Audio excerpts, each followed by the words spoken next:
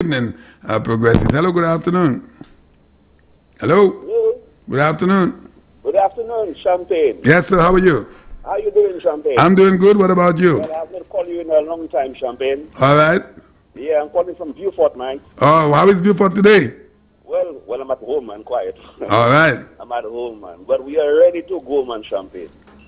We are ready to get Dr. Anthony out of power? How you know that, man? Of course. All right. Ready to get him out, man. Yeah, Once and for all, huh?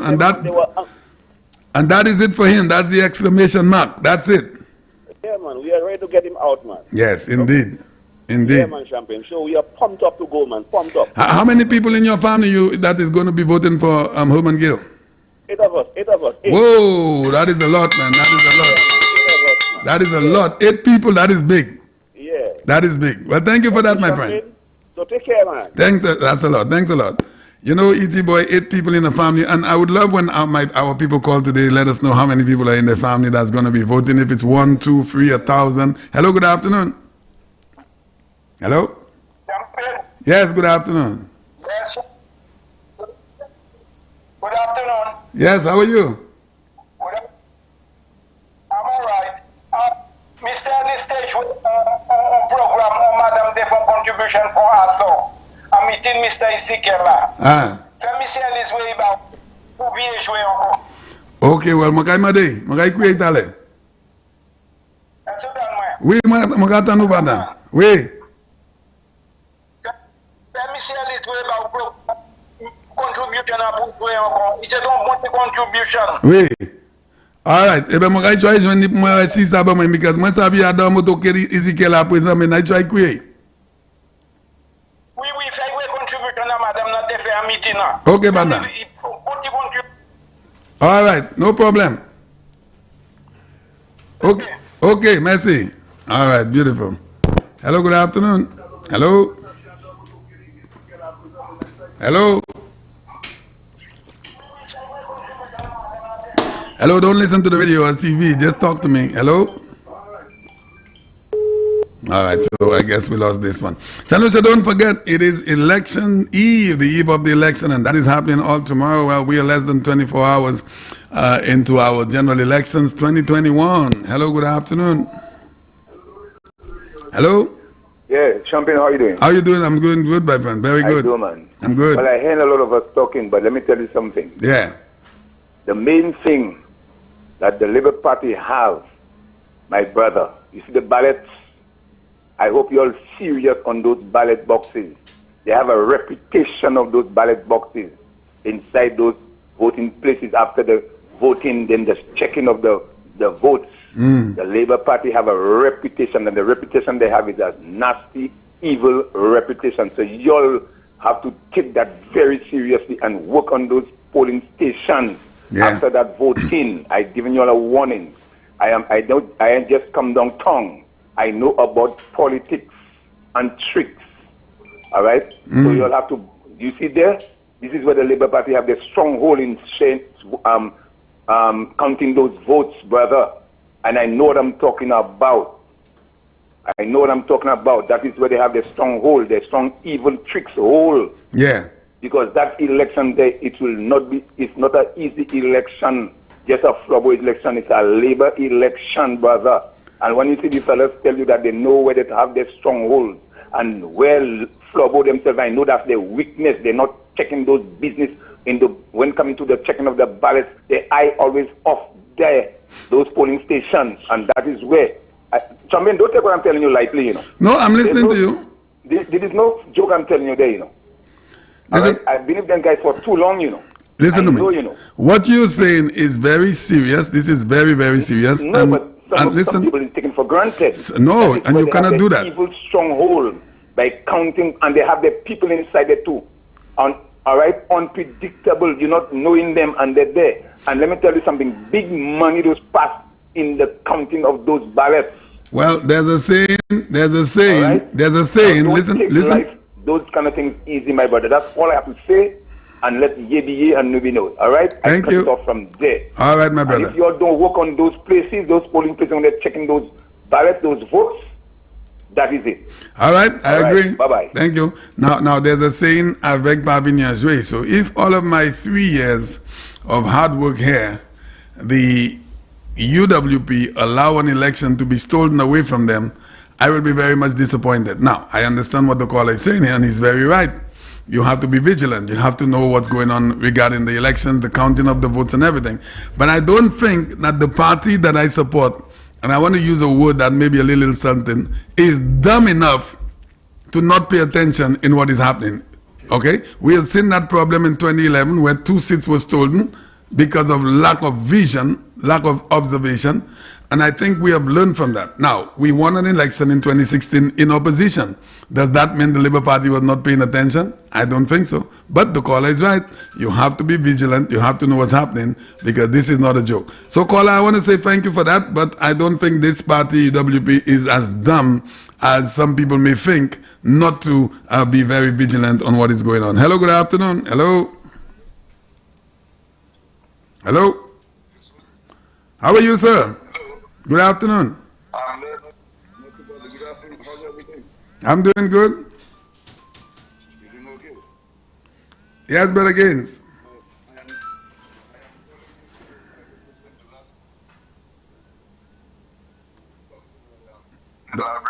Uh-huh. I want Laborians and all those in the constituency of Labrie and Oje and Manslagras and Lahu, Bewaje, Olivo, wherever they are. I want you all to think of what has been said by the Labour Party. It is said that if they do get in power, they are going to close down the Ojo labs and the ITEL PB.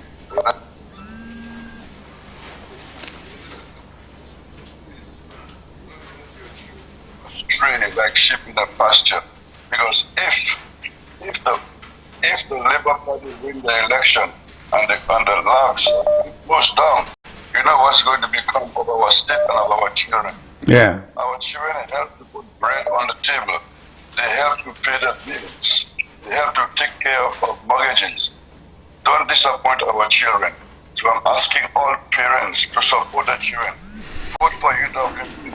Vote for the party that is going to keep on Ojo Labs and all the construction that is going on right now on the island. So our people, watch Labrie. There are 7 villages in St. Lucia, and Labrie is the only village that doesn't have anything. You cannot pinpoint your finger on anything. Let me tell you.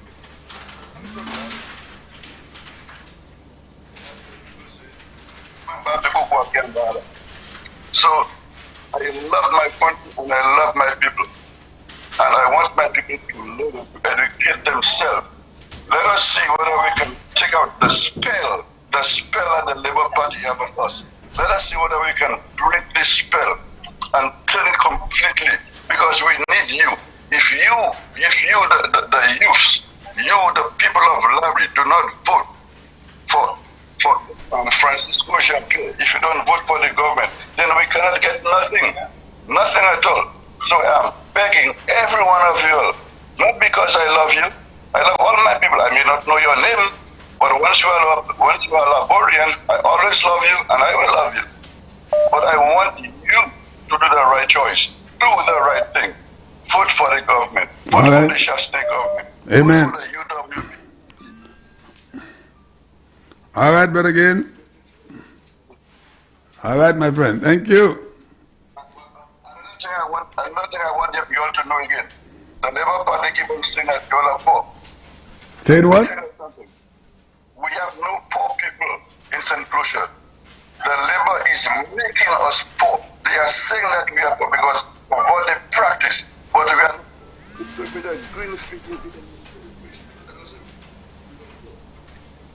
they are the one that is saying that we are poor because they think of us that way. All right. Not poor, my. So anyway, Champagne, I hope that my speech could go a little further out. So I will talk to you some other time. What time are you going in to vote? I am going to vote. But everybody says they're going 6 o'clock, but I won't be going 6 o'clock because I have no card punching. I'll be going between 10 and 12 around this time because it's slow around this time. All right. You don't have a card to punch. Okay. All right, brother Gaines. Have a good one. All right. Okay, beautiful. All right. I like that. He doesn't have a card to punch. Hello, good afternoon. Hello. Hello. Good afternoon. Good afternoon, Champagne. How are you? I'm doing good, thank God. What about you? I'm doing good, Champagne. You know who's that? Same name with your mom. From the prayer? From the prayer. Yes. How is your afternoon going? Good, I'm good. Let me tell you, I'm the caller before the last was talking about you all have Labour UWP has to be very vigilant when it comes to the ballot boxes. I keep saying that all the time. I have mentioned it to people that I know. I have mentioned it to people that's on Sky FM. And I remember 2006 when Sir John came back. Sir John, every time he was on a platform, he was always warning them, do not steal that election. If they steal that election, it will be between them and whatever he was saying. So Labour Party have that trend in them where they're trying to steal the election. So I hope, because I myself, you all don't know me, I have done a lot of work on the ground asking people to vote for UWP. So I don't want that to go underneath the water. So I hope they have people in place that would see over the boxes. Okay? Because I know what we went through in 2006. Look at Spider. 2006. What happened to him? 2011. Yes, 2011. Look at what had happened to him. Look at Ezekiel, what had happened to Ezekiel. So these people have that thing in them where they try to steal. And let me tell you something. When I look around, they put their people everywhere. There is a particular girl they put at the electoral office. And I know where she used to work. And I'm wondering what she's doing there. You understand? And she's a staunch Labour Party supporter. So I hope... Well, Labour Party also have observers, they call it. They have the presiding officers. They have everything. They have the... But I know what they did already. And I know a lot of stuff. So I'm warning you. And you know I'm a strong supporter of the party. Yeah. And I will always be. I was attacked in a supermarket this morning there because I was there talking to a friend of mine and a Labour hack who I was talking to. He took me on. But let me tell you something. I don't have to, where I'm going to beat them is in the ballot box tomorrow morning very early at 6:30 a.m. That is where I'm going to put it on the back. Yes, I agree. Okay? And keep saying that you all have to warn them, do not try to steal the election. Okay? Good. All right. Thank you, Gola. I'm watching you. All right, beautiful. Thank you. You know, I'm going to continue to say this. If the United Workers' Party, who I know them to be a great observing party, allows the Labour Party to come in there and to steal the election, that is on them. That is on them. Hello, good afternoon. Good afternoon. How are you? I'm doing good. What about you? I'm fine. I'm good. I'm just calling not to talk politics, just concern. I'm calling from New York. Yes. I'm watching you right now. I think they stopped the election because of the coronavirus. They was concerned about the spread and protecting citizens. I'm watching all those motorcades and all what's going on, the raving and everything for the election. Nobody's wearing a mask. Mm-hmm. So after the election, I hope whoever the successful candidate is has enough beds at the hospital for whatever is about to come. Just concerned citizen living in New York. Thank you. All right, you're welcome. I was about to ask the caller, are you predicting something is going to come? Not to take anything away from the coronavirus, it is still there. But like the caller said, our people need to go out there and continue to wear their masks. It's still dangerous, the coronavirus is. Hello, good afternoon. Good afternoon, Champagne. Yes, sir. How you doing? I'm doing good. What about you? Well, boy, I'm good, boy. The countdown is here, boy. Last a few hours now. Yeah, man. But, Champagne, you know what I really call you to talk about? Yeah. I've not been listening to the radio from morning, but from yesterday, I heard you were speaking about this guy called Dr. Claudius Preville. Yeah. Right. Champagne, what I'm saying is, Claudius Preville, he came to contest the leadership with against Alan Chastney. 2014. Which nobody have a problem with. Yeah. Now, after Alan Chastney won, the leadership. Claudius Francis Claudius Prevail put himself in a corner. Have not said anything. They disappear. Have not worked with the party to see, well, if again there is a chance to choose a leader for the party, that he can be considered. You understand? The guys put themselves in all corners. They never come to support the party. No, but they today don't. You come in and talk on the radio station. So who are you for? Are you for? So what? The same thing Stevenson King is displaying now. I can say to myself that he was displaying the same thing. Because don't tell me you have not made one move to help the party go forward. You have not made one move to help the government go anywhere. But today, because Stevenson King crossed the floor, you can come and comment and talk about Stevenson King. So who you giving the support? Stevenson King has gone to Labour. You supporting Stevenson King. So who you supporting now? So here's the situation. The situation is, they talk about coalition government, but I believe it's a coalition among themselves to try to take down Alan Chastanet. They have not been able to take down Alan Chastanet. They don't have what it takes. So now all of them are going to group up together, but Alan Chastanet is still the David and they're the Goliath. So they are unable to take down Alan Chastanet single-handedly. So all of them now will group up together and still will not be able to take him down. As long as you are blessed by the power of God and you fear God, you believe in Him, no Goliath could take you down, my brother. You understand? And this is their problem. This is ridiculous, man. And people of St. Lucia still not seeing the light and not recognizing what is the benefit for the future. Listen to me. Richard Frederick, Prevail, King, Healy, Kenny, all of, look, one surface from I don't know where he was, if it's in space, Pilgrim, Janice Compton. None of these people could take down Alan Chastanet, not a single one of them. None of them never come to the Prime Minister and say, Prime Minister, okay, we all from the same party. Okay, if there is something you believe the Prime Minister is doing that's not good, you can call the Prime Minister and say, hey, Alan, I think this should not be done that way. This should be done this way. This should not go. We should not go there. We should. All of you all say silence. All of you all said nothing. No one says anything. Yeah. And today, all of you all want to give support to the Labour Party against Alan Chastanet. Well, so who is the true fundamental? You telling me John Compton is the father of the nation? Yes, because he has done a lot.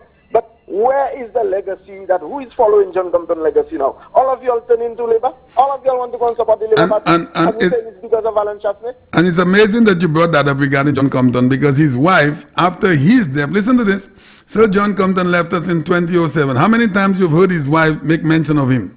Nobody. Until 2 days ago, she had a statement. She spoke the names John Compton of my husband about 8 times.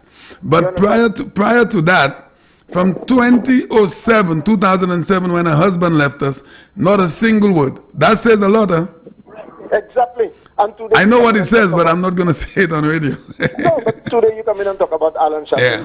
So you're typical. So you Labour, you're supporting. They come and put pressure on Alan Chastanet and say, well, he's not doing it right. If all of us in one family, all of us you'll consider is the Flabo family, somebody's doing something wrong, you should have that guts to call and say, Alan, we're doing something that is not right and we need to check ourselves. They can't take him down, my friend. And it does not work, then you have the right to go on radio and on a television station and say you had won Alan. You understand? None of you all said nothing. Everybody stays silent. You understand? Everybody stays silent. All of a sudden election come in and King did that. And you're supporting King? Yeah. Let me see who's going to support King after election. Stevenson King is out of that. Stevenson King is the biggest disappointment in the history of politics. Trust me on that. Understand? Thank you, buddy. Yeah, man. All right, have a good one. All right, beautiful. Hello, good afternoon. Yeah, Shambin. Yes, sir. Hello? Good afternoon. Hello, Shambin. I can hear you. Good afternoon. You can hear me? I was just thinking about this same Janice Compton. Yeah. That lady is never a UWP, my brother. That lady was supporting her husband. She also came and supported her daughter when she ran for me could know. Yeah. When they gave her actually to run, you should know. But when I use that, you should know who's talking. I know, I recognize the voice. Let me say something. Had this woman concerned about UWP, she would have been out there talking about UWP. She has never said anything. As far as I'm concerned, she has always been Labour, but supporting her husband. Because remember, who is her sister? Yeah. John's wife is his sister, that is her sister. So you understand, sir, obviously come from a Labour family. So here's the thing. They made Stephenson King Prime Minister, and I'm saying it again. They made Stephenson King Prime Minister. So from the time Stephenson King lost the political leadership by Alan Chastanet, all of them got upset with the party because they made Stephenson King the Prime Minister. Yes, if you believe in democracy, it was a vote that was fair and clear. Look, Champagne, at that time I was a king man. Yes. But I wanted a change. Right. You understand me? I wanted a change. I supported chance. Exactly. You see? But I was a king man. I said I was a king man. Well, you must be. I was a king man until he crossed the floor. Well, you've been hated by him as well because anybody he knows that supported Alan is hated by this man. Well, I know. To be honest with you, from that day onwards, he has not said anything for me. Yes, sir. No, he would not. I know genuinely we were tight. Yeah. You understand what I'm saying? So that's how to help with those people. You understand me? We will win a bigger matches. Thank you very much. Need to understand. Yeah. People need to understand them people motive. They are not for development because all the work Shas is doing there, I think we all St. Lucia should be supportive of that. That's right. Yes, sir. And I'm very disappointed in some St. Lucia. All right. When I was praying this morning, I said, you know, the Lord, everything is in your hand. Everything is. Take control. Everything is. Yes, sir. You're right on that. Yes. Thank you, buddy. So I'm just coming up now because I have to go back to Herald City, brother. All right. I'm going up now to come back to Herald City. Amen. Give me a shout when you get down there. All right, my brother. And then I should be back soon. All right, great. Well, when you get down, when you get down there, give me a shout. Let me know what's happening down in Supre. Oh, I will. All right, my brother. Great. All right, beautiful. Boy, listen to me. These people, and we're going to be sharing the mic, Senator. The man ET is here. We're going to be sharing the mic. I will give in a little bit. And he's relaxing, boy. ET has been on. He have been in studio for a little while, boy. And he's bit a little bit. Are you bit? You look like you're bit, man. No. Are you not? Hello, good afternoon. I was just waiting. Yes, sir. Good day. Good afternoon. Yeah. How you doing? I'm doing good, thank you. Okay. Champagne, let me tell you something. Yeah. 90% of the police force is Labour. You could believe me when I say that. Well, I don't know that. You saying that. Telling you. Are you a police? No, I'm not a police. So how do you know? Hold on. How do you know that? I was talking to one police. I could tell you, I know what I'm telling you. How do you know? Listen to me, a caller. How do you know 90% of the police force? We have police officers in Soufrière, we have in Canaries, we have in Beaufort. How do you know 90% is Labour? It's my feelings. Oh, that's your personal opinion? My personal opinion. All right, my brother. Okay, then. Let me tell you something, Champagne. Yeah. The caller say about the ballot boxes and thing. It's very easy. He's so true about that, Champagne. Yeah. That man is so true about that. Them labours just pay. Them labours just pay the people in the ballot boxes to check to do what they're doing. So what happened? So let me ask you, what happened in 2016 then? They didn't pay? Obviously they pay. That's why Ezekiel lost his seat. No, you're losing me. What happened in 2016 when UWP won and Labour Party was in government? So they didn't pay their money. They didn't pay the monies. They could send the pressure. That's why. Okay. No, listen. I'm not making fun of what you're saying. You know what you're saying is serious. I know we have to be vigilant to observe what is happening. Sure. But there are also people on the UWP side that are observing things as well, and I don't think that they are dumb enough to allow Labour Party to steal it. Sometimes the people who think as on the both sides, they're dangerous, they're snakes. Yeah, that could be. You're right. We just saw the biggest one. Yeah, thank you. All right, my brother. Have a good one. Now, listen to me. The argument that has been brought up here now is serious. I mean, you don't go into playing dominoes if you can't see. You're not going to be able to match the dominoes. So you have to be vigilant. You have to look out of what's going on. But on the same token, Flambeau is not going to have their presiding officers, the people, the observers, with a one eye. I mean, anyway. Hello, good afternoon. Good afternoon, Champagne. Yes, sir. How are you doing, sir? I'm doing good, my brother. What about you? Okay, Champagne. First time calling this program, All right, beautiful. I've been listening to you all for decades from the time you all opened that station. Thank you very much. And what get me annoyed is Janin Compton. Oh, boy. Champagne, listen to me. We had Vaughan Lewis as Prime Minister of the country. Yes. We had Sir John We had Kenny Anthony. Right. In the first 5 years, whatever Shasney have done within his 5 years, none of them have delivered within that 5 years. That is the truth, my brother. That is no, the but truth. I'm telling you, it's the fact. That is the truth. Because at the end of the day, whatever Janine is trying to say there, trying to make people believe like her father used to do this and that and the other. Let me tell you, Sir John is not alive anymore. No. Right now, we have our Prime Minister Shasney there right now. Give the man another chance. Yes, I believe that. Forget about your father. Your father is not alive. Okay? So right now, let the Prime Minister govern the country, and then after the 5 years, we're going to analyze and see what's going on. Right, I agree. Okay, so this is my take on that. Thank you, my brother. Thanks a lot. You know, like we said last night, these people are thinking that the UWP is a monarchy, and it just have to be passed on to the who they wanted to do, because they made Stephenson King Prime Minister. You know, there's a deep dark secret that a lot of Sanusians don't know. You know, a few people know that, and they made Stephenson King Prime. And when I say they, you know who I'm talking about. Hello, good afternoon. Bon après-midi. Bon après-midi. Nasia Balata. Oui, Doudou. Mojani Dlomo Pawi. Ouja Pawi? Awosol Mojala. Oui. Kat Mojala. Aïe, aïe, aïe. Tout ba Jala. Ek nou kat la, nou tous les kat kale. Ah, bon me bay zot bella. Bon me bay zot bella. Qui les autres kapati? Où ça pour moun? Moi connaît moun nan. OK. Qui les autres kapati? Pardon? Qui les autres kapati pour? Qui les? This imagine un gars qui pense à sushi mais.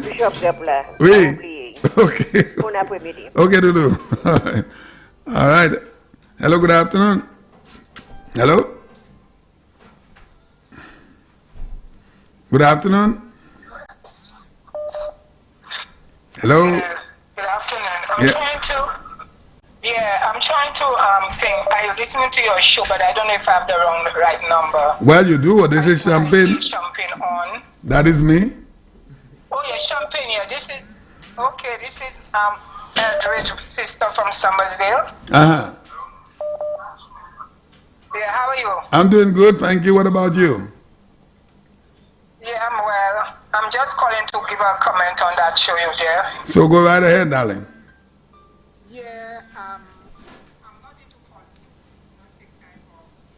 Politics, but I'm a UWP from the time I was young growing up. Yeah. Okay? And I'm supporting UWP, I cannot wait. And there is a scripture in the Bible that said, for one righteous man, 12 have been righteous. You know? They all of them throwing stones at Prime Minister Allen, this and that, blah, blah, blah, but what God bless, no man curse. Amen. You know? Amen. And I know victory is ours. We're afraid of the evil they are coming through. I rebuke that in the name of Jesus, because he said that no good thing he will withhold to those that walk uprightly unto him. Yes. You know? So my vote is for UWP, and I'm confident tomorrow that we're not moving out. We are going to stay there. Amen. Thank you very much. Thank you, darling. Thank you. Angels with me to vote with me tomorrow for UWP. How many? In Jesus' name. How many? 12 angels. Wow, that's big. That's big. Good luck. All right, darling. Have a good day.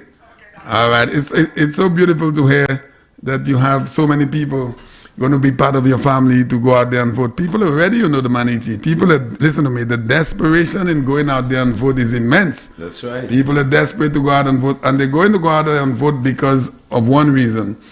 For 5 years, the UWP government has been under immense pressure disrespect, insults, threats, all kinds of names calling.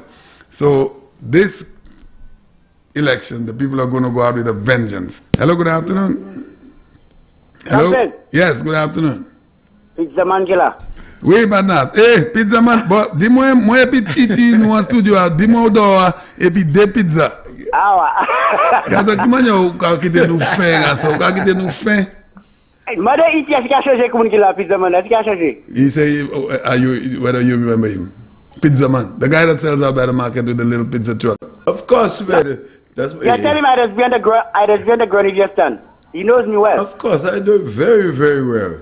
Yeah. What's going on, Pizza man? What's going on? Yeah, man. I'm just excited, man. I just can't wait for tomorrow, man, for us to start celebrating, man. Yes, indeed. You understand? Because I have the conviction that the United Workers' Party will be victorious. Mm-hmm. I know they're trying all the best. Even the media is trying. They are indicting, not indicting, how do you call it again? Indicting? What do you do in the news when you're fixing the news? How do you call it again?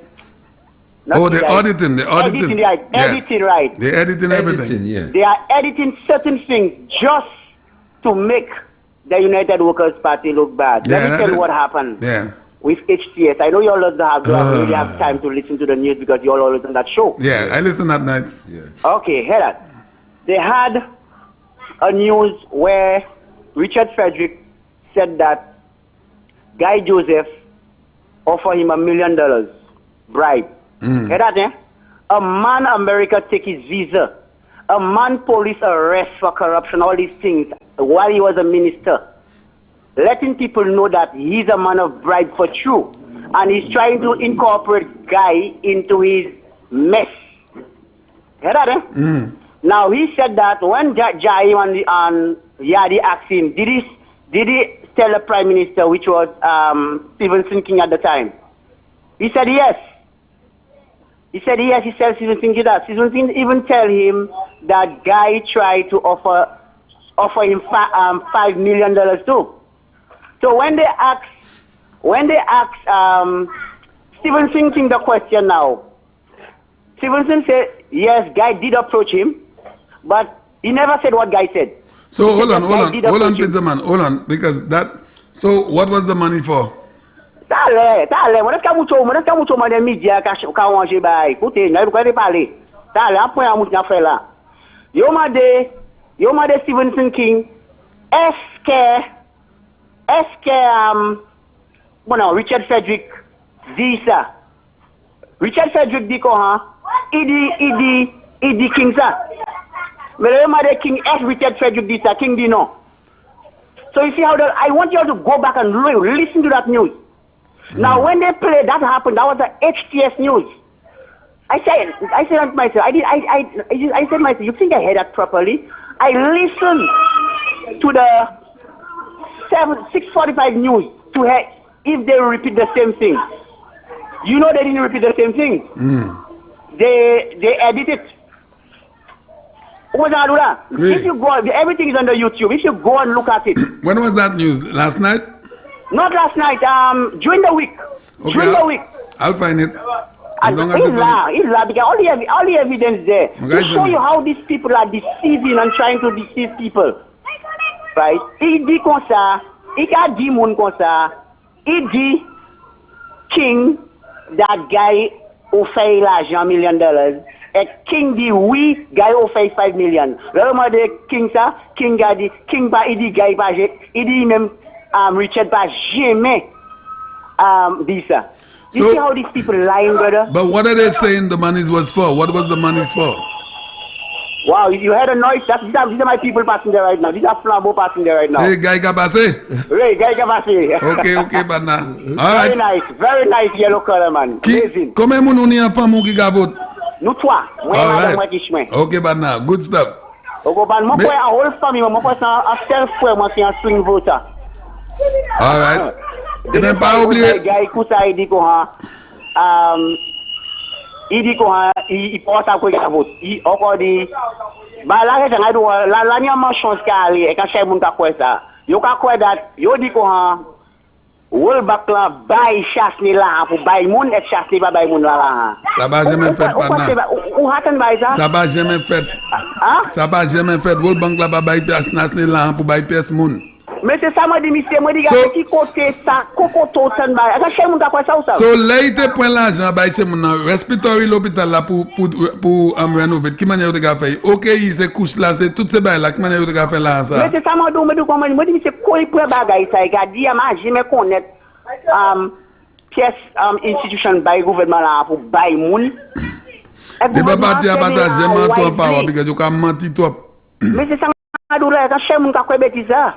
Oui. But I always tell them, the United Workers' Party has performed. They have shown results.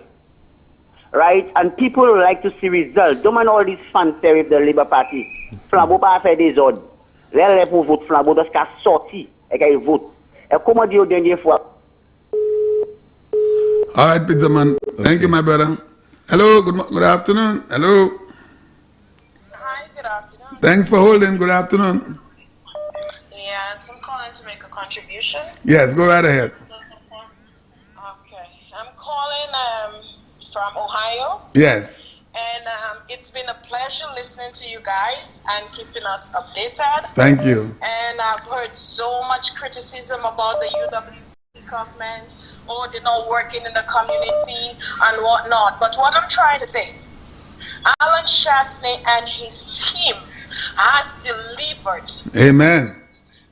They've delivered more than any member of government that have ever, darling, ever. Amen to that. Okay? Right now, we're in the new millennium. We look towards infrastructure. That's right. We look towards betterment for the country. Yes. He's got the vision. And if I have to say, SLP, I don't see any vision from them. No. And to me, it's not no criticism, but from the time I moved from SLP to UWP, I see my family life change. All right. I no longer live in the poverty. That's the right. The team that is there right now is for everybody. That's not right. For the big ones in St. Lucia. I don't know what blind or what black curtain they have on the eyes and they cannot realize that. They've been badly influenced by the Labour Party, that's what. Is ready to bring St. Lucia just like the U.S. Actually, he's bringing the U.S. into St. Lucia. Amen, caller. That's right. You need to have insurance. That's right.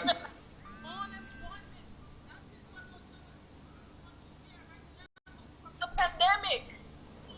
He controlled the pandemic. He did. All the ministers, I have to salute Spider Montut. Yes. I have to salute him. The SLP government have, St. Lucia is in debt, number one in debt. I have that at home during last week. My Google thing right here. Yeah. St. Lucia is not number one. St. Lucia only have 63.4% in debt. What else do you all need? Yes. You know? Look, school, we in summertime, parents have to put out money from their pockets to pay for textbooks. He have the program to bring in computers. Yes. You know? The e-books. I don't understand. I had a dream last night, and it was, I dressed in my green shoes, my green handbag, and the light yellow dress. Wow. And I'm going to party. Yes. I'm on my way reaching another party, but mind you, I look really sexy and happy. Okay. And everybody's watching me. Yeah. And when I arrived there, I saw some Labour people who lives close to my mother area, Oshi. Yeah. And they're strong Labour Party supporters. They were so sad. And when I entered this building, that building I'm seeing is an island. And I felt a tremor. Yeah. And that tremor is 17-0. Oh! That's right, caller. That's right.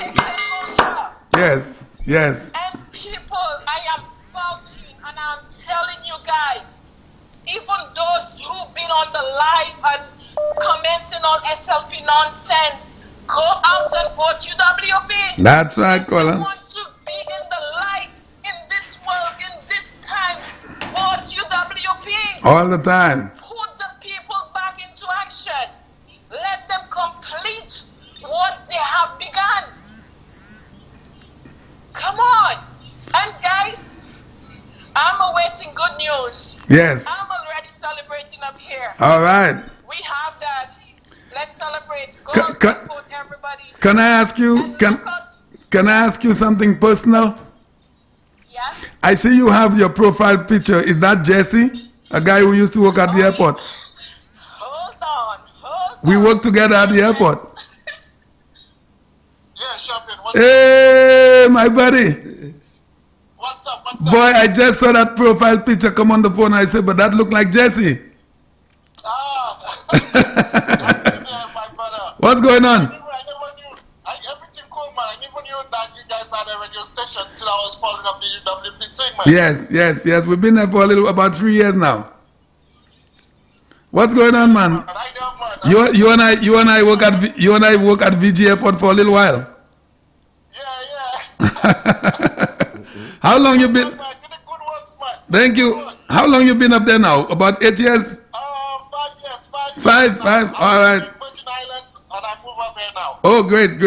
Well, stay strong, man. Stay safe. Yes, my brother. All right, beautiful. All right, good.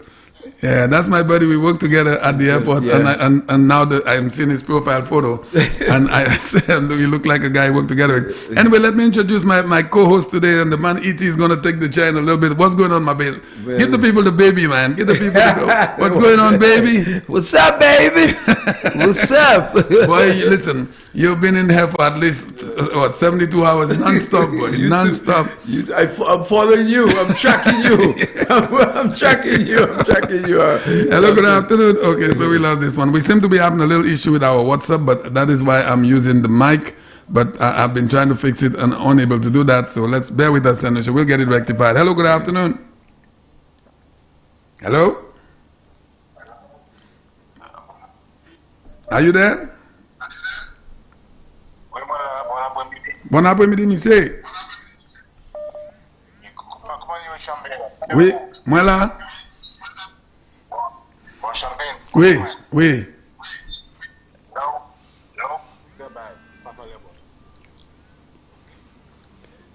Like ça?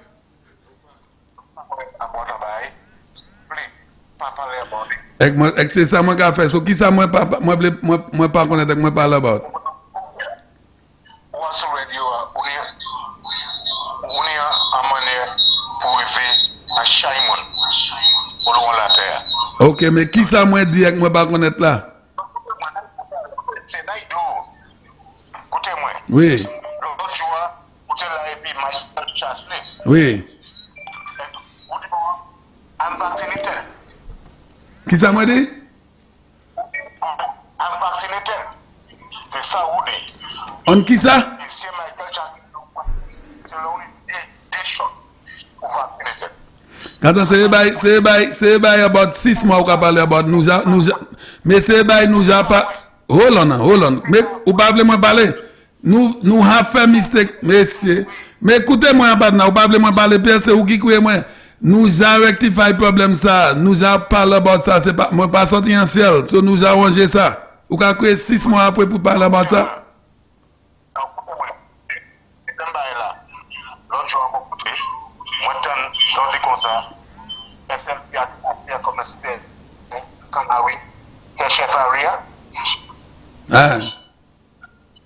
Oui.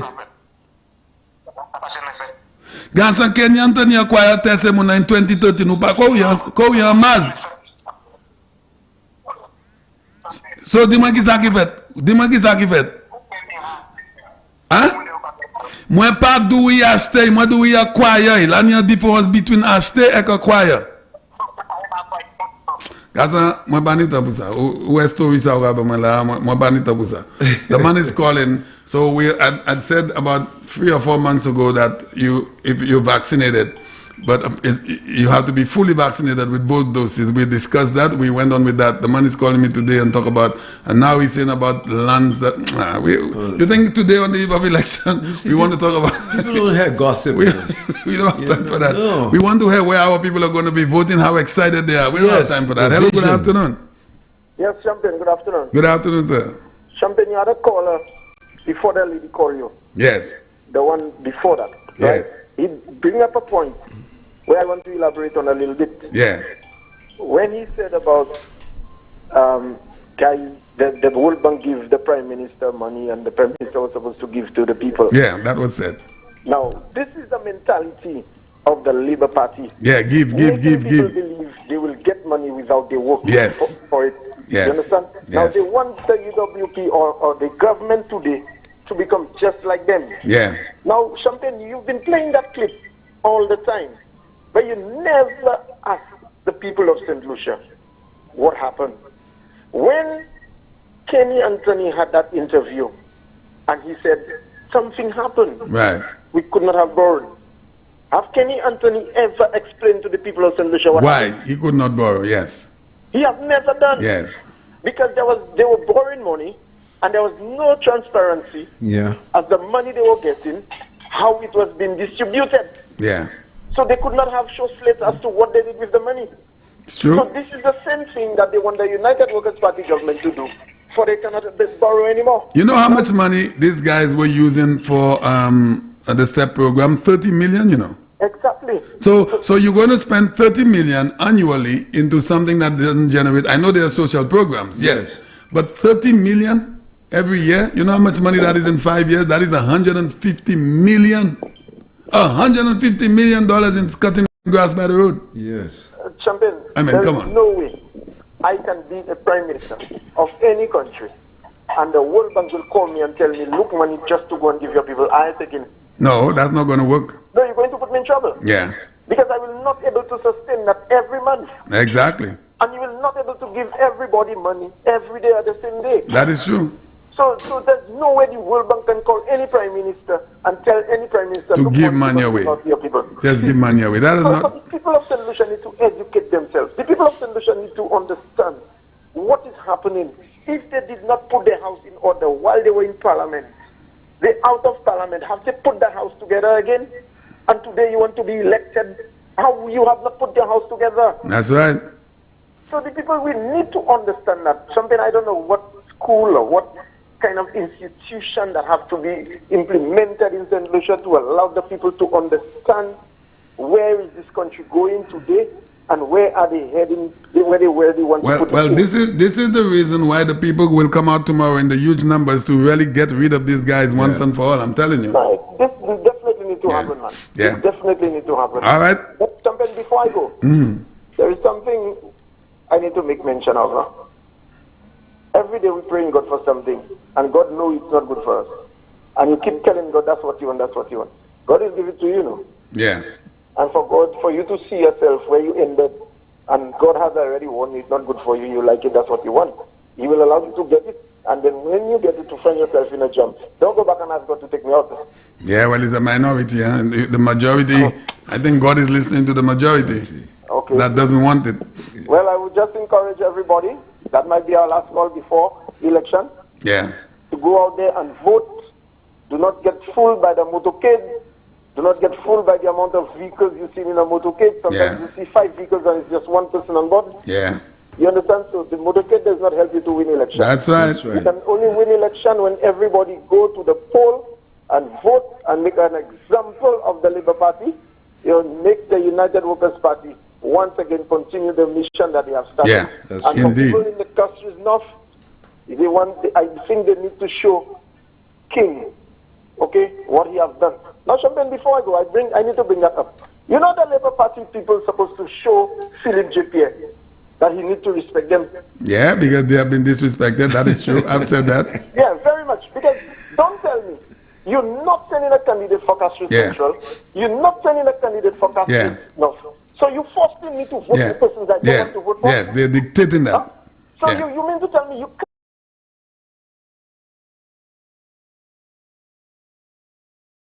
You're sending me and vote for somebody I don't have interest in? Yeah. Just to win an election? That is how they operate. They dictate things. I mean, who does that, man? Who does that? That is, God forbid. You're making me believe like you're so weak, like the English cricket team. They need to get people, you remember Panaso, Monty Panaso, they took fellas from England, they took fellas from Pakistan, they took fellas from South Africa to make the English team become strong, the cricket team. So that is what happening with the Labour Party today. My goodness. You need to take other persons from other parties to join hands with you to win that election. You're so desperate in winning, and you're making me vote as a Labour Party supporter. They cannot take down David. They cannot take down David. All of their Goliaths, they cannot take down David. Yeah, man, the people of Castries Central and the people of Castries North supposed to go and vote for the United Workers' Party. All right. Thank you, buddy. So, I'm Philip Pierre. Have respect for people. Have respect, that's right. Yeah, thank Beautiful. you very much. All right, thanks a lot. All right, so we are going to be shifting to, we're going to be sharing the mic with all of the announcers, so I will do one more call and then I will turn over the mic to the man E.T. Hello, good afternoon. Hello. Something. Good afternoon. Est-ce qu'il est surprise ou kagade pou? Because moi je veux parler pour dis-moi qui manière surprise la kay venir dis-moi qui manière Jean cette liste kay vote by Labour Party à sous qui raison? Bon moi raison Jean cette liste oh là non mais c'est même problème dans exode. Zot pas écouter zot just by moun mais pour jouer écouter pour un moment. À sous qui raison maman cette liste kay vote UWP do et vote by Labour Party. Bon moi raison. Premier ministre a appuyé nous Jacques, il a appuyé nous tout. Et qui ça zot appuyé premier ministre là zot dit zot ka mette bombe en bail. So as raison ça. So what about bombe nan zot dit zot ka mette en bas site là? What about bombe nan moi do weapon ça? What about bombe nan zot gazan ou mantabo? You see what I'm saying, E.T.? Yeah. You're checking what I'm saying? Yeah. So I asked him a question on what basis will the St. Lucian public vote for the SLP? You heard the question, the response? He said because the Prime Minister called people jackass. That's what he said. And the Prime Minister never called anyone jackass. Never. Hello, good afternoon. Good afternoon. My brother Scott. Boy, I'm good. How about you? I'm doing good. Okay. Boy, your last caller, you should have given him the bell. I should have given him the bell. Yeah. Ding dong. Not the last caller, the one before the last. Oh, the one before him, yeah. Yeah. I just want to reinforce a statement that was done earlier. Because you know they have something saying those couple of 4 parties up. Oui. You know that? I've heard that. Okay. I have tried to understand what it means. I never really got by that. We'll discuss after victory. We'll talk about that. I want to make the point. I am very concerned. We have to really look at the election, at the poll, in the polling station. We have to be vigilant. Yeah, it's always a concern. Yeah, because if you remember, I told you about 211, what they did. Yeah. Because Emma could have never beat Spider by 400 votes in the cricket stadium. It's because we weren't paying attention. And we have to pay attention whether we have any wolf in sheep clothing on the team. We have to be focused. Don't give predictions. The boxes have to be checked. We have to have the people that is from overseas and watching at the election, monitoring the election, make sure that they are vigilant. Yeah, indeed. Looking at everything. You see, that's my concern. I'm not afraid of the people coming out to vote. I will be out at 5:30. Yeah. I mean, you don't play dominoes with a blind man. Yeah. well, there are some fellas are really sneak and fast in the domino, you know. Yeah. They're changing that on you and passing something. It's true. Fella, I even heard fellas just swallow 66, boy. Yeah, they just put the dose on you and they roll it already. Fellas swallowing 66 on you, you know, you might not. Let me remind the people in Viewport North and Viewport South, tomorrow morning go out and vote for the UWP. No, because you have seen no progress. Okay. Combined with the two parties about 60 years of governance of our communities, and they have done nothing. Give London a chance, give Mr. Herman Gill a chance to represent us, and let's continue the good work that is the Prime Minister, the Alan Chaffney regime has for St. Lucia. All right. We're on the right track. That's right. And good luck to us, champion. Not to you, to us. To all of St. Lucia. Yeah, to St. Lucia. Yes. Because I feel tomorrow, one thing I got to say. Philip J. Pierre is telling the people in Castries East that they're going to have somebody that is Prime Minister. So vote for him. Who's that person? Philip J. Pierre. Okay. All right. That's the reason he's selling them, you know. Let me engage you for one moment. You know, these guys will have a prime minister. These guys keep telling the people all these kinds of nonsense, but they have not given them a reason why they should vote for them, you know. There's no messages coming out of these guys. It's just a criticism and nonsense all of that. No reasons. But I tell you the reason he's giving them. So they will have a prime minister. Anyway, my brother, have a good afternoon, buddy. Yeah, you too. All right, beautiful. I'm tuning for the night. All right, beautiful. Okay. I am expecting to have some people here tonight. All right. So, St. Lucia, I'm going to switch mics. The man Herod is coming in, but the E.T. will be coming in a little later. We'll be sharing the mic all day long. So the man E.T. is, and the man Brother Herod is coming to replace Champagne. Champagne is going to be out for a little while. Have a good one.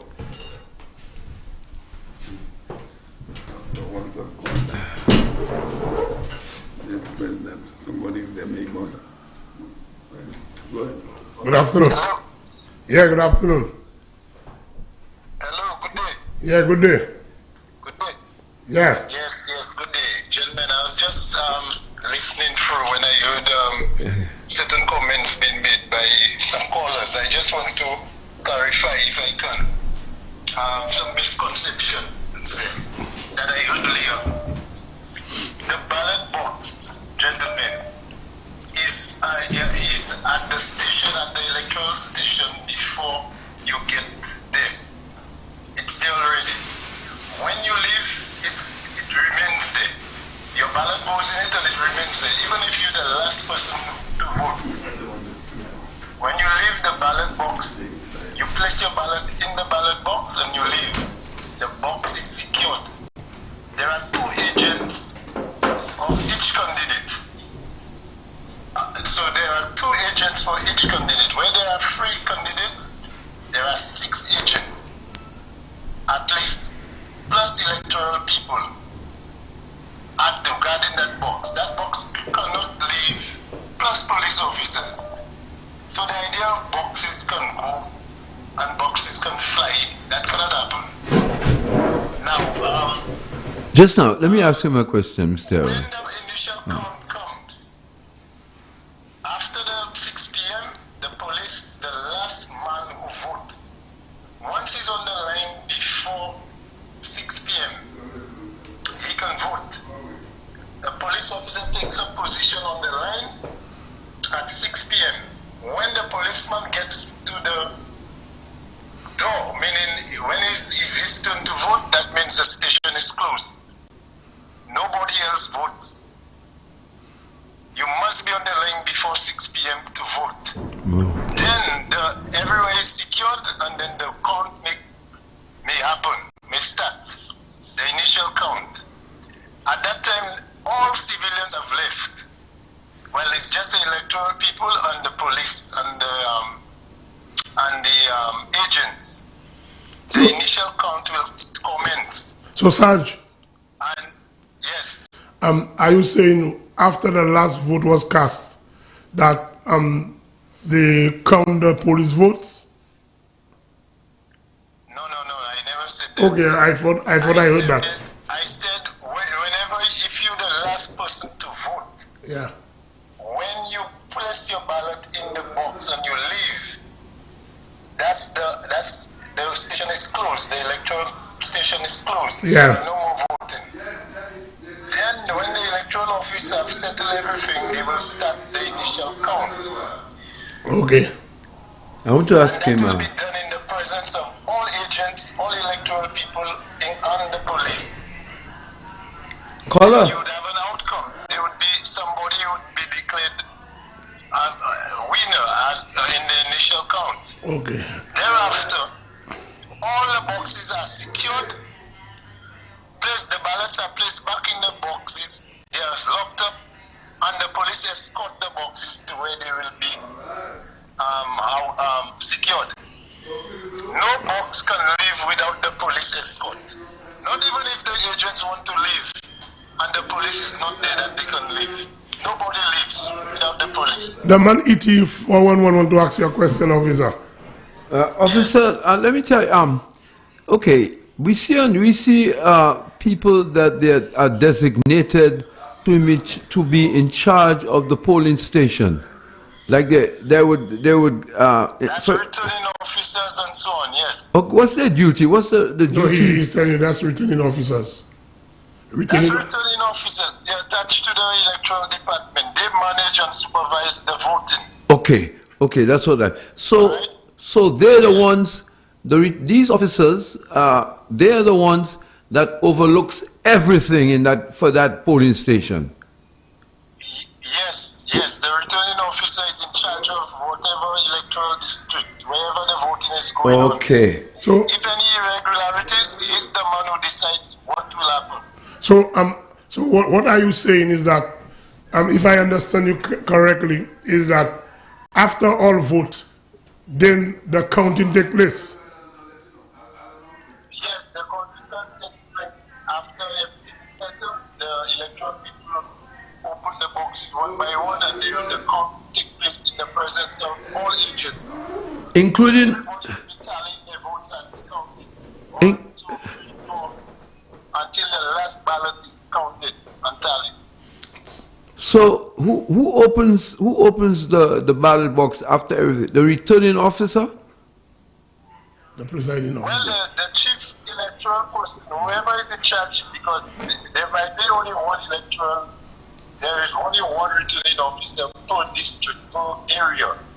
But there are electoral officers, supervisors, the main person.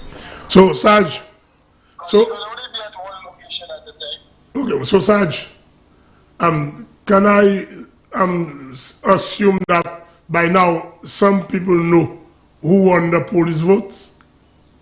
No. Nobody knows that. Okay, nobody knows that. Votes were still, the police votes will be placed in the respective constituency.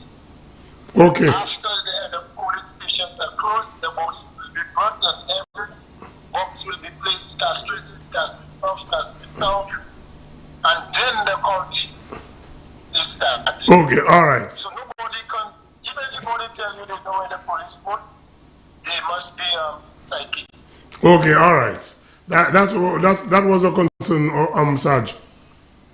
No, nobody can know that. Okay. Until tomorrow. Thanks very much, Sarge. Yes. Okay. Thank you. Okay. Mr. Harold. Yes, how many? Hold on. Okay. Good afternoon. Hello? Yes, good afternoon. Good afternoon. Yeah. Temedou, toute l'histoire, ça, c'est mon cabaye là. C'est mon pas connaître rien about ça. Personne ne passe à faire les votes. Personne ne passe à faire rien. Moi, c'est un homme qui est dans la police station dans les vocales. La pas ni pièce manière, il y a un monde qui savent les vote, ni en pièce manière. Tout ça, il y a parlé là, l'histoire qui cabaye. Et Temedou, demain soir, c'est pas, ne pas parler la élection, c'est un hurricane qui a passé dans ce soir. Moi, qui c'est mon parler tout parler yo. C'est un hurricane. Pas ça pour les votes. Pas, c'est moi tout ça, moi qui a tout ça, Fly Billy qui a parlé là. Pièce monde pas ça pour les votes. Tout ce monde qui a dit pour les votes là, c'est si soit yo ka bail, allez, bail yo ka bail. Soute à la police station pour savoir qui manière vote qu'a fait. Et même pour qui manière vote qu'a li. La pas ni pièce manière, il plie des fois la banque là, aïe on les l'argent partout, tout ça passe on peut vote. Ok. Non, mais quand la police là, la police là, mais tout bagaille. Alors, ça c'est ligne moi. C'est moi dis ça, moi c'est ça, moi de présenter Maroc en disant c'est police station là. Là ni trois mon a sur chaque side là. Là ni police, là ni un nom gouvernement qui là qui passe sur pièce side. Là pas ni pièce manière yon moun sa bi niveau les votes. Vote pas ça combien vote qu'il y a les votes qu'a compter. Chaque vote qu'a a dans enveloppe à son nom mon nom. Et tous les 6 moun qui là qu'a présenté ya, yon yon papier qui ni combien vote. Combien pour vote qui ni tout ce bail là. Là pas ni personne. Là yo fini moun qui ka vini amasser ces votes là. Police râler puis yo là pas ni pièce man, ni pièce escape pour dire qu'on moun ka voler vote. Voilà c'est l'histoire. Pas pièce bit about ça. Qui moun c'est SLP, qui c'est Isobi qui dit ça passe à fait. OK. Moi t'en nous monsieur Deligné. All right. Merci Achai.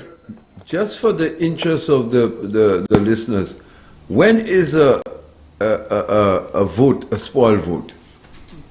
Okay. What are the? Okay, I will tell you. Okay, let me. A spoil vote is if you put your X and it touches the line. You see, there is a box. Yes. And you have to put your X in the center of the box. So if any part of the X touches any line, it's a spoil vote. It's a spoil vote. It does not have to touch the line. Why is that? You know, I mean. Good afternoon. Yeah. Bon après-midi. Yeah, bon après-midi. Yeah, good afternoon. Monsieur Aki just fin couillé là. Oui. Manière parler à lui qui connaît tout bail, toutes les autres moun couillon. Nous pas dire qu'a volé vote là. Là différemment yo pas volé. Là aller devant ces agents là. Là ni moun doit qu'a parler bay moun. Qu'a dire qui manière pour vote. Or là aller devant agent là. Dernier quoi moi assister moun ay vote. Les Timicia aller il a voté pour premier coup. Yo dit non il pas là. So toutes ces bagailles ça. Yo kani mundo qui ka ni bagaille journal yo. C'est UWP. Les yo là ka parler bay c'est moun là. Yo pas UWP.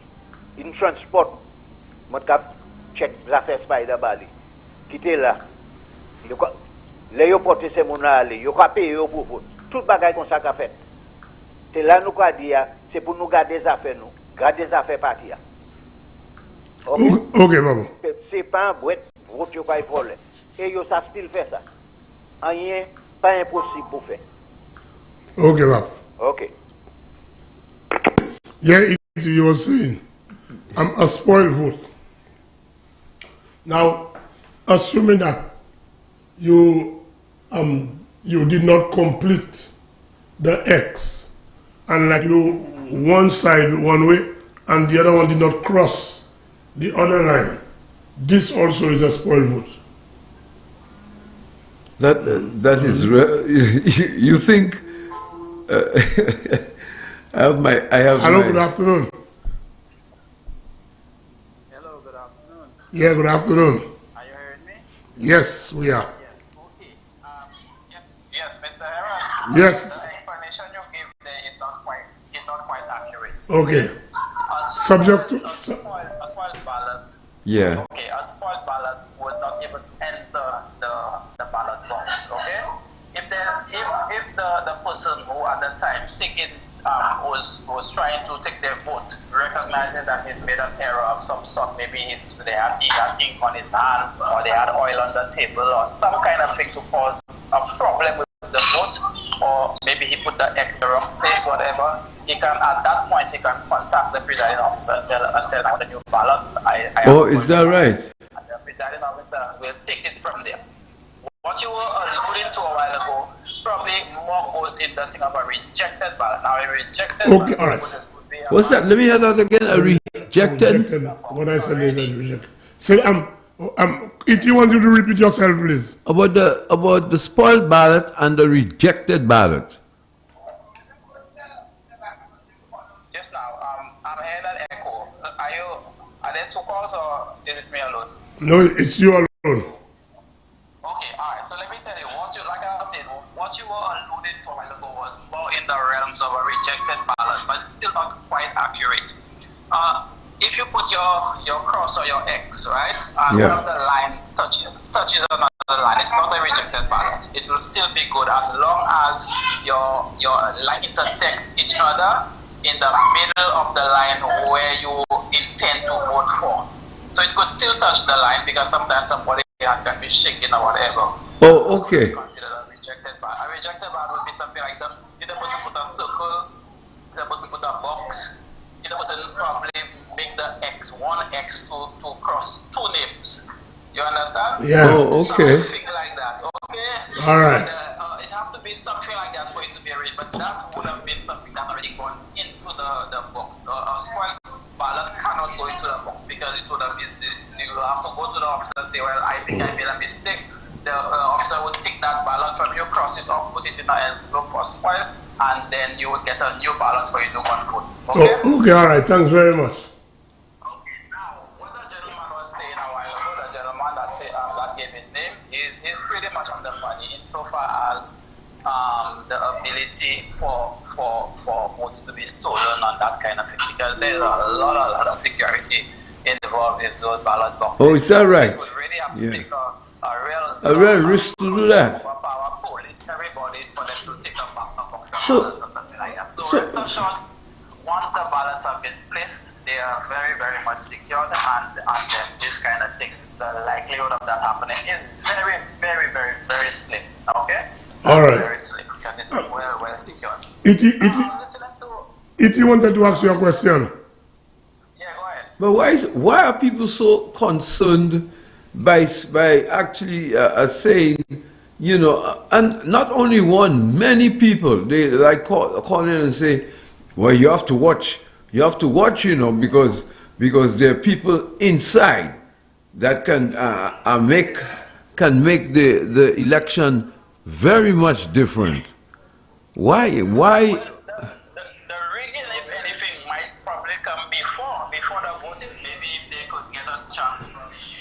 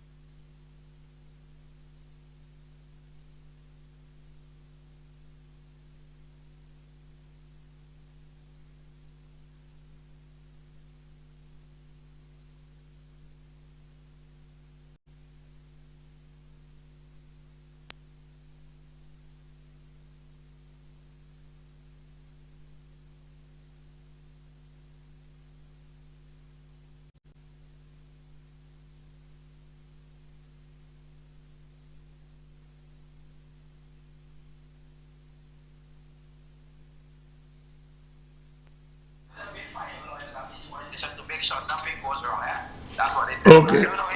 Just now, there'll be 5 lawyers at each polling station. Each polling station to make sure everything goes right. 5 lawyers. 5 lawyers. That's what they say. Okay. Okay. All right. So we have Mr. Williams. He's on his way, and regarding the spoiled ballots and everything else, he has the conditions on the booklet on spoiled votes and everything else. So as soon as he gets here, he will let everyone who's really interested about knowing what the requirements are into going to vote on the spoiled ballots and everything. So we will momentarily get all of the information. Mr. Williams is on his way. Okay, listening public, GBT will take over the radio and TV because right now they are going through all the constituencies with the whistle stop, and what really happened is that we now will momentarily broadcast in between, but right now they are in the Prime Minister's constituency, which is Micoud South. Micoud South, Deriso, and okay. So right now, if you watch your TV, you will see that we are on screen. So you might not hear us on radio temporal, but we'll still be there to broadcast in between. Good afternoon. Bonjour. Oui. Well, we had to have a tout polling station, tout election from 1979 à partir d'hier. Bon, ça fait mon gars about bagay volé, ça pas possible. Puisque là où il seizait, tout agent, presiding officer, supposé dire la police.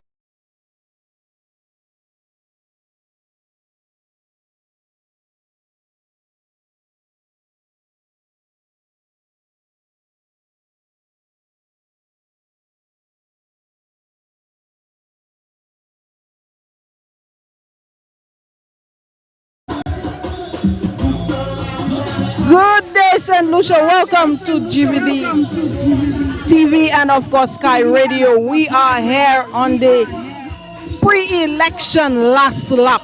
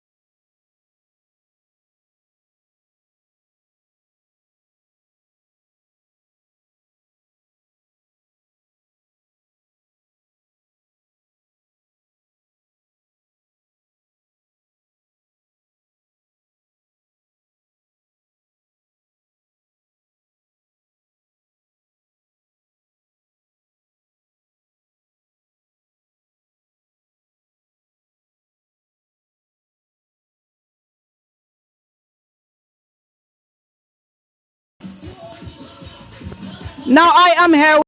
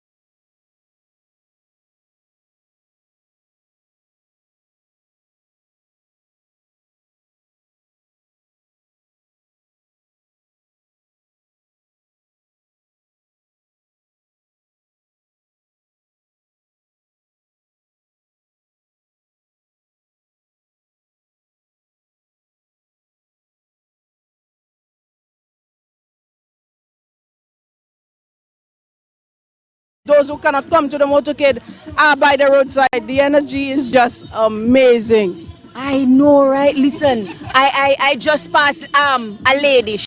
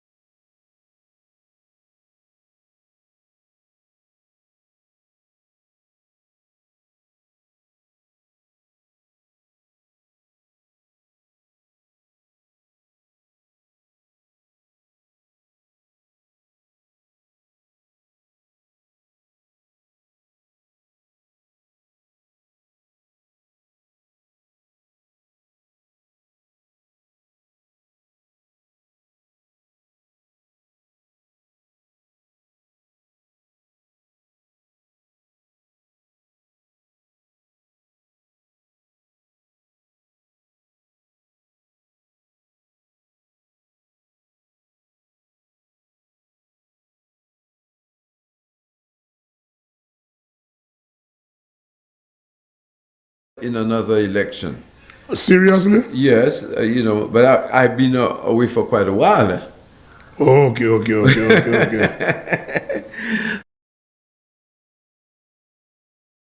It comes down to that. So you've been away before I was born. Don't tell me I'm older than you. Don't try that. Yes. So yeah, it was always a concern of mine. Good afternoon. Yeah, good afternoon. Pardon?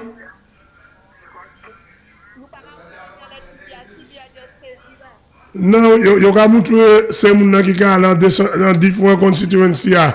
Après you want constituency prime minister, yo ka moutre am motoked la. Well, it's back again. Non, ouais, ben là c'est ça. Nou ban just control over TV ici parce que yo c'est un yo wek avec TV a ki wrong, c'est pas nous c'est lime.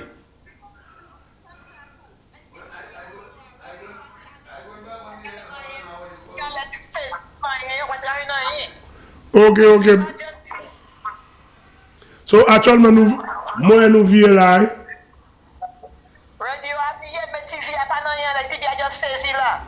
Eh bien, c'est lime qui lime. Parce que nous ici nous avons la TV, nous avons motoked là en Micoud South.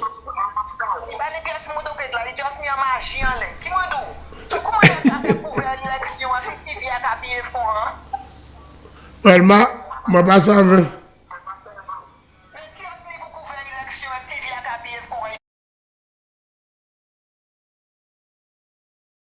But Paoli, après l'élection, nous avons une TV station. Nous.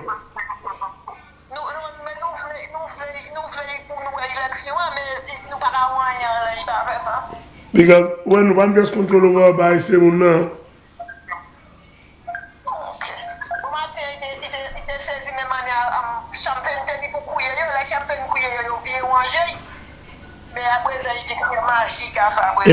Is a mechanic profession been viewed encore?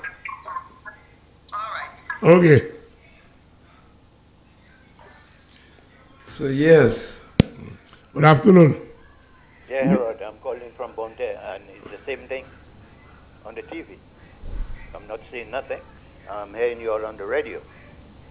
Oh, there's no television. Okay, but it's a line problem. It's not ours.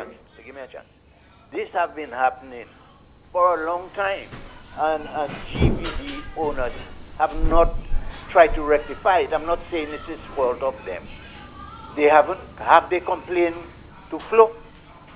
The Labour Party have people everywhere, you know. All the other station is playing good. The local station is playing good, except GVD TV. Eh? All the Labour Party things are going out clearly. There's something wrong. Okay? Hello? Yeah. Hello? Yeah, we're with you. Yeah, because they have to check that. Yeah. So because let me ask him a question. Caller, all the other... I'm frustrated, I'm hearing you on the radio, I'm satisfied with that. Okay, but all the other television stations... on GVD TV, that's where the UWPs are looking. That's right. All the other stations are on television. Yeah. Is that right? Except GDV TV. You know? Okay. Well, the Labour Party are full of tricks. Caller, well, somebody do have to tell you what is, why is GVD TV alone that you cannot see. The people should have worked on that. The management of GVD TV should have worked on that. Make a formal complaint. Let a lawyer write to Flo. I don't know what else they could do. Investigate that matter. You see, we dealing with opposition that is full of trickery. They have no strength. They have nothing to offer the people of the country. All they do is try to sabotage. Okay, Eric. Okay, all right. Okay, voilà. So yeah, 80, you were saying. Oh yeah, I have another issue. I maybe the callers probably heard it too. This morning on a television station, opposition station, I figure you know which one, Danny Springer was continue saying that I'm a black man and I'm black and proud, and the Prime Minister is a white man, he don't like black people, etc., etc. He only like white people. What kind of sentiment that man is sending to St. Lucians, you know, trying to divide them on the eve of elections? Ignorance, and he's saying people on the Flambeau side, and that is the biggest form of ignorance I ever seen in my life. I will be honest with you. You see, me, right now, I don't have time for none of them people. This is nonsense. Right now, the time I have with you is to tell St. Lucian and ask St. Lucians tomorrow to wake up. To be at the polling station. And be at the polling station. Be patient, stay on the line until you vote, hold your water, hold everything that you need, make sure you don't forget your ID card at home, and that when you're on that line, for you to vote for the United Workers' Party. Do not let anything detour you. Right now, let everybody that want to talk crap, talk crap. But tomorrow is the great day. It is a day to either destroy St. Lucia or save St. Lucia. That's a distraction. Yeah. I figured that it was. That's what it is. A clever man that's not going anywhere. Perfect. He just going back and forth and stop the same place. So I don't have time for them again. The same political rhetoric every day. Good afternoon, Mr. Herod and the great ET411. Herod and E.T. How you doing, ma'am? I'm okay in Labrie. Oh, that man. is good. But let me tell you, Herod. Yes. You see whatever is happening on that GDTV, it's not as you all a day it's happening. This thing has been happening for years. It's always sticking. So I am praying to God that one day you all have a television station. Other stations are sticking, but not like GDTV. Okay? All right. Okay. I love to see you all. E.T., you look tired. Is that right? Yes. E.T. alone is tired? Herod, jalousie. Let me tell you, caller. Yes. In Labrie, I'm going to call it the New Frontier. Oh, yes, last night we came from Labrie. And Saturday, Friday night. Are you talking to me or I talking to you? Yeah, you talking to me. Last night, we left Labrie at 11 o'clock. Yeah. We went to Deriso. Yeah. Okay, and all three of us spoke in Deriso again after the Prime Minister. All right?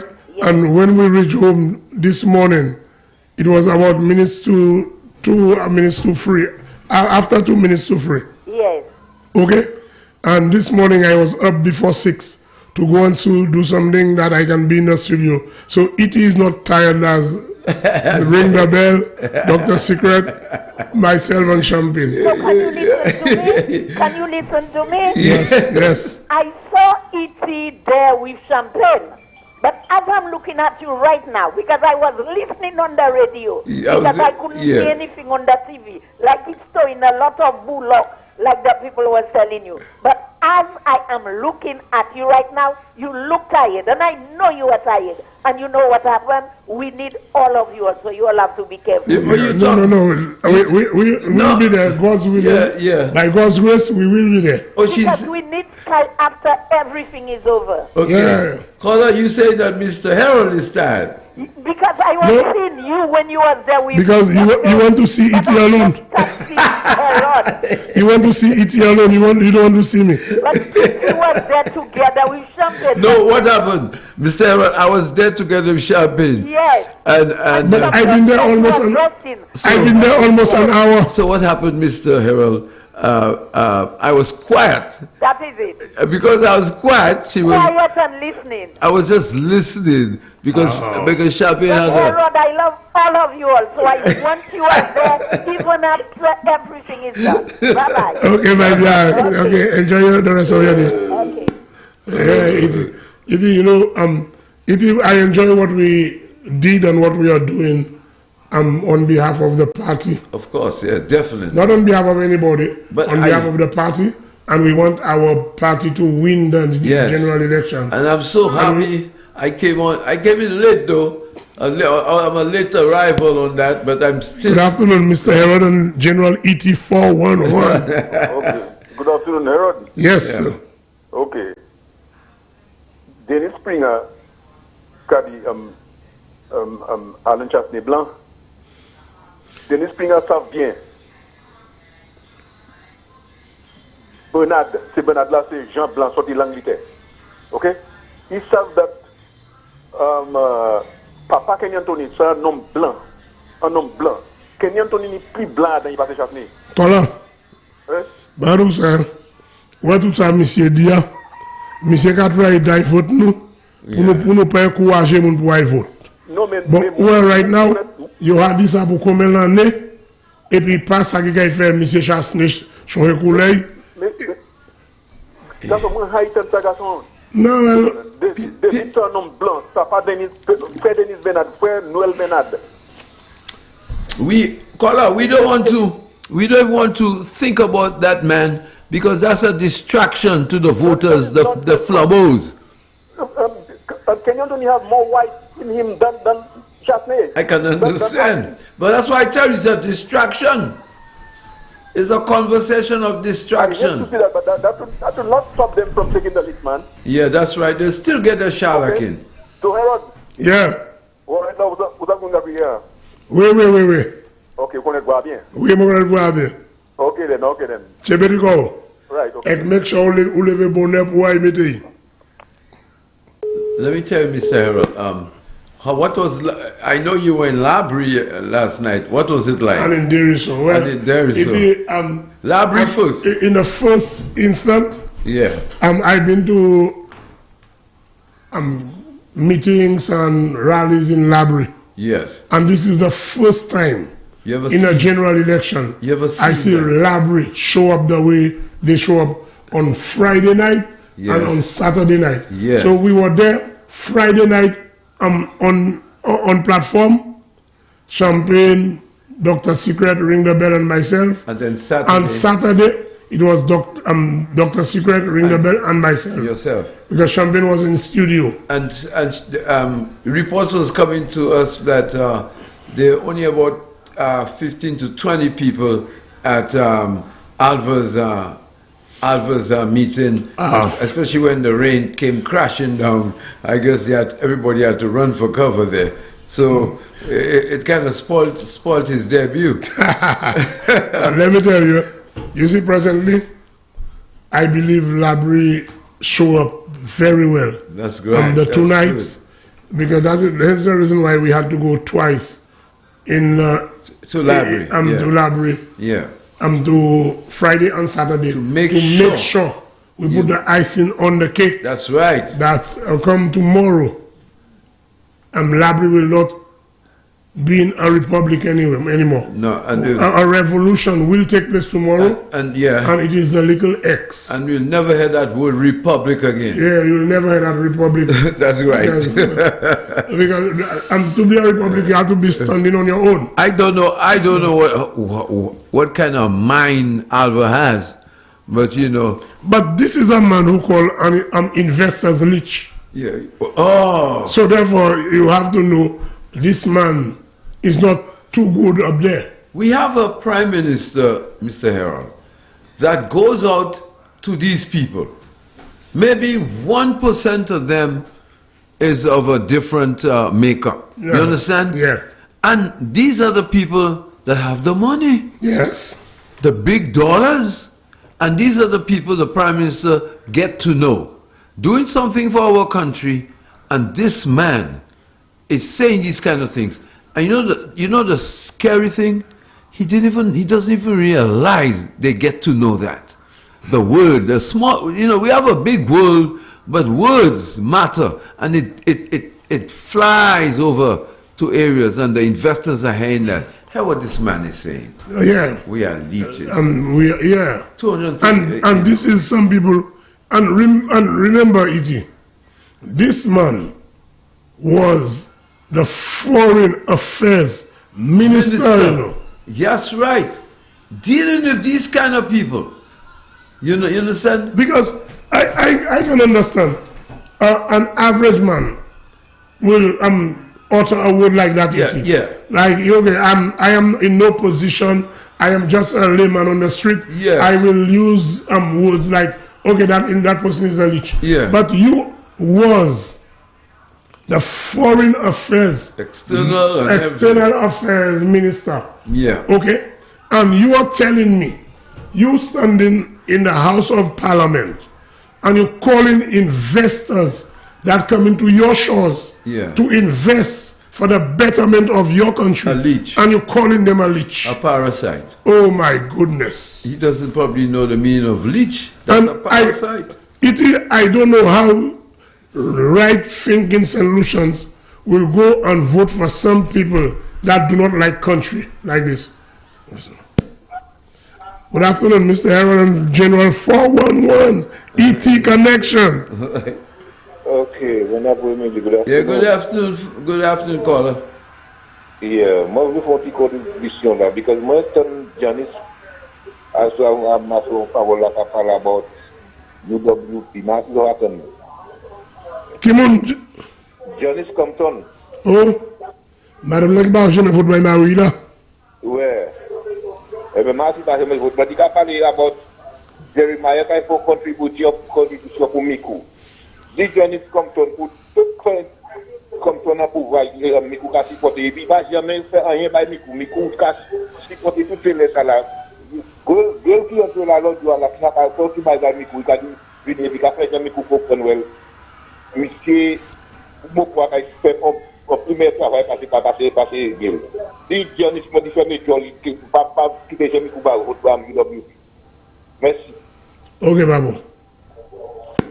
Yeah, we were saying. Yeah.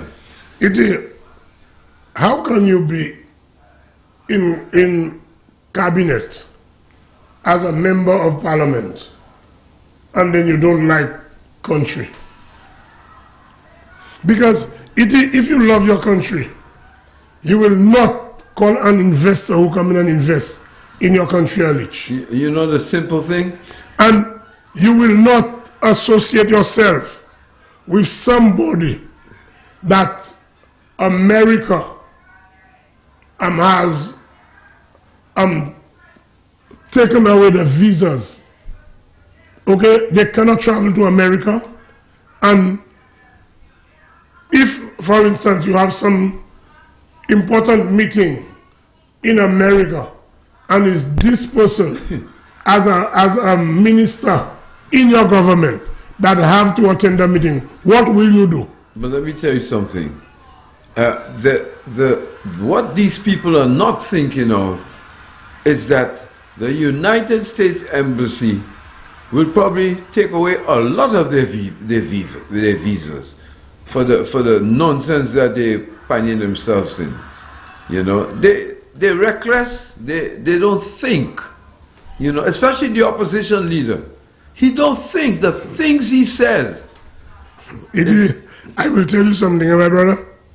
When last you heard the opposition leader went and speak on something that put it into St. Lucia or St. Lucians? Because every time this man speak, he's making a blunder out of himself. I have a feeling the members of his team are on his case. Yeah.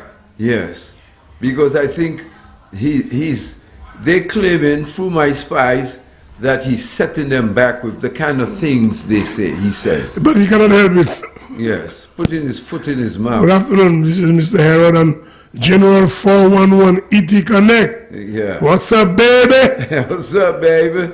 Hey, good afternoon to you. Good afternoon, Champagne. Good afternoon, E.T. and Mr. Harold and anybody who is there in your studio. Good day. I have been following you all from the time I discovered Kai FM. Yeah. And you have been doing a wonderful job. Thank you very much. Let me give you the bell. All the history of politics, all those who've done wrong, all those who've done good, and everything else, I think, have been wonderful, very enlightening. Thank you. But I want to give a slightly different perspective today on the election now. Okay. A lot of people have prayed for the country. A lot of people have prayed. Many persons have called for all denominations to pray. Yes. Yeah. And that they have done. And you know what else? Prayers have been answered. Thank you. I made a little mention of that last time. Amen. Amen. We are asking for our prayers to be answered. We are given the signs. We are seeing the wonders. And yet, some prayer-believing people don't know how to interpret it. Let me just give a few examples, and I'll keep it clean, and so that Christians realize that the prayers have been answered and they need to follow the direction that God has given. For instance, they asked to clean the party of unwanted people, of uncleanness. You know what happened because of that? A man who people thought was an angel in the party, he was actually a devil. God answered the prayer by taking him out. Yeah. I'm talking about Stephen King. It's a good flush. He was ejected by the power of prayer. Yes. Okay? Amen. And people prayed and also asked that good things or bad things were replaced by good ones. You know what happened? That bad man, the evil one, Stephen King, God has replaced him with Janine Girardi McIntyre. That's an answer. That's right. You know? Here is another one. The secret that they kept, because Stephen King said he went up as an independent. Yeah. God's people prayed. UW people prayed. You know who answered them? God. But God answered them in the mouth of Philip J. Pierre. Philip J. Pierre said, 3 of them have crossed to come and join us. The last one being Stephen King. He came to join us. That is God answering and giving signs to the people of St. Lucia. Now, every Christian and every prayer-believing person, spiritual person, should follow the direction of God, because it was answered clearly. Clearly. We were given the signs. We were given guidance by God. You know what else? God gives people free will. After giving us all these clear signs, if we go to the polls and choose to do things contrary to what God has shown us, it is left to us. The Christian nation that we are, the praying, believing people that we are, we should take the signs and follow it. You remember another prayerful sign was Joachim Henry stepping into the church at Forestier, looking for Guy Joseph, and the man is right in front of him. Prayer blinded him. He could not see him. That's a fact. What more answers are we looking for? The minister was saying that. You know, that's a fact. He was blinded. Tomorrow being the day for us to exercise our free will, we have got guidance. We have our answers for our prayers. We will go to the polls and let good conscience prevail. Yeah. Let the Christian wisdom that we have acquired over the days prevail. And every Christian believing person, plus persons with common sense, should vote the UWP into power. Whatever constituency you're from, God has given answers to our prayers. That's right. Let's follow his guidance and put government that is already doing progress for St. Lucia. Thank you. You're welcome. Have a wonderful Sunday afternoon. Thank you. You're welcome, thanks. Sir. Yes, Iti. Iti, I want the people of St. Lucia to know tomorrow is one of the most important days. And that's among all days. And that's what they were waiting for quite a long time. Yes. So tomorrow, we've been waiting for that date for very long. And I do not want the young people to be impatient, especially the young ones. Because we older folks, we know what it is. We already walk that path of the young people. That's right. So right now we know what it is to be tolerant and being patient and waiting for things. But the young people, maybe some of them, not like that. Let's take that call. Good afternoon, this is Mr. Herod. Okay, we lose that one, Iti. So, Iti, we were saying that the young people, especially the young ones, I know they want to do things now and get over with. But tomorrow is not like that. And this is not an election like the election before.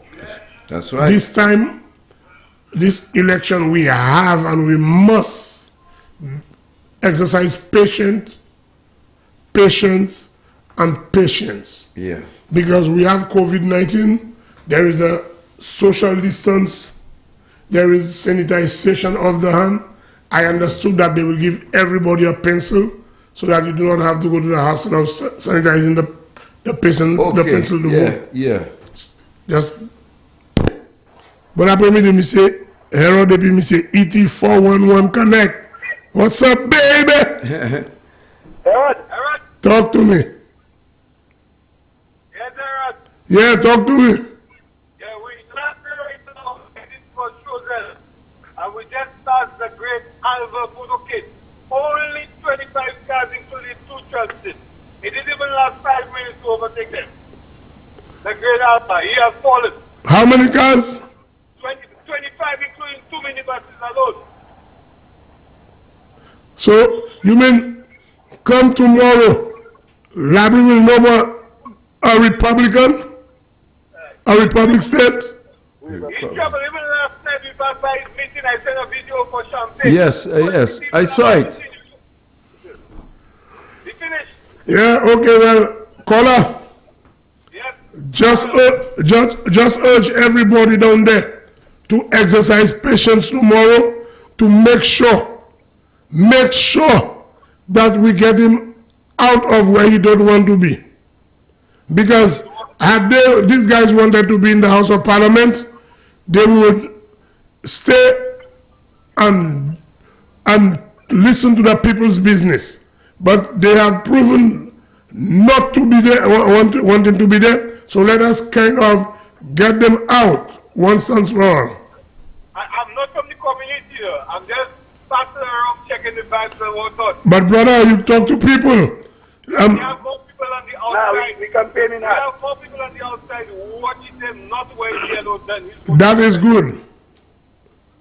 So be careful on the road. Make sure you don't drink and drive. Make sure you wear your mask and make sure you talk to people and encourage them to go and vote tomorrow morning.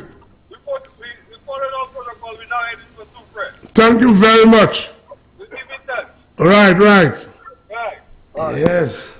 Yes, E.T. You see today, E.T.? Today is the day to remind your friends, families, and loved ones to go and vote tomorrow. And we want to send a strong message to the North and Labrie, London and Hermangale Francis and Mr. Jean-Pierre. Francisco Jean-Pierre. Francisco Jean-Pierre. But I believe me say Herod, me say ET411 Connect. What's up, baby? What's up, baby? Talk to me. We have about 40-something five young fellas. Yellow. We have all the youth. Yellow. And why is that? Babano. Oh, yeah, well. Well, we expecting that. We must beat Virginia more than about 3,500 or more votes. I'm looking at. We beating her. That's easy. He's going to give us shalakin, man. You know that. Easy does it. Easy does it. That's easy does it.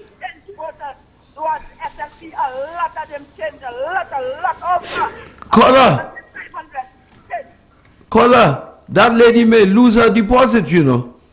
I said that to him. You said that. She may lose her deposit. A lot.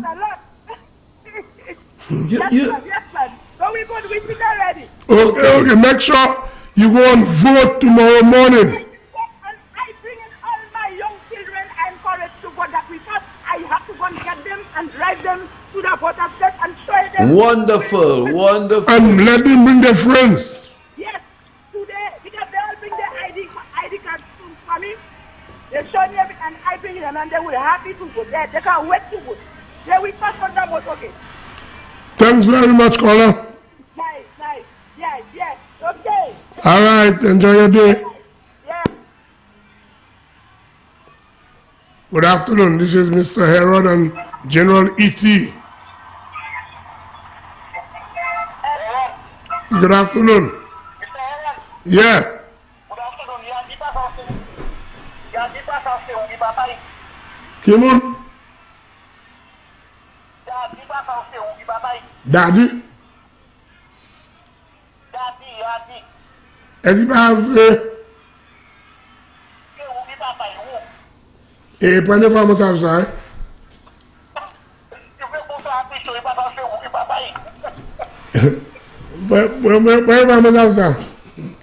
Mais vous savez, madame savent si monsieur va vivre.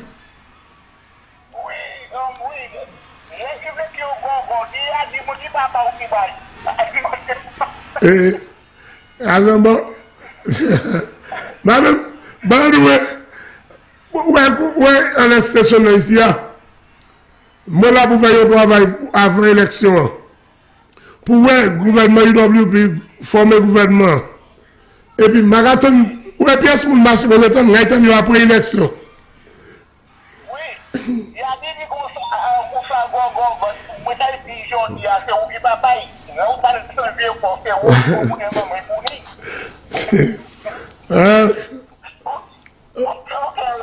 okay, Babu.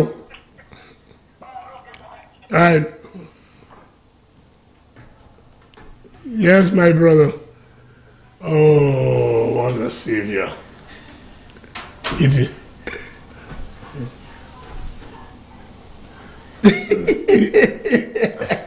So, E.T., we were saying, this election, E.T., this election is an election where we must do the right thing. Yes, and you know what I was wondering? You know, let's take Babano, okay? We have a caller? Yeah. Okay.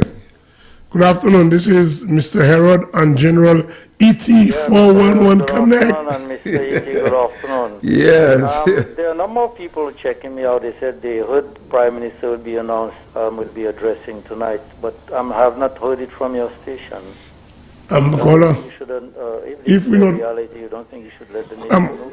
Caller, if we're not privy to some information, we cannot say what we don't know. Well, you want to check into that? Is there any way you could check into that? Yeah, and if the Prime Minister was addressing the nation, Mr. Williams would have told us, Champagne would have told us, and Champagne is here with us. So I don't think that anybody, well, Mr. Williams is on his way here. You mention that to him? Yeah, I will mention that to Mr. Williams, and right, so when he comes in, circulating around that he would be doing that.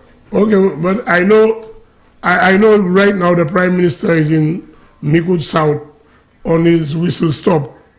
And you said you'll be showing it, but we ain't seeing anything on the screen. Well, what really happened, that is beyond our control, and we wish that everybody would have seen our motorcade, because what we're doing there on that road is a last lap before tomorrow. Yeah. And I would love everybody to see it. The last lap. But it's beyond our control.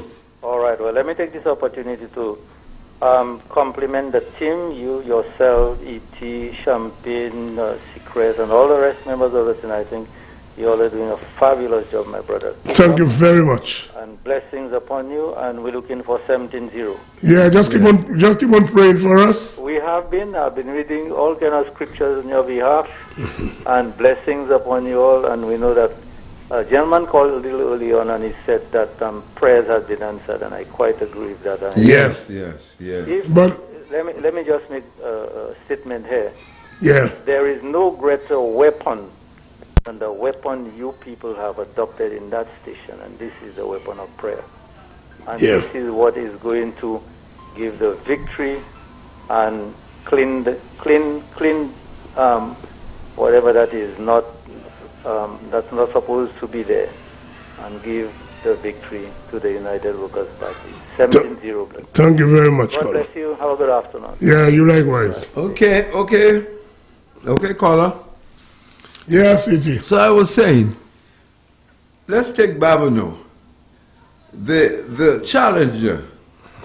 Sometimes. Good afternoon. This is Mr. Herod and 411 E.T. Connect. What's up, baby? Mr. Herod and the mighty E.T. Good afternoon. What's up, baby? You know. Yes, Mr. Herod. Yeah. Champagne did announce that the Prime Minister will be passing tonight. He will be passing. He didn't say he was going to address the nation. Okay, my time is finished. I think that is more appropriate. Yes. Okay. All right. He didn't say he was going to address the nation, but he said he will be passing among other members of Parliament. Yeah. I know that too, but I don't know about the addressing the nation. Yeah. Okay, thanks very much. Yeah. Yes, E.T., you were saying. I was saying, for example, take it for Babano. You know, Babano is so well equipped with their member of parliament. I mean, there is no discrepancy, no offbeat with the constituency. The people out there are happy. What would it take somebody to think that they want to run against this man? Please, please, somebody tell me. Is it because no, I'm laughing at? I'm taking that as a joke. Good afternoon. This is Mr. Herod and E.T. Yes. Good afternoon, Mr. Herod. Yes. Good afternoon. Let me tell you, St. Lucia presently does not have a prime minister. Yes, we know that. The country is in the hands. Listen, the country is in the hands of the governor. We know that. And the attorney general. So anybody who is calling on making statements about the Prime Minister, Alan Shastri presently, who was our Prime Minister, is at the moment not the Prime Minister anymore. Until the elections have been concluded. We know that.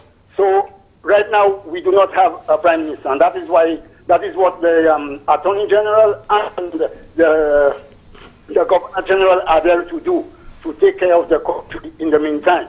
Okay? All right. I wanted to say something to St. Lucians, to the people my age, who we have done our time. And this is the time for us to encourage our children, our young people, and to take things into their own hands and to try to think and do the best thing possible. There is one road at the moment for young people in St. Lucia, and that is to secure the country through the United Workers' Party. Now, we, the elders, we are supposed to assist them, not dictate to them, but to help them try to do something for themselves so that the young people of this country can begin the work of taking this country into their hands. Because we, 50 years and over, we are on our way out. And it is amazing to see the effort that young people in this country, this time around, have shown in terms of wanting to make change and to do the right thing. If they fail, it doesn't matter. If they fail, it doesn't matter. We are here to help them up. But let us encourage them to take that chance. Take this chance to make that change and to allow themselves to begin to be serious in this country and to do the right thing and to get rid of this demonic Labour Party that have existed in this country for so long. We want to get rid of this thing, you know. And because, let me tell you something, people, I don't want to excite myself too much, but a country belonging to people is being taken and sold to the devil. And we need to stop that. Yes. If the people are educated, well said. The people on the side of the SLP, if they are educated enough, they should learn to manage and to run this country in a proper and decent way. Well said. Well said. To the devil. Well said. And my children, when they come here from overseas, I want them to find a peace of mind and to find a piece of the country that belongs to the parents. Well said, sir. Well said. Let me tell you, 2 of my kids already voted. Yeah. All right? And the rest will be voting tomorrow. But let me tell you something. I have more kids out there. Unfortunately, they are not here. They were not able to come. But listen, people. Talk to the children. Talk to the young people. This is not for us, for people like me now. You know, with computerization and technology, which has improved so much, you know, and you know, let the children, let us assist them and encourage them, you know, to do the right thing.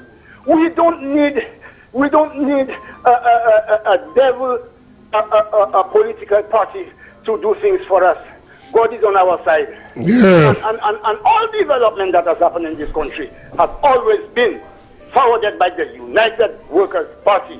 And you see all these people out there who are making people think that this country belongs to SLP. No.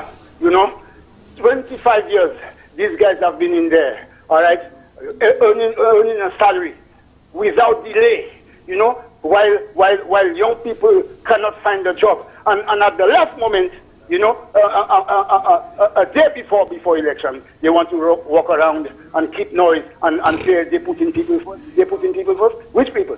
Huh? Let me tell you something. Let us continue praying. Do what you all are doing. Take every call that comes. That's right. Even those from the Labour Party, because I want to send this message out to the young Labour Party supporters as well. Do not make that mistake, particularly down in the South. Let us be part of the movement for change, you know, and let us take this country, which is ours, and to do what is right, and let us please God, because God has been on our side all along. He has been on our side and showing us the signs that, like the gentleman said earlier on. All right, let us show God that we appreciate what God has done for us. Yes. The road is open. Let us pave it now. And have a good day. Thank you, caller. Thank you. All right. Mr. Harold, the man is very passionate about that. You see, he's an older person, and he's reflecting that when the time, you know, for younger people to take over, you know, what the Prime Minister is going to create for us, you know, he doesn't want it to be in jeopardy. Yes. Good afternoon, Mr. Harold and Mr. E.T. Good day, Mr. Pierre. Good day. That's for a while ago. I'm ready.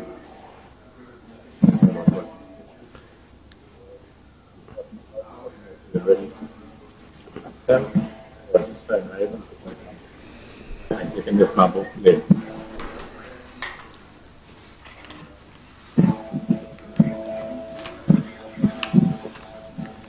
Hello.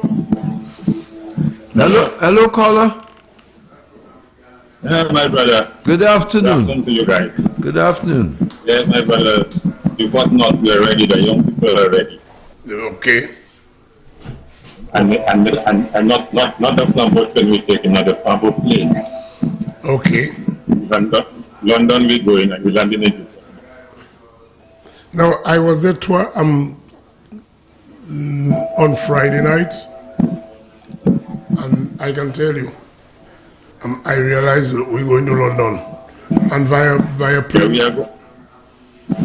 Yeah, we are going. Yeah, we are going to London. Yeah, we're going to get that man. What I saw there on Friday night, caller, I can tell you we're going to London.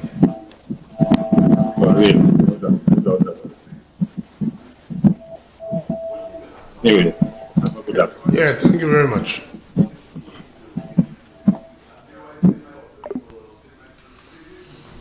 Yes, yeah, that's what it is.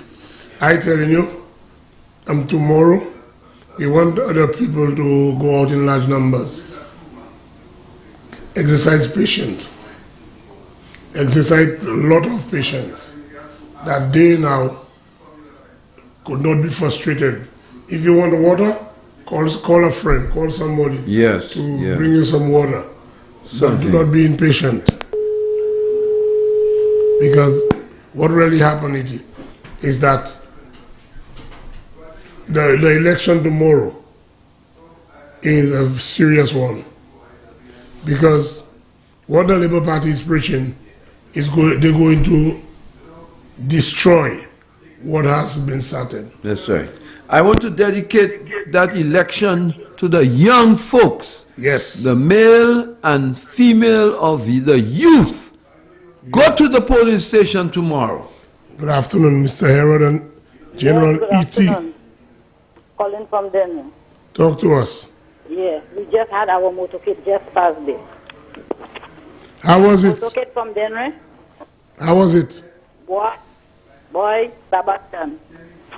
From which part? Denver South. Everybody come out and vote. That's Sean Edward, who's the... No.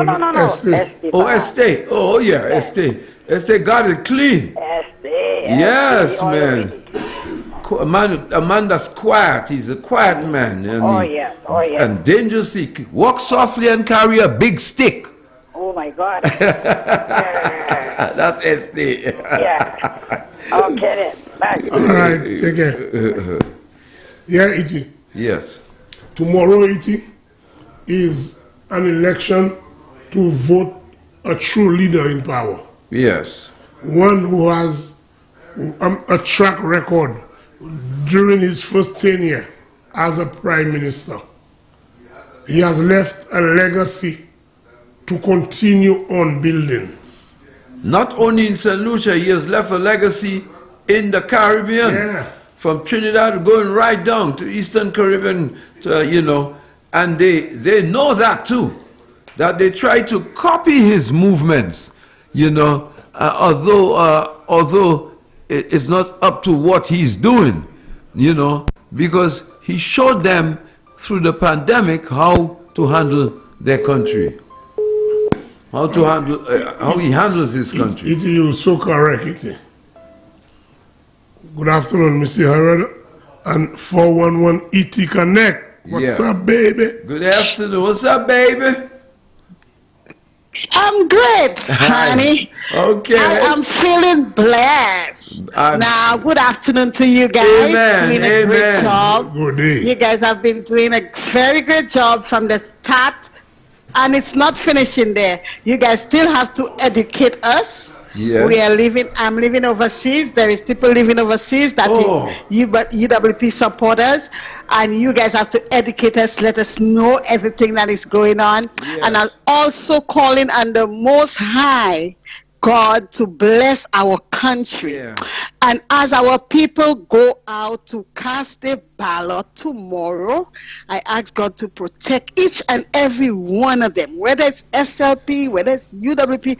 Lord, let your light shine upon them and make sure that the SLPs that will be going to that polling division tomorrow make a change as soon as they enter that polling division. Now I'm calling on the people of Ancillary Canaries, Dominic Fede supporters, Team Fede. I am asking them to choose right.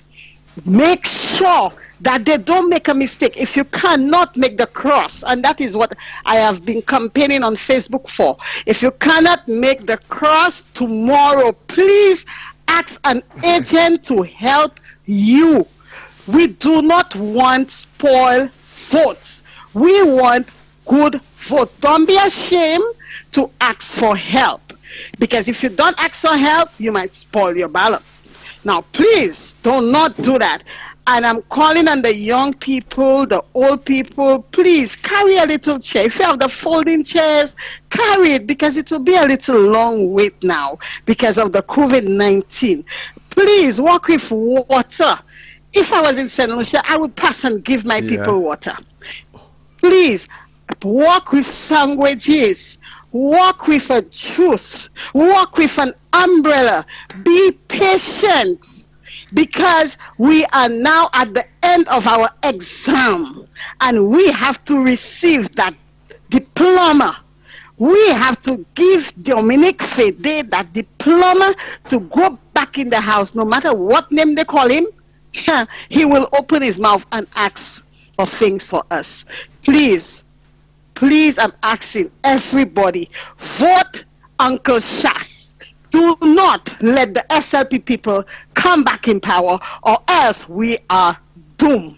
That's all I'm asking. They're not going to, ma'am. They're not going to. They are not going to. You understand? I don't want them to. I don't want them to. Yeah. I don't want them to. But you know, I don't know what is wrong with some St. Lucians that is keep saying, what has Shasney done for St. Lucia? I don't know if they're blind, but if you guys are blind, I think you guys need to go to the eye specialist and get another pair of eyes, because you guys are blind. So I want the people to watch. 5 years Uncle Shas came and worked with his good team and did so much. And you guys are telling me you guys are not seeing. And what I don't like again is the fact they're saying this is not the Flobo that was there before. Okay, we're not in the 90s anymore. We're in the 2000th century. We're not in the 90s. When John Compton was there, that was them. But now there is a new form of government, a new year, a new century. Things are being done differently. There is technologies, technologies are out. So do you want us to stay backward, or you all want us to go forward?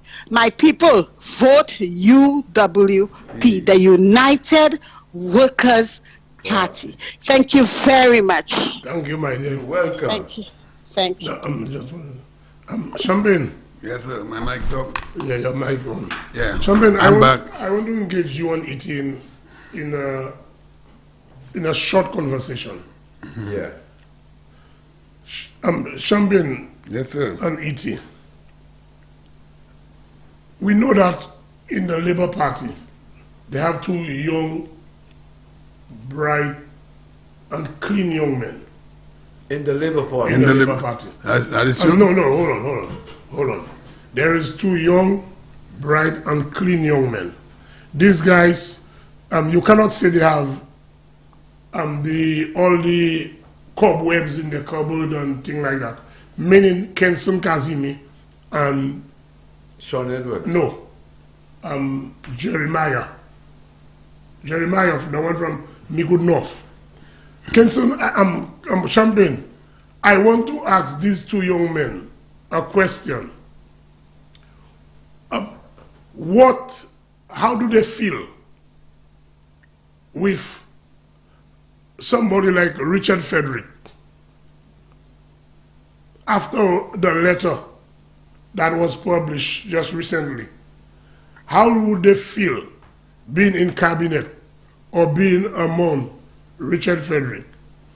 Yeah. Brother Hayward, with all due respect, my brother, I really, today... No, hold on, listen, with all due respect, you asked me the question, I'm the good guy I am. I'm really not in the mood to speak about these guys. No, I know, the question is relevant.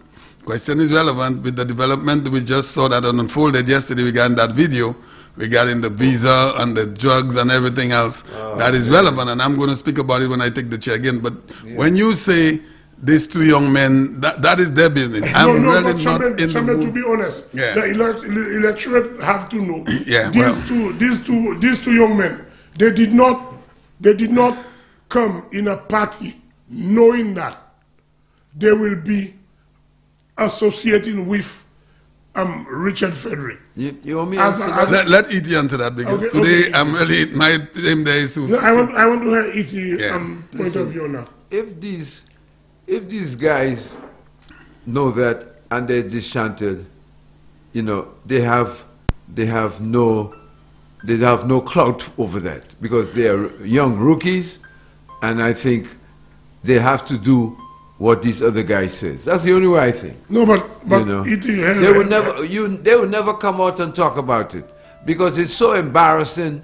I don't think they can digest it. So today we just have to now concentrate on these two guys getting a shot at it. That's right. But let me tell you something. Yeah.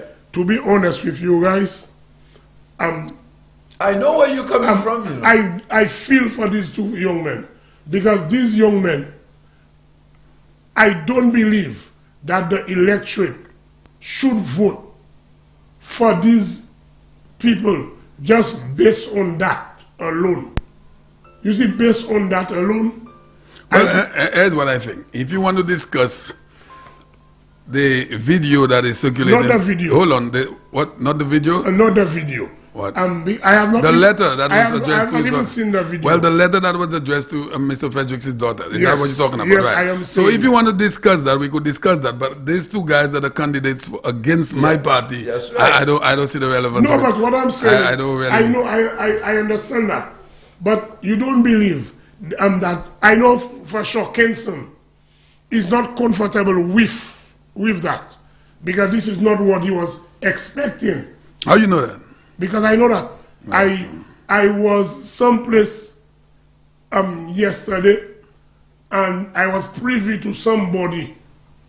Okay? But he went into the wolves den, and then let him get in. Let him stay in the wolves den. But let me tell you, I know he's not comfortable with that.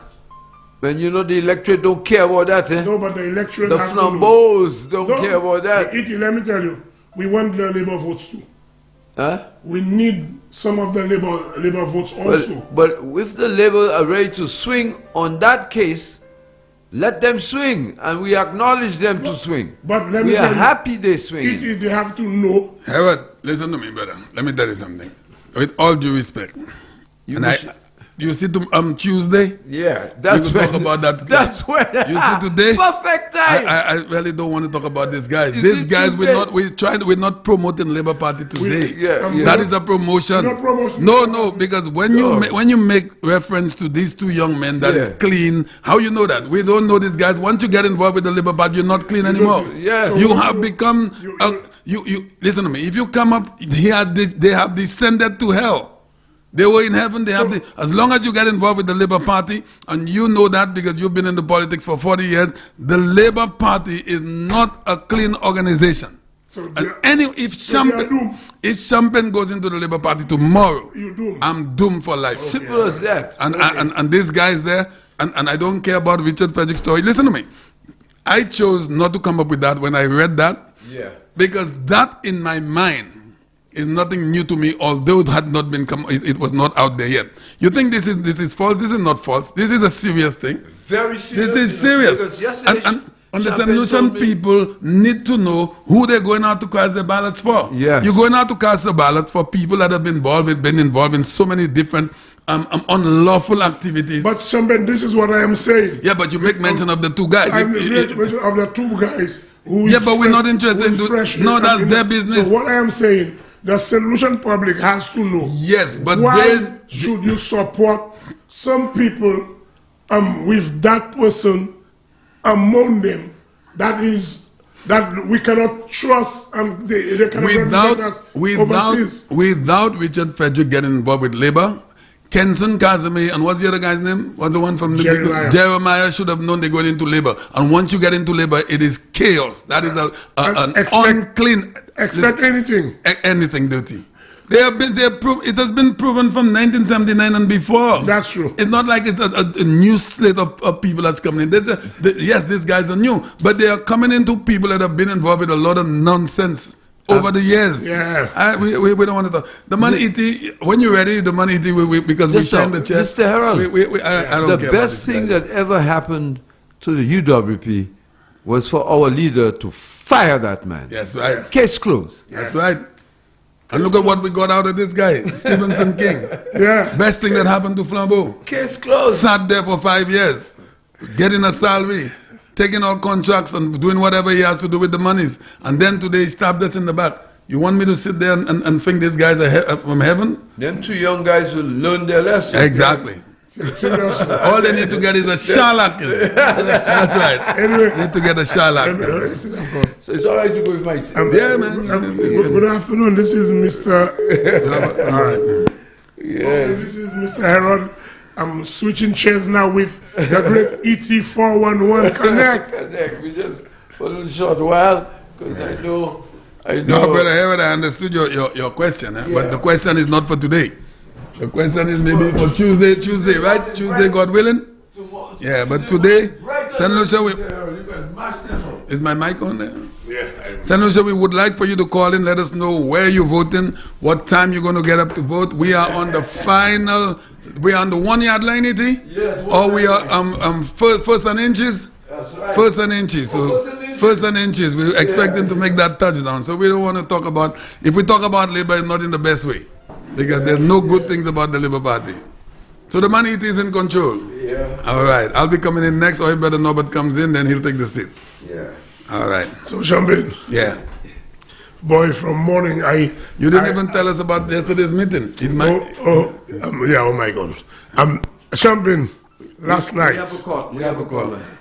Yes, good afternoon. Oh. Yeah, good afternoon. The call. Yeah, good afternoon is all right. You don't have to go through all the things. Good afternoon is good. Yeah, good afternoon. We have a WhatsApp call. Good afternoon. Good afternoon, E.T. Good afternoon. What's up, baby? First time calling you E.T. Is that right? Thank you very much. And then Champagne and Mr. Harold there. Mr. Harold and Mr. Champagne. Good day. Yes. Good afternoon. Good afternoon, Mr. Champagne. How are you doing? Mr. Champagne, a giant Champagne. I saw you at Lafayette the last time I went there. Oh my God, what you doing with all that weight, Mr. Champagne? He lifted. He going to work out. He don't want to tell you he works out. Well, I just started the gym 2 weeks ago, so maybe I noticed that too, you know. I just started the gym again after 25 years. Yes. After 25 years. Hey. Yeah, how are you? Mr. Harold, I'm good. Mr. Harold, you remember that lady with the kid? Mr. Harold is coming with me next week. He has a lot of work to do, though. Okay. I'm calling from Plain. All right. Extra flex. Bradley, all the way. Bradley. We need Bradley. All right. Bye-bye. Champagne, last night. Bye-bye. Enjoy your Sunday. Okay. We have another call. Tomorrow, good afternoon. Tomorrow. Good afternoon. Champagne. Champagne. Hello? Yeah, good afternoon. Yeah. I just want to talk to Brother Harold. Yes. You should listen to Champagne. From the time Champagne tell him, we're not discussing that, don't look for any argument. I'm happy I have a supporter. You know who's calling.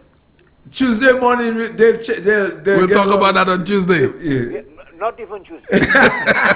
Not even Tuesday. What? Mr. Harold, man. Well, Harold, if I could have hold you, I just pull you out from the mic. Okay. All right, Scotty.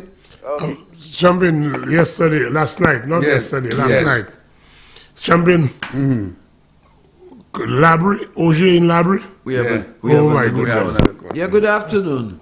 Good afternoon, E.T. Yes, good afternoon, Champagne. To me. You know, Herod spoiled my day. Oh. Herod spoiled your day? Yes. Oh, give him a break, give him a break. Don't put too much pressure on him. SLB, you think these guys will say anything good about EWPs?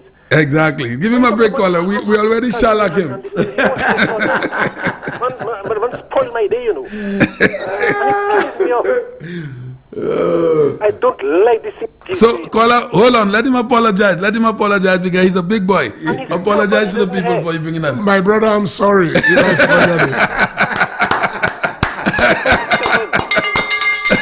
Caller, you heard that? Yeah. He said he was sorry. Okay. He doesn't repeat it again. Okay. Well, all right, caller. Thank you. Yeah, thank you. Champagne last night in OJ. Yeah. Champagne, we had one massive crowd. My goodness, they called me here. Oh my goodness. And you know, the Prime Minister was there. Yeah. Bradley spoke. London was there. Yes. And Jean-Pierre was chairing the meeting. Right. You know, and Herod came later on. From Soufrière. Yeah. Champagne, we had one massive crowd in OJ last night. Yes. And when we go to Deriso, yes. Well, actually, we spoke late in OJ. And when we reached, the Prime Minister was speaking in Deriso, and we had to come after the Prime Minister. Yeah. Oh my goodness, we had one massive crowd in Deriso, my brother. And you know, we represent. Of course. We represent. So all three of you all spoke? All three of us, the Prime Minister. Ring the bell spoke? And the police. I want to say thanks to the police officer to allow Norbert, Ring the Bell, Dr. Secret, myself, and Minova. Yes. Because we spoke after the Prime Minister. The Sky FM group. Yeah, the Sky FM group. You know, the Prime Minister had to speak and go to Deriso. Right. And then I spoke early. Right, they told me that someone called. Yeah, I spoke early. Yeah. But Ring the Bell, Dr. Secret, Minova, and Norbert spoke late. Right. So we had to divert to Deriso. Right. And I tell you, we did represent. So someone called us. You remember you and I were here, and we were getting little reports from OJ. Yeah. Let us know exactly what you saw in regards to the crowd. The we excitement. Have a caller. Okay, let's take. Yeah. Good afternoon, Champagne, Mr. Harold and E.T. Good afternoon. Good afternoon, E.T. Yes. Good How are you, Louina? Good afternoon, Mr. Champagne. How are you, darling? I'm not Fulana. My brother just passed away this morning. What? My brother. Oh my goodness! The same lady that gave me those. I'm going to for tomorrow. Yes. Regardless. Oh he had my to live his friend before he died. Oh wow! We're so sorry. Okay. So I'm going to for tomorrow. Oh wow! We're so sorry. We're so sorry to hear that, darling. Good afternoon. Oh wow! I'm going to pass by during the week. Okay. No problem. All right, darling. Sorry to hear that. All right, darling. Bye-bye. Bye-bye. Thanks for calling too. That's really sad. That's one of our supporters. He supports I remember the radio all the time. I got to know about 2 weeks ago. Yes. I've been to their home. Beautiful lady. Oh, wow. That's sad. Oh, wow. Oh, wow. Our condolences, darling, from all of us here at Sky FM. Yeah, we have another caller. Yeah, good afternoon, Champagne, Mr. Harold and E.T. Sky FM. Hello, good afternoon. Good day. Belrose all the way. All the way for Belrose. All the way for Belrose. Where's the bell, E.T.? You think you keep forgetting the bell, man? Yes. Just wanted to say that Philip PM, that man is useless. Yeah, he has been that way for a long time. Useless. The man never do nothing in the community for nobody. Yep. And he has been useless for 25 years. Waiting. But he's going to find out. He's going to find out tomorrow, caller. Well, I there 5 o'clock in the morning. Yes, darling. That's what you have to do. Make sure. How many people in your family that is going to be voting? Well, we have about 6 of us. Oh, wow. Yeah, that's great. That's beautiful. Yeah. All right. Thank you. Have a good afternoon. Thank you. Bye-bye. Yeah. Yes. So you see the guys hold back on us. They never called us. We deliberately stayed here to let the people know what was happening, and they went down there, had all the drinks, had all the food. But other people were giving you account of I was giving a lot of accounts on what's happening down there. They told me you spoke. Someone called and said you were the only one that spoke. Oh, Norbert told us that. At the time. Yes. At the time, Yes. So we have another call here. Yeah, good afternoon. Good afternoon, Mr. Edie, Mr. Champagne, and Mr. Herald. Yes, good afternoon, sir. You're right on. Okay. Mr. Champagne? Yes, sir. Okay, ni boom de Herald that is to back sit la hodia back the Herald dans le studio. Oui. Vous commencez à faire top mistake pour comment après-midi. Il y a qu'à parler de police qui te yo parler du sang c'est pas ça parce que vous élevé. Ça c'est tigouine nous. Oui. Au parti posé qu'à parler c'est pas ça les qu'à parler de débat c'est bon nom du sang c'est pas ça hodia vous posez jouer pas d'or. Oui, oui, mais d'accord et ça va non. Vous posez autre chose là. Oui. So back the make sure les capables regarder qui côté égal puis quand regarder c'est tourner les bas. Mais je vous les pas regarder. Au travail roulant et à travail ouais. Demain qui dernier jour ou ka vendre quoi? Ou ka dire moi bail comme ça? Ma je n'expecte ça from Mr. Herod. Il parle là il descend à bathroom là. Mais le monsieur vient pas quitter monsieur assis dans le chèque là. Oui, monsieur backseat. Oui. Oui, il y a un channel droite. Non, il parlait bas, il juste amené un point moudé, mais point. Point un bâti bon pièce. Oui, ok. Ok, Fana. Okay, all right. Okay, we have a WhatsApp call there. Let's get it. Yes, good afternoon. Hey, good afternoon, A.T., what's up? Yes, and Champagne. Good afternoon. I beg your pardon? Yes, something. Richard Frederick just passed by my home and making comments about that criminal has to go, that guy has to go, Sarah has to go. But I'm saying to myself, why should somebody that in that caliber call somebody a criminal? Can you believe it? You know, and can you believe it? I'm telling you, I just can't believe it. It's unbelievable. Money right now. Yeah. You remember? He's making this comment. I'm saying, why that kind of person? The kind of person he is, the kind of person that solution know him to be calling somebody a criminal. You know when the best prime minister we've ever had. I don't know, bro. You remember when we were growing up in school, we used to say pot calling the kettle black? Yep. That's what it was. Yeah. This guy will lose his deposit, you know, caller. The only reason why he may get out of that is because he might get one or two Labour people to vote for him. Yes. Outside of that, this guy should lose his deposit. Yeah. But I'm telling you, the guys I saw that the caliber of persons that is following him is no decent person. It's persons that's not wanted in society. That's what following him. Listen to me. I can see it. We can see it. We know it. The people of Sanssouci, the people of VG on the other side of the airport, these people will never vote for Richard. Never. But I know that. The people of Lance Road, never. The people of these areas will never vote for Richard Frederick, and you could tell him Champagne said that. Yeah. Champagne said that. But I know that. I could tell him too because I know they won't follow him. Never. Decent persons like you and I will not. Never. Not even you and I only. The people that is looking at things objectively could never vote for this man. And the families telling their children. Don't only have central cast list with him. You know, he has people from Marshall everywhere else. You know where I saw them assembling, caller, when on my way here today? You know that's area where the guys drink all the alcohol every day? Well, that's it. That is where they assemble. And once you know that people are assembling there, I mean, come on, it speaks for itself. Speaks for itself. I know. You know, the solution people need to take, after these elections, our people need to look at this country in a different light. Yes. You cannot just have any Tom, Dick, and Harry. That it's a democracy. It's a democratic country. Everyone has that right. But the people themselves need to say, wait a minute, you could put your name up to run as election, but we're not giving you that support because your caliber or the type of individual, your character, you are not deserving to be running for office for this country. I mean, anybody could run up. This is a democratic country. Yeah. But the people of this country to say, wait a minute, you are not fit to run for office, so we're not even attending. And people have these guys' shirts on, you know. They have his symbol on with that hand thing with the hands of blood. A decent person will never think. A decent person that has a right man, that has a family, and the person that's thinking on the future will never follow this guy. Never, not in a million years. Yeah. But don't worry about all the talk, caller. All the talk will come down to a few hours left. July the 26th. I'm imagine I have my vehicle. I have everything ready for my vehicle to go to on Tuesday. Yeah. All right. You have food?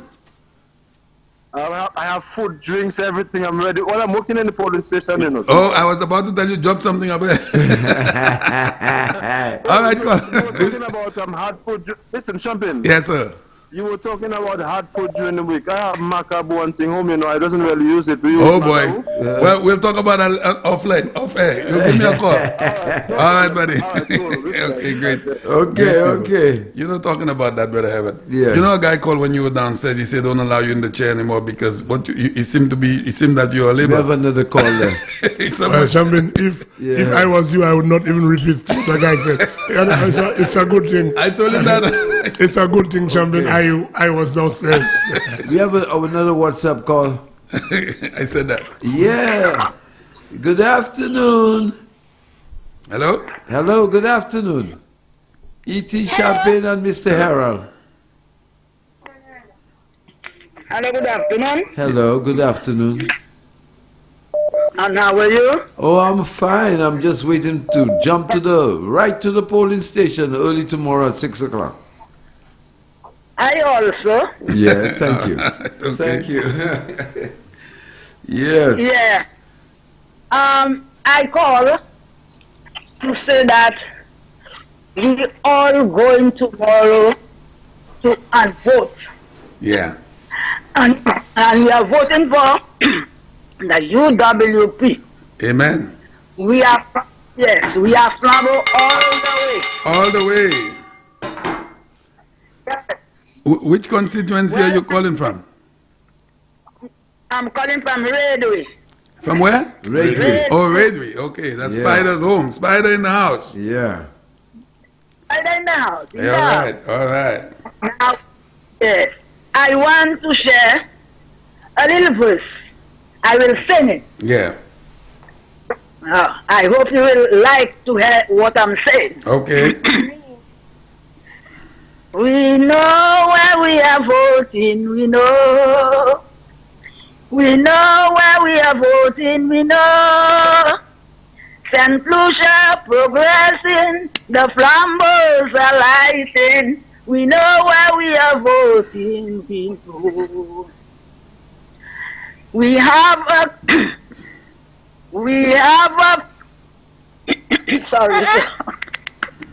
sorry.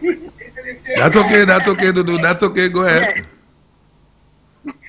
We have a working prime minister that goes in and out and search for us.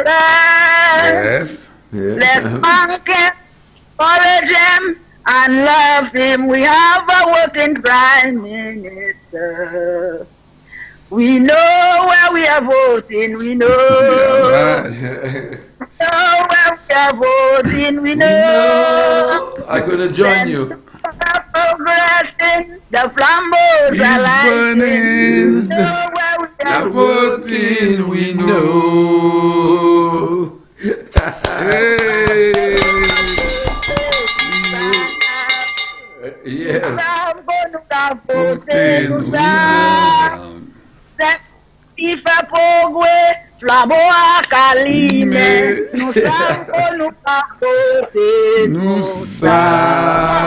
Hey, my flabo, my flabo. Hey, thank you, Dudu. Good afternoon. Good afternoon. I would like to say, hello. Yes. Yes. Everybody else that's in the Flabo team. Amen. All right. All right. Okay. Hallelujah. Yeah. Thank you. Okay. I'm Dr. Secret's friend. Oh, you're Dr. Secret's friend. Okay, all right. We will let him know that you called because he's not there now. Okay? Hey, Annie. Kiani. All right. Okay. Kiani. Okay. We will let Dr. Secret know that you called today. Okay, Kiani. Bye-bye. Bye-bye. Mr. Champagne and bye-bye, E.T. Bye-bye. Bye-bye. Bye-bye, Mr. Okay, Harold. bye-bye. Mr. Harold is not getting any love now because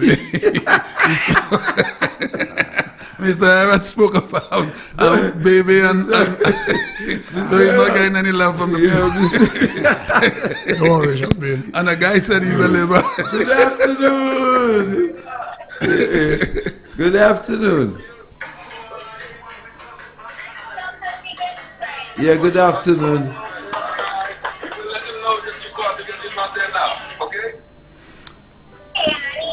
Yeah. It's off. Yeah, good afternoon. Hello. Hello, good afternoon. Yes, good afternoon. Yeah. That's KFM. Yes. Yes. Congratulations to my Flambeau people, my Flambeau team. Yes. Flambeau all the way. All the way. Let me give her the bell. I'm not in St. Lucia, but I'm going to buy. I'm not in St. Lucia, but I'm going to buy my champagne tomorrow night. Hey. Oh my Lord. You don't have to buy champagne. Huh? Hello? He said you don't have to purchase a bottle because there's one here. Champagne there ready. Oh yes. I wish I could do that. I wish. Don't worry about it. I'm out of St. Lucia, but my people, we all are Flambeau. Amen. And we have to be lighting. We have to be lighting. Of course. And you all are doing a good job. Thank you. How many people? Tomorrow I'm going in town to get my champagne. All Not right. champagne in the studio. That's right. My champagne, and I'm going to prove that. I hope you could call us tomorrow night about 12 o'clock. Oh, yes. About midnight. Oh, yes. Flambeau, Yes. all the way. JJ, I'm going to bury that man. That's right. Can't resist. Can't I'm going resist. to bury me. Yes. It's a long time I want to promote out. I'm Yes. voting in his community, but I'm not there right now. Yes. I'm out of St. Lucia, Mm. but I celebrate him. All I'm right. so happy tomorrow is there already. That's right. Have a blessed day and continue doing the job you all are doing, and I hope to hear you all in the studio again. All right. Thank you. Amen. Thank you. Bye-bye. Okay. Yes. Yeah. The people are happy, E.T. Yes. You have you ever witnessed an election where people, it's not even there yet, the voting day, and people are so excited. They're so eager to go out and vote. I'll tell you. You know, it's really something. We have another call. Good afternoon. Good afternoon. Yeah, Yes. good afternoon. Mr. Herod, my darling, good afternoon. How are you? I wanted to call you earlier. Yes. But then since I heard they tell you so many things already, I'll just... Okay, darling, you felt sorry for him? I feel sorry for you. Mr. Herod, we are in the web. We are in the web together. That's right. Yes. But yesterday, them big old red bus trucks was passing around and telling to the people in our community, mettez spider dehors, tiez spider, mettez bébé, nous pas voulons ça. So I want you to give the people, some of the adults, the grown-ups, they're feeling a little how that, will that be true? We want you to give them the reassurance that we will stay in the web. Caller. Okay? So like Mr. Champagne tell you, forget about them. Though they look small, but don't worry if they're dangerous. Yes, they are. So do not try to defend them. Mm-hmm. Give the people of the spider community, give them the assurance that spider is staying in the web. He's staying with us. Yes. He's staying on the tree. We do not want him out. We want Now, let me make a prediction. Can you remember how many votes Emma lost by? Can you remember? No, I cannot. 1,800. It was not. It was 800. It's 1,800. I thought it was 1,400. No, 1,800. Right. So I'm going to make a prediction today, caller, that baby is getting beat by over 1,000 votes. All right, it's no problem. Over 1,000 votes. I don't know if it's going to be 1,800, but I'm telling you, baby will be beat by over 1,000 votes. No problem. Pièce bébé en vote. Bébé parti maman ka point bi. Bébé parti maman ka point bi bon. Bébé a kay wete en cradle li for now. Belle parole. Qui te wete là? C'est là pour y wete. Okay. Champagne, we beating Kingston by.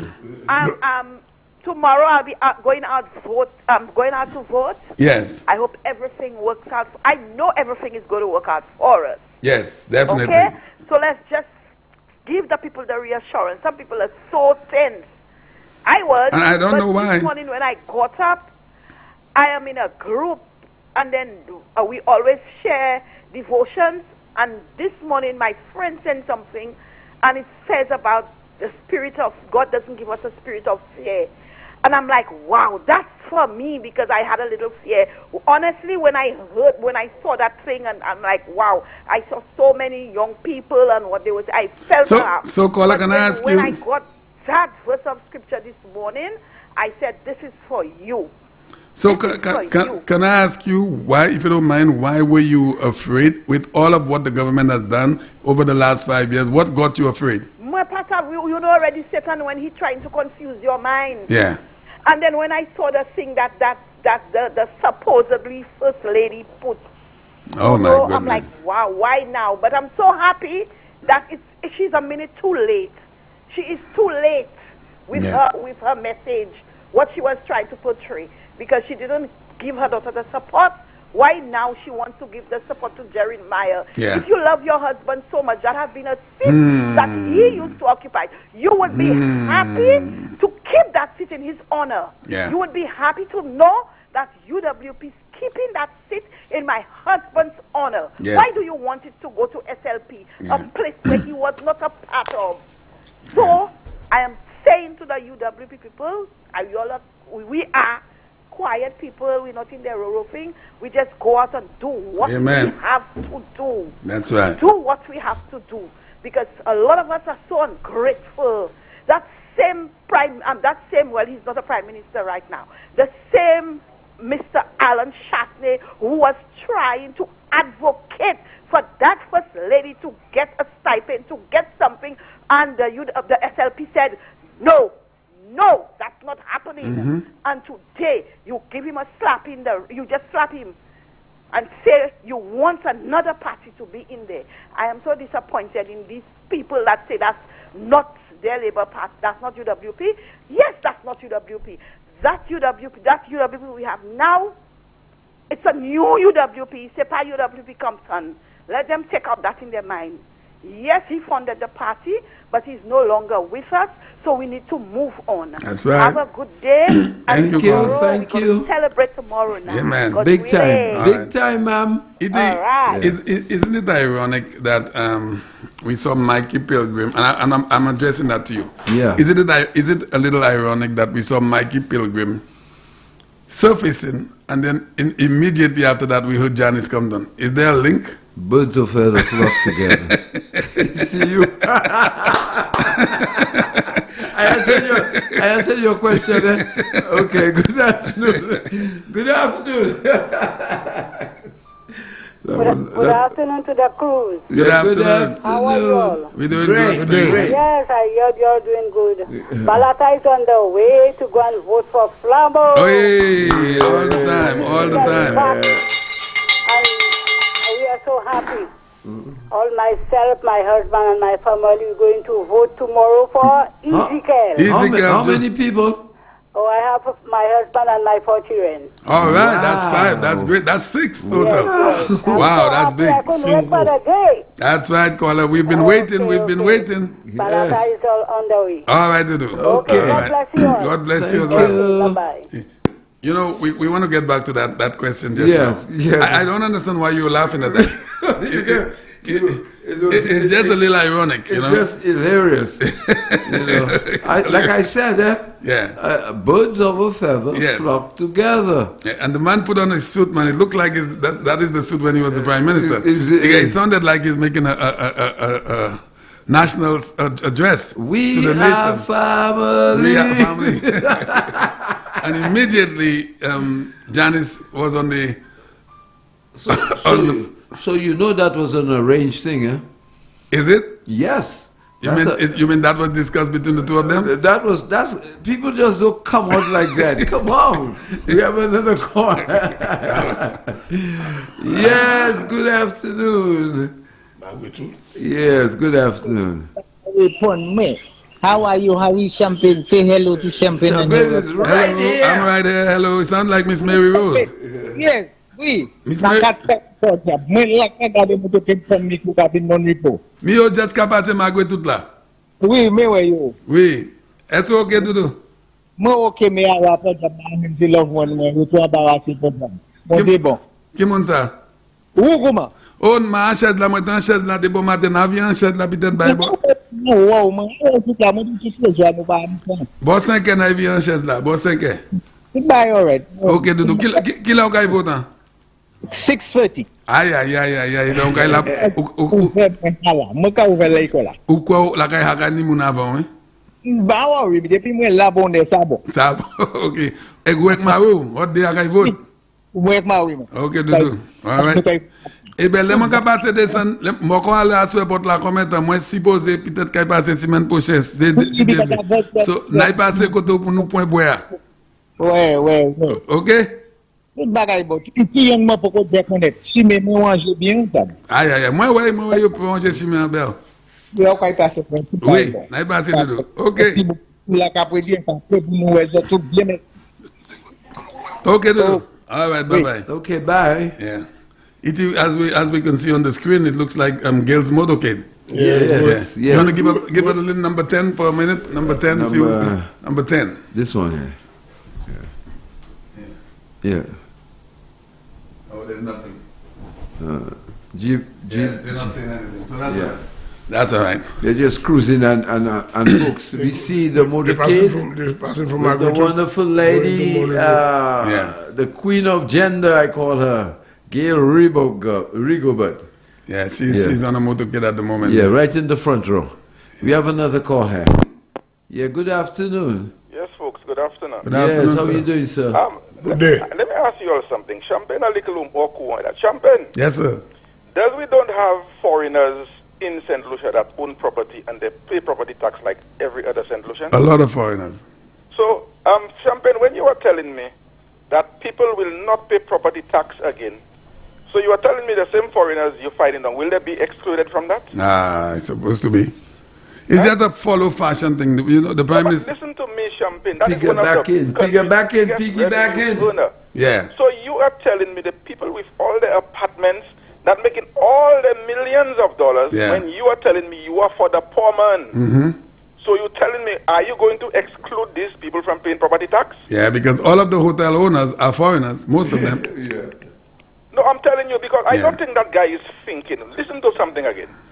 The money that has been allocated to the Ministry of Education can never finish even by toilet paper for a term for a school. Mm. When you tell me you take out the school fees, what are you going to replace it with? I just want to know who these people think they're speaking to. They are fooling. You spend all this thing. When you take out one tax one place, you have to replace it the other place. That is true. You understand? So why come at the last minute and every time the man that just, you know that what our peers getting on? You're getting on just like when you wake up in the morning, your mother tells you if you don't go and put the garbage outside, you're not getting breakfast. Right. That is true. That's a good scenario. No, but that's just how he is getting on. And I only want St. Lucian, I always telling them to think of one thing.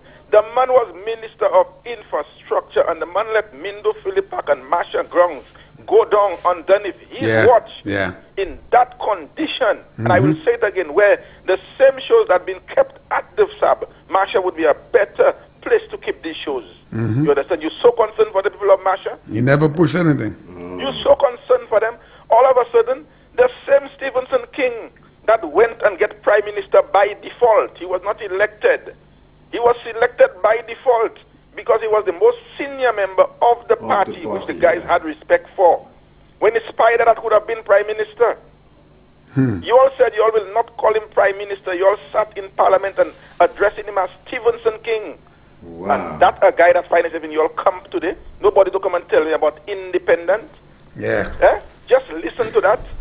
The other one, the Pitbull, go and say it is not the usual that caused him to lose his visa. It was a Labour Party. You all in bed with that guy today. These guys don't realize the danger they are facing. That's I don't know if you realize the latest video that making wrongs on that guy. Yep, I saw it. I listened to it. Because while I had heard that guy had linked to that Dudas Coke's business.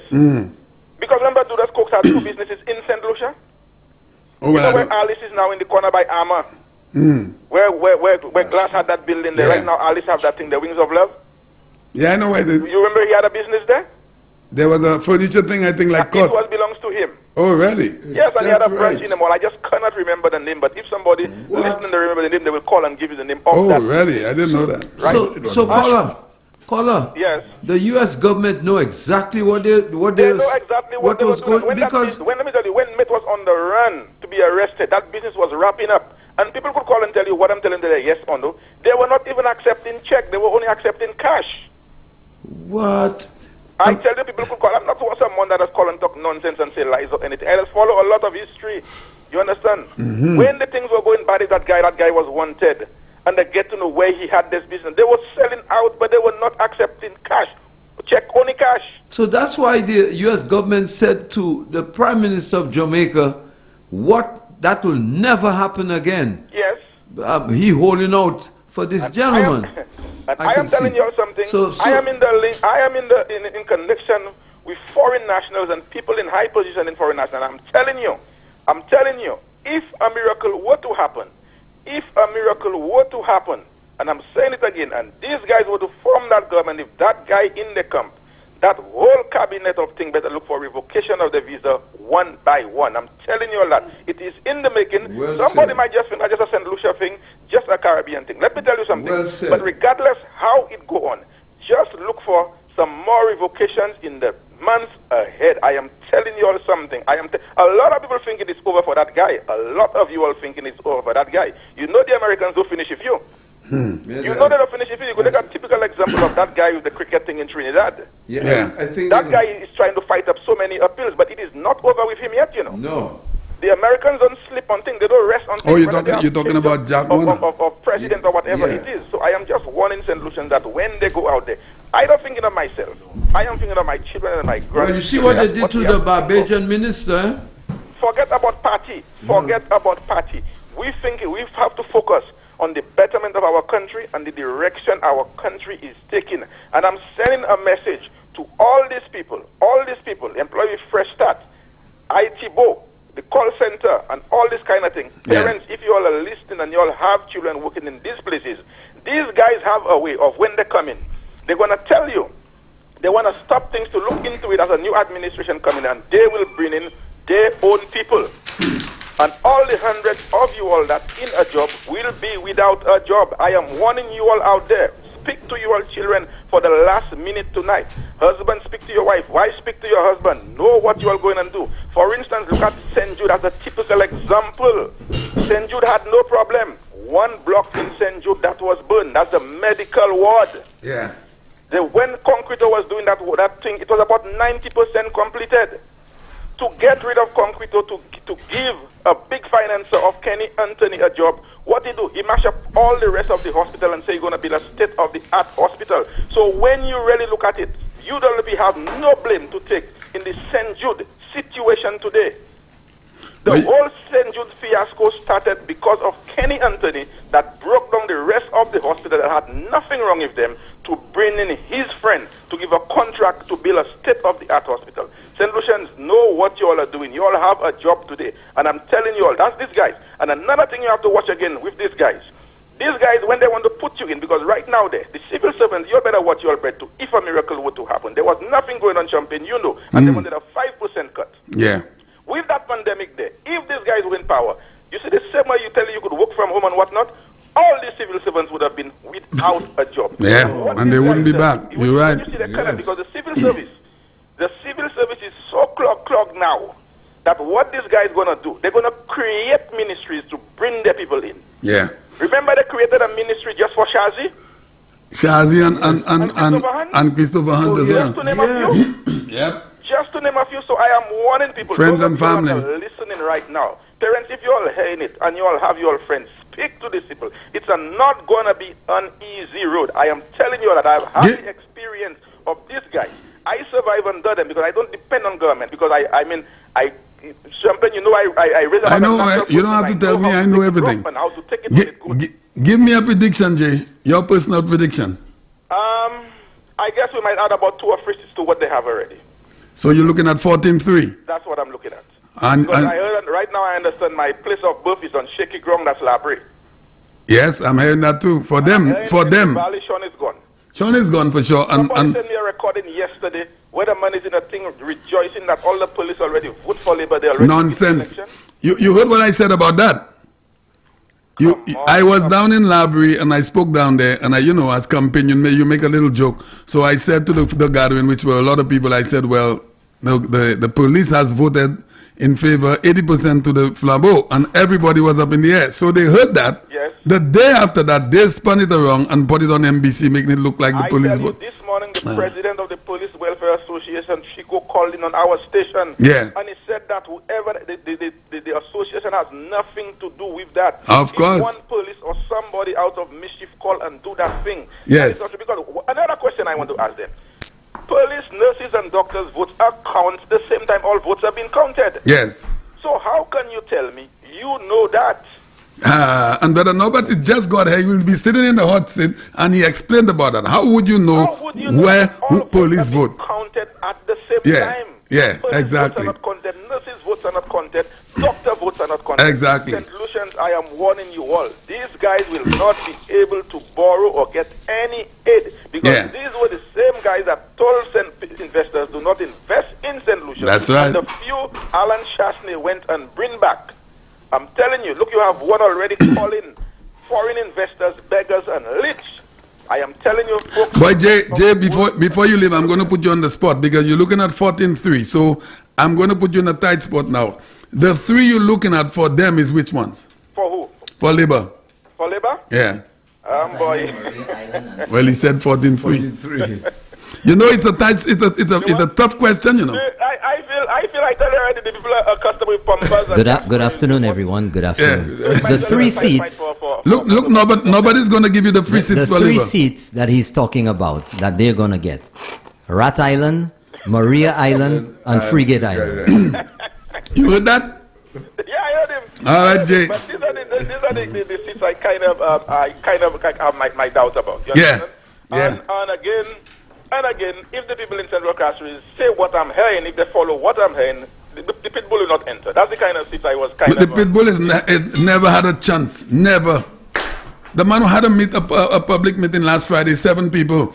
2 days ago, he had another meeting. I don't even think there were 5 people there. Let me tell you something. People are not interested in this guy. If you own the CDC rent for 5 years and you can't pay that for me, that will make me vote for you. Mm-hmm. You think I tell you my stove go bad and nobody buy a stove for me tomorrow, that will make me vote for nobody? Yeah, exactly. So that's why I'm telling you, the free I'm watching is the Central, the North, and that other one there. All right, Jay. Okay. We'll talk later. All right. All right, St. Lucia, the man better nobody. Boy, I couldn't wait for him to take the chair. We're sharing the chair today. We're going to be here for a little bit. We're expecting to have the Prime Minister a little later in the evening. Honorable Guy Joseph should be here. Then we should have Miss Belrose, should have Mr. Butch. So we're in for a long evening, St. Lucia, and you're going to be right here with us. The moment you entered, we should have surrendered right then. You had a vision for all in the community. Your massive project shook the earth under me. You fixed all the roads and you light up our fields. Oh Bradley, you are delivering. Voting you now is all we can do to achieve. If this isn't progress, don't wake me up from this dream.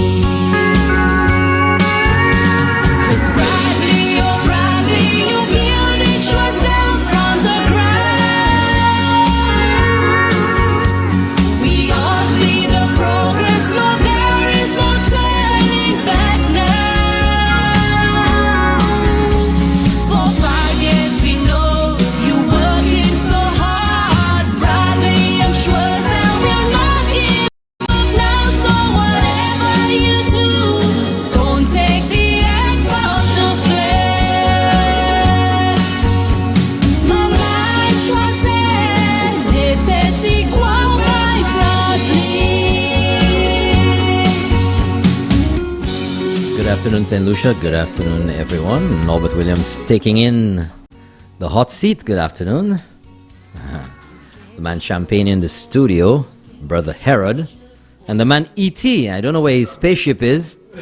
But E.T. is up in here, and I brought the guys some drinks and some other things, you know, to revive them a little bit, because I know they've been in here for a bit. So I'm going to be taking over the hot seat for a little bit. Folks, we've come down to the wire. It's that time, it's that day, the day before La Veille elections, the day, the eve of elections. That's what it is. And the man E.T. there is busting up some roasted, honey roasted nuts. Honey roasted nuts. Yeah.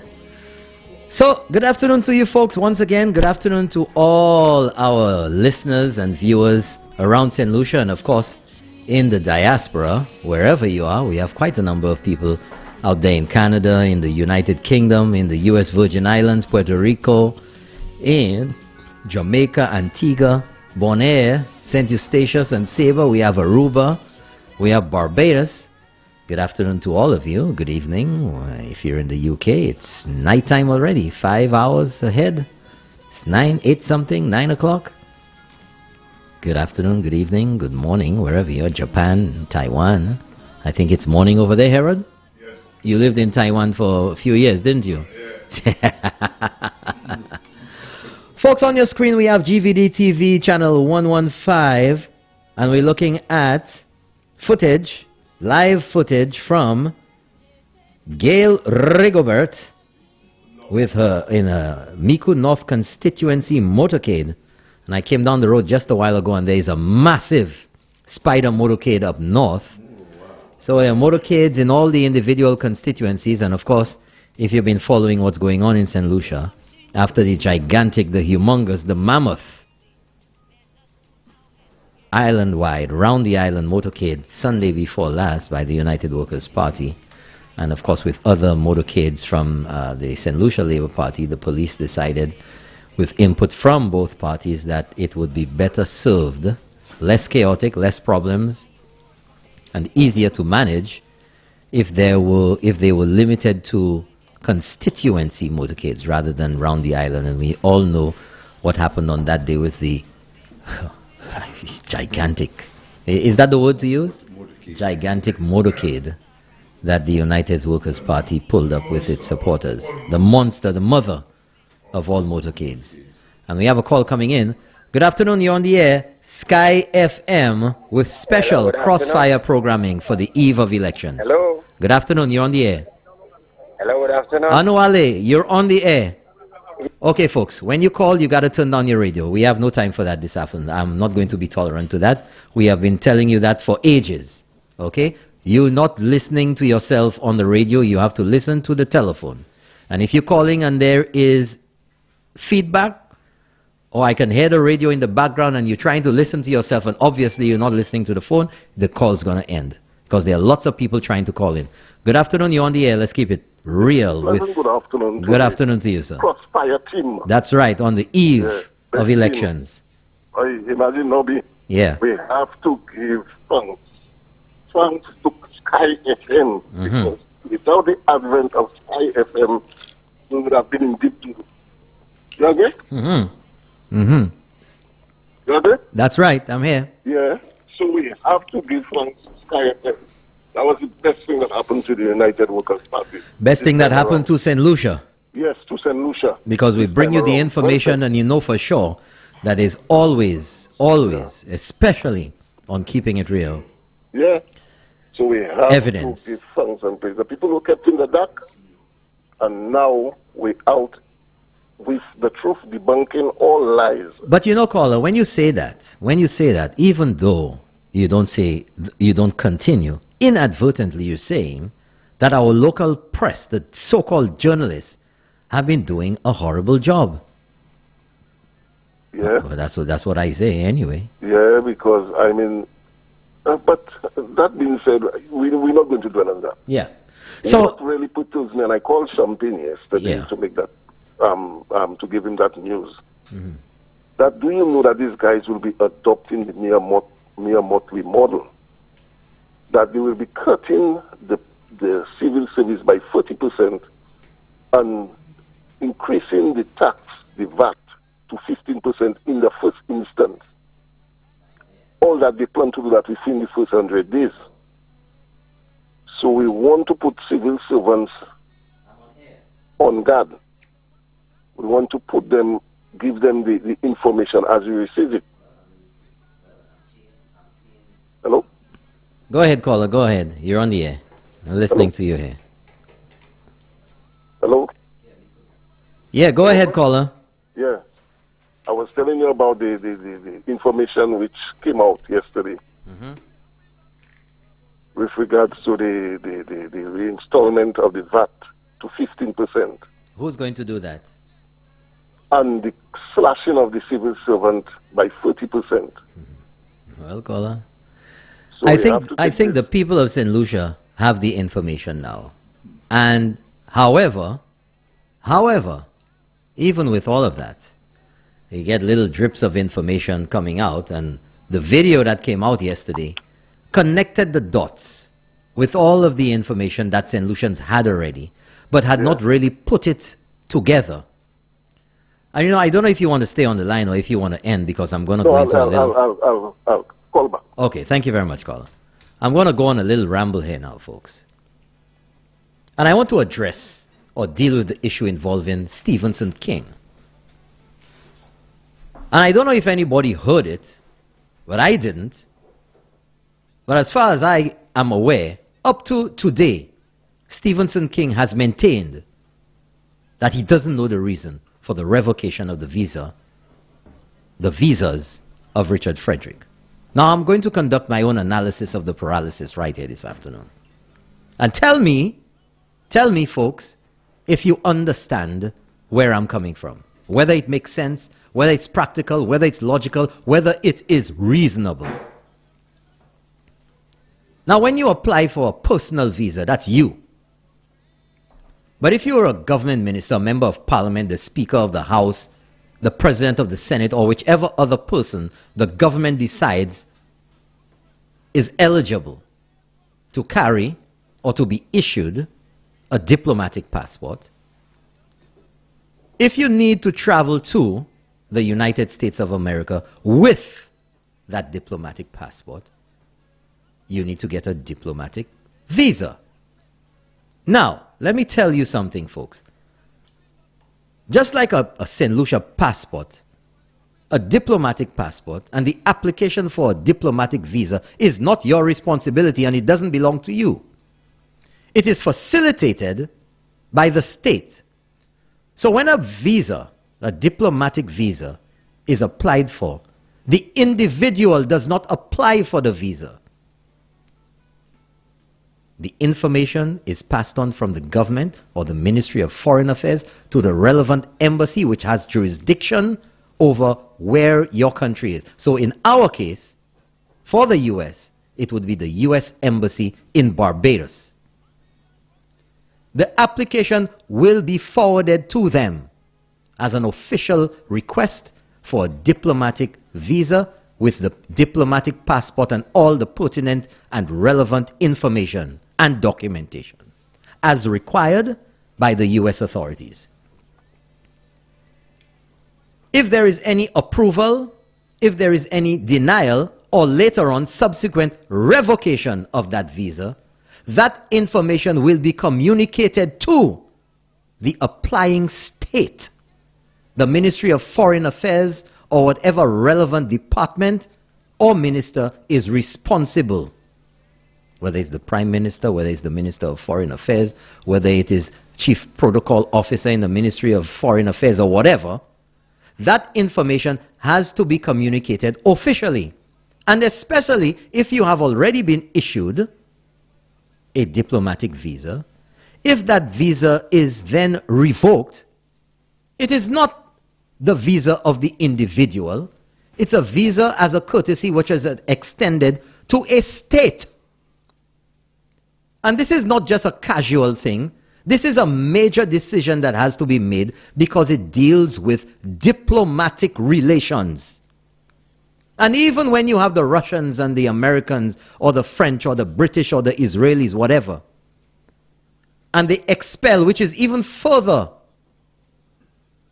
more drastic than the revocation of a visa. When you have diplomats on the soil and you are going to be removed, expelled is the official term, they indicate to the relevant authority or to the government the reason for the revocation. They call in the ambassador to a meeting. That's what they do. They call in the ambassador, the head honcho. Well, you know what? You know what? Herod was playing the fool. He was involved in espionage. He was involved in drugs. But because we can't arrest him because he has diplomatic immunity, we're still going to kick him out. And he has 24 hours to leave. So this absolute nonsense, I refuse to accept, I refuse to believe that Stephenson King, as the Prime Minister of St. Lucia, did not know and does not know the reason why Richard Frederick's diplomatic visa was revoked. I refuse to accept that. And I refuse to accept that nobody in the government of St. Lucia knew about it. That even if it was not communicated directly to the Prime Minister of St. Lucia at the time, Stephenson King, it should have been forwarded, that information, to the head of state, the Prime Minister, by whatever minister or head of department that information was conveyed to. Tell me if I ain't right, tell me if I'm wrong, tell me if I'm crazy, tell me if I'm smoking that funny grass. So all along, this feigning ignorance, kajwe comme si you deck, comme si you pour mumu pills. Well, I don't know, I don't know. That sounds so familiar. Even if you want to come with that, I refuse to accept it. Puis c'est pas kakakal bas qui en tête nobi. I know a few things. And like I always say around here, I'm not as dumb as I look. Stephenson King knew. Because you can't tell me you have a letter with the very same information which was conveyed to an individual, and that there's a state with which you have diplomatic relations, of which you are allies, of which we have a very good relationship with the US, and the US would revoke a diplomatic visa and not inform the country involved. Folks, that is the wildest thing that you can ever imagine. Brother Herod, what do you think about that? Brother, no, but I believe you are quite on par, because I don't believe at any time that the U.S. will revoke a diplomatic visa. I don't believe at any time that the U.S. will revoke a diplomatic visa that they issue to the state and the foreign affairs, especially the foreign affairs minister, would not know about it. Well, and the Prime Minister would have to report. He would have to report to the Prime Minister. Yes, the Foreign Affairs Minister. Yes, and I believe also the High Commissioner should know that also. Well, there's no High Commissioner there. Barbados is 90 miles away. Yeah. They would communicate directly with the country, because in that instance, he was not being expelled from the country. It's just his visa that was being revoked. We have a call coming in. Good afternoon. You're on the air. The eve of elections in St. Lucia on Sky FM. Well, boy, good. I'm happy that you have more power, to 93.1. Good observation. Good topic.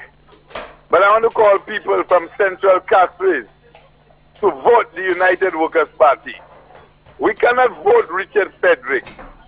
A day like today, on the eve of election, Richard Frederick cannot tell St. Lucians why they took his visa. I have a problem with that. Richard needs to let St. Lucian, especially Central Castries, know why they took his visa. He has gone to the embassy on 2 occasions. And the 2 occasions... You know that, caller? They denied. Caller, hold on. Whoa, hold on, caller. Were you there with him? No, because how you know that? I got news, and that is factual. How you know that, caller? How I know that? That's hearsay. Let's move on. Caller. Let's move on. I don't care if it's out there. That's hearsay. Let's go. Yeah. Well, I know for a fact he went there. And then he caller, I don't care about that. Let's move on. So Don't say you don't care about that. Is factual. Caller. That is politics. Caller. That is the fact. Caller. Yeah. The last time. Let's move on.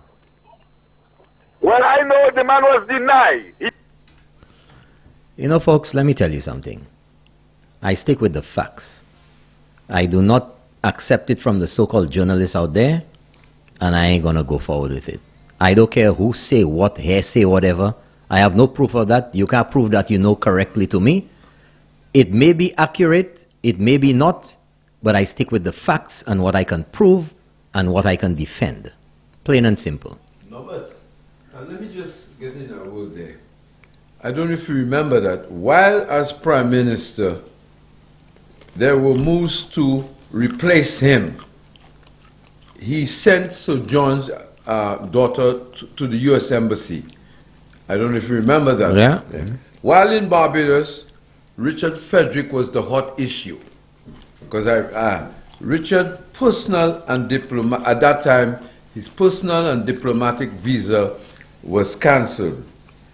But both Richard and King tried to hold it a secret, but it was soon out by the person sent to Barbados, and King was forced to confirm at a meeting held by a core of the party's executive. Remember that? Yeah. Okay. So how can King say he doesn't know?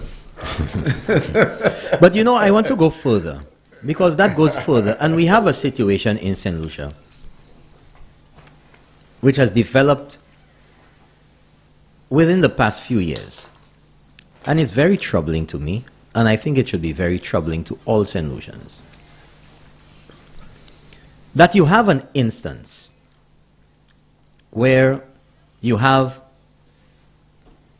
a member of a political party, and I'm talking specifically, let's keep it real today, on the eve of elections in St. Lucia, Ernest Hille, who has criminal charges brought against him in the court of law by the Customs Department, and it regards revenues, the proof of which, or the collection of which, depends on documents proving. And you're telling me, I mean, where else in the world? And that's a rhetorical question. Yeah. Can you have a person putting themselves up for elective politics to say, I'm going to represent you, with serious charges as that against him in our courts, and the people in his party, the people in the hierarchy of his party can say, you know what, man, you got to hold back until you get this thing sorted out. Because it can go one of two ways. Yeah. Yeah. Either he can be exonerated or he can be found guilty. Now people say innocent until proven guilty. But the fact is, what happens if he is found guilty? What are the implications if he's found guilty? And what does it say? How do outside agencies or governments look at St. Lucia whilst a sitting MP, while he was still a sitting member of parliament now anyway, had charges against him in our courts? In fact, the right thing to do would have been to resign. The honorable thing to do, honorable member, would have been to resign. I don't care whether it was on that side, on this side, on any side. That's what you have to do. That's what people of substance, of character would do. It wasn't a civil charge. It wasn't a civil case. Serious. These are serious charges. And then again you tell me, I mean, this is the farce that we have to deal with, to look at. You're telling me that you have another candidate from the SLP who invaded a church. All of that is documented. It's on the record. And that because of whatever concerns the leader of the opposition had, the former president of the Senate had, and others, His firearm was withdrawn from him and deposited with the police. He didn't take a flight to go anywhere. He was still in St. Lucia. Pour qui raison yo point physique? And you're telling me all of these unanswered questions are not enough. And not only the unanswered questions, there's been no denial that he invaded the church. Absolutely no denial at all. There have been a lot of excuses for that behavior. But he invaded a church. And according to the laws of St. Lucia, he committed a criminal act. And you're telling me that it's okay for this guy, with all of this, to run, to continue his campaign, and run and be nominated and is on the ballots for tomorrow? Only in St. Lucia, man, this joke nonsense happening. This is absolutely ludicrous. Ludicrous. And if our people are to accept that, and if a political party is to accept such absolute, abject nonsense, what does that say about the rest or anything else that they have to do? What does it say about their integrity, about their credibility, about the observance of the laws of St. Lucia? And then you have to start asking yourself, well, if we can see such a low bar for those incidents, then what about the Grindberg? What about the Jufali situation? It brings into question, it brings into a lot of question their decision making, their thinking of how they conduct business for the country. So, you know, folks, on this eve of elections in St. Lucia, we have to ask ourselves these very pertinent questions. What else will they tolerate in their ranks? What else may they be even covering up or not saying anything about in their ranks? Because when you see such behavior, it leads you to believe that there's more. Because these are not just, you know, blasé little offenses or little things that just pass by. A man drove his car down the road the day after the registration expired or something like that. These are serious issues. Serious issues. A candidate invades a church contrary to our laws, and all manner of excuse is being made. All manner of excuses being made. You have candidates coming out of your ears. This man should have been replaced. Immediately. Immediately, he should have resigned. But, you know, people will just have a stiff upper lip. Stoic defiance, that's what I call it. Stoic defiance. S-T-O-I-C, look up the meaning of the word. No, can I ask you a question? Sure you can. What can we, with all these circumstances going on and developments, what can we do in St. Lucia as regard to all these, you know, these cases? Let me tell you something. What should have happened is that the people should have been outraged. The people in the party. I ain't even talking about people who don't support them. His own people should have been outraged. I get it. Yeah. Oh, we're getting a call. Good afternoon. You're on the air on the eve of national elections. Good afternoon. Yes. As I know about you are so true. Yeah. You know, sometimes I don't know why these things happening in St. Lucia. You understand?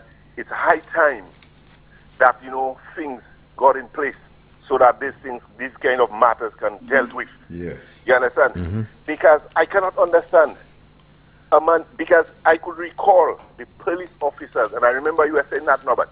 The police officers keep on saying that they are different scenario.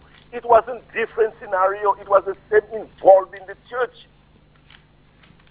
The guy, all the fellas that they arrested, even the fellas that burned the people in the church, all of that is invading the church. Well, that is exactly the same thing. Maybe, okay, there may be more consequences because, not consequences, I would say, like charges. There might be more different charges. Yeah. Extremes. You understand? But the main thing is all of them involved invading a church. Yeah.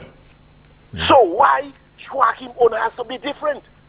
How it has to be, how they have to deal different with Joachim. Caller, I will never stop talking about that. And shame on Philip J. Pierre and the rest of the SLP hierarchy for tolerating and imposing, continuing to impose this nonsense on the people of St. Lucia. I'm telling you that. No, but let me tell you something. I'm calling you from Mico South. In a Prime Minister constituency. Right. And there is many that come up there for election already. And you see, if the Prime Minister have to involve in something like that, even though the rest don't give him trouble, but I will give him trouble. He will even be afraid to come in there. You understand? Because I will let him know he cannot go in a church and do that. You understand? No matter I supporting you or not. You understand? And I believe there are too many hypocrites in St. Lucia, especially on the part of the Labour Party side. Because they are support. I mean, you can imagine somebody calling and supporting what that man did. You understand? Supporting what that man did. You all have no regard. Imagine I had that fella on Caribbean, Radio Caribbean, Kote Ishuye. The man said, the man got as far as saying, boy, you don't care what people say. Me say they supposed to crave church like that one did that man because I need to. And you know what, caller? And you know what happened? He's still working there. Yes. His bosses find nothing wrong with that. The editor finds nothing wrong. The owners of the station find nothing wrong with that. You check what I'm telling you. The man actually, I could recall that because that night I would have called the show, you know. You understand? Caller, that is why some of our people, when you look at them here, it was he and Ras Ipa, another dirty one again. You understand? And that man said that, when that man said that, I said, boy, we have this kind of people in St. Lucia on a radio station saying that. You understand? And that's why I come to the realization, boy, the Bible is true because it said that the love of many shall wax cold. Those who profess to be leaders in the country, leaders of churches, make no statement concerning that. When it comes to what Radio Caribbean announcer said, you understand? I mean, that's why we have to step up, man. You understand? And that is why I believe the Almighty God will give Shasney a mandate, a 2/3 majority. I don't care how many. You understand? But he will get that 2/3 majority at least to deal with certain things that he's supposed to deal with. Thank you very much, caller. Thank you. Thank you. Have a great afternoon. Folks, let me tell you something. I am calling on all St. Lucians. And you've listened at your home, at your homes, you're in your cars, wherever. Maybe you're on a motorcade right now. Maybe you're coming in on a flight tomorrow morning. You're coming to vote. You're coming home. There are lots of St. Lucians here to vote. And I encourage you to reject this nonsense that we've seen. I encourage you to reject the insults of the St. Lucia Labour Party that we've seen since June the 6th, in fact, June the 7th, 2016. I call on you to reject the threats. I call on you to reject the violence. I call on you to reject in no uncertain terms at the polls tomorrow the lies, the fake news, the bluff, the propaganda that has emanated from the St. Lucia Labour Party from day one until today. And I'm telling you, brace yourself, folks. Brace yourself. I'm going to make a revelation for tomorrow. And you better believe it. And when you see it, you will remember that I told you so. Tomorrow, in keeping with all of the nonsense that has gone on for the past 5 years, you will get on WhatsApp, on Facebook, via text messages, rumors and propaganda and lies about stuff that's going on like you never heard before. And let me tell you something, folks. It was planned in St. Lucia to happen in St. Lucia. You see that statement that was made by Ernest Hille about this would be the nastiest elections in the history of St. Lucia? You think that was an accident? You think he had a dream about that? You think he had a dream about that? Folks, that was no dream. Was no dream at all, and we see it coming to pass. Ipapias gade. So you put 2 and 2 and minus 1 and 3 together and come to your own conclusion. Come to your analysis of the paralysis, and you will see. Norman, you have a call there? I have a very interesting thing there about comment or discourse about, it says, the distasteful aspects of social media. And where's that from? And that's from St. Lucia, put out by a gentleman that writes a lot, James Edwin. And I'm pretty sure you read a couple. Which publication is that? That's Saturday, 8th May 2021. The Voice, the Weekend Voice, page 4. And he says, he says, political operatives and party members who believe in propagating false information will one day pay a high price for this deception.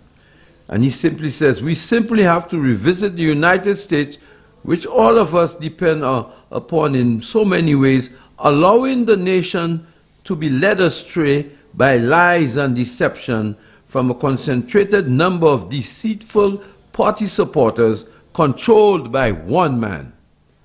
A nation not abiding by laws, discipline, and honesty will someday find itself on the wrong side of the law. And just the last two things, he said, governments are chosen for a particular reason amongst the many reasons to keep the nation safe and dignified. That was, I had to keep that one when I saw it. I said, wow, beautifully written. That's right. Yeah. That's right. Folks, you know, here on Sky FM, and I try to, as much as I can, to encourage each and every one of you to analyze what is being said. Not just on the surface, not just emotionally, but to look back, remember what has or had been said, and compare it to what you're hearing now, and compare it with the actions, and then formulate a decision or come to a conclusion about what's being said. Now, I want to bring to your attention the use of words. You see, because the guys on the Kool-Aid squad believe that they can malmene or sevel with a lot of words, fluff and bluff and distraction, sleight of hand. That's what they call it in the magician circles. Yeah. Or the street twakat. We have a call. I'll take that one. Good morning. You're on the air. Let's keep it real. Yeah, Norbert, yes, good afternoon. For you. Play for the St. Lucian people to hear. What's that? You have it. Play it. What's that? You cut me off. Play it. You on air. Play the clip. I send it on your phone. Okay. Take a look at it and play for the people before you cut me again. Okay. Thank you. All right. Because you believe I don't know what I'm talking about. And I'm pissed about that, man. Thank you, caller. Yeah. Thank you. Somebody's upset with me this afternoon, but that's all right. Yeah.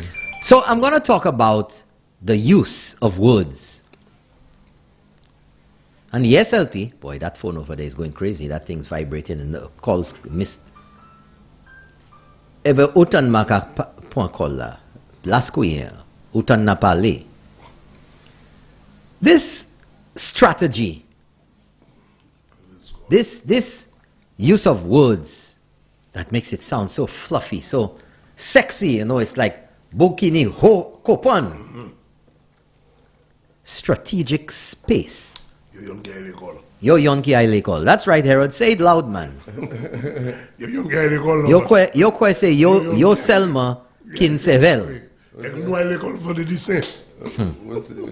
Good Friday, went to school on Good Friday. We went to school on Good Friday. Oh, okay, that's okay. Right? Now, remember Philip JPS said, yeah, candidates coming out of his head, man, his ears, everywhere. Last year. You tell me you have a party that has been entrenched in St. Lucia since the 60s, and you cannot field within your ranks, with all the doctors and everything you all have been pushing for, and all the haute intelligence, that you all cannot field 17 candidates that you cannot field in the most critical, crucial districts or constituencies in Castries Central, the seat of government, Castries North, and Castries North. You cannot field, you cannot find within you, among you, one person who is suitable to run, that you had to leave it vacant. You had so much lack of confidence in them that you decided to leave strategic space.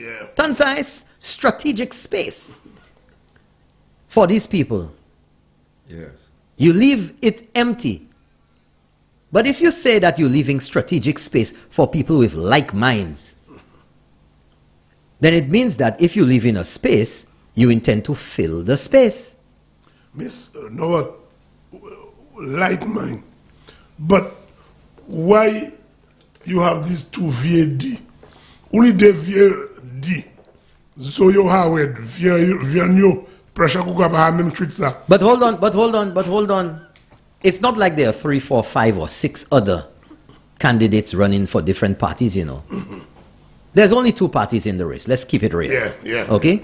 There's the SLP and the UWP. I ain't talking about the cows. No.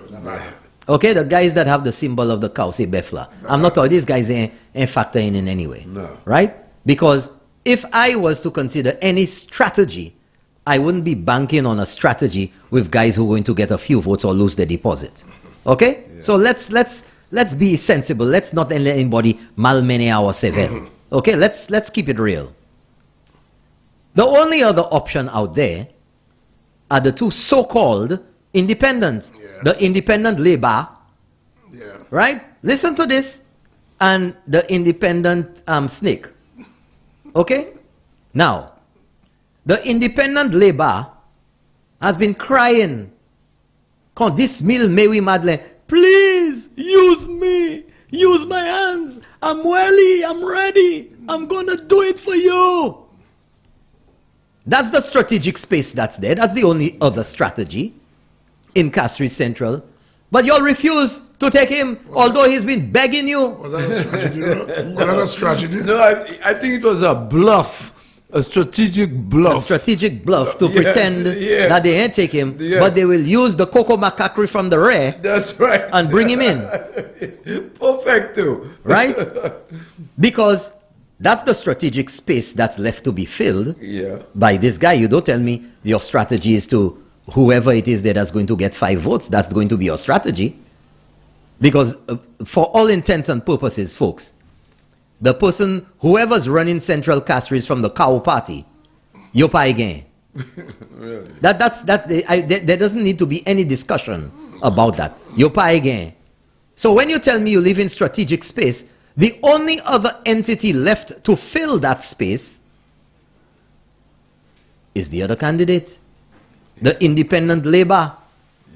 But you know, the people of St. Lucia have to be realistic. They have to be real. Okay? Let's be sensible. Let's not let people insult our intelligence, because we're talking about the future of St. Lucia. We're talking about the viability of St. Lucia as a country. We're talking about the repercussions or the fallout that can occur for St. Lucia if certain things happen. So you're telling me now, with all that has been said, let's keep it real, with all that has been said, with all that has been revealed, that when you create your strategic space and accept the space to be filled, what do you think the reaction of the US is going to be? Because your actions now, which were precipitated very much by your own doings, you think the US is going to sit idly by and see exactly what they don't want, that you are in effect cavorting, romancing the stone. Romancing the stone. And in essence, giving them a slap in the face. Sotla, man. I mean, no, seriously.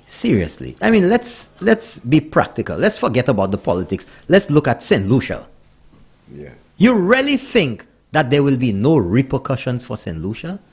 I mean, you can be enragé, you can be Chasné all you want. You can like whoever you want, however you want. But really and truly, do you honestly feel? Forget, you don't have to answer, you don't have to call, you don't have to say nothing. Really and truly to yourself, do you believe that St. Lucia will have smooth sailing? That everything will be hunky-dory? That things will be enhanced for St. Lucia if this was to happen?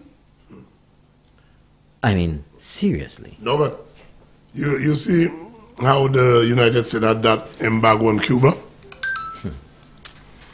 If that ever have to attempt to happen in St. Lucia, I don't know what St. Lucians would do. Because I don't believe none of these guys would ever get a diplomatic visa. Well, if we want to gamble. But anyway, I think that has gotten to St. Lucians. I want to read something because I want St. Lucians to be educated today and understand how our elections process works. And as a matter of fact, what the law says about it. And I want to refer to Section 59 of the Elections Act of St. Lucia. Section 59(1), and I'm going to go through the different subsections so that you can understand. I'm going to take it a little slower so that you can take it all in, and where necessary, I will break down a few of the words so that it's clear to the regular person. This guy's playing games there, man. What are you playing? Farmville or what? So, Section 59 is titled the mode of taking ballot. Or if you want to break that down, how you vote. Okay, we have a call. I'm going to take that one and then we'll go to that. Good afternoon, you're on the air. Sky FM, the eve of elections. Talk to me. Yes. Monsieur Nobi. Mais oui, moi qui là. Allô? Oui, moi là. Yes, ça c'est ring the bell. Ring the bell, parlez-moi moi. Yes, nous n'y a motoquet Henry Neuf, ça c'est Madame Charapi. Et puis Monsieur Nobi Nadou, moi j'avais la victoire en 2009. Oh oui. Moi j'avais la victoire, moi j'ai sorti. Bon, dis-moi bye. Est-ce motoka ka vote? Non, motoka pas ka vote, mais pour nous là, nous pas ni ti mamay, nous pas ni ti mamay en motoquet nous. Ah. Motoka pas ka vote, mais là ni moun nan motoka et c'est moun nan ka vote. Ah. Ouais, ça bon. Alors, on va faire le simple, ça. C'est la prix 48. OK? Eh. All right. Ça bon. Depuis que les motoquets là commencé. Eh, yeah, fini. Okay, folks. Here there's a massive motorcade in Dennery North. That was the man ring the bell on the scene, live, reporting from Dennery North, saying that Ferropolius has a fantastic motorcade down there. And coming down the road earlier this afternoon, I saw the man Spider with his entourage. And Champagne's leaving the studio with one big watermelon. Hold on. You know, I didn't see your lip shining today, but under your arm is occupied by it's like a little person under his arm. Go say watermelons are going babwa. A whole sack. Why? Cucumbers no but concombre. Hein? Yeah, a whole sack concombre. C'est pas la Kylie sorti avec ça. You see how Champagne operating? Bon, il sait oui watermelon là. C'est quand il a parti là, en babwa, quand anti-midget. Il n'y a babwa là. Go say watermelons are killer. We have a call coming in via WhatsApp. Let's take that one. Good afternoon, you're on the air, Sky FM for the eve of elections programming. Talk to me. Yes. Bonjour. Bon après-midi, bonjour. Saufé ou là, Mr. Harold Saufé. Moi bien. Qui est-ce qu'il est vous, Mr. Coach? No, E.T. Extraterrestrial. Yeah, good afternoon. Ok, Okay, good afternoon. Bravo, bravo, bravo. Thank you. I praying for you for Thank you that very election. much. Thank you. Praying for the government. Look at it. Let me see. Tell you that, Mr. Mr. Herod. Look at it. You have a mind. You have a mouth. You have eyes. You mean you tell me if. Caller, please turn down your radio. Please turn down your radio. Or your TV. Okay. Right, the radio. Right? And you mean the lady that going Ezekiel there, what is name again? Janine, what Virginia is name? Poyot. Virginia Poyot. Right. Pass and ask the body, the ID card, take the people name, send the secretary, ask the people for who you vote for me. You mean you have a right to do that? You have no right to do make that decision to do that? No, she has no right to do that. What did she do? Ask all the people and if you vote for me. Huh? You mean you have a right to do that? She don't have no right to do that. What was that? She asked people. Have to do that decision. He asked the people to vote for her. She take the number and send her secretary to go and tell the people to vote for her. Well, vote for her. Vote for her. Well, hold on. You think she have a right to do that? Hold on, caller. Hold on. Let's get that straight. She contacted people and asked them to vote for her. Yes, she take the identification. Where did she get the ID from? She asked the people the ID card. Right. There's nothing wrong with that. Yesterday was my birthday. But caller, there's nothing wrong with that. You can ask anybody to vote for you. Yeah, but the lady come at my home and she see the lady have the yellow bra. You know, she see the lady have a flag on her house, call the lady and she can vote for me. Huh? You ask the lady that to vote for you. I mean, the people have to do the decision to where you have to vote. She tried something. The people have to make the decision, make your choice where you have to vote for you. Right, but caller, Aton. But that's called campaigning. There's nothing wrong with that. That's right. You can approach anybody and ask them to vote for you. If your information is out there or you've made it available and people contact you, that's what campaigning is.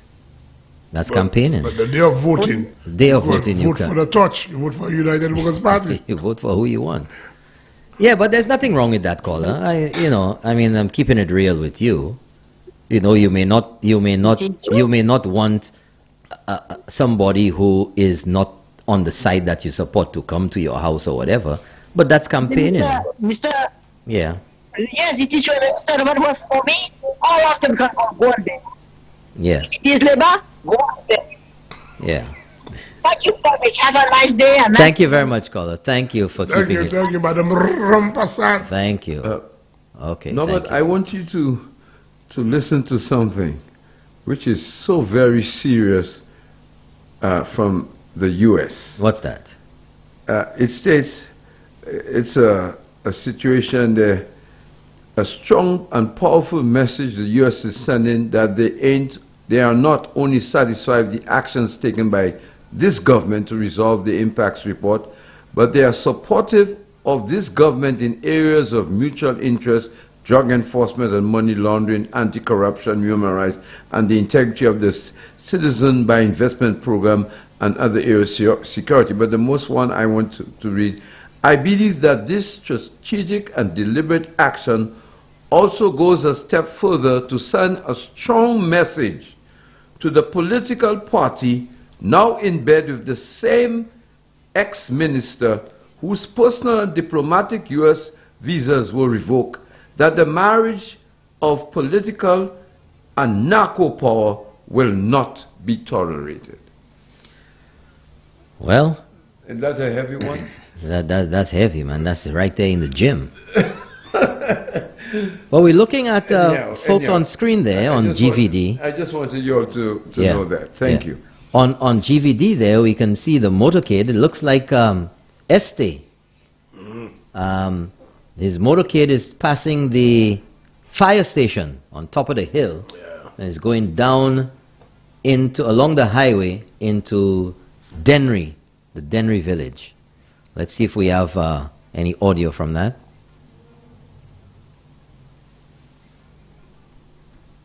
And we have no audio from that. No, so it hasn't been on since morning. We have a call coming in. Good afternoon, you're on the air, Sky FM, the eve of elections programming. I'm the guys and a tip for you. Please, I'm listening. Yeah, we'll get to it. Okay? All right. Thank you. All right, we have another call via WhatsApp. Good afternoon, you're on the air. Good afternoon. Good afternoon. I'm calling from jail. You're calling from where? Good afternoon. Me code. Okay. Anti-jail. Yes, what's happening down there? Let me tell you, we had a motorcade in the village. The Prime Minister passing. You know, a guy coming in front of the Prime Minister and put his two middle finger up for the Prime Minister. Yeah, well. SLP. The only thing the Prime Minister, he crosses his hand and tell him, I love you. Okay. Well, that's how you do. Kill them with kindness. Yes. Prime Minister doesn't have time for that nonsense. He never had time for that. Exactly.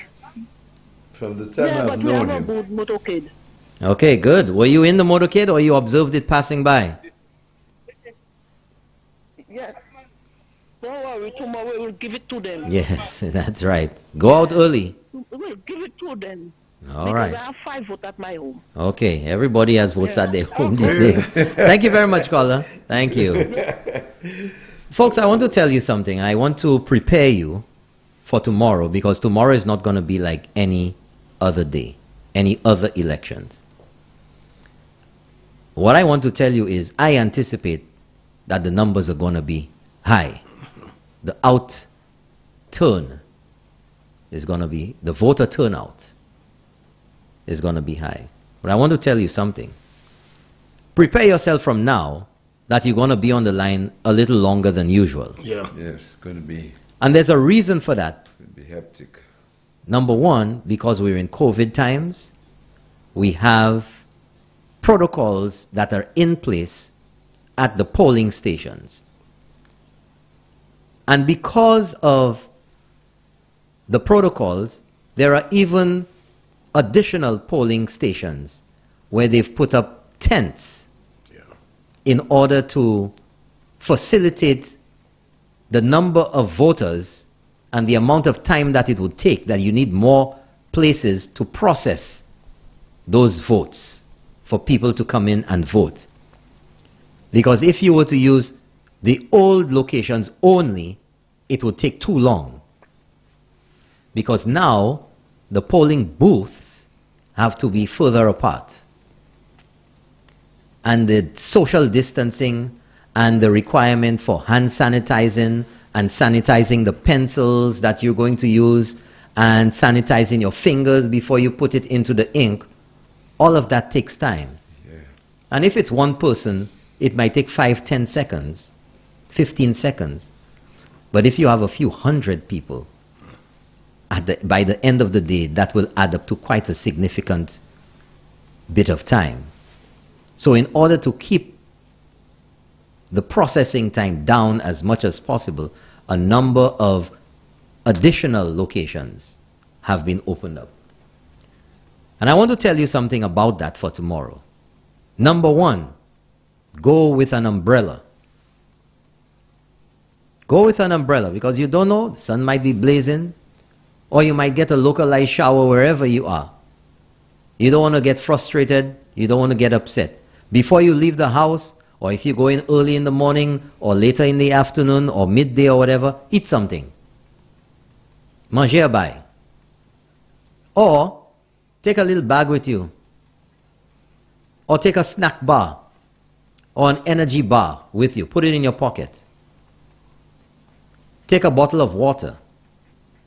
Because you will be on the line, and it is critical, it is crucial, it's absolutely important that you cast your vote tomorrow for St. Lucia to continue the progress that it has seen. By the way, I like this one.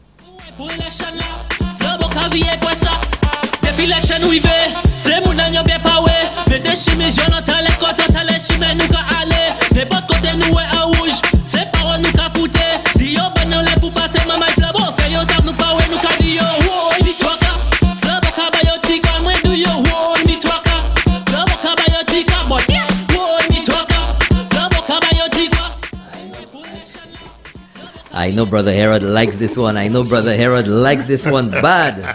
Folks, let me tell you something. I think this is one of the hottest ones from the United Workers' Party. This one is hot, it is hot. It is. That's right. So you know what? I'm going to start that one over. I'm going to let you listen to it in its entirety.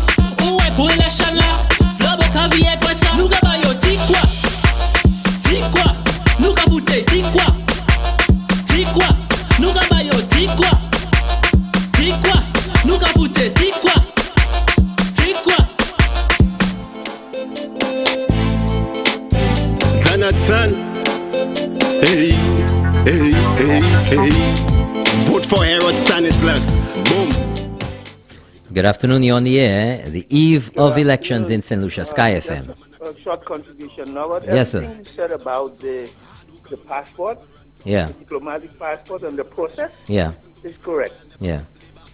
So anybody who wants to go out there and believe what this guy is saying, that it's his passport, he put the government in, he's in court with government to get his passport, that's incorrect. What you said, everything you said, in detail, that's how it works. The passport belongs to the state, not to any individual. Yeah. Excuse me. Why would he get a lawyer to that's really sounds really absurd. Did he ever get a lawyer? Yes, a high-priced lawyer too, from Miami. Miami or New York City? That gentleman is, I think, doesn't he have offices in Miami? Well, these large. Large He has the most powerful lawyer in Washington, D.C. Yes, but okay, yes. Yeah. Why would he get, why would he? Visa back. His visa, he said it. But let me tell you something. Let me explain. Caller, can you hold on or you want to hang up? I'm holding on. Okay.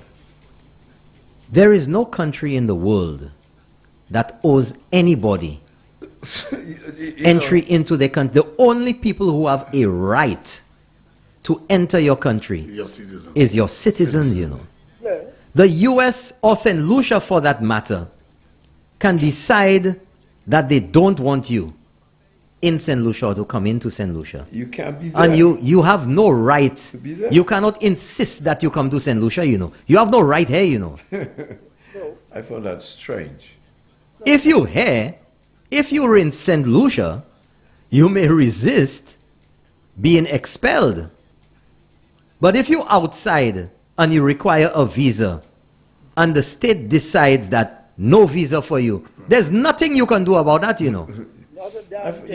There's nothing you can do about that, caller. Thank you very much. The state decides, the country decides who they want to come to their country, So why would he go through all that? Well, my friend, figure it out. He has too much money? He wants to give it away. But people need to be realistic about this thing. Thank you. We need to be realistic about this. All of this fluff and bluff and a lot of posturing, yes, and strutting on stage and all of this nonsense.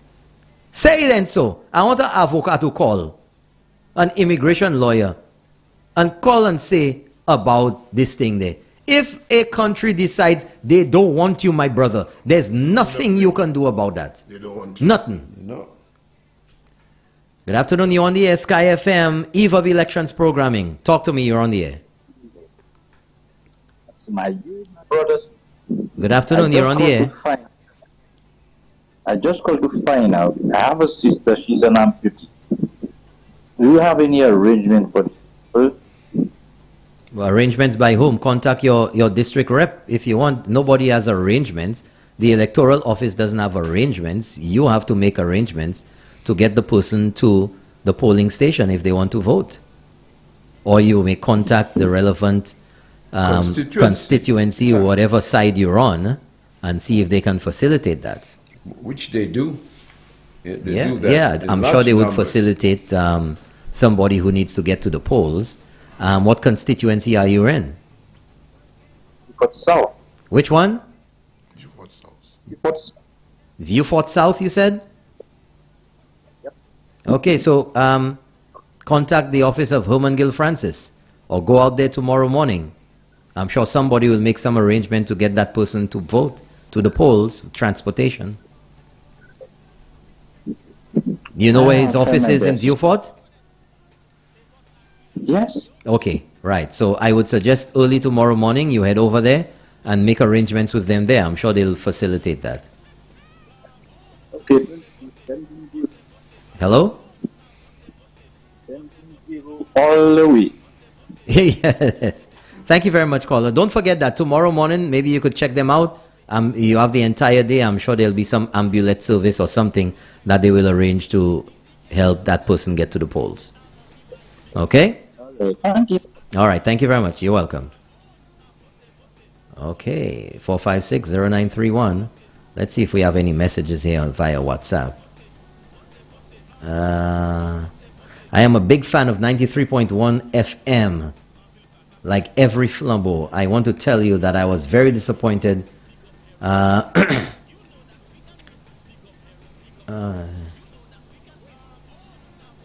Okay.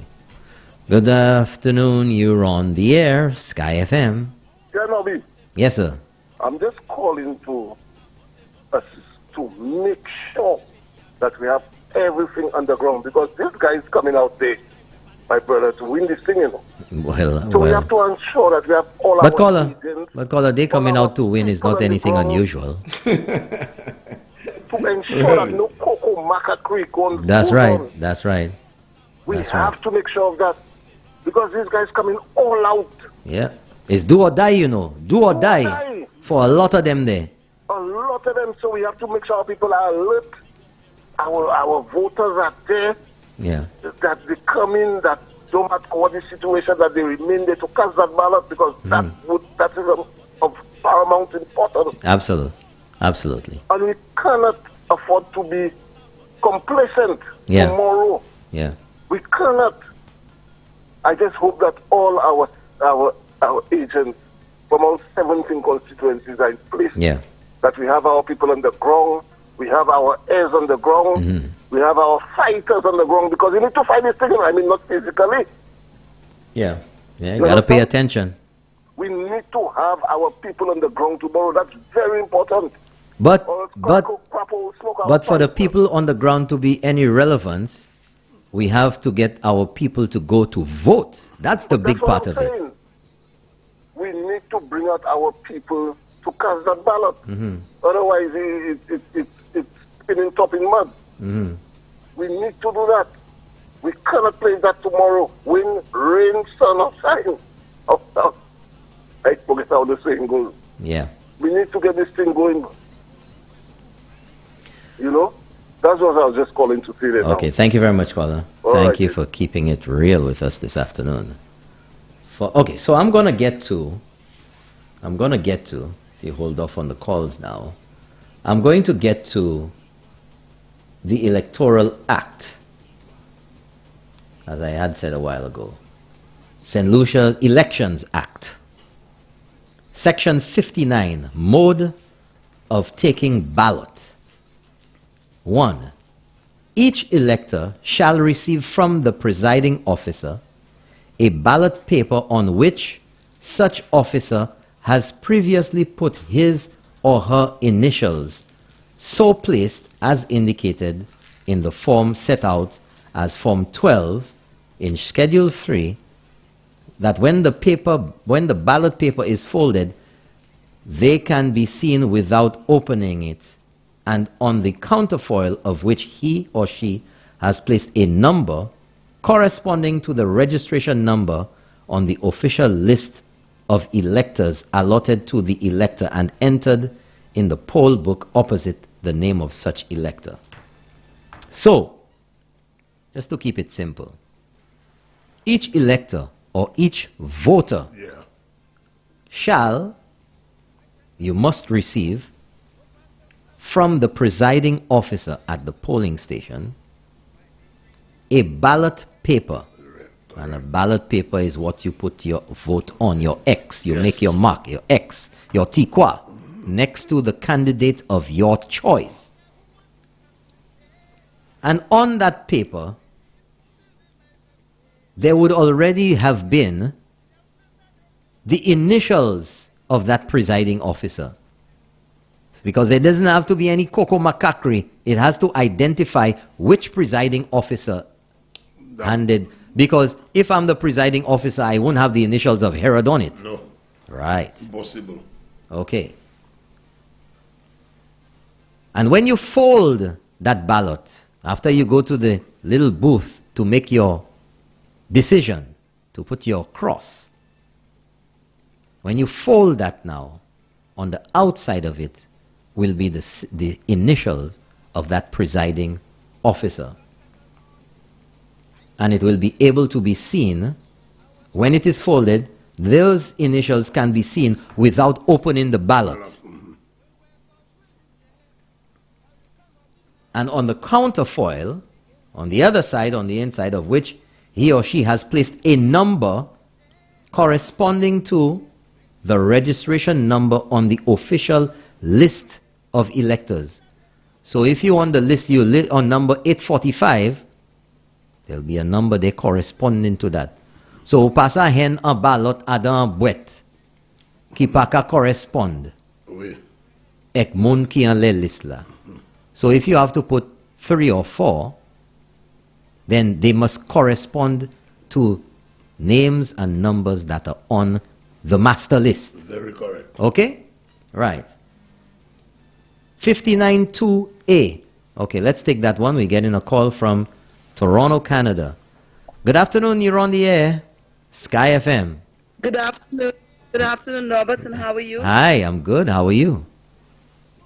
Not too bad. You're not too bad, just a little bit bad? I'm feeling a little bit bad, but I think we're going to be there. You should be here to vote. That's what you're missing, right? Yes. I think it is. I recognize the face. Ah, okay. I am a little concerned. What are you concerned about? I have spoken to a few of your supporters. Who's your supporters? The station supporters? No, the UWP supporters. Oh, a few UWP supporters. Where are they? In Toronto or in St. Lucia? In St. Lucia. Okay. And they seem a bit despondent. Why do you say that? I think... about what? I think after Janice Compton came out, they seem to be disappointed and frustrated and don't want to go out and vote. And I had to convince quite a few of them. And I want you to advise them. There is no reason. Well, you go ahead and do that because they're hearing you right now. Yes, they should go and vote. Don't be afraid and don't worry.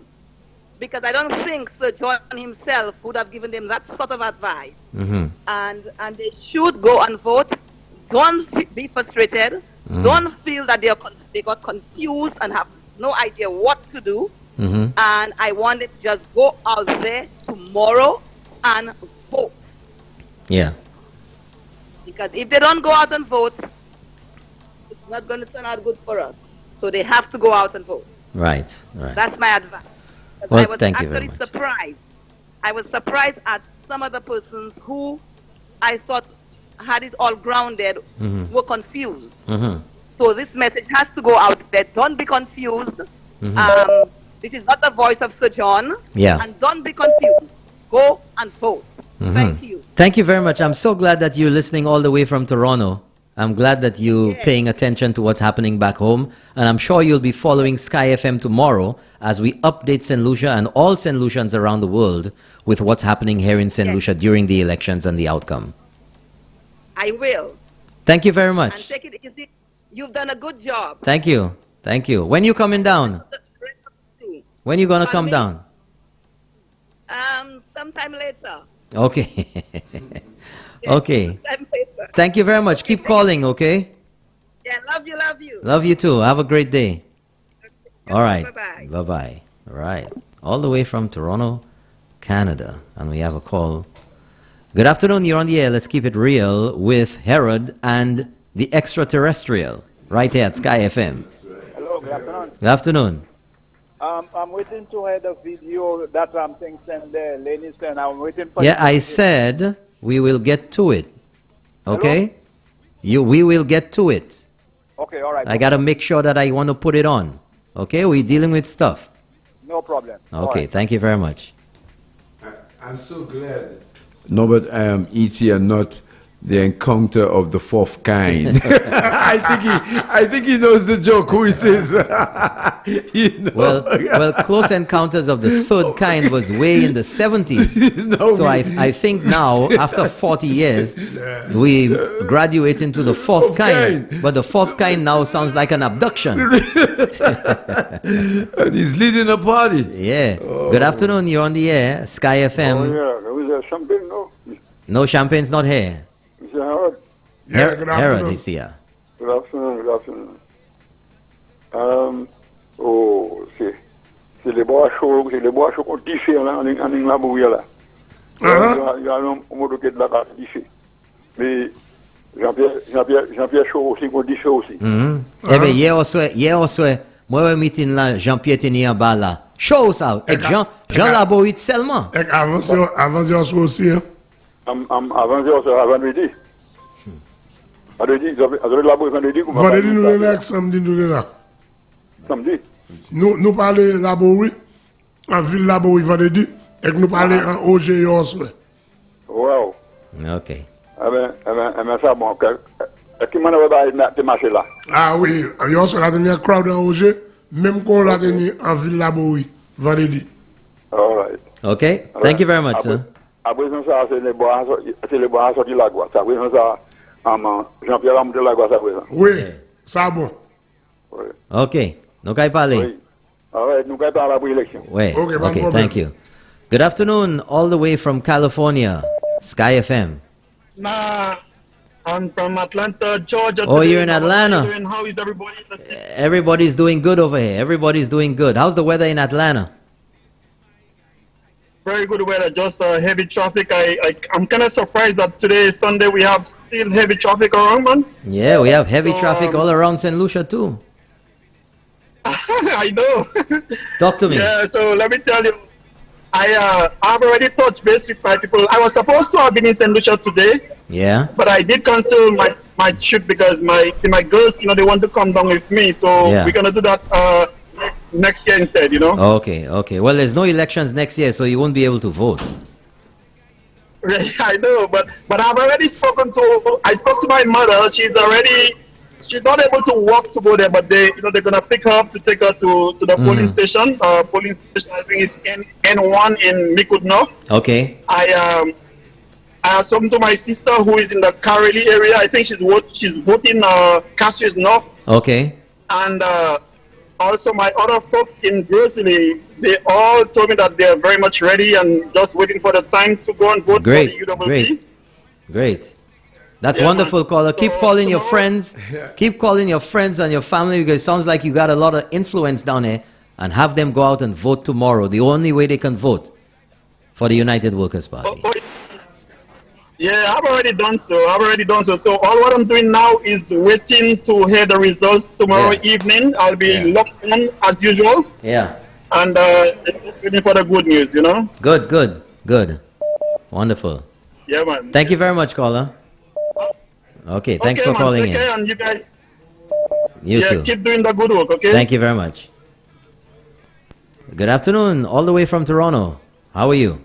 Sky FM, you're on the air. Yeah. Please turn down your radio. Please turn down your radio. Please turn down your radio. Hold on.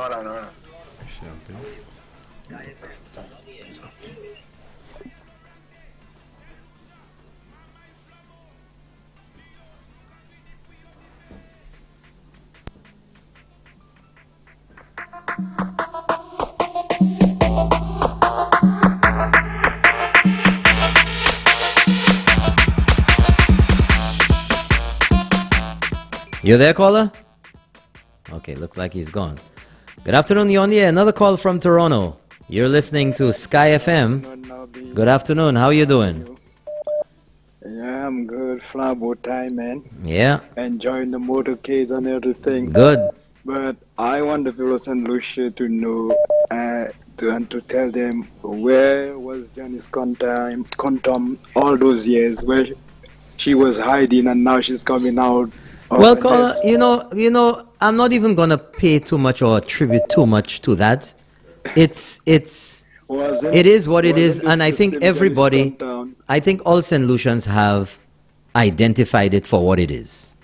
You know, have evaluated it. Not that same Janice Compton that was upset with King when he reinstated Rufus Busquets and her daughter went independent, and they were, and now King is such a good person. Well, caller, you know what? Would be happy. You know what, caller? You know what? Clearly, as we have seen by the reactions and the statements that have been made, that the people of St. Lucia are not duped. Yopa Dek by the individuals that have come out from wherever. That's the thing they need to know. John Compton has gone for 10 or 11 years plus now, and it's a new generation, and it's a new leader. 14 years. Leading the party with a different vision. Yeah. So whatever John Compton was doing and saying, it's not them, they're not in charge. Ladies, Janice Compton time is gone, and it is Mrs. Chasney time to stand with her husband. That's right. And I've never seen any prime minister's wife stand with her husband in St. Lucia like this lady. Kenny Anthony Wise, where is she? Well, caller, hold on, caller, hold on. Let me tell you something. People, number one, you know, I keep it real with everybody.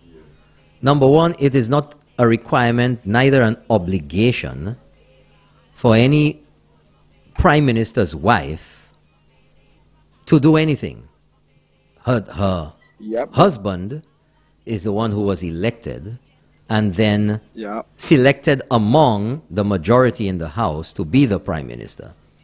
It is an option, although we have seen it in other countries, that the wife of the Prime Minister or the President begins to take a more involved role, maybe with charities, maybe with fundraising, but there is no such obligation for that to be done. So I'm not going to go down that road and put that as a requirement or necessity for the wife of the Prime Minister. But you could, as the saying goes, behind every good man is a good and strong woman. That's a saying. So that's a saying. Yeah. And I'm calling St. Lucians to do the right thing, because if they claim to be a Christian nation, and I listened to the leader of the opposition, and Andre asked him about marriage, and he said, "Oh, I don't beat up nobody. I don't abuse nobody. There's nothing in the Constitution. If you're a spiritual nation, we suppose our leader supposed to be a man with a moral standard, you know, and don't even believe in getting married." So, you know, we have to think of what we are doing. Hold on, caller. I'm trying to understand what you just said there about getting married. Say that again? He was on Andre Paul once. Who's that? Who is he? Philip J. Pierre. Philip J. Pierre. And what's that you're saying? And Andre asked him about, you know, getting married, and he said there is nothing in the Constitution. He's absolutely, but he's absolutely, he's caller. Yeah, he's absolutely correct. He's right. Yeah. But as a Christian nation, we claim to be right. Caller, but what does that have to do with being elected? What Christian nation has to do and having a wife have to do with that? My point is right. If we claim to be a Christian nation, then we're supposed to promote good standing in society that others... So are you saying that a man does not have good standing if he's not married? I am not saying that. What are you saying? But I'm saying to you, right, as a leader, you should be encouraging you people to go that way, young people to go that way too as well, right? If you're a leader. And I'm just truly amazed with Alan Chastanet. This man believes in God. You could see, no matter what people say, you could see that he believes in prayer. He believes in God. He has that faith. And I believe that's what we need. And this man, I think that's the time, for St. Lucia to rise. And he has done great.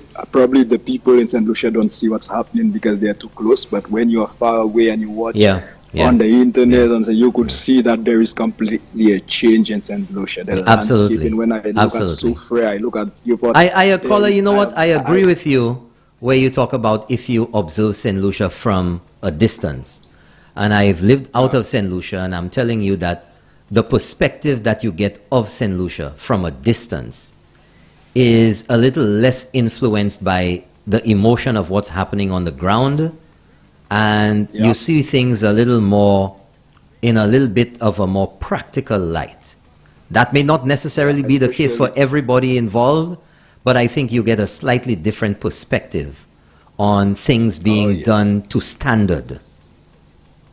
Yeah. And I want to let St. Lucia know this election, as they have been saying, it's against Alan Chastanet.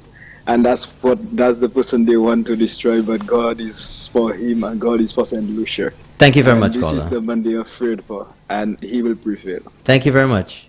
Thanks for calling in. Have a great day.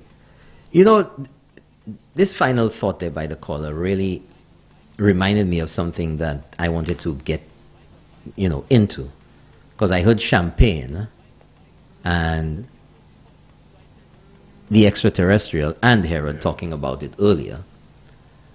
And that was about the people who didn't have an opinion about anything with all the major issues that we've been through. I think the people of St. Lucia have seen the opportunism in these individuals who have come out. But these people, in the worst of times, had nothing to say, had nothing to say about COVID, had no opinions to give for the country, the good of the country, the betterment of the country, which I would say is on par, even more significant or important than the elections that are coming now. What about the elections that involved COVID and what needed to be done, and how the voices of reason or the voice of common sense or the voice of advice that was needed to be had was nowhere to be found with these individuals.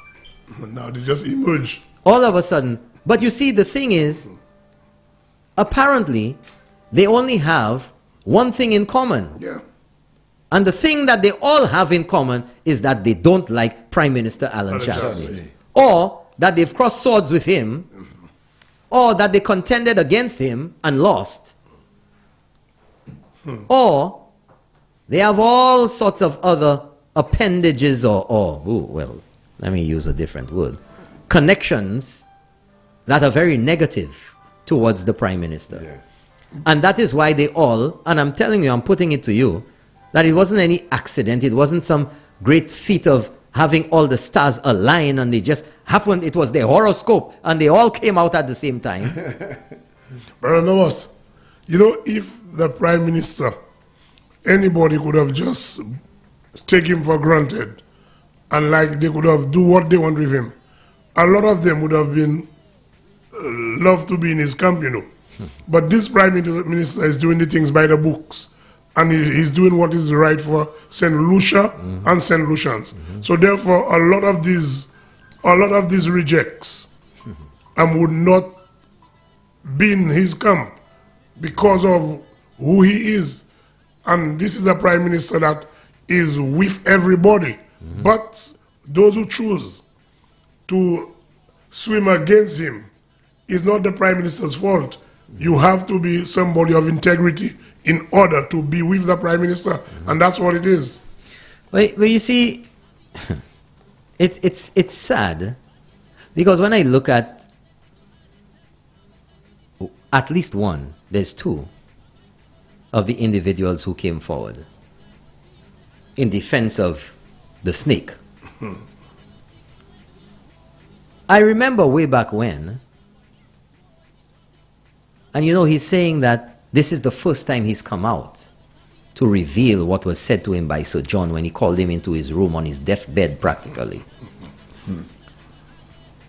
That the snake is so, what's the words that he used? Honorable and so honest and, flowing, fluffy, gushing words like that about his character.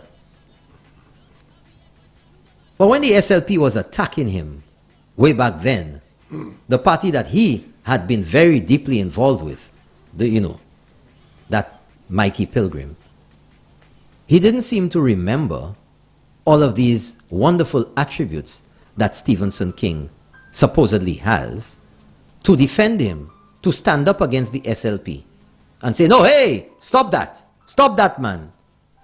That, this is not right. This guy is an upstanding and honorable guy, and Sir John, this and that. But now, for some strange convenience, he has found his voice.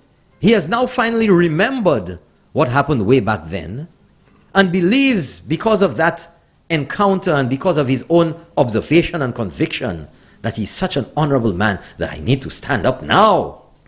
I need to stand up and defend him. And the thing about it is, all well and good, but I observed that video endorsement, clearly off a teleprompter, clearly prepared. There was a lot that went into that preparation. It wasn't just somebody who would have called a press conference or made a statement to the press. It was well prepared. Yeah. It was teleprompted, and he was dressed up, and he was standing there, and a camera came to record that, and it obviously had to have been edited and fixed up and post-produced to be put out there. So you're left to wonder, where was all that organization coming from? And then you had another one who didn't show up in the house at some time, all, frustrating the efforts of the government to pass the COVID-19 Control Act. Practically the same thing too. Yeah. Who contacted them? Where was the organization in all of this? They all just emerged. And then you have former Sir John's wife. Yeah. So I mean, logically you left to, but where were the voices of supposed reason of these individuals when we were going through other issues that needed to have some leadership from others in our society, to voices of reason to come out and say, hey, support the Prime Minister. Hey, this is COVID times. This is not the time for this. Hey, stop undermining the government. Let's have bipartisanship or something. No, but you think you remember when what the party did for Stephenson King and when he had to run in Castries North, and Sibel Snack was already endorsed by the United Workers' Party? Tell me.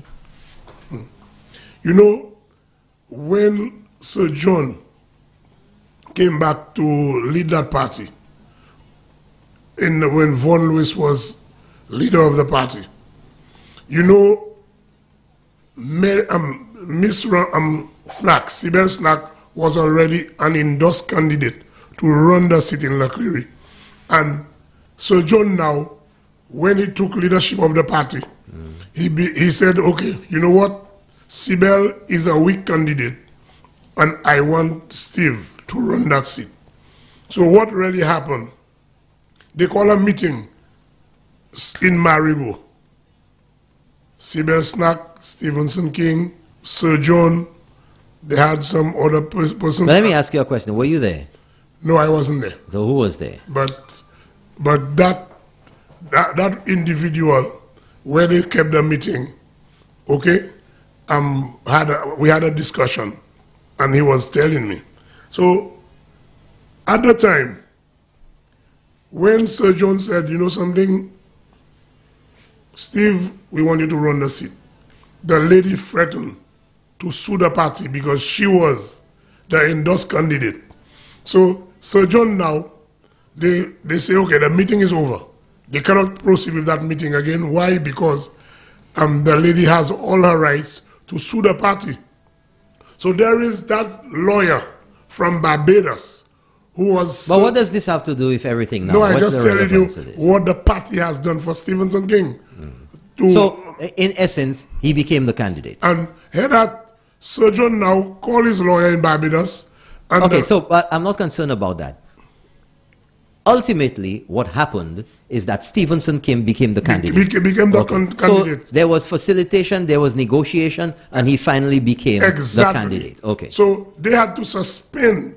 He became the candidate. He became the candidate. So the details of that are irrelevant. And run the seat for the United Workers' Party. Okay. So when Steve is saying that the party never do anything for him, the party has done a lot for Stevenson King from where he was when they used to criticize. The party facilitated him. Yeah, right. They call him a messenger, from a messenger to be a prime minister. Well, you know, I need to set the record straight about that. Right. I need to set the record straight about that. Stevenson King was not a messenger. Stevenson King... That's how they used to call him. I never said he was. Right. Stevenson King came from the Cooperative Bank at the time and went into Flosac and Girodi as some accounts clerk or something of the sort. He was dealing with accounts. But again, that shows you how the SLP will assassinate your character. Exactly. Will use negative words and terminology to make you feel or to make people think of you or to see you as lesser or in the worst light possible. So the use of messenger as a derogatory term. He was never a messenger. Exactly. After he left SDA Academy, he went to the bank, and from the bank, because Jody lived next to us, so I know. So I just want to I always try to keep it real, you know, and factual. So that is what I am. But then again, you see the strategic space that people are talking about. And when Stevenson King was being called messenger, where was Mikey Pilgrim doing all of that? He was there. Where was he to say, hey, respect due? Exactly. And respect the position. Yeah. When there was the refusal, the abject and blatant refusal to refer to Stevenson King, even at official function, as Prime Minister Stevenson King. Where was Mikey? But all of a sudden, he's in love with Stevenson King. Right? All of a sudden. What I want to ask you, Norbert, in the 5 years, okay, it's almost more than 5 years, Stevenson King, after being Prime Minister, did the colleagues or the administration had a close suspicion of him, even right to the last minute? You know, I don't think from how I am assessing it, he did not fool any one of his colleagues and the Prime Minister. They were ready for him, you know, and I think that really surprised them, because he didn't think they would react with Janine so quickly. So, you know, I'm saying to myself, they must be knew something he was up to. What do you think? You would know closer to the answer than myself. Well, let me tell you something. Because you can only bluff for so long. Let me tell you something. I think that for too long, that people have taken the electorate in St. Lucia for granted. And that they believe, for whatever reason, that the people of St. Lucia have very short memories. And that the people cannot discern fact from fiction and cannot understand when there is an attempt to malmene de Sevel. And I think in a large part that may be very true, because when you look at what has occurred in our recent past, recent history, and statements are made that are very contrary to the facts, and that people swallow it, or how our people are so easily duped or gullible, you realize that there needs to be a level of maturity that needs to come or be manifested in our electorate, because too much or too easily we get caught up with the emotions of issues. And that is what you have seen from the SLP, attacking or trying to manipulate people emotionally in total disregard to the truth. to the facts. And our people, and especially with social media, our people need to be a little more circumspect and stand back. When you get these things that get to you like that, you say, whoa, is that real? Yes. Is something supporting this? What do I know about this? Yes.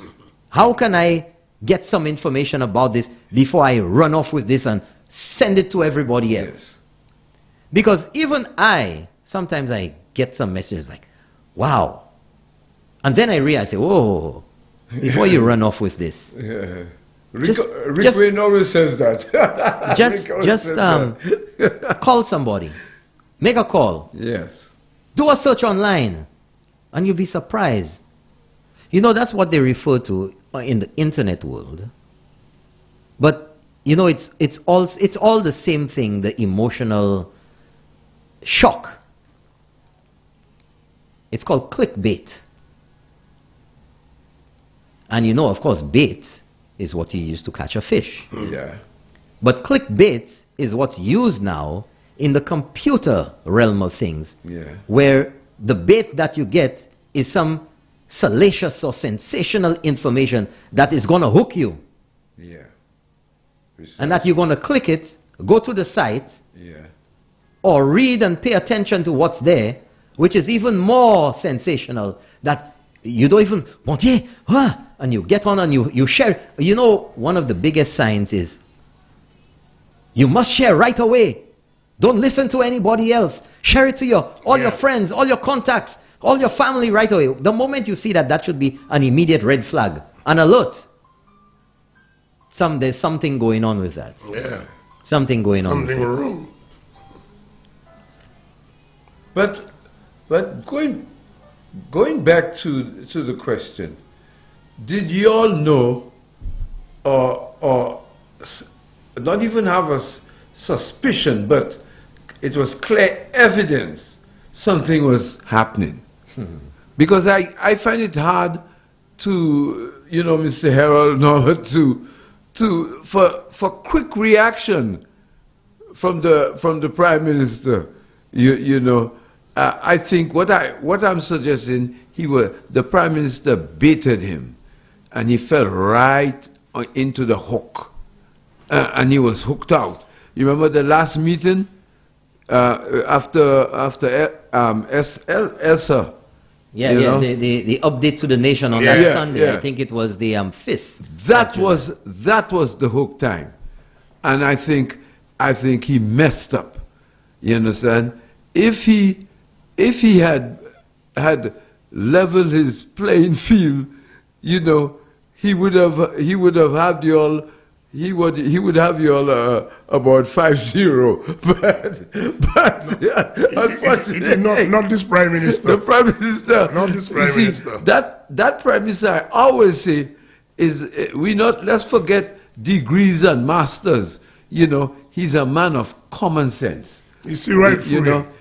He's always alert.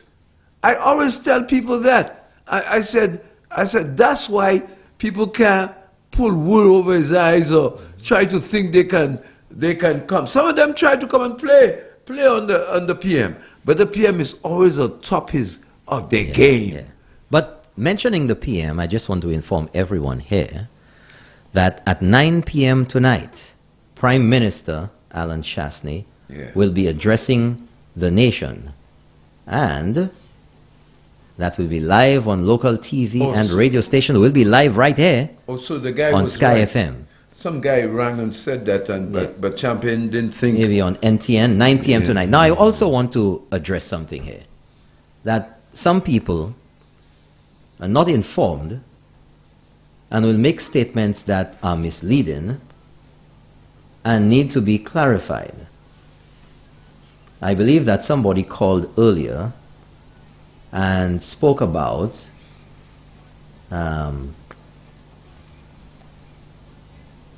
how can there be a Prime Minister addressing the nation tonight when Parliament has been dissolved. Just want to make it clear that the Prime Minister retains his position through the elections. Yes.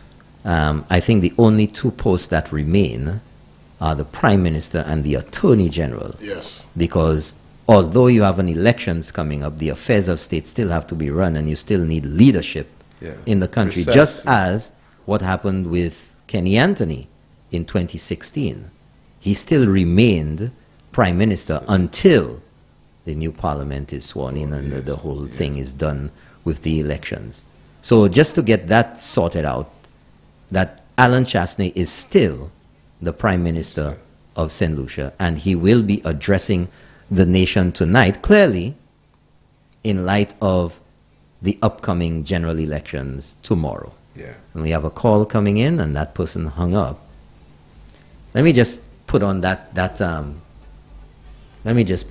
one again. You know, there's this one I like that I want to switch away from the local stuff for the moment and go to this one. Folks, you have to go out to vote. I suspect, in fact, you know, let me just look over here. Let me just consult the Sky FM Weather Center. And just to let you know, for tomorrow morning, whoa, looks like we're going to have showers until about 7 a.m. And there's a chance of showers which reduces throughout the day until 6 p.m. But it's going to be mainly cloudy tomorrow with a high of 86 degrees. Whoa. That's is tourist, that today? That's tourist 86 weather. degrees. In the terms tourist weather. So throughout the, well, from the rain's supposed to begin about 1 a.m. tomorrow morning, 31% chance of rain, 33% chance of rain by 6 a.m., and about 25% chance of rain until about midday. So as I was saying earlier, I think it's a sensible thing to carry your umbrella, carry a little snack with you, or an energy bar or something of the sort, so you could wait it out, because of the protocols, things are going to take a little longer.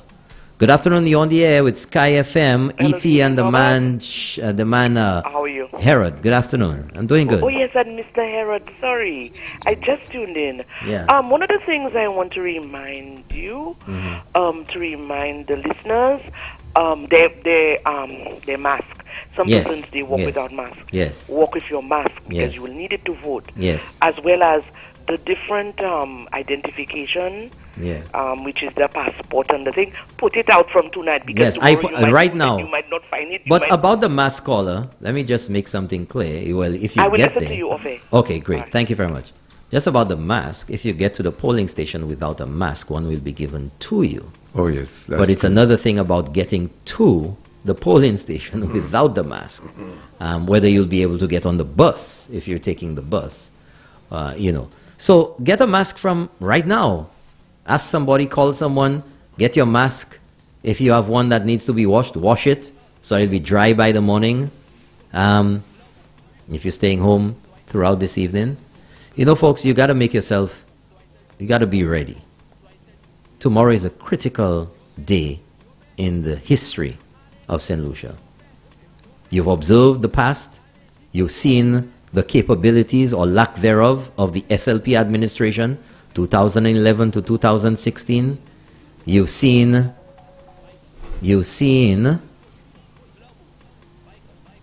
the performance of the United Workers' Party from 2016 to, well, June. I think the information is very clear. The facts are evident. Make your choice. Who do you want to manage the affairs of this country, especially in this time? In the worst of times, things are getting better. But look at the performance of this government under Prime Minister Alan Chastanet, and look at the performance of the previous SLP administration under Kenny Anthony and under his deputy, Philip Japed.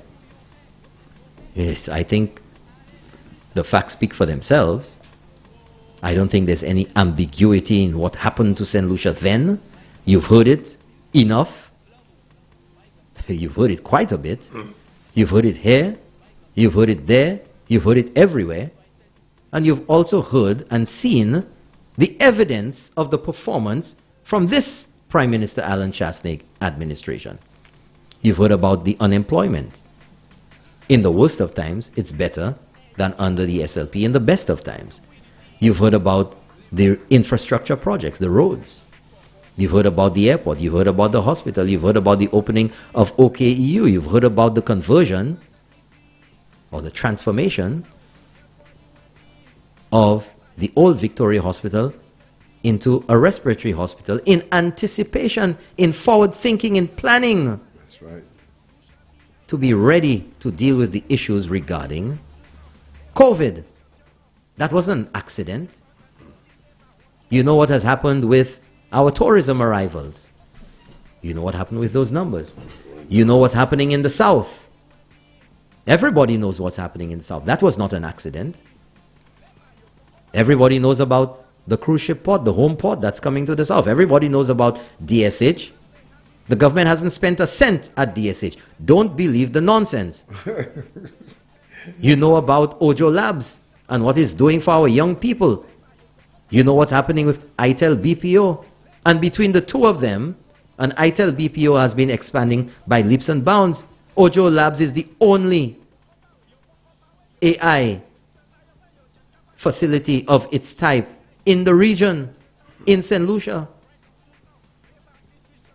And between Ojo Labs and ITEL BPO, just those two, $4 million injected into our economy every month in salaries.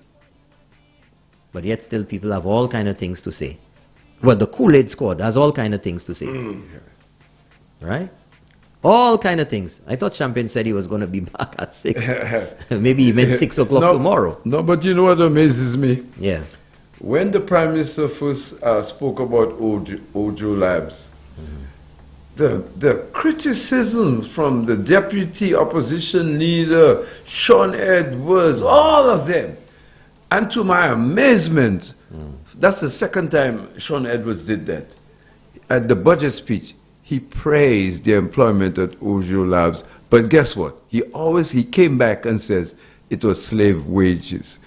It was what? It was slave wages. He said that? Yes, he's in the. I have it. In the. I don't know. I think mate was drinking green fig juice or something. Yeah, but he said it. That's a good juice. That's not, no, that's not the first time he did that. For the COVID, he said it was world class. When they, I was there. I heard him myself. You see, and then he came back later and said a different thing. So I'm just showing you why the populace and the citizenry should never listen to these guys. But you see, the thing is, with all the fluff and bluff, and like a caller said earlier, Sky FM, and through all the shows here, whether it's ET Connect, whether it's Dr. Secret, whether it's with Herod, whether it's Champagne in the Morning, whether it's Keeping It Real or any of the others, we've brought out the evidence to substantiate differently to what is the agenda that is being pushed by the Kool-Aid squad. And as I've said, the facts speak for themselves. The evidence is there. Under the previous administration, Kenny Anthony said, but something happened. We could not borrow, and banks and other lending institutions said we had to get our financial house in order. Who is we? The Labour Party. They were the ones in office. Yeah, the Labour Party. So if you could not borrow, if something happened that never happened before, under whose government it happened? Under the Labour Party. And because they could not borrow, they had to call an election sooner. 6 months before. Because Tut Baite Sek, the kitty was dry. Everything dry. Tut Baite Kai collapse. Would you believe that? Sometimes, as a person from coming back, to St. Lucia or a St. Lucian, to hear that kind of, sort of thing. The kitty was dry. But Norbert, the question remains. You're not ashamed of that? That's horrible. The question remains, Norbert. What has these guys do differently in order to get the confidence of get the confidence that what has changed? What has changed? You have the same Kenny Anthony, Musa, Alva, Philippe Jean-Pierre, Sean, Emma, What has changed? The same pack. I have not seen the change. The wolf pack. So would they get to borrow? Philip just said it. But in all of this, they have insisted that this government do things their way. And even with projects that they failed at, they want now, or they wanted to, dictate to Alan Chastanet and the UWP how to go about doing. I mean, can you believe the audacity of that ridiculousness? That's been your failed ideas. You want to have a prime minister to implement your failed ideas that he would not get to borrow. Oh my goodness. But here's the kick in the face with the dust. That's Carnival? No. You know, after... No, is that Carnival? No, not quite. No. It looks like a pixelated video. Yeah. After blaming the public servants and the police for him losing the election, you know what he said? The advisors in the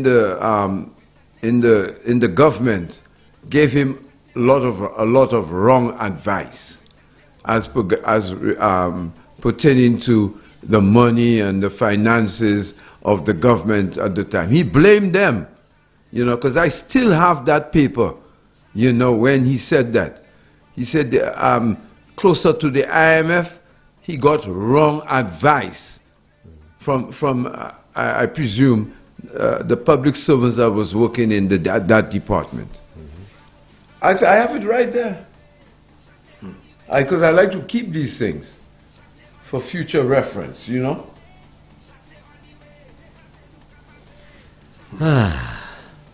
Oh yeah, so I was saying earlier. Yeah. You know, we got a little distracted there, but getting back to the Elections Act, Section 59, mode of taking ballot, 59(2)(a. The presiding officer shall instruct the elector, the voter, how to make his or her mark. So every single person who goes in there, they're going to tell you, you have to put an X or a tiqua within the box area. So if you select candidate A, you put the X there. If you select candidate B, you put the X there. If you want to select candidate C, you put the X there. So the presiding officer shall instruct the voter how to make his or her mark and shall properly fold the elector's ballot paper, keeping the counterfoil, directing him or her to return with the ballot paper when marked. So when they give you the ballot paper, you go to the booth, you make your mark, and you return to the presiding officer with it. And then you put it in the box after it being folded the prescribed way. Right? Who folds it? Because I'm not, you know. You fold it. Okay. But you leave the folded initials. as shown. Folded as shown. You have to fold it. And you show your right? initials. Okay, I have a question. You remember... but shall, hold on. Yeah. But shall not inquire or see for whom the elector intends to vote, except when the elector is unable to vote in the manner provided by the Act on account of blindness or other physical incapacity. Yeah, I'm glad you said that. So, as a result of that, they need help, because remember, our Minister Guy Joyce was saying he had to take. They bring some people on stretchers and all that kind of stuff. So how that works out? Well, if you bring somebody in and the person cannot. So you have to be in the booth with them. Well, if the person cannot, they will instruct where they want it to go, but that will have to be witnessed by an agent for each or all. That's good. The sides for someone. So if you have three parties, Party A, let's just keep it real. If you have the United Workers' Party, the SLP, and the Green Party or the Cows. Yeah. With candidates at that polling station. Then you will get a representative from each one of those to witness that the vote being cast for that individual is their wish. Okay, that's interesting. Yeah. Yeah. So a mark will be made for that individual. They will say who they want the vote to be for, and each one of the 3 agents will verify that it is the wish of the person. Yeah. Okay, then. Understood. Right. So that is why each party needs to have or has their representative. So when the box is going to be sealed, when it's going to be opened and verified that it's empty on the morning for voting, there has to be witnesses at each poll. That is why you have the elections training for each party and the constituencies, so that the agents representing know what's going on, what the procedure is, and they witness everything that's going on, so that no cocoa macaquerie goes on. Okay. Okay. But somebody was saying security is so high there that there are possibilities that could never happen. Well, that's always the case. But you have humans involved, so you have to make sure that the possibility or the likelihood is minimized. That's why you have so many people who witness. Let me ask you a question then, because of that. A person who is during the training is trained as a returning officer. Well, the returning officer and all of that is with the electoral office. That's not the parties that are involved in that. So who at the time, okay, in the newspaper it states the candidates, and at the bottom it says, I think a returning officer, the name of a returning. Well, the returning officer, if you look at return, who returns the ballots. Okay, that's so, okay. Right. Since you okay, suppose that person is very close to the person that runs that constituency. How could they get a job like that? That has nothing to do with. Well, let me tell you something. Let me tell you something. I'm certain that in the selection process, that's what there should be, I'm not familiar with it, that there should be some consideration or the ability for there to be some objection to persons who are going to be assigned as returning officers, because I think it would be a little odd. However, in all the process you have checks and balances, you know. So that's a question that can be put more appropriately to an official from the electoral department. I'm not in a position to answer that. I was very curious about But I would expect that if you are the wife to a candidate who is going to be at a polling station, who is a candidate or one of the candidates, at the polling station where you'll be the presiding officer or the returning officer, that there would be something, you know, a little concerning about that. You know, there needs to be some. Must be that was a bypass on their part. Anyhow, let's say that. you know. And that's Faraday, folks. If you're watching GVD TV, that's her. Denry North. Yeah, Denry North. Okay, we have no audio from them either. That's Denry North Ferropolius. And I think Ferropolius is going to be eating snakes at the polls tomorrow. Yes. I think she's going to lay down, according to the man, eating a shellacking. You know, a shellacking. Getting a good shellacking, man. You know what I'm saying? Ferropolius is, has vitalized Came back, huh? the campaign in Denry North. And by all indications, she's going to lay down, she's going to open a can of whoop, you know what, on the man, Sean. Yeah, I think he's going to be... and I think he well deserves it. Yeah, yeah. You understand? All of them deserve what they get. Well, I'll tell you something. Last night in Labrie, I was there. Herod, you were there too? Yeah. And what I saw in Labrie, Labrie is in play. Yeah. Labrie is in some serious play. I don't think Labrie has ever been shaken up like it has before. I have been there. And I tell you, the guy down there, the pilot, the pilot from the other side. Yeah. Yes. I think he must be doing the thing with bricks. Yes. And it'll be nice to hear the word republic be removed. It will be no more. Well, let me tell you something. There'll be a revolution in the republic. It will be no more. But let's go on with the the Elections Act. Okay? 52AB. 59.2b. In instructing the elector how to make his or her mark, the presiding officer shall only inform him or her to make his or her ballot paper, to mark his or her ballot paper by marking with a black lead pencil. So you will be instructed to use a black lead pencil. In fact, because of COVID, every single person who goes in to vote tomorrow will be issued their own pencil, their own lead pencil to vote. So no more of this. No. That is just to register that you voted. The ink on your finger. After you've placed you've entered and made your vote, then you stick your finger in so that you will be identified. I wasn't that familiar with that, so. Yeah. So listen to this. With a black lead pencil,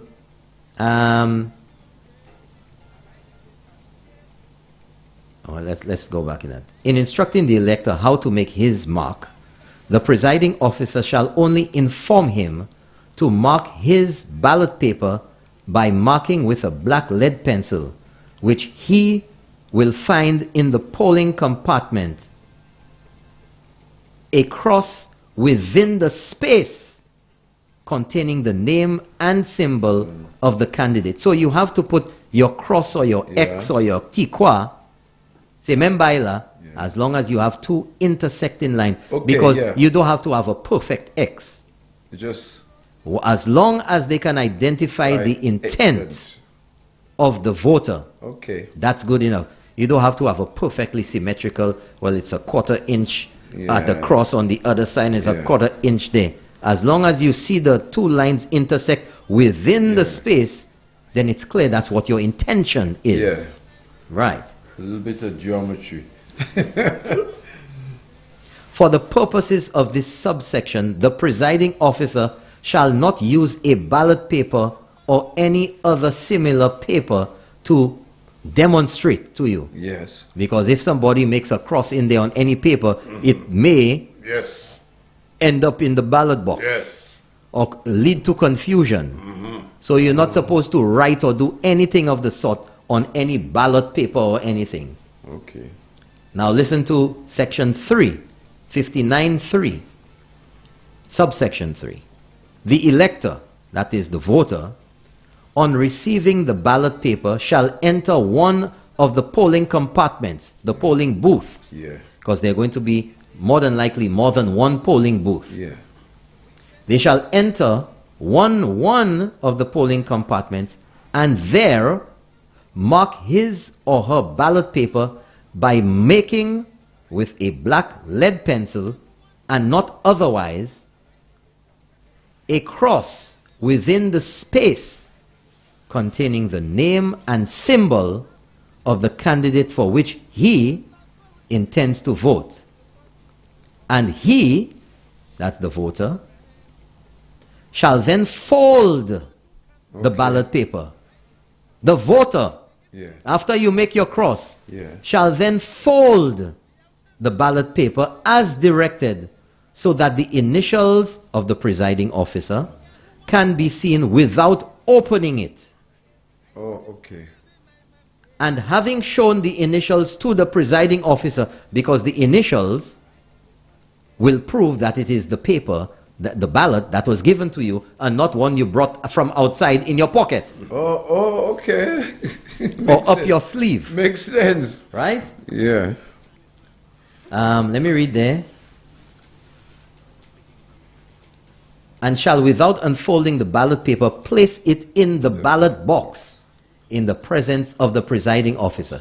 So you get your pencil, you get your ballot paper, you go into the booth, you make your X, your tikwa, you fold the paper, the ballot, you go to the presiding officer, you show him his initials, you say, okay, that's my initials, put it in the box, you put it in the box, polling station.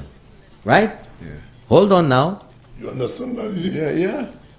So 59.4 says, an elector or a voter who has inadvertently or somehow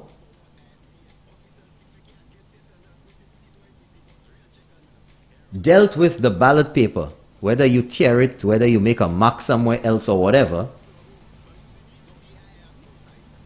that it cannot conveniently be used, shall restore it or return it to the presiding officer, who shall cancel it by writing the word spoiled across the face of that ballot. The presiding officer shall then deliver another ballot paper to the voter. So if you go in there and you make a wrong selection, you wanted to vote for Herod, and for whatever reason you vote for Champagne, and you say, hey, I made a wrong choice. Or after you've made a choice, you realize, you know what, boy, I really shouldn't vote for Herod, you know, I should really vote for Champagne. Yeah. You go to the presiding officer and say, hey, I made a mistake. And he will immediately write across it spoiled. So that is a spoiled vote. Okay. A spoiled ballot.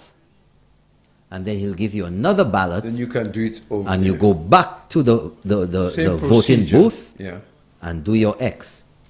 If you make a mistake again, or you mess up the paper, or you make a hole in it, say, hey, boy, I'm so nervous there, boy, I make a hole in the paper, or I break the pencil or whatever, and it has a mark there on the wrong candidate. Spoil again. Yeah. And you go back with another ballot.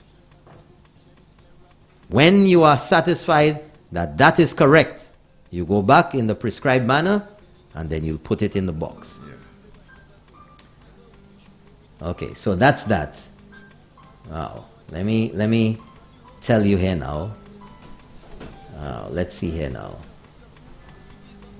I want to read this one. It's very important because there was, okay, you know what a rejected ballot is. Yeah, we are talking about a rejected ballot. Yeah, I wanted to know what. Okay.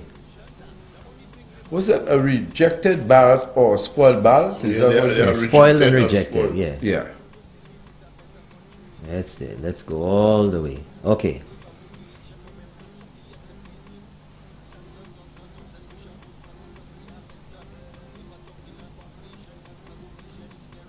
Okay. A rejected ballot paper or rejected ballot means a ballot paper which has been handed by the presiding officer to an elector, to a voter, to cast his or her vote, but which, at the close of the poll, has been found in the ballot box, which means that he went to the polling booth, he made his mark or whatever he did in there, and he brought it back and said, yes, I cast my vote. It goes in the box. So it says here now that which was handed to the presiding officer, to an elector to cast his or her vote, but which at the close of the poll, at the end of polling, has been found in the ballot box unmarked. So somebody could go in there and decide, boy, I don't know who I voted for, and just bring it back and say, okay, that's it, and it goes into the box. Without even making the X. Without making the X. So some people can go in there and say, bon Dieu, Masav ki laisse là pour choisir.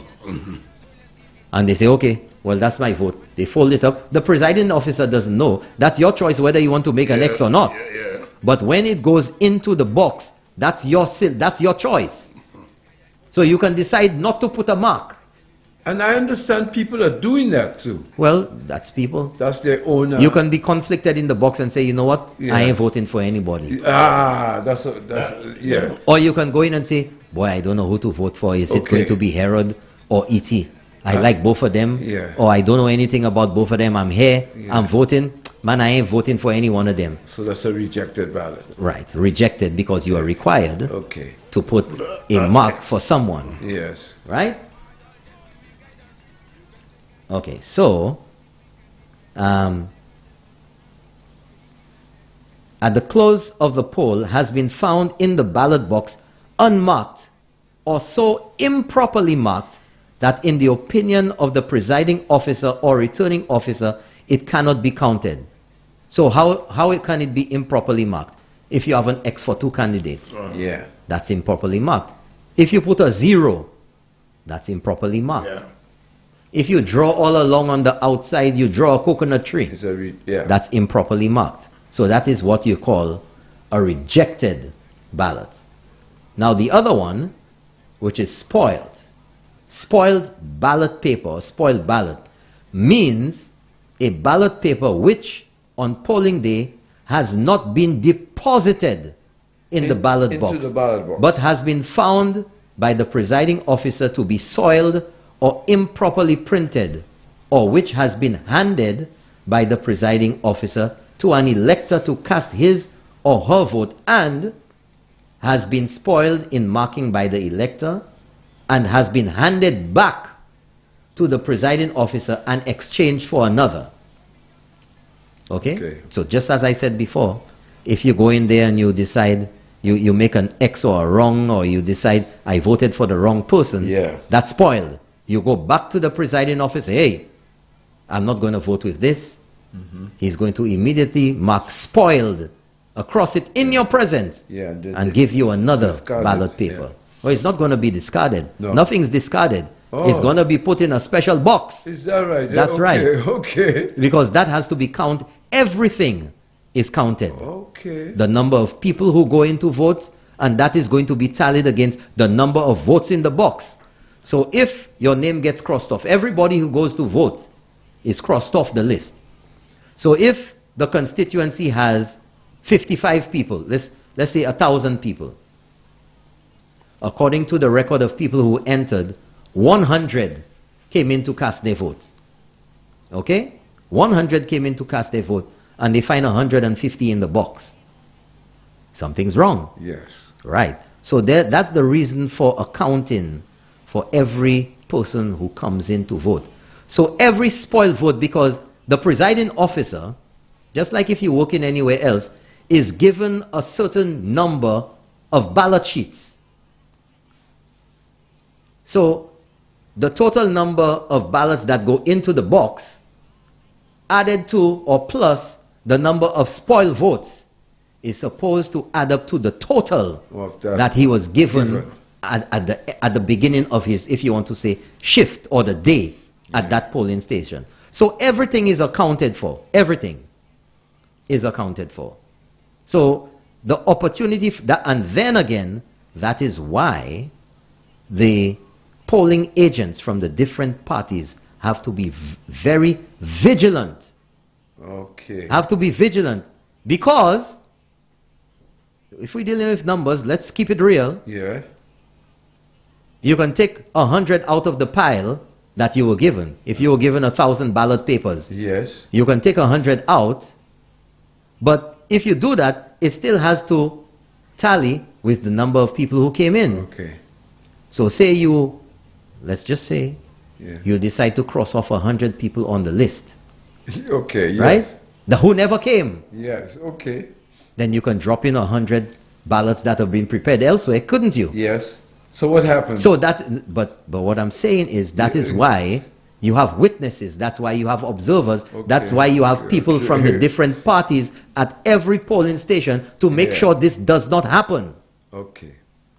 Understood. Right? So there are a lot of checks and balances.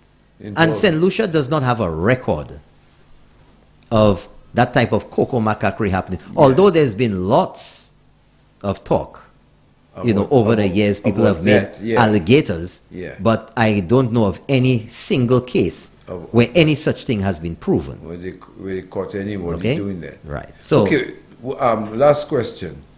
What are these observers from out of state? Well, you have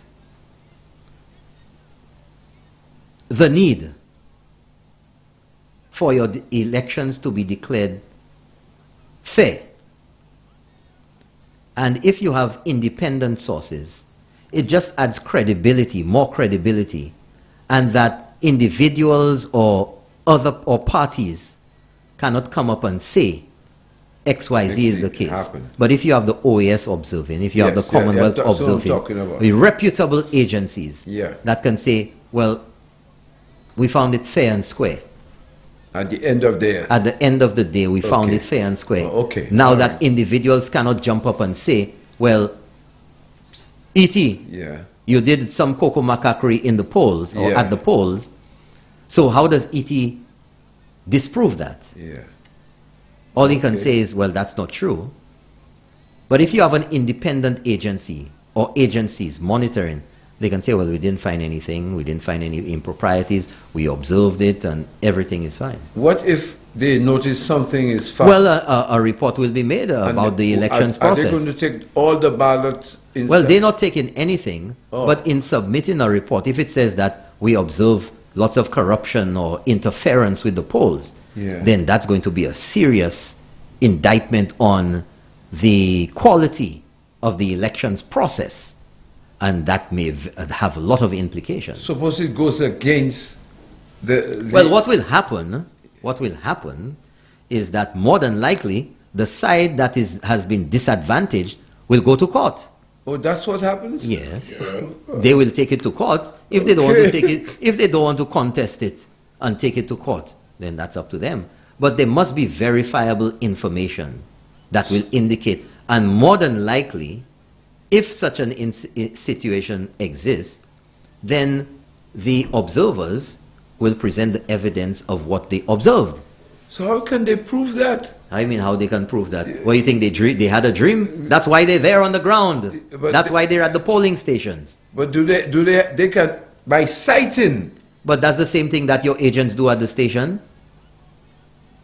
If cocoa macaquerie is going on, you have to see. If a box is supposed to be open and everybody looks in it and they see it's open, it's empty. It's empty. Oh. If it's empty and you put the padlock on it and you put your seal, everybody puts their seal or their fingerprint or they sign the tape that goes over it, then everybody verifies. If everybody is of the same conclusion, then that's that. Oh. But if somebody says, hey, what was that you have in your hand there? Oh. And right away somebody checks, hey, call the police officer or whatever. Oh. What's that you have there? All right, I can understand that one. Right. What's that underneath the table that's stuck under the table? That's why you have each party having its own agent there. Okay. That's their responsibility. So if they're not trained properly, or if they go to the toilet when they shouldn't be at in the bathroom and allow stuff to go by, then that's their problem. It's just like having a police officer on the job. If you go by your girlfriend instead of being on Bridge Street and something happens there, then that's on you. Yeah. Who's that there? The man ring the bell. Man. Ring the bell. Let's see if we have anything here. No. We have no audio from GVD. No audio. I don't know what's going on there. So that's that. The Flambeau train. Let's go to that. Let's get some music here, folks. Everybody hopping up on the Flambeau train. So please have no fear. Lucia in good care. You run over a building. Sentence completing, you see. Everybody hopping up on the Flambeau train. Everybody hopping up on the Flambeau train. There's a back highway. Sapa Philip J. Say Island Chastney. You took our West Name. Everybody hopping up on the Flambeau train. Everybody hopping up on the Flambeau train.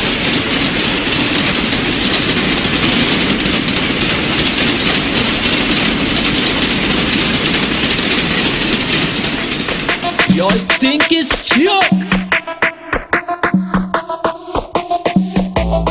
Zot pa we? Wey! Zot pa we? Wey! Wiko pa we? Anale! Yo woy mi twaka Flabo kabayotika Mwendu yo woy mi twaka Flabo kabayotika But woy mi twaka Flabo kabayotika Uwe pou election la Flabo kaviye kwa sa Depi election wive Se mounan yo be pa we Mete shimi jono tale koto tale shime nou ka ale De bot kote nou we a wouj Se pa we nou ka pute Di yo banan le pou pase mamay flabo Fe yo zav nou pa we nou ka di yo woy mi twaka Flabo kabayotika Mwendu yo woy mi twaka Flabo kabayotika But woy mi twaka Flabo kabayotika Uwe pou election la Flabo kaviye kwa sa Di yo pa vini pwe Paske se nou ki di fe Si yo mete pat yo alet Se nou flabo kay vini te wey Nou choko gwa di fe Mamay flabo yo pa ka jwe Si yo mado ki les la ou kay voti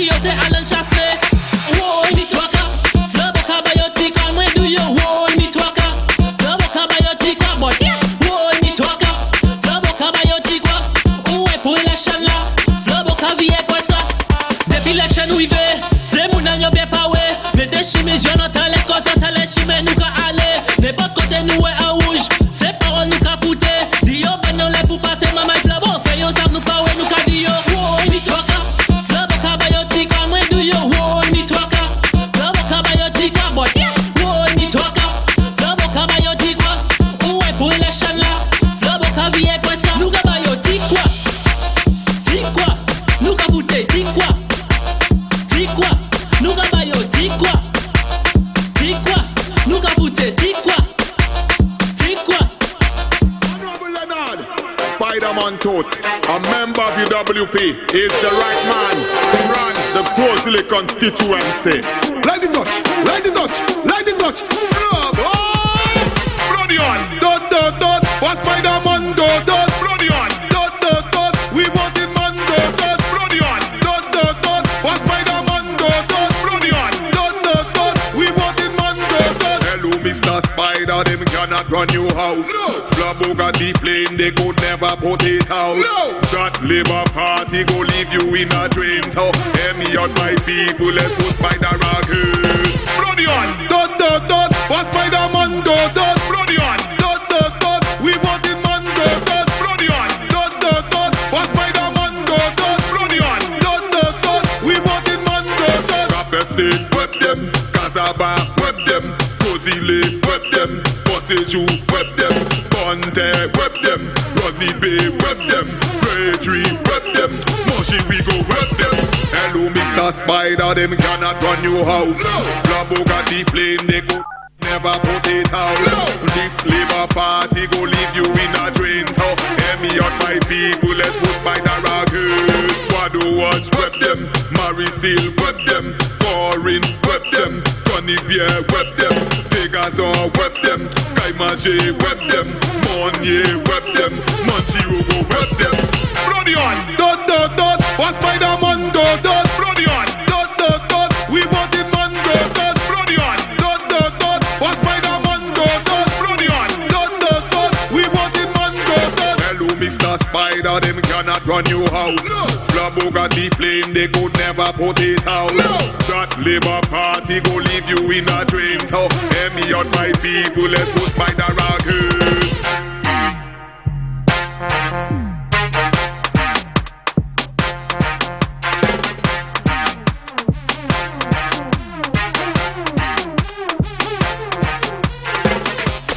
Y'all think it's joke?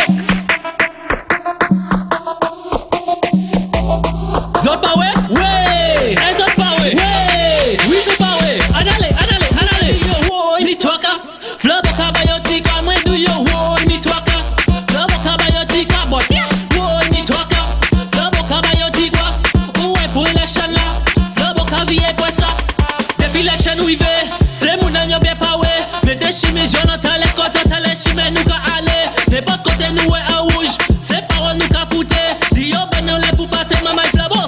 Nous pas ouais nous ka dio wo ni twaka flabo kabayotika mwe do yo wo ni twaka flabo kabayotika but wo ni twaka. Good evening, you're on the air, Sky FM elections programming. Good night, good night, Botheim and others.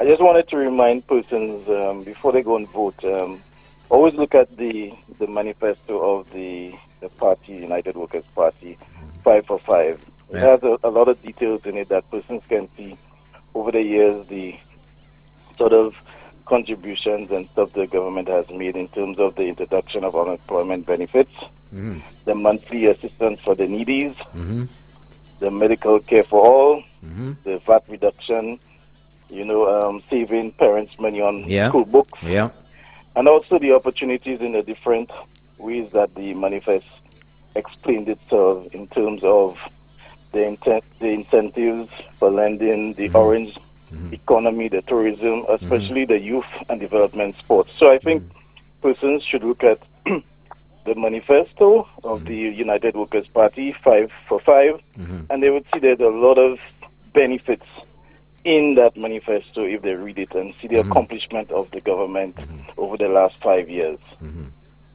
Great. That's fantastic. I'm so pleased that one of our callers can call in and articulate that. It means that there's a lot of paying benefits attention. in there, Even the growth for the fiscal discipline and debt reduction. You know, they have within 59% within the first 3 years in office, you know. And also the calculated economic growth rate of 9% in the first 3 years. Yeah. So I think the youth and persons should look at the manifesto of the United Workers' Party, and there's a lot of information in there that would encourage them to vote for only the United Workers' Party. Thank you so much for that, caller. Thank you very much. No problem. Have a great day. Folks, you know, as I was saying earlier, the record is clear. The evaluation of the performance of this government is in the past 5 years. And the 5 years before that, looks like we're on TV now. Yes. The past 5 years of that is the SLP's past 5 years of 2011 to 2016, even if they called it early. And good evening, folks, and how are you? You almost caught me eating something, eh? Let me get rid of this here. Yep. And in the studio with me is the man, the extraterrestrial himself, E.T. E.T. 411 Connect, is that what it is? Yes, supposed to be. It is, actually. And over there in the corner, chilling out, is the man Herod. I don't know, he went all the way over there. He didn't want anybody to see his the message on his phone. Now, tomorrow morning I have to be up for 3 o'clock. He says tomorrow morning he has to be up for 3 o'clock. Because I have to consider things for folks, for our election. Coming up at 9 o'clock tonight, folks, address to the nation by Prime Minister Alan Shastney. More than likely, he's going to be talking about the upcoming elections tomorrow. So stay tuned for that. It's going to be live on NTN, and we'll be carrying the audio live right here on Sky FM 93.1. Electricity bills. We can't trust labor. They made us poorer by making us pay higher water bills. They made us poorer by making us pay higher food bills. Getting ready for the action Then they took away 5% of our money as workers. No one was safe. Even the dead were made to pay VAT. They put VAT on funerals. They are the same old Labour Party. They haven't changed. Don't go backwards with Labour.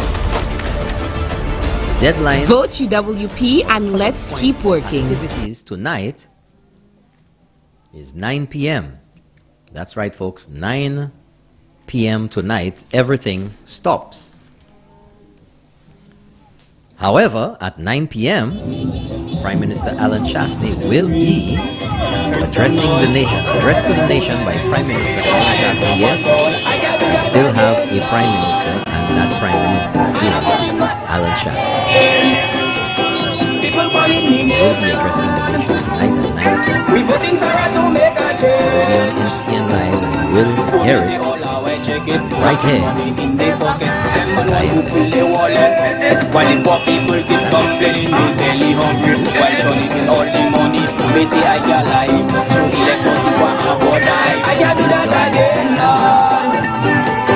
I don't got this notion again. Tonight. People calling me name, Lord. We voting for her to make a change. When I say I'm fed up, get rid of Operation Therapy. Let me tell you. Tomorrow. They say Sean again. When I say I'm fed up with Sean, all you feel is joke I make it.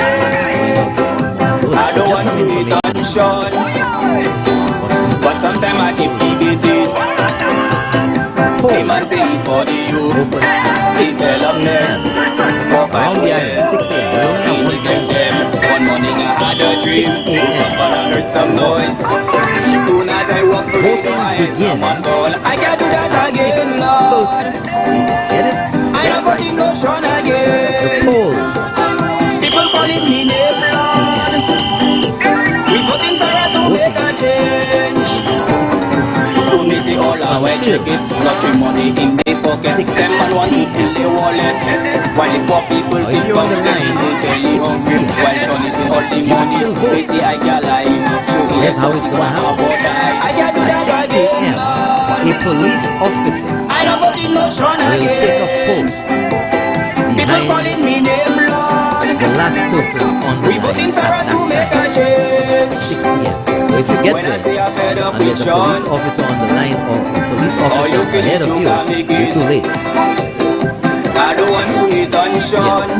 You're too late. So even though the polls close at 6 p.m., it's very likely, depending on the number of people who are still on the line at 6 p.m. voting to continue. Soon as I walk through the door, I hear someone go, I can't do that again, Lord. I don't go in motion again. That's what it's called. People calling me name, Lord. We voting for her to make a change. So me say, all our way check it. Every money in the pocket. Then man want to fill the wallet. If there's no person or nobody on the line at 6 p.m., they say I can't lie. I can't do that again, Lord. I don't go in motion again. People calling me name, Lord. We do now. We voting for her to make a change. Electro sounds in the building. Aha. But if you look like that, you pass that time. You fail your turn. Un jaune, if you're watching your screen, un jaune, le père, motivate you, motivate you,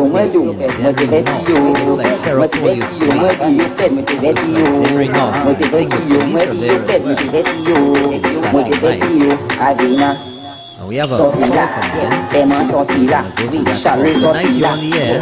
Sky FM 3 elections coverage.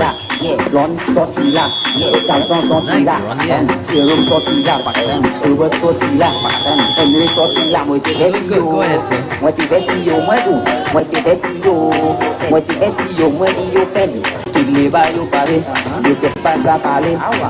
Yo tout sauté, laissez-vous là arriver. Yo pas ça même parler. Yo tout enragé. Mais si yo aille coucher, club ou pas venir pour jouer. Imagine ou pas s'y côté. Non, si yo aille coucher.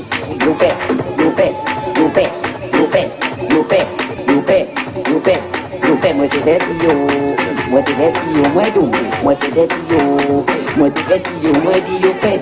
Yo parti quoi ça? Solo mouche yo ça, après ça pani yo là.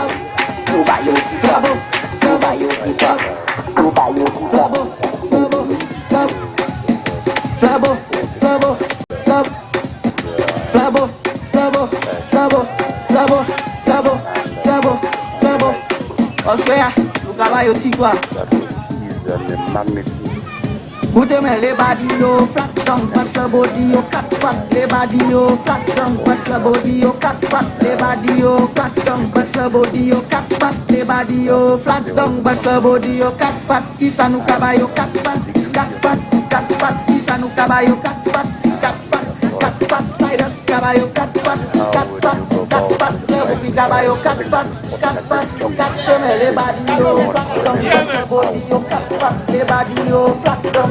Body yo cat fat, le body yo flat down, but the body yo cat fat, le body yo flat down, but the body yo cat fat. They can see the spider, no guy keep it stay better, no guy me just trust me, and me Google go but I am seeking to. They can see the spider, no guy keep it stay better, no guy me just trust me, and me Google go but I am seeking to.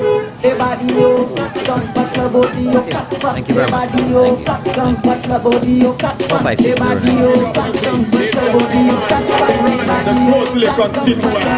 Now go stop. Light it up! Light it up! What's my name?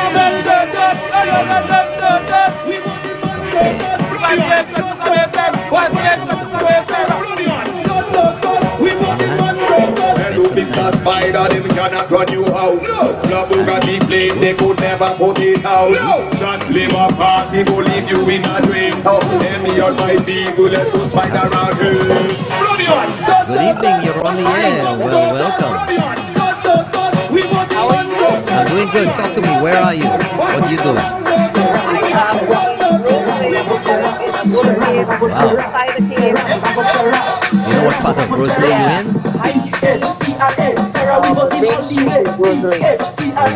You're back in the town. I'm wonderful. How are you, gentlemen? We're doing good. We're doing good. We're going through the action right here, keeping the people of St. Lucia cleared up and informed. You can do that. I have a morning tomorrow. Somebody call about a 5 my words and what why people can I go ahead and do that? Of course. For a small fee. Okay. So nobody is undeniable that no, but the reality is that this government has been working around the country with the performance is there, the numbers is there, the government has been undeniable. The government capture with projects the government and with COVID, government spread more, etc. And we see the unemployment come down, pulling the people to open, all of that. But I was talking about a 5-for-5 plan. No one is the reduction is bad. So,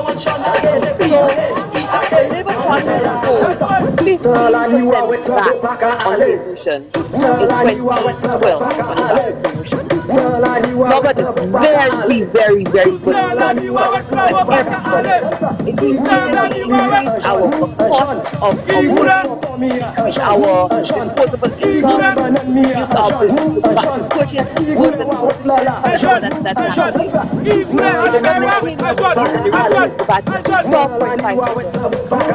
no, but again, when a government taxes, taxes are often one of the methods of collecting revenue. So they have to meet that shortfall. Expenditures do not change. Expenditures are still the same, if not more. But this government was able to meet the shortfall in revenue caused by the reduction in VAT from 15% to 12.5% in 6 months by an expansion in the economy and by the expansion of economic activity. So when this government tells me that they are going to further reduce that 10%, I believe them. Because they have a record. And you know why I believe them? Absolutely. Let's go back to the record. That's not what they're going to say on their manifesto. Let's go back to the record. They have done it before, and I sure they will do it again. And the Prime Minister, the Prime Minister is a very, you understand economics extremely well. And I believe that the ability, just like in the past, to expand economic activity through business, the productivity of the economy, and further reduce the VAT rate, and be able to recoup the loss in its revenue over a fairly short time. I think that will be very, very, very beneficial for children. The cost of purchasing goods and services will be significantly reduced. No, but we know that money is more efficient in the hands of consumers than it is the government. So government is going to take less money from us in the form of taxation. Our money in our pockets, spent how we want, is more efficient than the government spending money on our behalf. So I'm extremely happy to see a further reduction in the VAT rate. That's number one. Number two is medical insurance for everybody, up to $75,000 per person per year. And now, but you know that this is one of the things that we as solutions, and not just us, all over the Caribbean. I don't know any other Caribbean country that has medical insurance for citizens. Canada has it, and the company living in Canada have benefited from. And Canada has been marked as one of the countries with the best healthcare system, because the Canadians can go and access health services. You pay into it, so you pay insurance, and depending on the province you live, you pay insurance, you pay a monthly amount, or you pay taxes. But you must pay into it because the insurance, not free.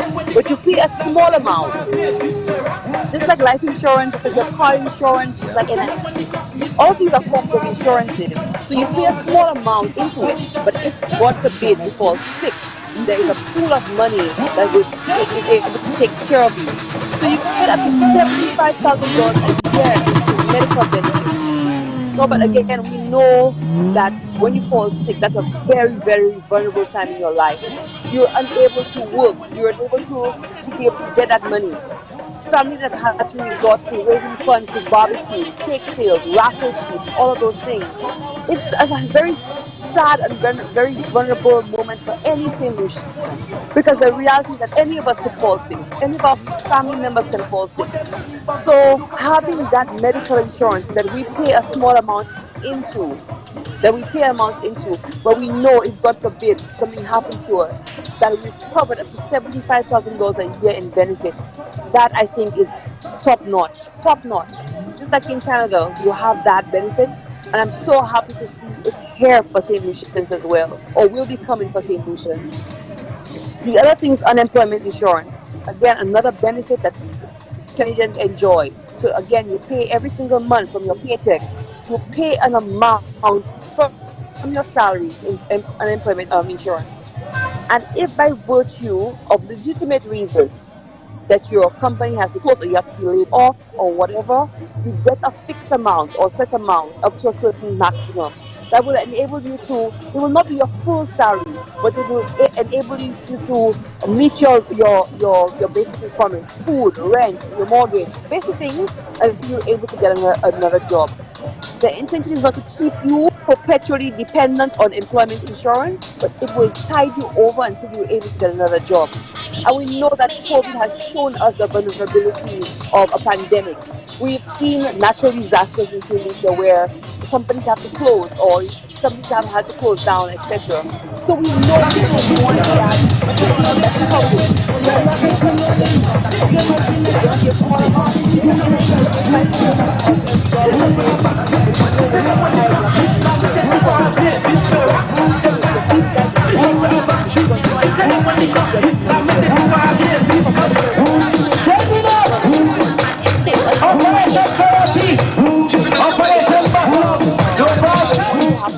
Happens. The other thing the government is doing, proposing to do, is electronic books. So again, devices for students.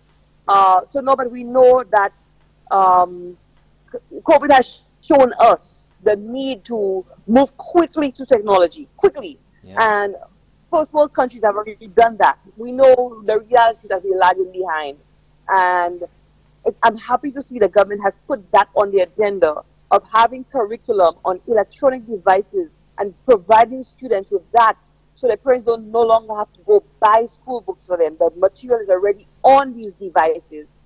Nobody remember when we went to school, our parents had to go buy Natos, Valmore, Stardust, and buy our school books for us. That's going to be a thing of the past, because the curriculum is going to be loaded onto these devices, and the program is going to be rolled out. So it will save parents a lot of money. And the other thing too is that, like, I had 3 siblings, but by the time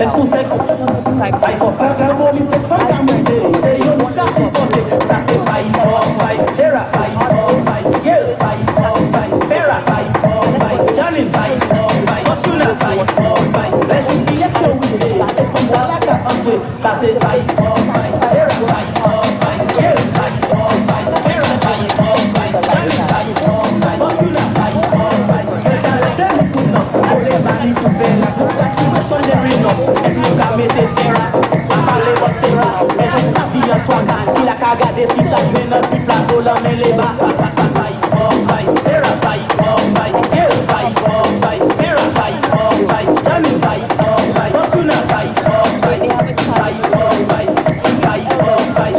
Ça sortit la parole, il pas mis parole, il est comme ça là, il est ça, il pas tout un jol. J'en ai qu'à entrer, passer sans pas taper si ça donne. Lui qui dit bonne position, il va y avoir pour un barisol. Mais c'est fight for fight, Vera fight for fight, Gil fight for fight, Vera fight for fight, Jamming fight for fight, Fortuna fight for fight, fight for fight, fight for fight. Jamoni c'est comme ça monter, c'est un mouka si porter. Ça c'est fight for fight, fight for fight, Vera fight for fight, Gil fight for fight, Vera fight for fight, Jamming fight for fight.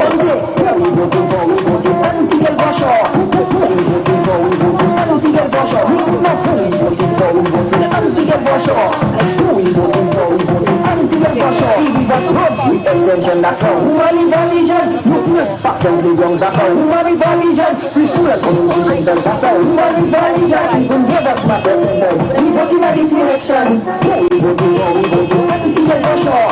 We voting for anything for sure. We voting for anything for sure. We voting for anything for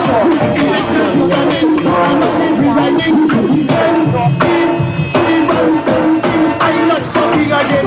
I'm not fucking again. I'm not fucking again. I'm not fucking again. I'm not fucking again. I'm not fucking again. I'm not fucking again. I'm not fucking again. My son is the problem.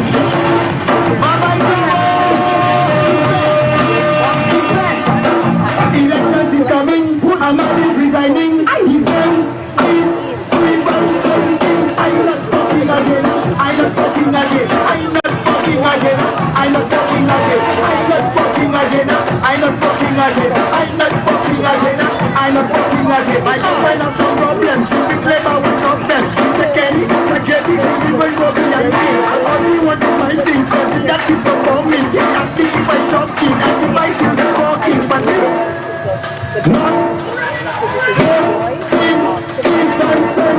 I'm not fucking again. I'm not fucking again. I'm not fucking again. I'm not fucking again. I'm not fucking again. I'm not fucking again. I'm not fucking again. I'm not fucking again. I'm not fucking again. I'm not fucking again. I'm not fucking again. I'm not fucking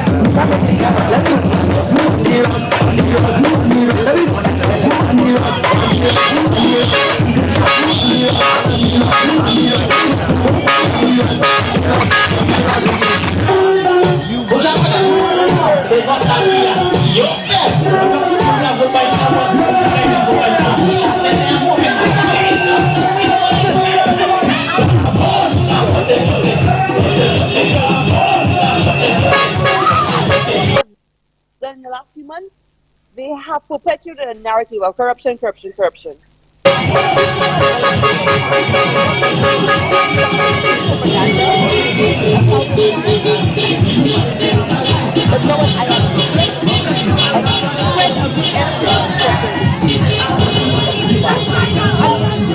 Not just Powell JT, Powell JT.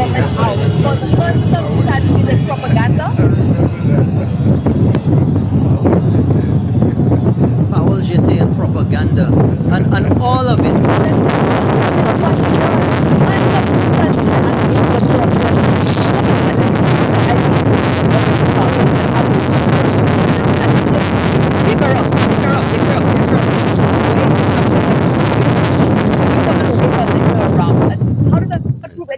A blank sheet of paper, you mean? A blank sheet of paper. So, in the absence of putting forward a case of why we should support them, they are trying to malmend people's cerveau to vote against the government. A government that has performed, a government that there's no shred of evidence of any corruption. So why are we supposed to put out a government that has performed, who has a solid, realistic, and achievable plan for the next 5 years to take St. Lucia forward? Not just for the next 5 years, but a vision for way beyond that. You know, I love our president.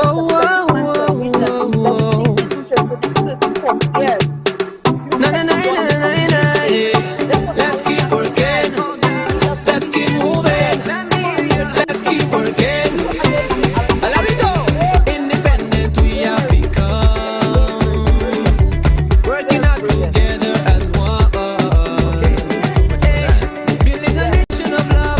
What's the other item going on?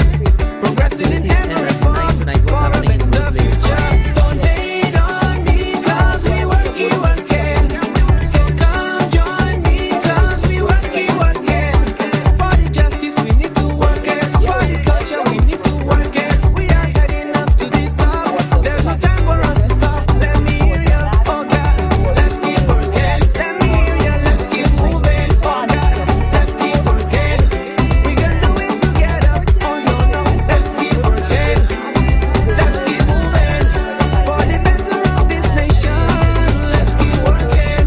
Let us strive to the top in pursuit of excellence. Marketing culture everywhere we go. Hey, let us come together for a better future. Motivate, elevate. Hey, oh God, don't hate on me, cause we working. So come join me, cause we working. For the justice, we need to work it. For the culture, we need to work it. We are heading up to the top. There's no time for us to stop. Let me hear ya, oh God, let's keep working. One and all, let's keep moving. Come together, let's keep working. We can do it together. Oh yes, let's keep working. Let's keep moving. Oh God, for the better of this nation. Let's keep working. I don't want people to show up at the post. Vote UWP and let's keep working. Let's keep working. Let's keep moving. In 2011, the St. Lucia Labour Party said youth and sports was a priority. But when they were in office, they neglected our sporting facilities. They denied our youth opportunity, failing to deliver a better future for our talented youth sports persons. But path changed in 2016. The United Workers' Party, the UWP, promised 5 to stay alive. And despite COVID, we delivered. The youth of St. Lucia said yes to the United Workers' Party. The youth said yes to major upgrades of our playing fields, to a new National Sports Academy. Yes to the ICT centers throughout St. Lucia, to support the youth entrepreneurs. The United Workers' Party believes in the youth and backs them all the way. We delivered our 5 to stay alive, but there is still more to do, so let's keep working and finish the job together. Vote UWP. Together, let's make it 5 for 5. But according to your explanation, the Prime Minister is the Minister. They say they care about education, but when they had the chance, the St. Lucia Labour Party neglected and left us with rundown schools. They cut the school's feeding program, leaving kids hungry and unable to access transportation, and gave empty laptops. But in just 5 short years, the United Workers' Party promised 5 to stay alive. And despite COVID, we have delivered. Today, 10,000 students and teachers have access to ICT learning devices. Today, over 3,000 students learn in smart classrooms. The United Workers' Party repaired broken schools and built new ones. The United Workers' Party ensured our children were fed and transportation available. The United Workers' Party is working for our children. But there is still more to do, so let's keep working and finish the job together. Vote UWP. Together, let's make 5 for 5. Yeah, at 9 p.m. tonight, Prime Minister Alan Chasney will be addressing. They said they care about healthcare, but when the St. Lucia Labour Party had their chance, they left our healthcare in a terrible state. They could not open the OKE hospital. Our polyclinic centers were run down and lacked basics, and our needy have little access to medical assistance. But in 2016, the United Workers' Party came to office. We promised 5 to stay alive, and despite COVID, we delivered. We are fixed in healthcare. If you come in on the line and you find a police officer there, then guess what? You're too late.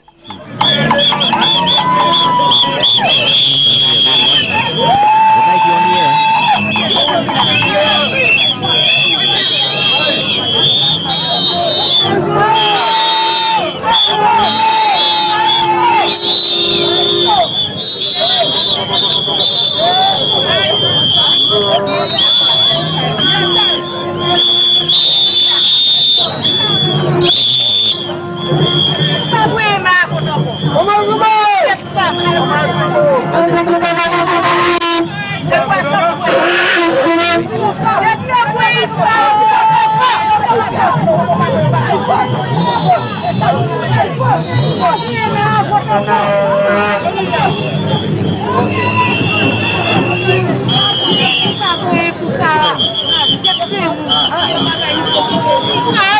No t-shirts with political emblems. Another call. Good night. You're on the air. Sky FM 93.1.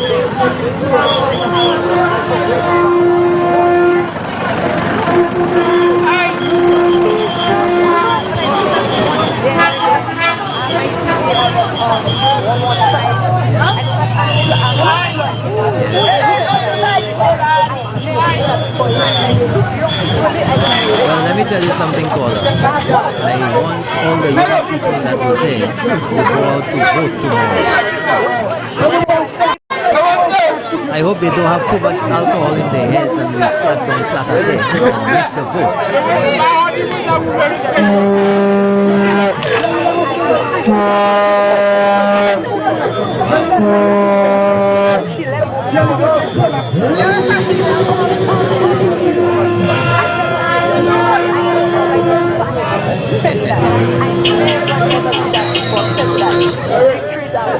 I know that. From and I so happy, you don't know. I'm so excited because I know we will make it tomorrow. Well, we have to make the Tiquas first. Well, that's true. Well, I know for sure. I am the line well early. I'll be on the, trust me, caller, I will be on the line. Definitely. I just call. And I'm so excited. Thank you so much for staying with us, guys. It has been an amazing ride. Okay, and you're voting in what constituency? Of course, this is Kishore. Well, I'm voting. I am here with my girl, Suzette. In Central. We have been covering Miku South, Give it to him. Miku North, Dennery South, and Dennery North. Okay, yes. caller. All right. Thank you very so much for being with Thanks for calling in. And of course, the energy okay, today, folks, like we you had hear it there. The people are calling in. And I want, I want us to Dennery South. Take some calls. I want you to call in, folks. I want you to tell us where you put in. Boy, Kishore, I am exhausted. I've not been and you know it's all well and good. Of the vehicle. I've not been in the motorcade per se, but just watching the energy of these people. Good night. You're on the air. It's Sky FM with the eve of elections. North is like good evening, they'll go all night tonight, and the massive amount of people. Good evening, my friend. Good evening. Now, but over the past few months, most of us who call this radio station have become de facto correspondents. Yeah. And I think that when we have the post-mortem on the election, we will recognize that Sky FM is the most important tool that the UWP has discovered, maybe in its history. The time that Sky FM came into being, it cannot or could not be more opportune. And I applaud that the work that the station has done, and the station is going to be pivotal in our victory tomorrow. And I want to remind people that general elections are to politics what like the World Cup is to football. All the calls that we have made over all those months and years, it all culminates tomorrow. Yeah. That is what we were working for. This is why our people listened.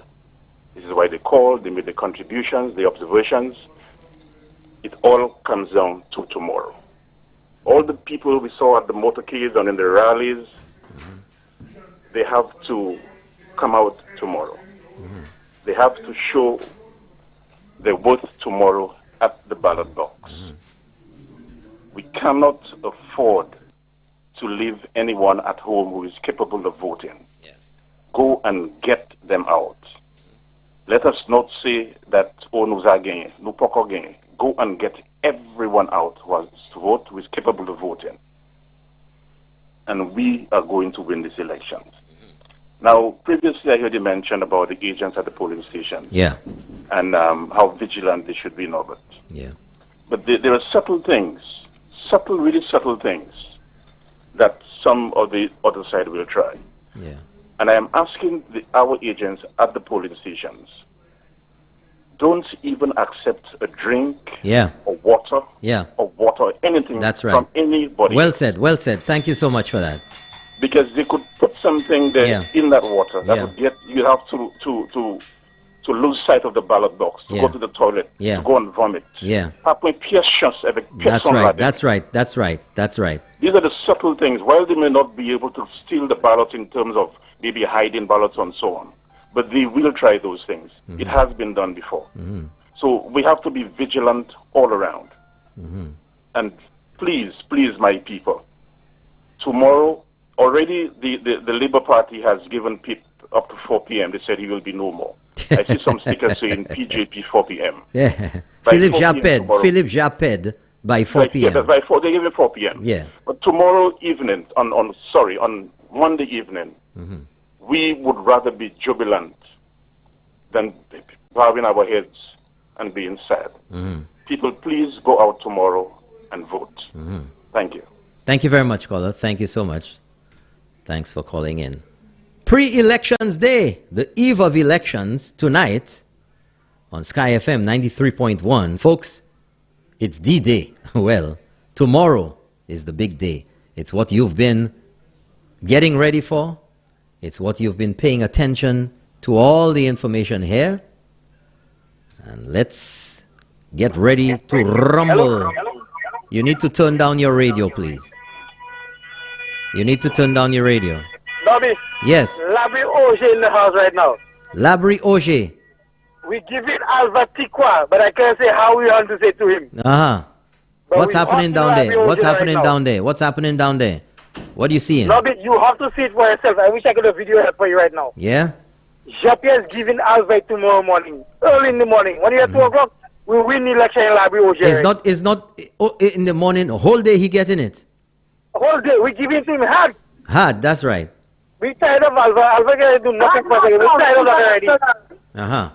But trust me, tell our people, they have to come out too. I'm saying that message to them as a young man. You tell them. Come out tomorrow. Yeah. They heard it from me as a young man. Come out tomorrow morning when you're at 6 o'clock. At 12 in the afternoon, Alva is out. And we don't want Alva again. I'm telling you that. Take it from me as a young man. For the future of our young people tomorrow morning. Yeah. And we bring victory home. That's one of the people that bring victory to us. Okay. Us. We bring it. Labri Auger, we'll bring it to them. Great. Well, we're waiting for that. We'll be waiting. Listen to me, caller. Last night, I don't know, did you see me down there in Labri? I saw you. I saw you in Auger. What I saw down there, it's unbelievable for Labri. The hundreds of people who came out last night, there is a groundswell of movement in Labri. And I think there's going to be a tsunami in Labri tomorrow. Like you always say, Katablo will take Alva tomorrow. And very early, when you hear 11:40, Alva is in the watchman, he can't get up at all. So we'll talk, man. Thank you very much, caller. I will come on your show to identify myself too. Okay, thank you very much. Thank Have you. a good night. Stay safe. Go out to vote tomorrow. No problem, man. I'm mobilizing my people as soon as we can. When it's 5 o'clock, we out already. Good. Yes. Okay. Don't take any flight with that guy. He might just stay up there at cruise altitude and not land. No, don't worry about that. We good. Okay. All right. Take care. Bye-bye. 4560931. Folks, let me tell you something there. I'm looking at the numbers here. We have 247 WhatsApp messages. So let me try getting through a few of them. Got a message. Let's see here. Let's go. Let's get this one. Let's go. Where's this? Send SLP home tomorrow. I live in St. Martin. I've taken my 2 jabs. I will be in St. Lucia in December. I told my people it's yellow all the way. Let's take this other call. Good night, you on the air. It's Sky FM. Pre-election day programming. Yeah, good night, Norbert. Good night, sir. How are you? All right, I'm good. Yeah, talk to me. Tonight I want to expose the SLP and Enma and Kenny with my NIC money. You heard me? What are you exposing, caller? All right. I am a long-time contributor to the NIC. And before Emma and Kenny introduced that thing in 2002. What thing? The NIC to put police and everybody in the system. Do you remember that? No, I don't know what that, to put police and everybody in the system. Everybody was paying NIC. Yeah. Everybody, he put everybody in the system, including me. What does that mean, put them in the system? What does that mean? NIC, the police, and everybody. NIC has been, NIC or NIS or Provident Fund has been in existence since 1974, I believe. Yes, I know. Yeah. But what I'm trying to tell you, I'm a contributor to that stuff before. Yes. 2002. You remember when Emma brought this system and Kenny, that everybody joined in that system in 2002? I don't know what you mean by that. Everybody joined in the system. Let me explain. I was a contributor before 2002. Yes. And then when Kenny and Emma brought that thing to 65 years, I was contributing a long time. And when they introduced that thing to 2002, I was a long time. When they increased the retirement age from 55 to 65. That's what you're referring to. Yeah, they increased the retirement age. Right. But I was contributing for so long, but I was not in the system when they introduced the 2000. Listen carefully, they introduced that in 2002, 2003. So everybody coming in the system. But as I am a contributor to that system since 1970, whatever. And when they introduced that thing, they put me in the same bracket with people of the 2002. When they introduced what thing? I don't know what you're referring to. The police and all that system to go in the system for 65 years. I was already contributing. Yes. Okay. Right. Yes. Right. So now your retirement age is 65, just like everybody else. No, it's supposed to be 60 because when I go and check them for my money at 60, because right now I'm collecting my money at 60, they take 10% out of me.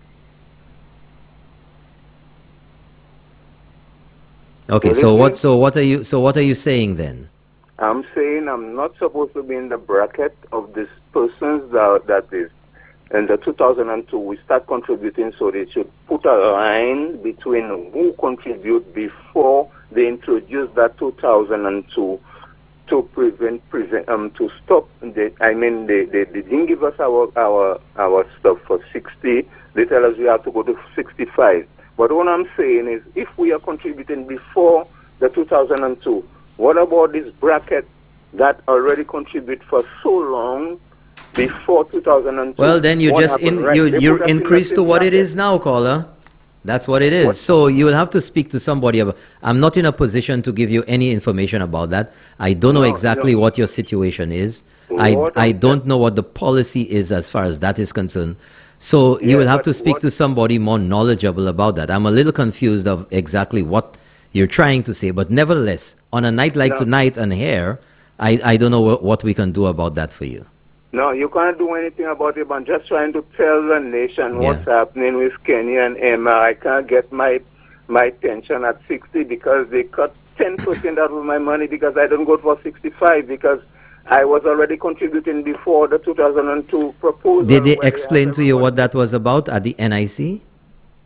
Beg your pardon? Did they explain to you what that action was about and how they calculated it? No, well, they calculated because of Emma and them people because I couldn't get my money at 60. I had to stay for 65 to get my full amount. And right now they cut it down by 10% because I contribute. I tell them I'm going to collect my money at 60. So right now they tell me I'm going to take 10% out of me. And what I'm trying to tell you, Mr. Norbert, is that we shouldn't be in the same bracket with the people they put at the 65 because we're contributing so long before they introduced that 2002 proposal that police and everybody have to come to it. So what's happening to us that's contributing for so long?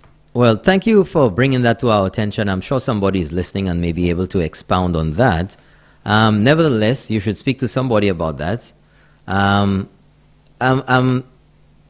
think you need to get a much more accurate explanation of exactly what's going on with you.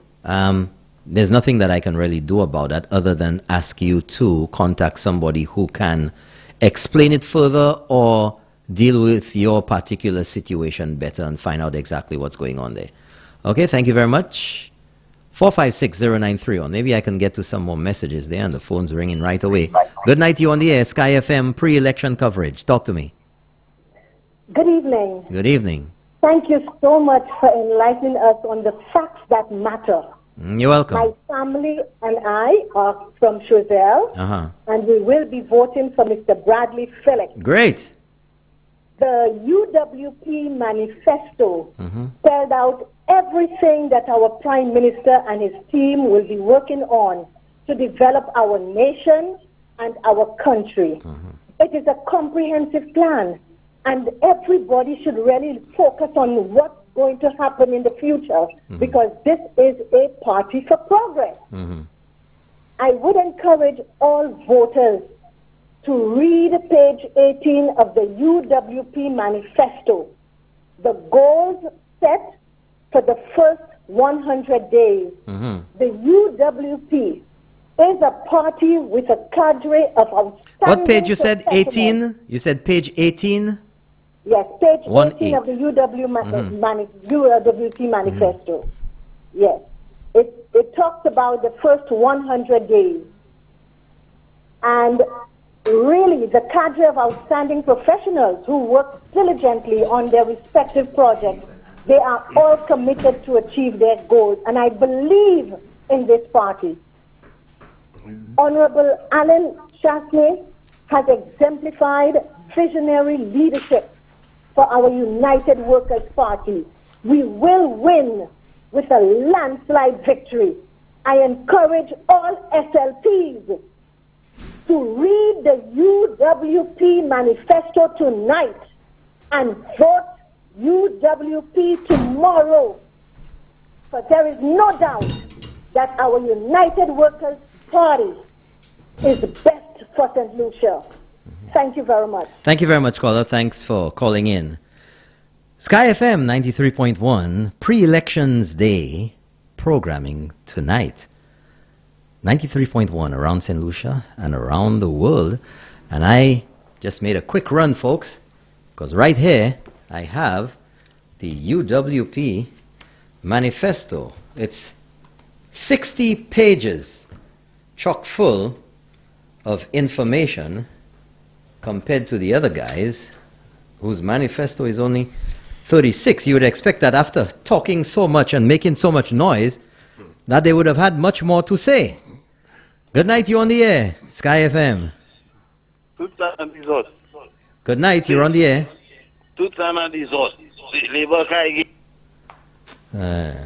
Well, go to a motorcade or something somewhere, stop fooling around. In our first 100 days, that's it right there, folks. Right there, first 100 days. See that there? There we go. First 100 days. I'll tell you what it says. It'll introduce a $3 million back-to-school program targeting the vulnerable and single parents. Introduce consultation and prepare a strategy for the introduction of unemployment insurance. And that is a big one since COVID, and everybody's talking about that. Okay, let's go to the next one. Let's go to the next one. Pass legislation in the first 100 days. 3 months and 10 days. So that would be by, when would it be by? We're in July, August, September, October.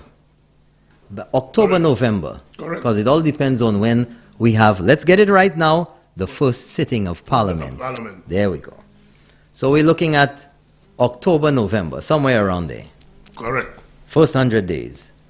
Pass legislation in respect of national health insurance for all. In the first 100 days. For all. For all.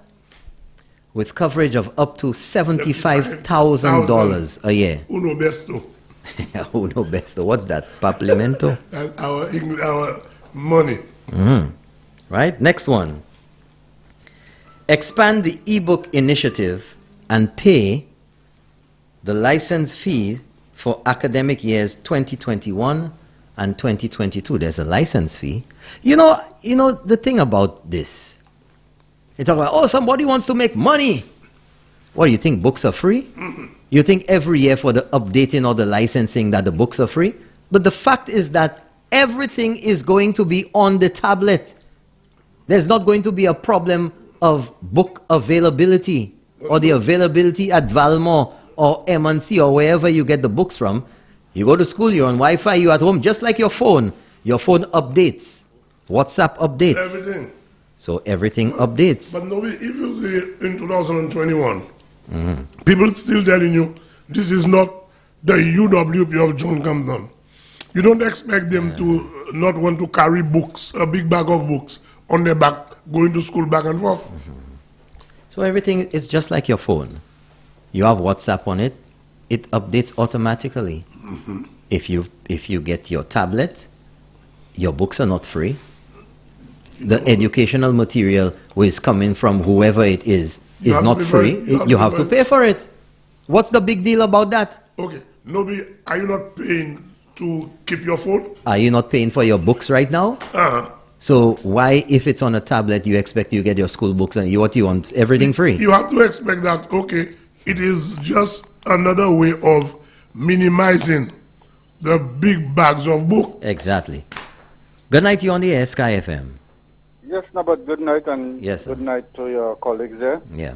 I just wanted to shed some light on what the caller who spoke about the NIC was trying to say. Yeah. I don't think he was looking for resolution per se. I think what he was trying to do was to make a point. Yeah. And he was correct in that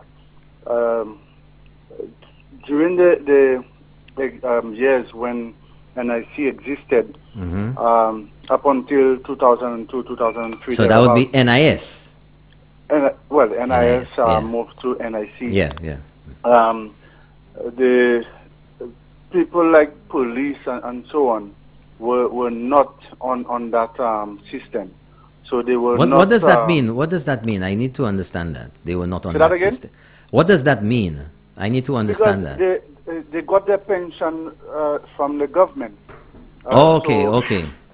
So they were not paying NIC. And even when the legislation was put in place, the persons who were in the service prior to that time still did not, they could not have been brought on to NIC. They still don't pay NIC because you know, the law is such that you cannot put people in a worse position than they would have been when you change the law. So those persons continue to get their pension from the government. However, persons coming into the service after that law was put in place would have to pay the NIC. So you have two regimes, even in the places like the police and so on.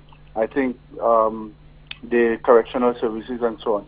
So you have one set who pay the NIC and there's another set that don't pay the NIC. Right. So he was correct in the point that he was making.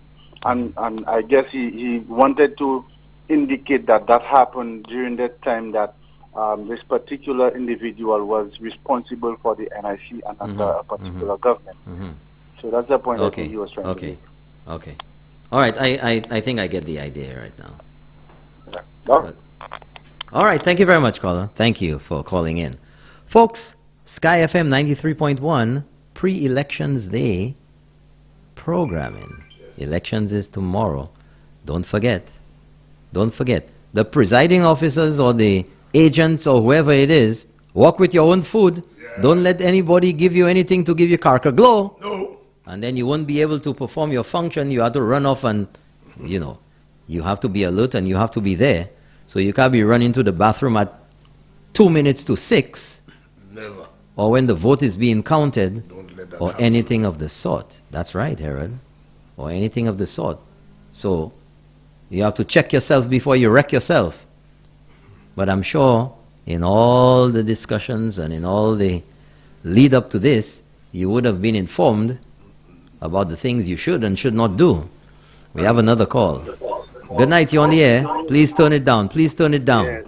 Yes, thank you so much. Somebody tried to make you understand what I was trying to talk about, Mr. Norbert. Yes. That is the NIC, the same NIC issue. It is just that I'm trying to tell you, when they brought everybody in the system, I was already contributing for that long time before 2002 on why I have to be in that bracket for people that just come in right now, and I have to sacrifice my 10% because I was in the thing for 2000 before 2002. Why I have to be in that bracket for 60? I can't answer that question, caller. Well, we have to dig in that. When elections come back, we have to deal with that and tell Kenny and Emma before I personally, I lose 10%, about $900 of my money because I collected at 60. And because I lose all that money, I had to go to 65, and I was not in the bracket for them at the 2002. I was before that since 1977. I was contributing. And right now they put me in the same bracket with policemen and everybody for 65. So why I have to be in that bracket for 60? Tell the government when they come in we have to, and somebody, lawyers, anybody listening, tell them we have to deal with that and put that thing right, because I'm losing money. They take half of my money because I take it at 60. I'm not entitled for 60. I'm not entitled for 65. I'm entitled for 60 because they brought that thing in 2002. I was contributing a long time before that. So tell whosoever regime that come in there, UW whatsoever, who fix that thing. Thank you so much, Mr. Thank you very much, caller. Thank you. So continuing, in the first 100 days in the UWP manifesto, this is what they're going to do. Continuing on, pass legislation in respect of the national health insurance for all. So by October, November this year, the national health insurance legislation will be passed, will have been passed. Expand the e-book initiatives and pay the license fee for academic year 2021-2022. Provide learning devices for all secondary school students. That's in the first 100 days. Provide learning devices for grades 5 and 6 in the first 100 days. Introduce a new tax regime for personal income and corporate tax. Further reduce VAT to 10%. You remember in 2016 when the government came in, they said they campaigned on reducing VAT from 15% to 12.5%, and now it'll be reduced again to 10%, 12.5 to 10%. Introduce property tax reform. Yes. And this government had initially stated that there would have been an exemption on property tax for 3 years. That went to 4 years, and now it's 5 years. So now they're going to review property taxes. They reform that. Yeah. Review and reform. Well, that's what it'll be. So introduce local government reform. And that is government run from the different constituencies or villages and towns. And that will create a whole better management of the services that are required for those particular, for the individual villages and towns, because they'll be collecting their taxes and money can go into local garbage disposal and all of that sort of thing. Good night, you're on the air, Sky FM. Good night, Norbert. Yes, sir. I just want to inform the last caller that he has not lost anything. The 10% he lost there, he will recover it in less than 5 years. He had to wait for it. Okay. Well, I took mine early too. I took mine, and when I got mine, I was about 62. Okay. But whatever his pension now is, by the time he wait for the 5 years, he will have recovered it. Okay. Yeah. So okay. Good night. All right. Thank you very much, caller. Thank you for calling in. Good night. You're on the air all the way from St. Croix. Good evening to you, gentlemen. Yes, sir. Yes, it is. It's a pity and rather unfortunate that I cannot be there to make my contribution. However, what I would like is that make sure whoever is responsible for paying the electricity bill for Sky FM and the internet, that they make sure they do that so that we do not lose service. Okay, guys? Okay. All right. Thank you very much. All right. Thank you very much. Thank you. Okay. So let's read in the first 100 days. Maybe you can send a donation. Exactly. Introduce local government reform. Complete land rationalization. And those of you who are in that situation would know exactly what it means, that if you've been living on a piece of land, crown lands, land that's owned by government, and you need to get title to that property, the government will be rationalizing that. You will get your block and parcel number, you can get a loan from the bank, you can get electricity or water set up, and you can get things done.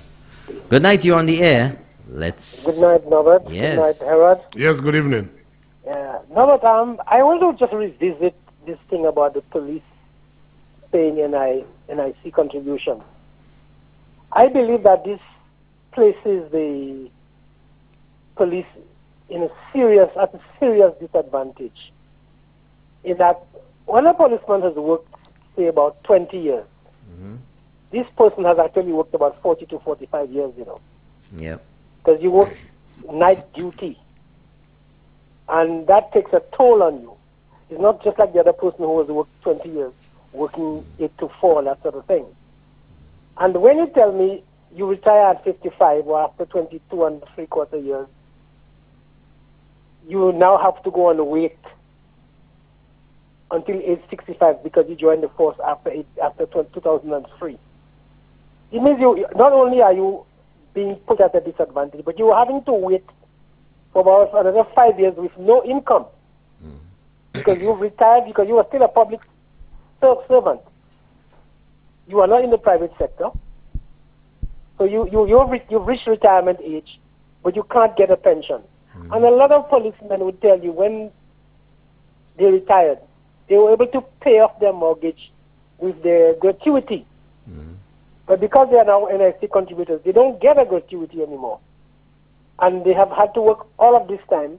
So they have been put at a serious disadvantage in my mind. And the funny thing is, the people who pass those laws, they qualify for the pension after 8 years, winning two elections. Once they win 2 elections, they become entitled to a pension. That's right. Two terms. But 2 terms for a minimum of 8 years. Yep. Okay? And maybe that's why some people are trying so hard to win a second term. Okay, that's my contribution. Thank you very much, caller. Thank you for calling in. Folks, you're listening to 93.1 Sky FM, 93.1 on your FM dial around St. Lucia in the north, south, east, and west. And of course, on the internet, on Facebook. But Novi, I mean, let's be real here, because you've always been real. Pension age from 55 to 60, and from 60 to 65.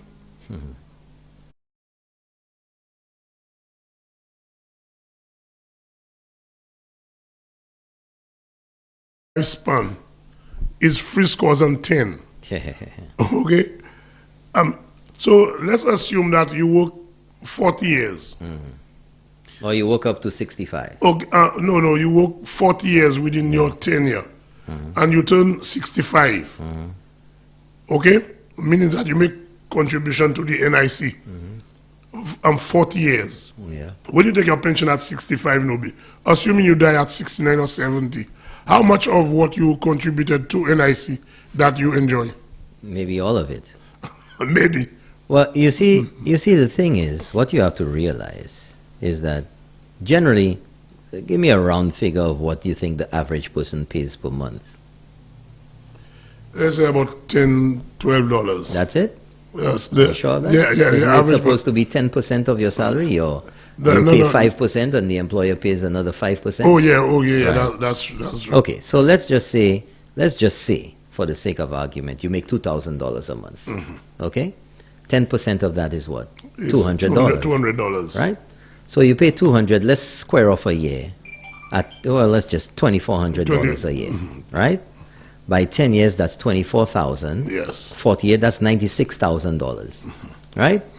$96,000. Let's just say that you had to get $2,000 a month. You're not going to get full pension, your full pay. No. Right. Let's just say you get full pay at $2,000 a month, right? What's that? 96 months at $2,000. How much is?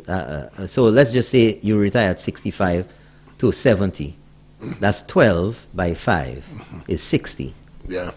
So in about 7.5 years, so 5 years is $60,000. Yeah.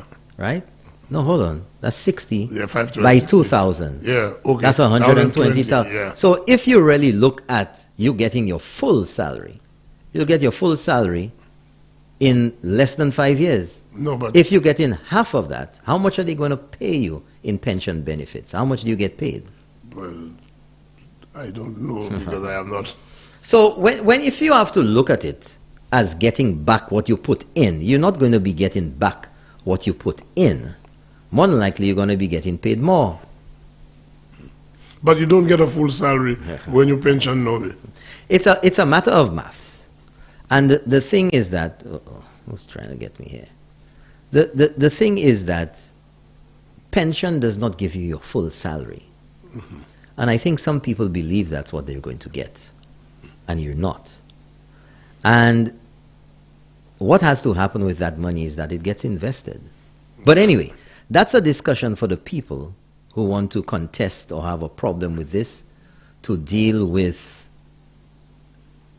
via a party who can represent them. But Nobi, the other thing is, I can remember when you retired at 55, there was a lump sum. A lump sum. A lump sum that they used to give. And afterwards they pay you whatever little. I could do it for a lump sum right now. But the thing is, in 1997, when the Labour Party came in power, they removed that. And well, as you know, Emma brought it from, the Labour Party brought it from 55 to 60. And when Emma came in, Emma brought it to 60. Well, maybe the people should go talk to her in Soufrière tomorrow. Well, they will talk to her. In the polling booth. They will talk to her. We have another call. Good night. You're on the air, Sky FM pre-election coverage. Yes, no, but thank you again. I'm waiting for so long. I'm going to try to kiss a gas. I parle pas right now. Because there's someone who can come about that. Si là, I'm fini, it's okay.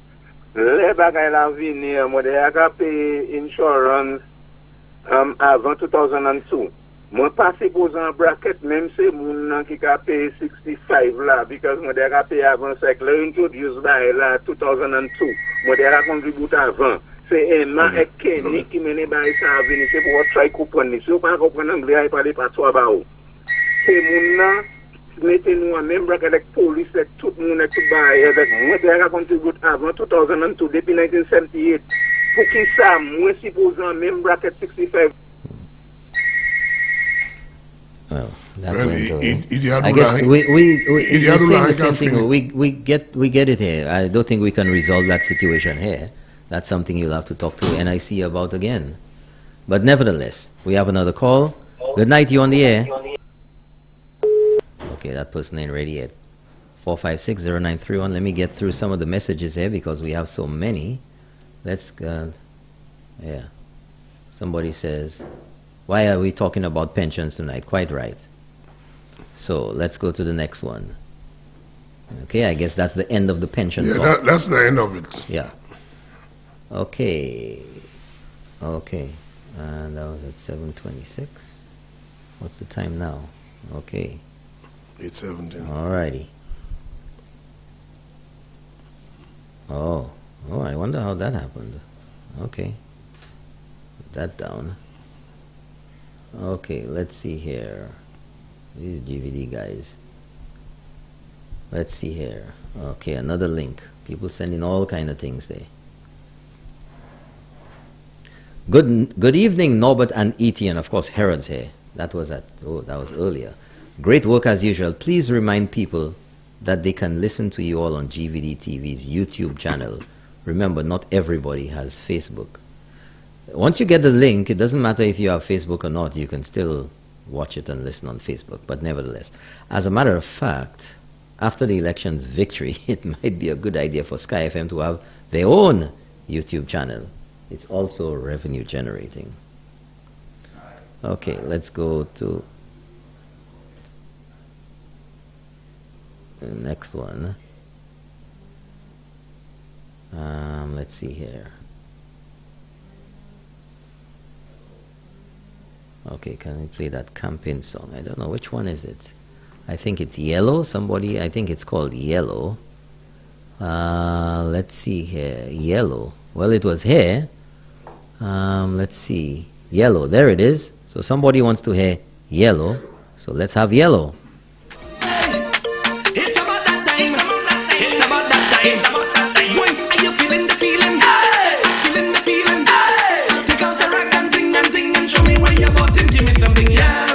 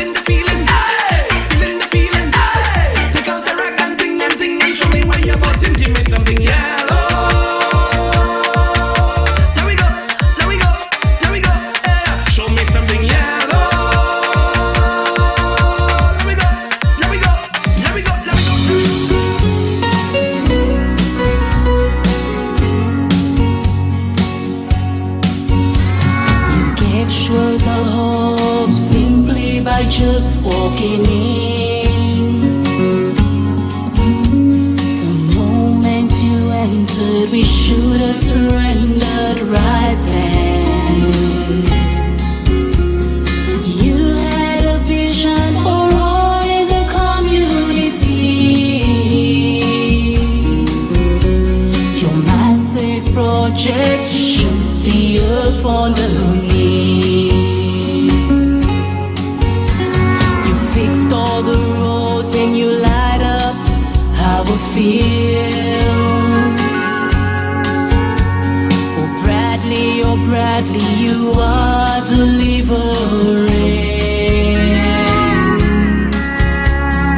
Voting you now is all we can do to achieve. If this isn't progress, don't wake me up from this dream.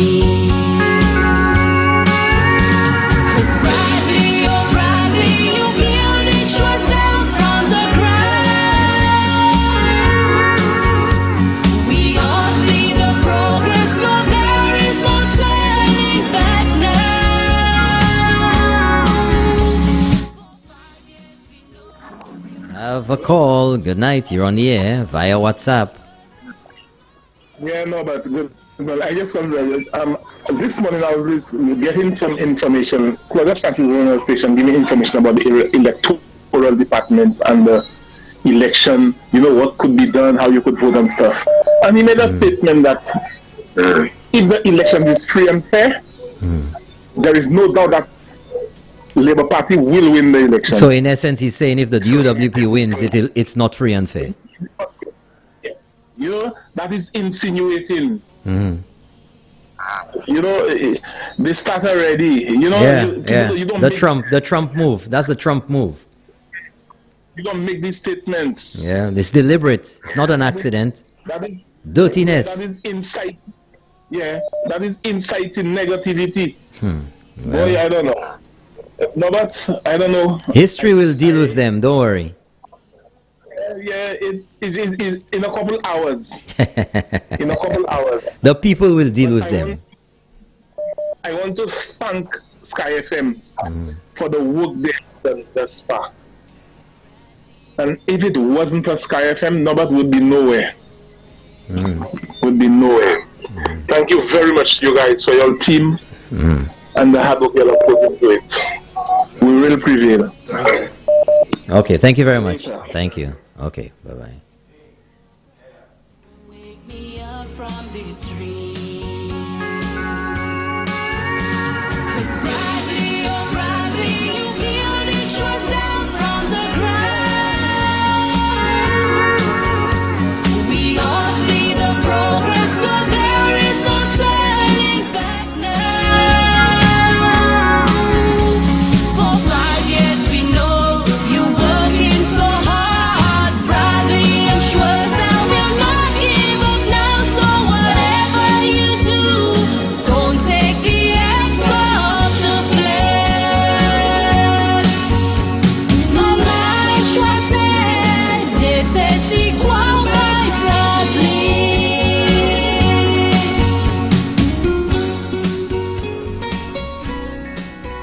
To the people of Castries Southeast.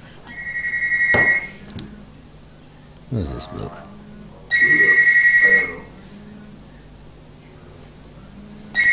Okay, we have a call. Good night, you're on the air. Good night, you're on the air. Hello, good night. Yes, you're on the air. I wanted to show you something yellow, brother Nabat. Yeah, we just played that. I wanted to show you something yellow. Well, but you could not see it because you cannot see Gozili. Well, what's happening over there? Man, we dirty Gozili with flabos. Oh yeah? Wow. Yeah, we dirty the place. No traffic could flow, nothing could happen, and everybody was having a good time. Wow. Wow. Well, all of these people, I hope you're telling all of them that they have to go out to vote tomorrow. Well, I tell Spider to let them go home, that they can vote tomorrow. Yeah. Yeah. Good. Yeah. But Good. I can tell you, we had a nice day. Wonderful. That is good. Yeah. And Spider is in the bank. But he's in the bank. No, let me tell you. The last time we said the same thing in Boussejoux. Tell people the little X. That's what matters tomorrow. Well, that's what matters. Yeah. And we have it going. Brother, the little X. You see, tomorrow, when the importance of it. when everybody put their little X tomorrow, that is all matters. Yes. Well, we are out to get all our voters out tomorrow. Great. I will be, don't mind me, I'll be on ground too, to carry people. You have to give me that vote too. No, but let me tell you. I am a fellow like not compromising, you know. You have to make sure you give us that vote. Brother, I will be on ground carrying people to vote tomorrow, and I will be voting very early tomorrow morning with Spider. Well, likewise myself. That's the job we have tomorrow. Okay. Get our voters out. All right. Thank you very much, caller. Yeah. Okay, Thank you. good night. Okay, take care. Yes, folks, that's it. Huh. Okay. Yeah, well.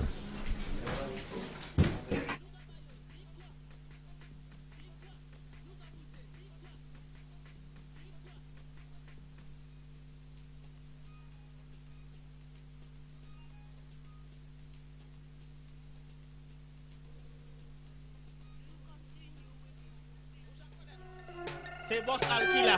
Yo, man. You got tout moun ka vote by Flambeau et tout moun ki ka vin vote by Flambeau. Chaste c'est un mauvais coq bataille. London we going. Flambeau nous ka vote. Flambeau nous ka vote. Flambeau nous ka vote. Flambeau nous ka pays a bien. Kenny pas te fait un bagay. Actuellement, moi ka big up guy. Bokay moi pas ni afalay. Ezekiel Joseph. Il c'est un bon petit boy. Big up Spider. Herman Gill. Actuellement, n'a pas vaille. Flambeau, nous ka voté, voté. Voté, voté. Flambeau, nous ka voté, voté. Voté, voté. Flambeau, nous ka voté, voté. Voté, voté. Flambeau, nous ka voté, voté. Dominic, Mary, Isaac, we put in the tikwa right back. Big up hero, big up king.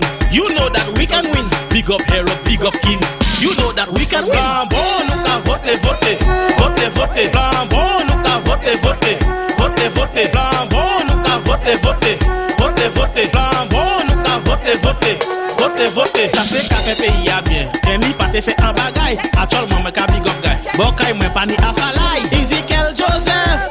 C'est un bon petit boy, big up Spider, Herman Gill, actuellement n'a pas vaille. Flambeau, nous ka voté, voté, voté, voté. Flambeau, nous ka voté, voté, voté, voté. Flambeau, nous ka voté, voté, voté, voté. Flambeau, nous ka voté, voté. Mon report, Patience, me could, Chamwell, Wale, me could village. We going and vote over there. Hold on, me could enough, you ready? Me good enough, there we go, there we go. Me good enough, what we say? Who we voting for? We voting anti-girl for sure. Who we voting for? We voting anti-girl for sure. Me good enough, who we voting for? We voting anti-girl for sure. Who we voting for? We voting anti-girl for sure. She give us roads with extension, that's a woman with a vision. New fields, parks and playgrounds, that's a woman with a vision. Preschool and community centers, that's a woman with a vision. Even gave us smart health centers. We voting at these elections. Who we voting for? We voting anti-girl for sure. Who we voting for? We voting anti-girl for sure. Me good enough, who we voting for? We voting anti-girl for sure. Who we voting for? We voting anti-girl for sure. You could say your family and me good enough. You could say your family and me good enough. Who sa nou ka bayo ti kwa? Ti kwa? Ti kwa? Nou ka bayo ti kwa? Ti kwa? Ti kwa? Girl ka bayo ti kwa? Who we voting for? We voting anti-girl for sure. Who we voting for? We voting anti-girl for sure. Me good enough, who we voting for? We voting anti-girl for sure. Who we voting for? We voting anti-girl for sure. She give us roads with extension, that's a woman with a vision. New fields, parks and playgrounds, that's a woman with a vision. Preschool and community centers, that's a woman with a vision. Even gave us smart health centers. We voting at these elections. Who we voting for? We voting anti-girl for sure. Who we voting for? We voting anti-girl for sure. Me good enough, who we voting for? We voting anti-girl for sure. Who we voting for? We voting anti-girl for sure. Tikwa, tikwa, tikwa, tikwa, tikwa, tikwa. Girl ka bayo tikwa, tikwa, tikwa, tikwa, tikwa, tikwa. Girl ka bayo tikwa.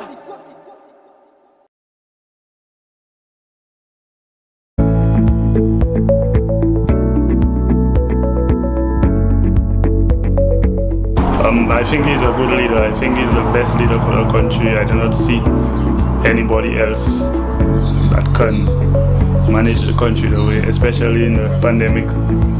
He did a tremendous job. I don't see another person that can run the country. His leadership skills is amazing. He's an amazing person. He's always in the community. I foresee that he'll stay for probably next 10 years. We will see a difference in Lucia, for sure.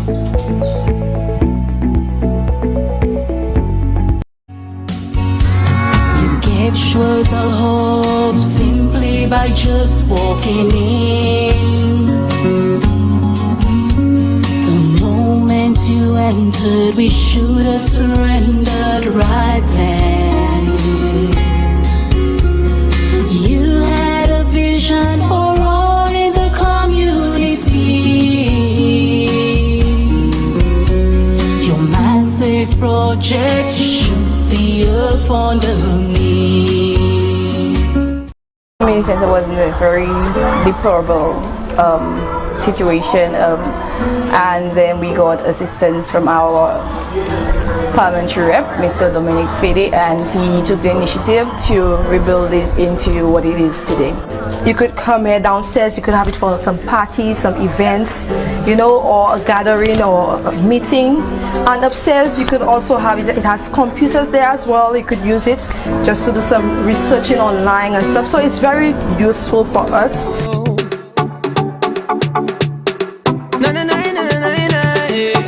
Let's keep working.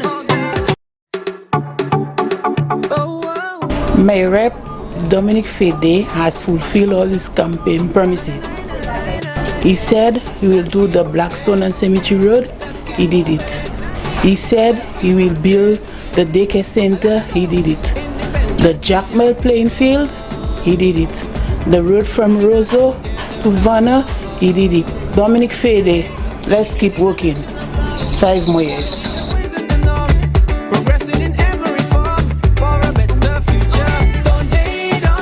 As a frontline worker, I believe in keeping myself, my family, and my patients safe.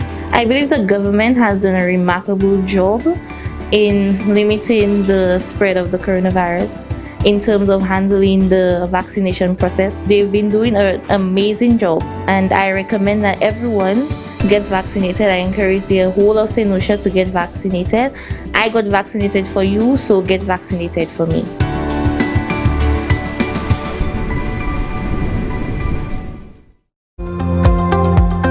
My name is Ganya Alaba and I'm from St. Jude's Highway Viewport. I have never voted, but this time I will. Based on what the government has been doing in Viewport, I really like it. I have seen such great progress and development in Viewport. I like it and I really like the candidate. That is why I'm voting for Hermangale Francis.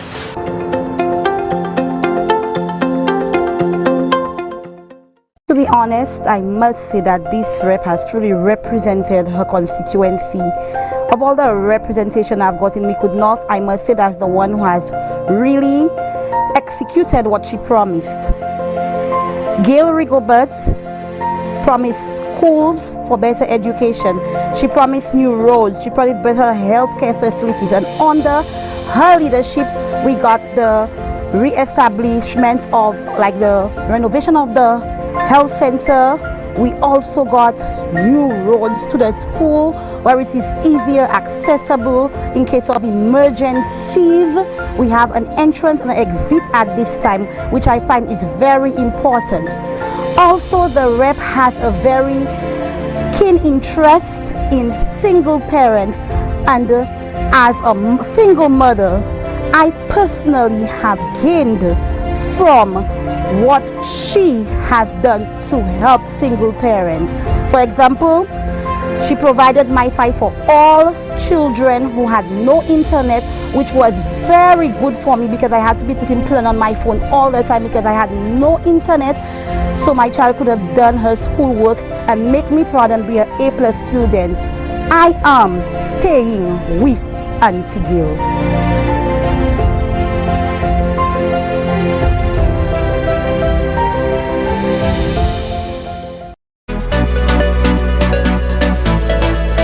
I'm Arnold Seville, coming from the district of Soufrière, living up in Palmis. And from time I've been playing football growing up as a teenager, knowing that the grounds where I've been playing and what has been done is very impressive from my point of view. And I'm very happy for that. Now that the children could have something to do, find something more constructive to do instead of lying in different places and finding themselves in trouble. I think that my representative, Mr. Harold Stanislas, is doing a very good job in terms of giving the public what they need. He is doing what he's supposed to do, and as far as I've been in the community, I will give him a thumbs up on all what he's doing.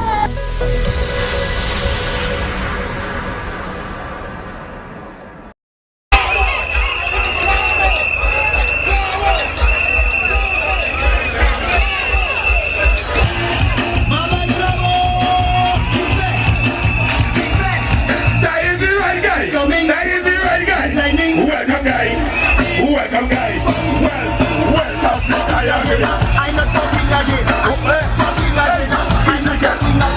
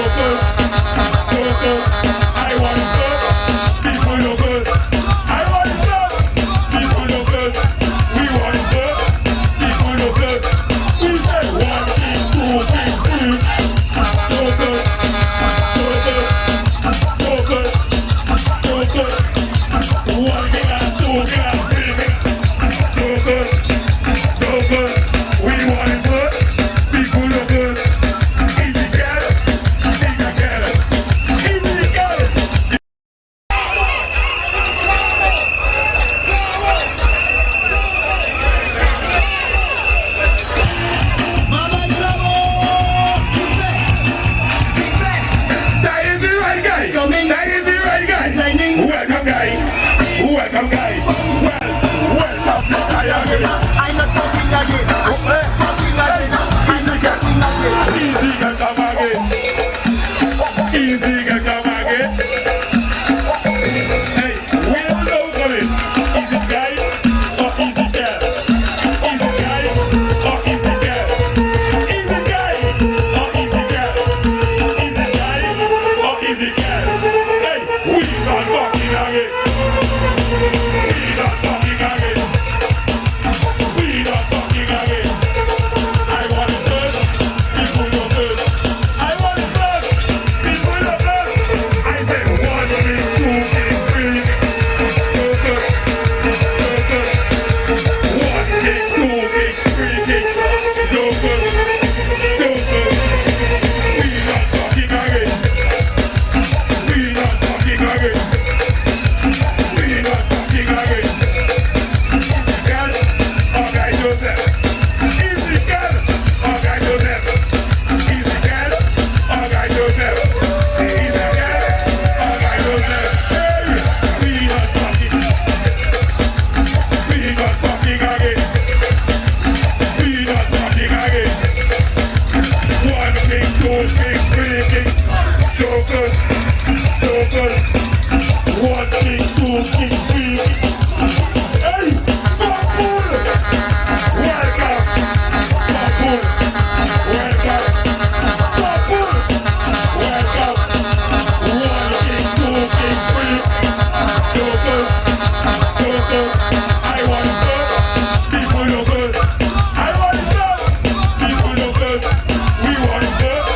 People know first. We say 1 kick, 2 kick, 3. Jokers, jokers, jokers, jokers. 1 kick and 2 kick and 3 kick. Jokers, jokers. We want it first. People know first. Easy girl, easy girl, easy girl.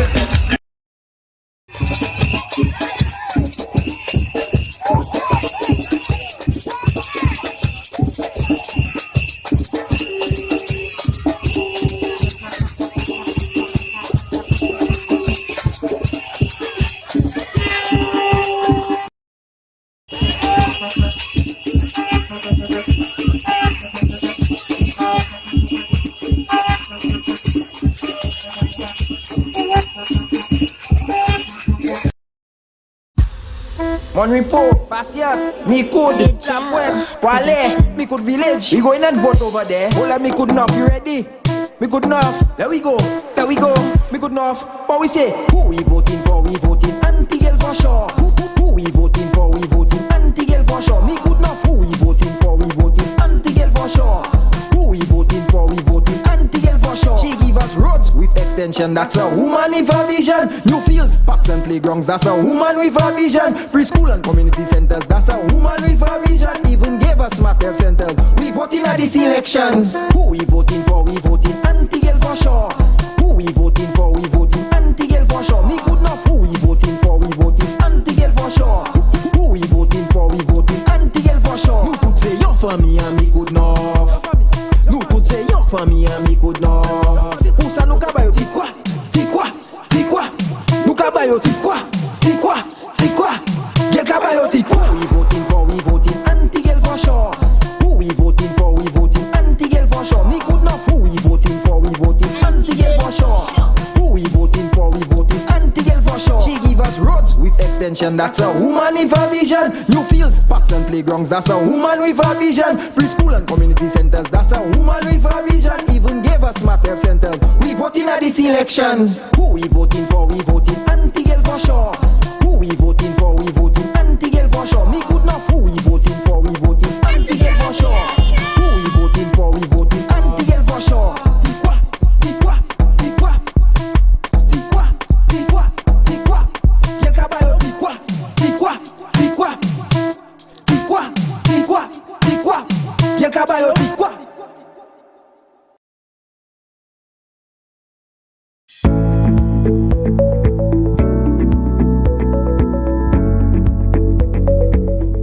I think he's a good leader. I think he's the best leader for the country. I do not see anybody else that can manage the country the way, especially in the pandemic.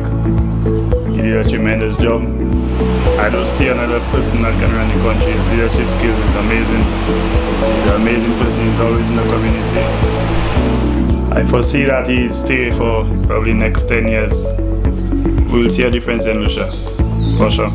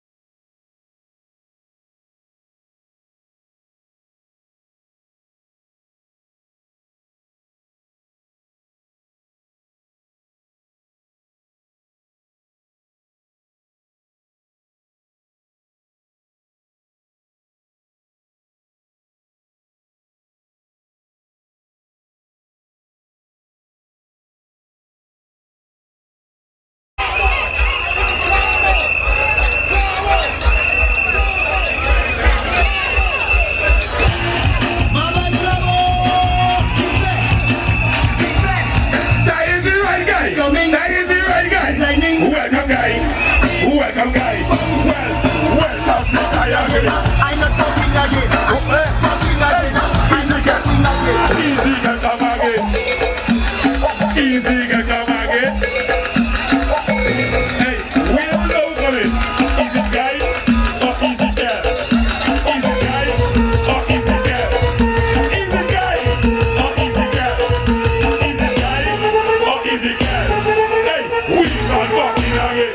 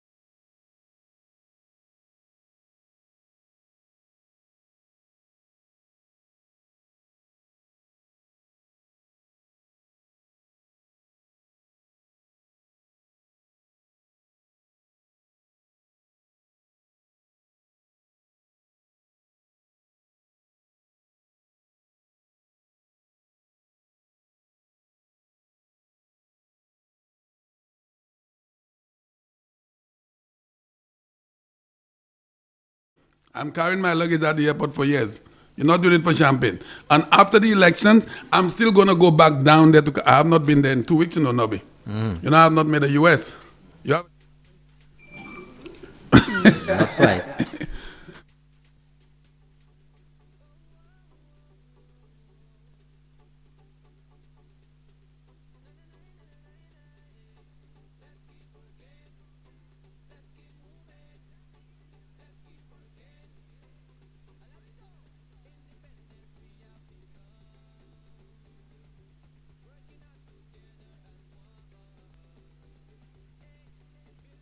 Okay.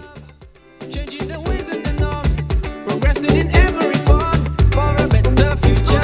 Don't hate on me, cause we working. So come join me, cause we working. For the justice, we need to work it. For the culture, we need to work it. We are heading up to the top. There's no time for us to stop. Let me hear ya, oh God, let's keep working. Let me hear ya, let's keep moving. Oh God, let's keep working. We can do it together. Oh no, no, let's keep working. Let's keep moving for the better of this nation. Let's keep working. Let us strive to the top in pursuit of excellence. Marketing culture everywhere we go. Hey, let us come together for a better future. Motivate, elevate. Hey, oh God, don't hate on me, cause we working. Folks, we're opening the lines until the Prime Minister gets on. Opening the lines until the Prime Minister gets on. Call us with your predictions for tomorrow. We know it's not scientific. We know it's not accurate. But let's hear what your feelings are. Give us a call, 456-0931. 456-0931. And let's hear what you think. Se mona kouye nou ek di nou sou kwe se 17 not 16 1 pa desan pli ba 14 eh. Na pa ki manye ou ka di moun ki manye pou vote. Di nou ki sa ou kwe I ka ye deme. Oui. We building up until 9 o'clock tonight when the Prime Minister comes on with his address to the nation. You know, it's not scientific, it's not accurate in any way. We don't know the margin of error of it. But we just want to know what your general feeling is. Well, let me start off with me. I want to start off with me here. I don't see them winning a seat. Okay. And I'm not exaggerating. I'm not this. I don't. If I was to say to you 14-3, then you ask me which 3. I don't know. Well, we have our first call. Yeah. Good night, you're on the air. Good night, you're on the air. Hello. Yes. Good night. Good night. Good night. Yes, good night. I believe it's 17-0. 17 not. Okay. All right. But you are going to help to make it that, aren't you? Of course, I'm going to vote 4 o'clock in the morning. I'm there. Yeah. Good. What constituency are you in? I'm Castries South for Big Castries Daddy. South. Okay, Big Daddy. Yes. Okay. All right. Okay. So I'm doing a tally. Okay, in 5 minutes. Let's see what we get. Okay. All right. All right. Thank you very much. Thank you. Bye. 456-0931. Give us a call. 456-0931. And give us your predictions. What's your predictions on the polls for tomorrow? It's not accurate. It's not scientific. It's not sanctioned. Just your general impressions from what you see happening on the ground. Good night. You're on the air. What's your vote? Good night. You're on the air. What's your vote? Okay, you're not ready yet. Hello? People want to call. 456-0931. When you call, you got to listen to the phone. Good night, you're on the air. What's your vote? Good night, you're on the air. Memunla. You have to listen to your phone, not to the radio. 456-0931. Say, Memunla kakuye, memlea, yo konet baila. Tule fa yo kakuye. Shak fa yo kuye. Say, membaila. This is serious. Right. Voting is serious business. Don't make sport, ma. 456-0931. Good night, you're on the air. What's your vote? Yeah. Hello. Yes. Good night, you're on the air. What's your vote? Yeah, the St. Lucia Labour Party have. Yeah. Good night. But you didn't finish what you said. Okay. Good night, you're on the air. Yeah, I have 17-0. 17 not. Okay, the person who called before, please call back. Calling Thank you from very much. Monrepo. Monrepo. Thank you very much. Gail Wigglebud. All right. Okay, 456-0931. Let's try that again, see if you get through this time. Good night, you're on the air. What's your vote? Hang up to a V to power with 456-0931. Good night, you're on the air. What's your vote? You're on the air. What's your vote? Oh, Papa Lee. Folks, when you call in, you gotta listen to the phone, not the radio. Good night, you're on the air. What's your vote? Good night. I'm Yes. calling from Industry Choiseul. Industry Choiseul. Yes. I would like to give them 11-6 just because I feel sorry for them. 11-6, You caller? feel sorry? That's a lot of sorry. That's a lot of sorry. I feel sorry Remember, for that them, is not an official because vote. they have a lot They to know what it say, is. a lot to do, a lot to talk about people. Yes. Bradley all the way. Okay, thank you very much. All right. We're getting ready. Okay, what's your... I was told to fine-tune what I said. 456-0931. You're on the air with Sky FM. What's your elections prediction? 17-0. 17 not. 17-0. Okay, thank you very much, caller. All right. Thank you. We'll ask them what constituency they're calling from. Good night, you on the air. Elections prediction on your constituency. Choiseul, 17-0. All Choiseul, right, 17 not. 17-0. Thank you very much. Everybody's listening to me. 456-0931. Good night. What's your prediction for the elections? Good night, Choiseul. Not a damn seat for them. Not All a right, seat for so I what's know what that Choiseul. Thank you very much. All right, thank you. 456-0931. Give us your vote. You must go out to vote. Good night. What's your prediction? Hello, good night. Good night. Labour give you 14-3. All right, that's your prediction. What's your constituency? Me good enough. Mikunov, 14-3. Jeremiah all the way. Thank you very much. 14-3. Listen, the tally, I put that on the outside of the tally. That's not Good even- night. You're on the air. Elections predictions. Okay. Let me tell you, my prediction is Labour Yeah. winning 17 not. Uh-huh. Okay. And you're the number 18, right? Thank you very much. Thank you. 17 not. That's a little unrealistic there now. Good night. You're on the air. Elections prediction. I'm calling from OJ, 14-3. OJ, All right, 14-3. Thank you 14-3. very much, caller. All right. Have a good night. Don't forget to go out to vote tomorrow. All right. Thank you. Okay, All right. take care. Okay, let's see what's happening with the Prime Minister. We're going to go into some music now and continue the vote. Let's see what's happening.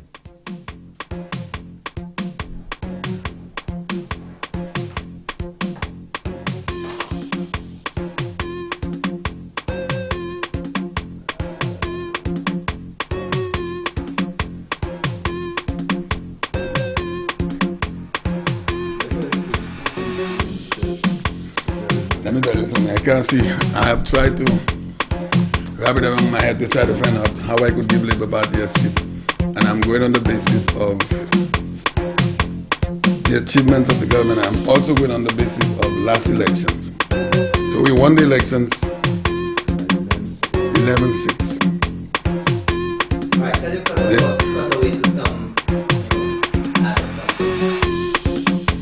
Yeah, give us something. Take off.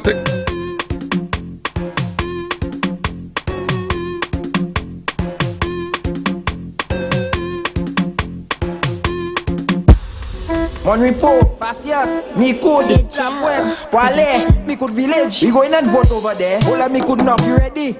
Me could enough, there we go, me could enough. What we say? Who we voting for? We voting anti-girl for sure. Who we voting for? We voting anti-girl for sure. Me could enough. Who we voting for? We voting anti-girl for sure. Who we voting for? We voting anti-girl for sure. She give us roads with extension, that's a woman with a vision. New fields, parks and playgrounds, that's a woman with a vision. Preschool and community centers, that's a woman with a vision. Even gave us smart health centers. We voting at these elections. Who we voting for? We voting anti-girl for sure. Who we voting for? We voting anti-girl for sure. Me good enough. Who we voting for? We voting anti-girl for sure.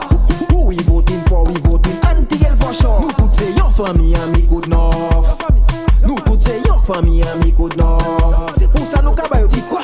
Ti quoi? Ti quoi? Nous cabayo ti quoi? Ti quoi? Ti quoi? Girl cabayo ti quoi? We voting for? We voting anti-girl for sure. Who we voting for? We voting anti-girl for sure. Me good enough. Who we voting for? We voting anti-girl for sure. Who we voting for? We voting anti-girl for sure. She give us roads with extension. selection. That's a woman with a vision. New fields, parks and playgrounds. That's a woman with a vision. Preschool and community centers. That's a woman with a vision. Even gave us smart health centers. We voting at these elections. Who we voting for? We voting anti-girl for sure. Who we voting for? We voting anti-girl for sure. Me good enough. Who we voting for? We voting anti-girl for sure. Who we voting for? We voting anti-girl for sure.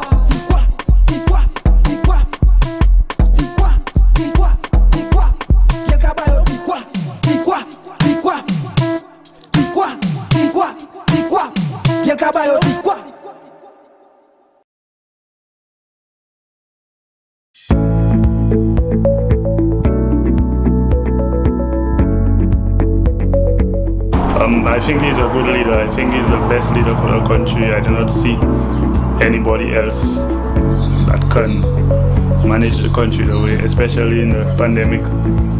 He did a tremendous job. I don't see another person that can run the country. His leadership skills is amazing. He's an amazing person. He's always in the community. I foresee that he'll stay for probably next 10 years. We will see a difference in Lucia, for sure.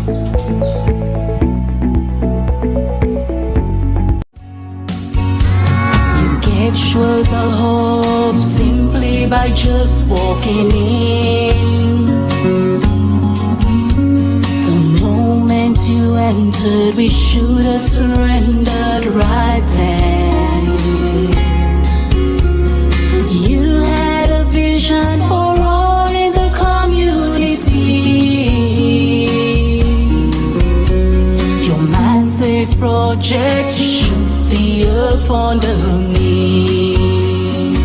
This community center was in a very deplorable situation, and then we got assistance from our parliamentary rep, Mr. Dominic Fede, and he took the initiative to rebuild it into what it is today. You could come here downstairs, you could have it for some parties, some events, you know, or a gathering or a meeting. And upstairs you could also have it, it has computers there as well. You could use it just to do some researching online and stuff. So it's very useful for us.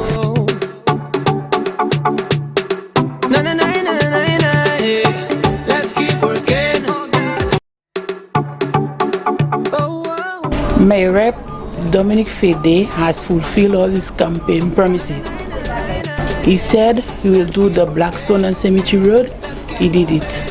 He said he will build the daycare center. He did it. The Jack Mill playing field. He did it. The road from Roseau to Vanna. He did it. Dominic Fede, let's keep working. 5 more years.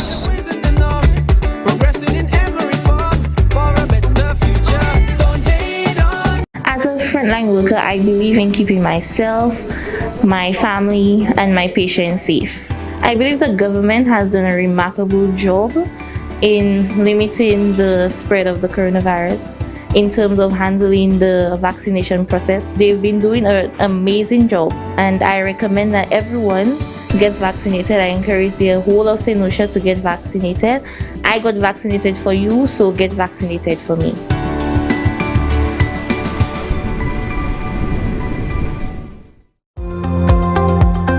My name is Ganya Alibwa, and I'm from St. Jude's Highway people. I have never voted, but this turn I will. Based on what the government has been doing in Viewport, I really like it. I have seen such great progress and development in Viewport. I like it and I really like the candidate. That is why I'm voting for Herman Gale Francis.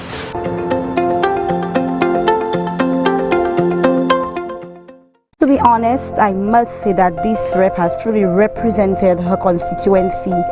Of all the representation I've got in Micoud North, I must say that's the one who has really executed what she promised. Gail Rigobert promised schools for better education. She promised new roads. She promised better healthcare facilities. And under her leadership, we got the re-establishment of, like, the renovation of the health center. We also got new roads to the school where it is easier accessible in case of emergencies. We have an entrance and an exit at this time, which I find is very important. Also, the rep has a very keen interest in single parents.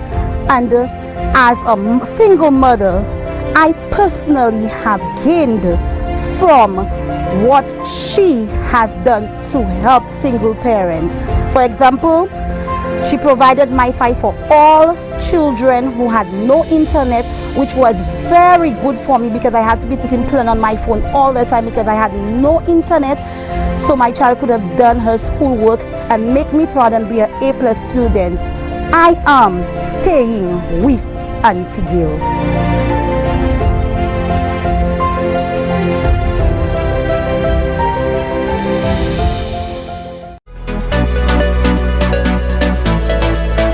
I'm Arnold Seville, coming from the district of Soufrière, living up in Palmis. And from time I've been playing football growing up as a teenager, knowing that the grounds where I've been playing and what has been done is very impressive from my point of view. And I'm very happy for that. It's now that the children could have something to do, find something more constructive to do instead of lying in different places and finding themselves in trouble. I think that my representative, Mr. Harold Stanislas, is doing a very good job in terms of giving the public what they need. He is doing what he's supposed to do, and as far as I've been in the community, I will give him a thumbs up on all what he's doing.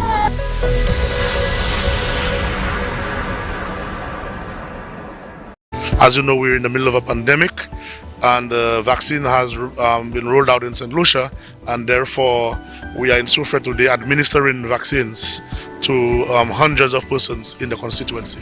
I had to take the vaccine because I would like to see St. Lucia, Soufrière get back to some semblance of normalcy. The vaccine is what is going to create herd immunity so that things can get back to normal again. Vaccine has been deemed very safe, very effective. So I'm very happy that I took my vaccine today, and I'm urging all my constituents to please make an effort to come get the vaccine.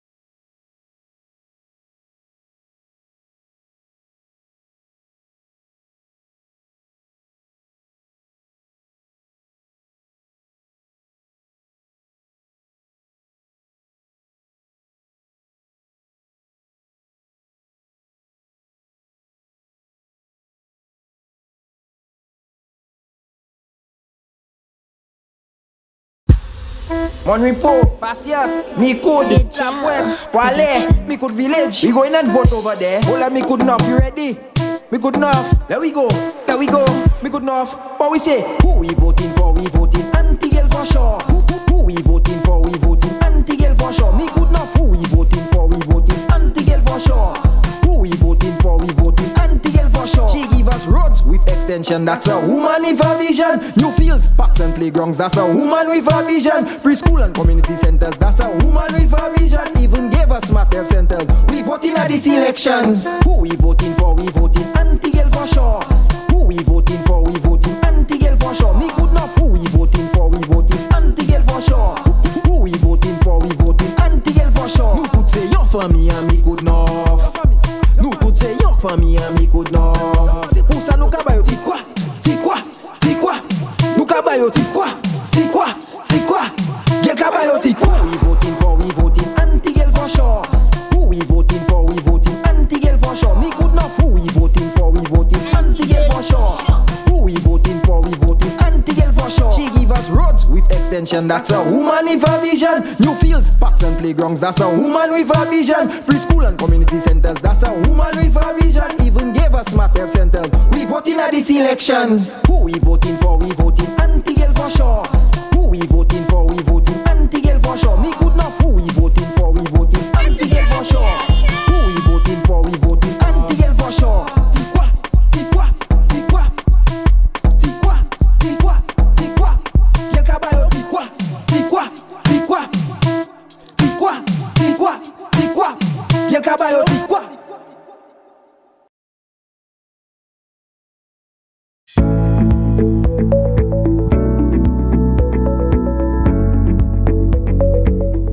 I think he's a good leader. I think he's the best leader for the country. I do not see anybody else that can manage the country the way, especially in the pandemic. He did a tremendous job. I don't see another person that can run the country. His leadership skills is amazing. He's an amazing person. He's always in the community. I foresee that he'll stay for probably next 10 years. We will see a difference in Lucia, for sure.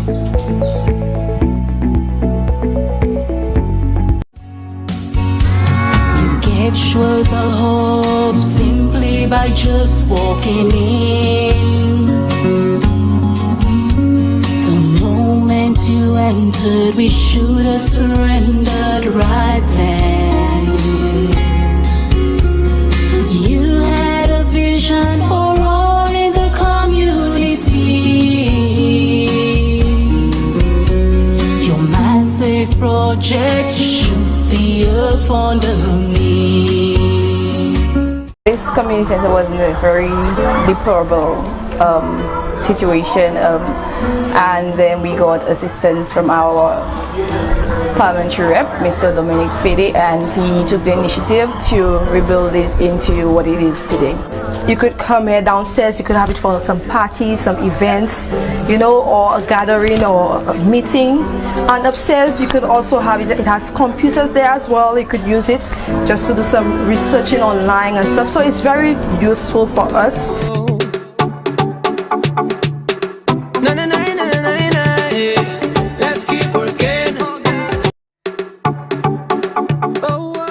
My rep, Dominic Fede, has fulfilled all his campaign promises. He said he will do the Blackstone and Cemetery Road. He did it. He said he will build the daycare center. He did it. The Jack Mill playing field. He did it. The road from Roseau to Vanna. He did it. Dominic Fede, let's keep working. 5 more years.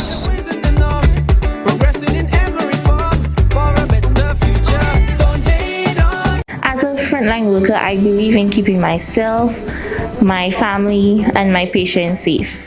I believe the government has done a remarkable job in limiting the spread of the coronavirus in terms of handling the vaccination process. They've been doing an amazing job, and I recommend that everyone gets vaccinated. I encourage the whole of St. Lucia to get vaccinated. I got vaccinated for you, so get vaccinated for me.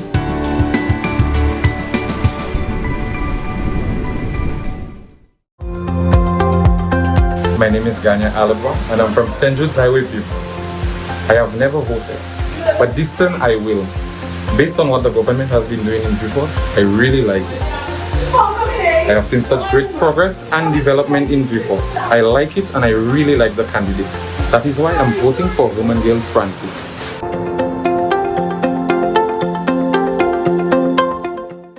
be honest, I must say that this rep has truly represented her constituency.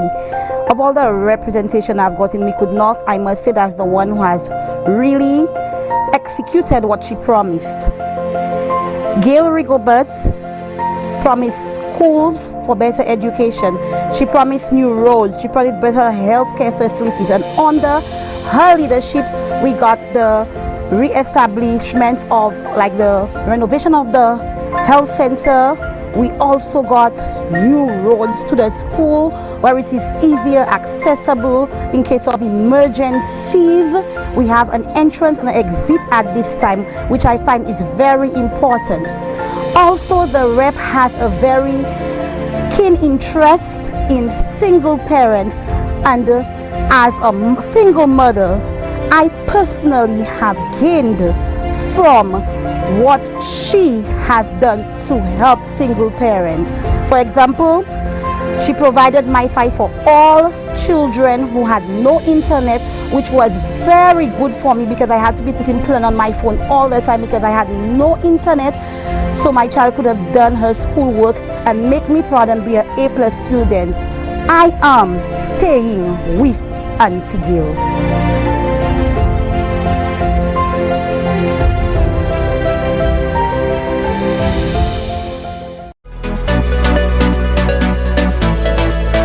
I'm Arnold Seville, coming from the district of Soufrière, living up in Palmis.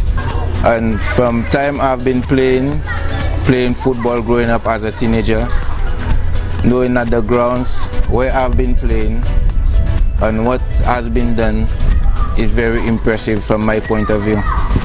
And I'm very happy for that. It's now that the children could have something to do, find something more constructive to do instead of lying in different places and finding themselves in trouble. I think that my representative, Mr. Harold Stanislas, is doing a very good job in terms of giving the public what they need. He is doing what he's supposed to do, and as far as I've been in the community, I will give him a thumbs up on all what he's doing.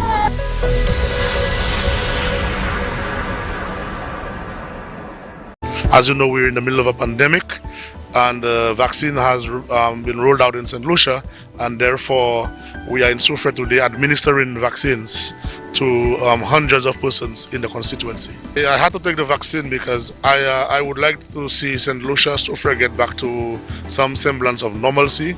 The vaccine is what is going to create herd immunity so that things can get back to normal again.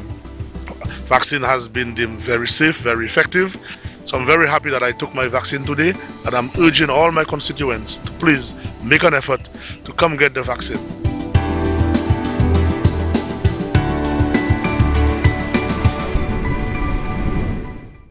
Honorable Leonard, Spider-Man Tote.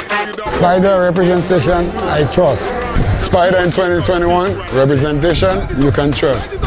Spider 2021, representation you can trust. Spider 2021, representation you can trust. Spider all the way, representation you can trust. What Spider-Man don't run on, don't, we want him man don't. Hello Mr. Spider, them cannot run you out. Moi, je remercie M. Ezekiel Joseph pour tout ça qu'il a fait en communauté. Côte-là, Chimé, community center, de l'eau, tout ça qu'il a fait, je remercie en Chaïd. Even si je n'ai pas là, je vais poser ça. Je remercie un peu pour ça.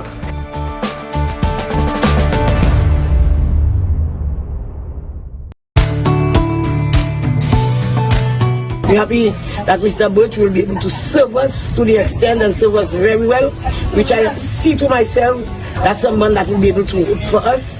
Mr. Birch, I am wishing you the best of luck in the upcoming election. We love you, we are there with you, we are supporting you, and what can I say? I wish the United Workers' Party all the best in that election. Thank you, Butch. Thank you, my Prime Minister. We all love you. Yes. You have a vision, God give it to you. Yes. And you is the best Prime Minister we ever get in St. Lucia. Yes. Thank you.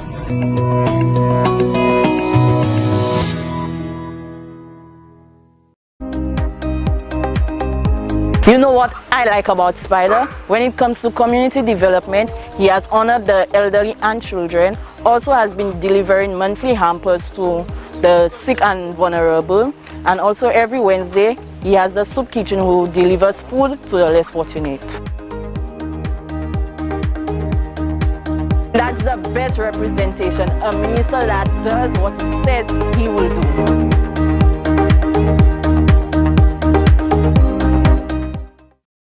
For change, for development, for leadership, Spider Motto 2021. That's the way to go. Gucci said so.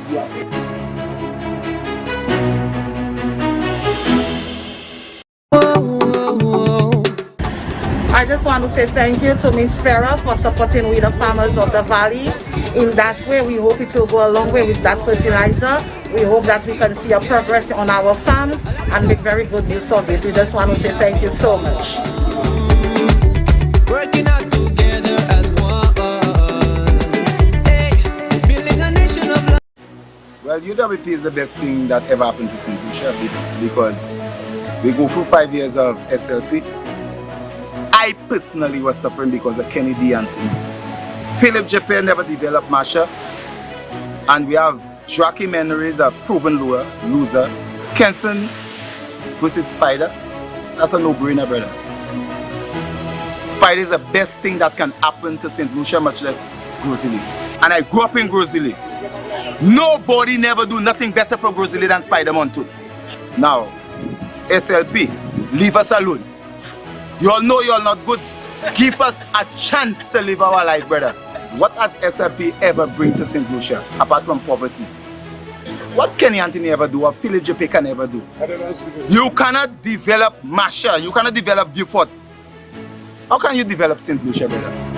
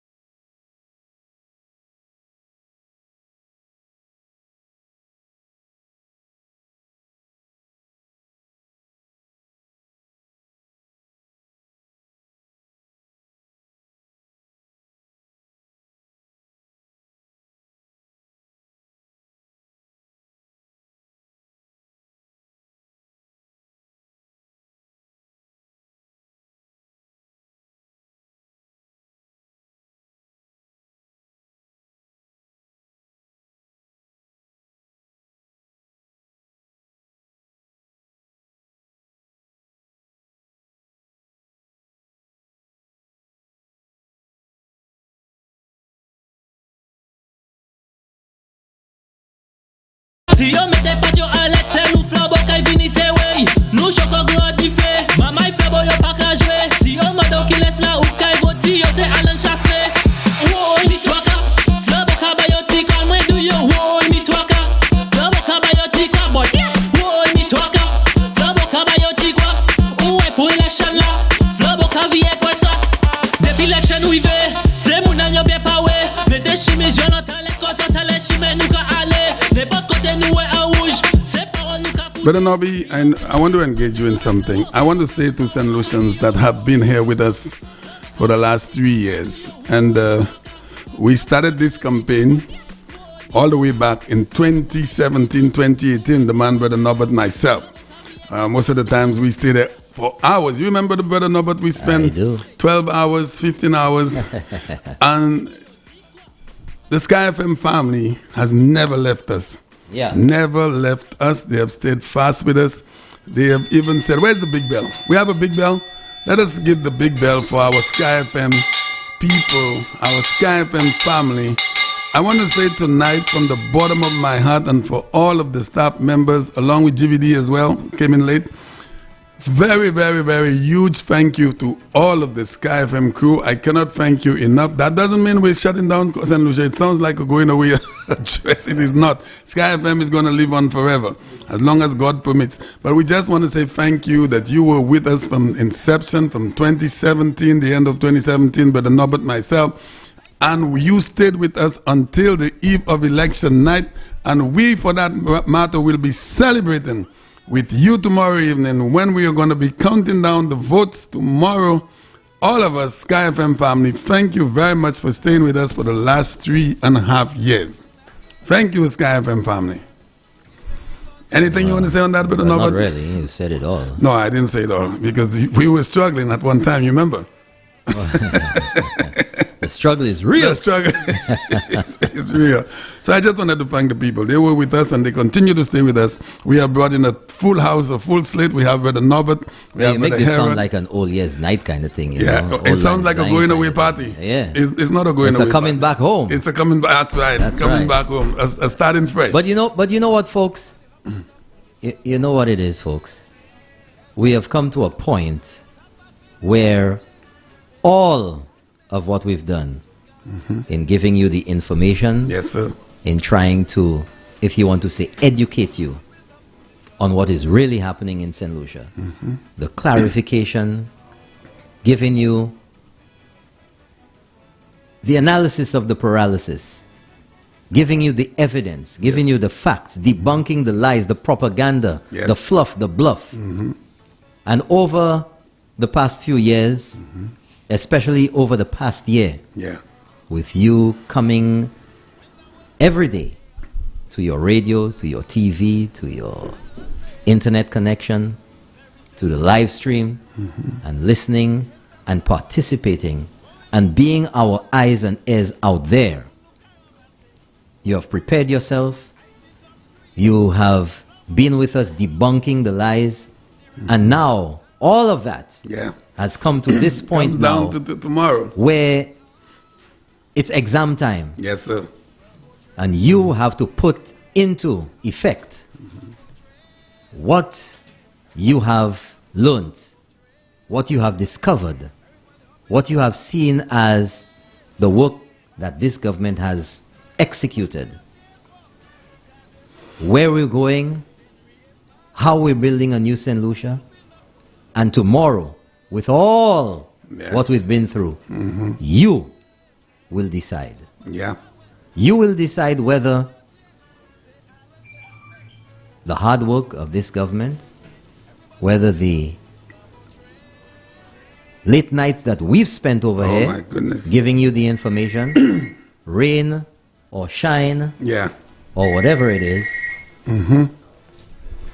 you will decide now whether what you have heard is what we need to deal with into the future in making St. Lucia a new St. Lucia.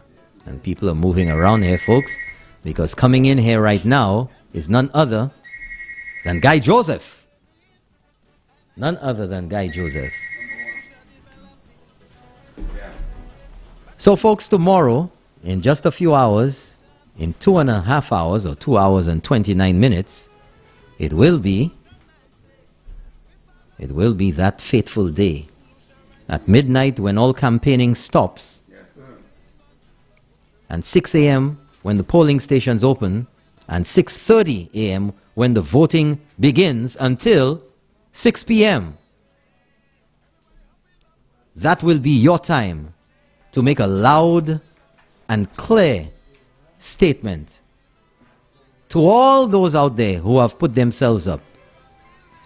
When you will make a loud and clear statement about what you think, about all the noise, about all the obstruction, about all the doom and gloom, and all the negativity, tomorrow you will decide. Tomorrow you will decide. I've kept it real with you day in, week out, month in, month out. And finally, the time has come. The time has come, folks, for whether the analysis of the paralysis has been able to put you on the right path. I have absolutely no doubt that tomorrow you will go out there and do the right thing. And tomorrow night, by this time, 24 hours from now, folks, think about it. just about this time tomorrow night, we will very likely know what the analysis of tomorrow's paralysis will be. And in the studio with me right now, after taking a very important call, is none other than Guy Joseph. And he's here in studio after all of his activities. And tonight at 9 o'clock, all activities end. And that's the directive from the police. But we have until midnight for any campaign talk or any of the talk. So in the studio with me is the man Champagne Herod, the extraterrestrial, the coach. And now, Guy Joseph. We're expecting some others, but we'll be here with you until midnight. You ready in there, GVD, with the 2 screenshot? Let's get it going. 2 screen, let's give us the minister. The Honorable Guy Joseph. GVD, let's get it together.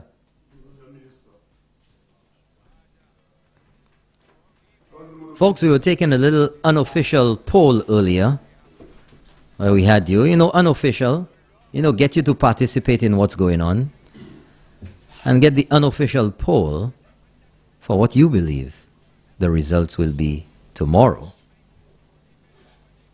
You may get a little sensibility if you get a large enough cross-section of the people of St. Lucia. Well, started off with my 17-0, so I'm sticking with my 17-0. Yeah. And if you ask me, if I say to you 14-3, and you ask me which 3, then I cannot answer that. Yeah. You know what I mean? Okay, in the studio we have none other than Guy Joseph. Good night, sir. How are you? Good night, Norbert. Good night, listeners. Good night, viewers. It's nice to be here in studio with you tonight. The final few hours. Final countdown. Before Election Day 2021. Yeah. And what a time it has been over the last year and a half with COVID and with Sky FM. I don't want to imagine what would have been the fate of St. Lucia had Sky FM not been in existence.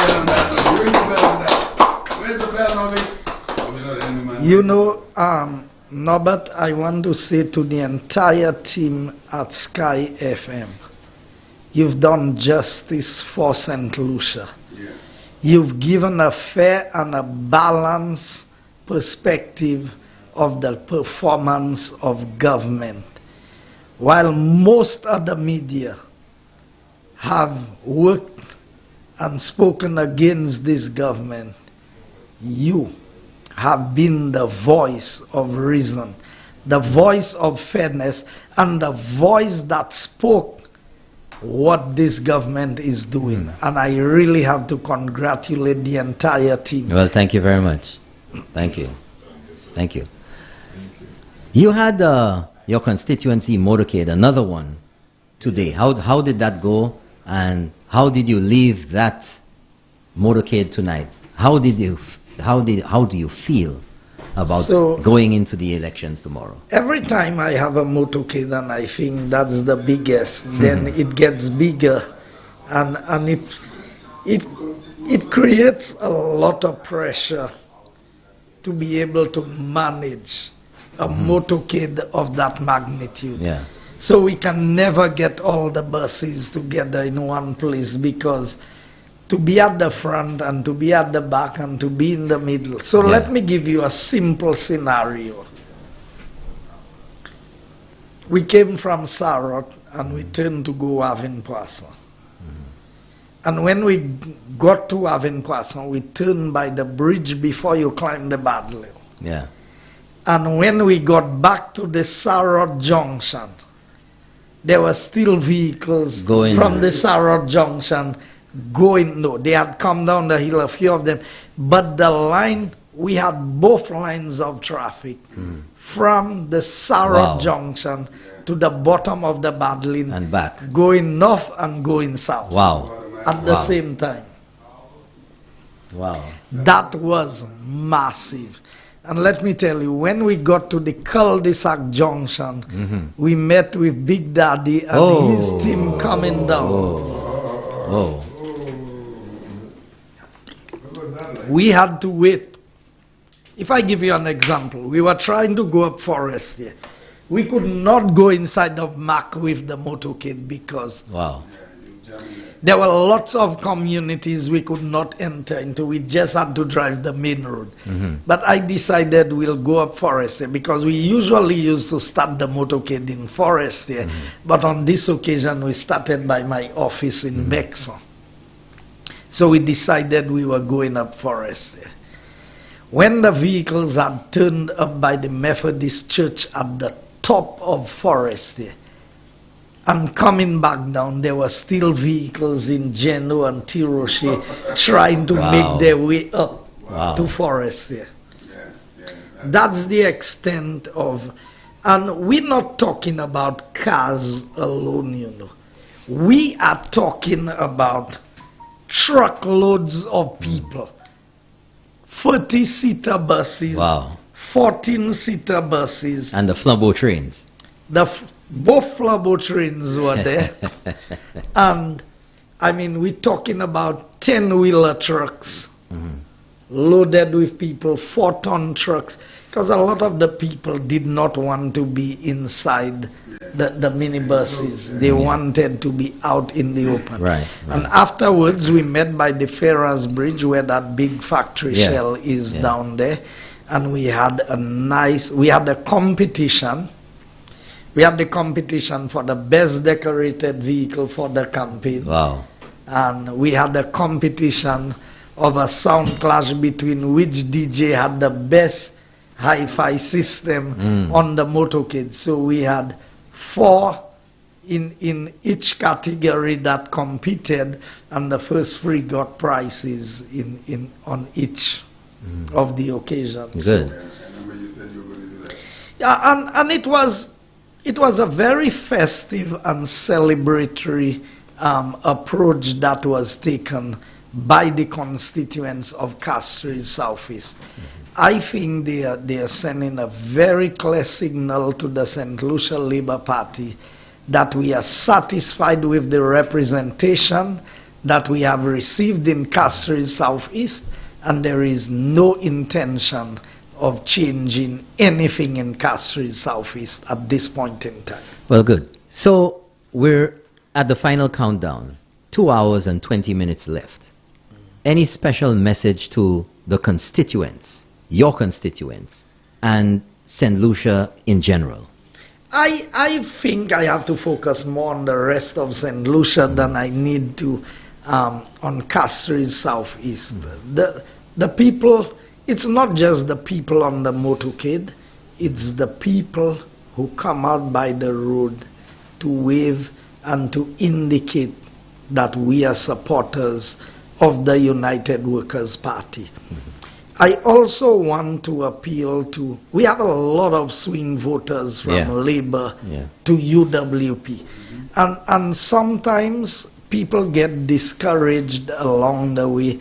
A lot of people, I mean, even what was done yesterday by a certain media house pertaining to the nurses and the people, the early voters, it just tells you where the head of Labour Party is at. So I want to say to my people of Castries Southeast, first and foremost, that they need to come out early to vote tomorrow. And we need to exercise a measure of patience. Now, there are a few changes. So all my people who used to vote at the Lacroix School, they are now voting on the Badi Chaussee multipurpose court. And I don't think a lot of proper publicity was done in this, because they referred to the multipurpose court as being in Lacroix, but it is really in Badi Chaussee. So tomorrow I want to assure them we will station a bus at the Lacroix School, or a couple of buses, because we know the message may not get to everybody. So we would have persons there with our voters list. We would have persons there with vehicles, so that our voters who come to that side, because that's where they have voted for the last 3 elections, as far as I know. I don't understand why the change was done at this point in time, but the electoral department made its decision.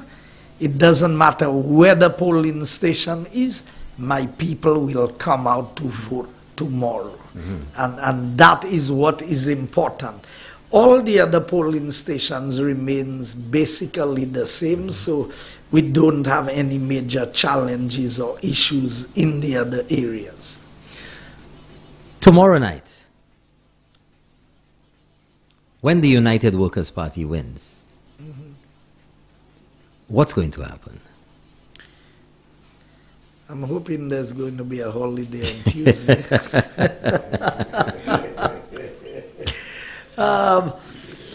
No, I think if I observe my constituency, and I can speak for my constituency, it's not about if we win.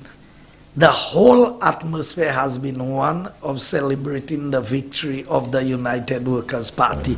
And that is where I needed to caution our people, even today, to tell them, no, we've not won yet. You have to go out and vote tomorrow. And it is when you have cast your ballot, then that is when we begin to count the victory. And I can tell you, Norbert, the number of voting fingers that I have on my phone from the early voters in my constituency who made it their business to send me the finger with the ink on it to say, your votes, we have started counting. I saw some as well. And that is, now, that is not about Guy Joseph, you know. I don't want people to think that Guy Joseph is so much that is why this is happening. I belong to the greatest party, political party in the history of St. Lucia, the United Workers' Party. If you say I leave UWP tomorrow, all of this love and affection and praise and everything I'm getting, that's gone. Because it is not just me. It is not my doings alone that have earned that. It is the hard work, the dedication, the commitment of United Workers' Party to this country that makes people like me popular, people like me loved, and people like me appreciated. UWP is much bigger and much greater than Guy Joseph or any other candidate of this party. And when I am not here any longer, the United Workers' Party will continue to be a great party for St. Lucia. And I want to make no mistake about that and feel is Guy Joseph. No, this is not Guy Joseph. This is not Alan Chasney. This is not Ezekiel Joseph. This is the great party of the United Workers' Party. So Stevenson was fooled by that. He thought the people loved him better than the party. The people loved their party. They have to believe that. Question for you. Throughout the campaign, we're practically at the end right now. 2 hours and 14 minutes left to go. What was the biggest challenge for you during the campaign in getting this all ready for tomorrow? We did not campaign. Honestly, in Castries Southeast, there was not a campaign. We went around, we had motorcades. We did not set up one stage and one platform to have a meeting in Castries Southeast. We did not announce beforehand any meetings that we were having in any community, because I did not want too much of a crowd build up in the communities. So you know what? We would just go into a community. We had free trucks that we used. We would send one to begin to play music at about 7, the other one at 7:30, the other one at 8, to just cause a little build-up in the area. And I would speak at 3 and 4 whistle stops, as we would say, in my constituency.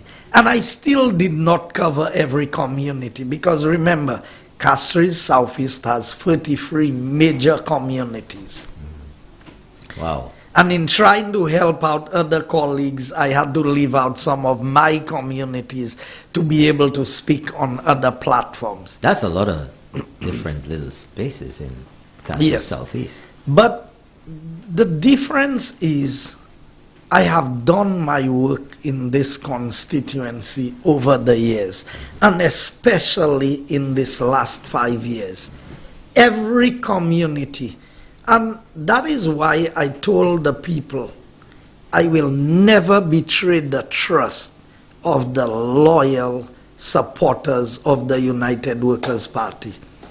You know, I felt a joy in my heart today when I saw the amount of young people, the amount of elderly folks, the in-between, the seniors, the juniors, the in-betweens that came out.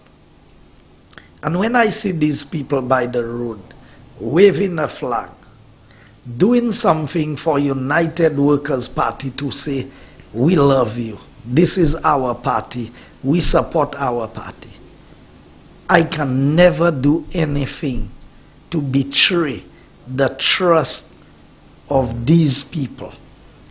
I will not be crooked in government to ever bring shame and reproach to them. I will not betray my party. If I cannot work with UWP, I will live peacefully. I will not go back.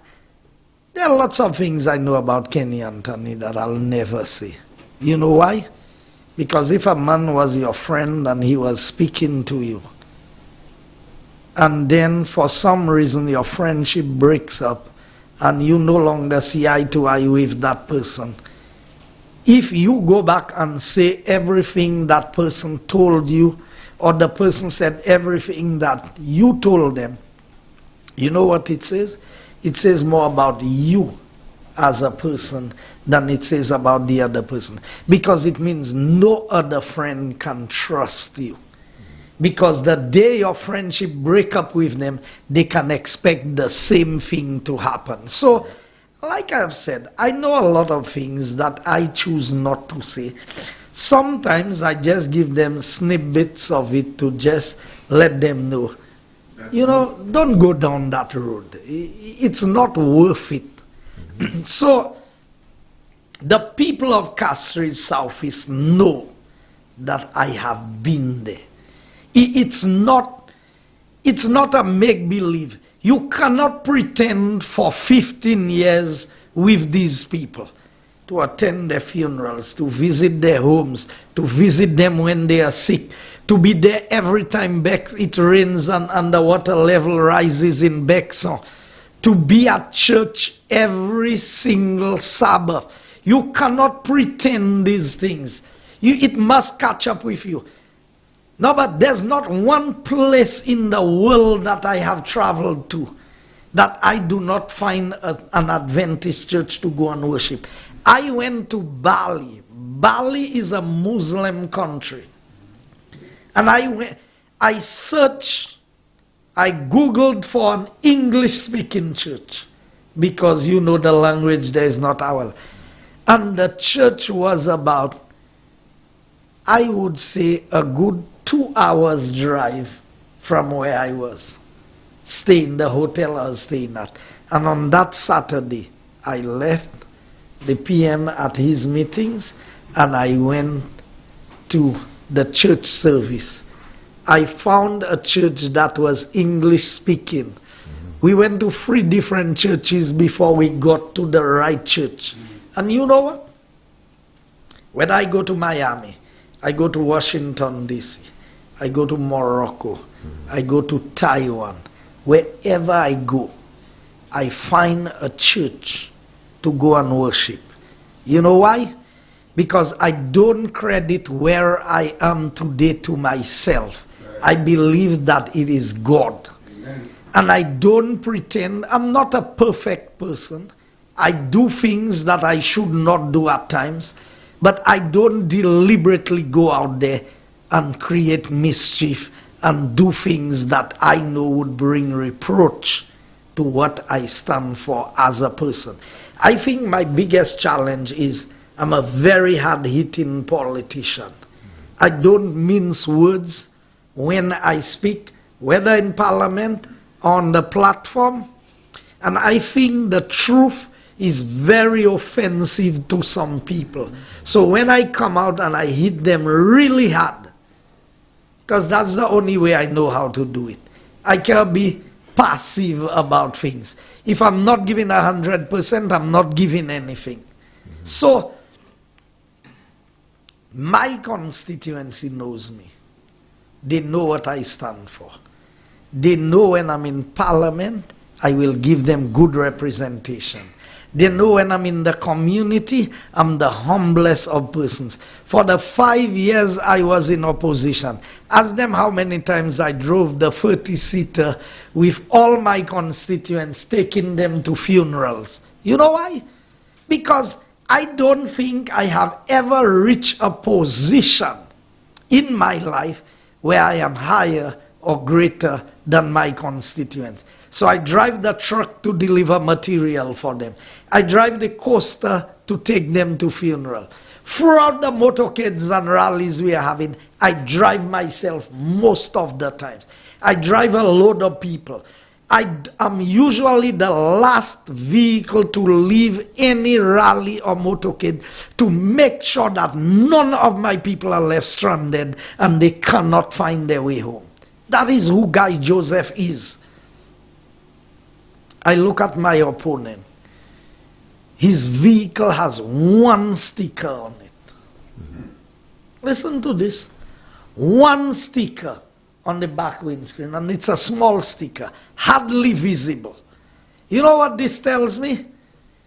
This is a man who values, so everybody else can put stickers and posters on their vehicle for him, but his vehicle is too precious to put his own stickers and posters on it on behalf of the people. If you look at my vehicle that's parked out there, the whole vehicle is wrapped. It's not a sticker and a poster I have on it. It's a big sticker. A whole the sticker. Entire vehicle is 1 poster. And what did I do with my vehicle? I put my boundary in constituencies. Big Daddy and Dominic. I boundary these 2 constituencies. I have Fortuna and Farrer. Because now I also boundary with Ezekiel, but because Ezekiel had a couple vehicles wrapped already, I did not bother to add Ezekiel to my vehicle. So I'm just saying this, and there are subtle things that people must pay attention to. You have to watch what people value in life and how they value. So my opponent bought a pickup and put star and everything on, big poster, everything. But his personal vehicle, nothing political on it. What does that tell you? Not just my vehicle, that my wife's vehicle, my sister's vehicle. A question. Can he vote for himself? He cannot vote for himself. He cannot vote for himself. He has to vote for somebody else. Was he voting for you? He's voting. No, he's in a different constituency. Castries North. So he'll be voting for Janine Girodi. That's right. That's who he's voting for. I think that it is important that people pay attention to these things.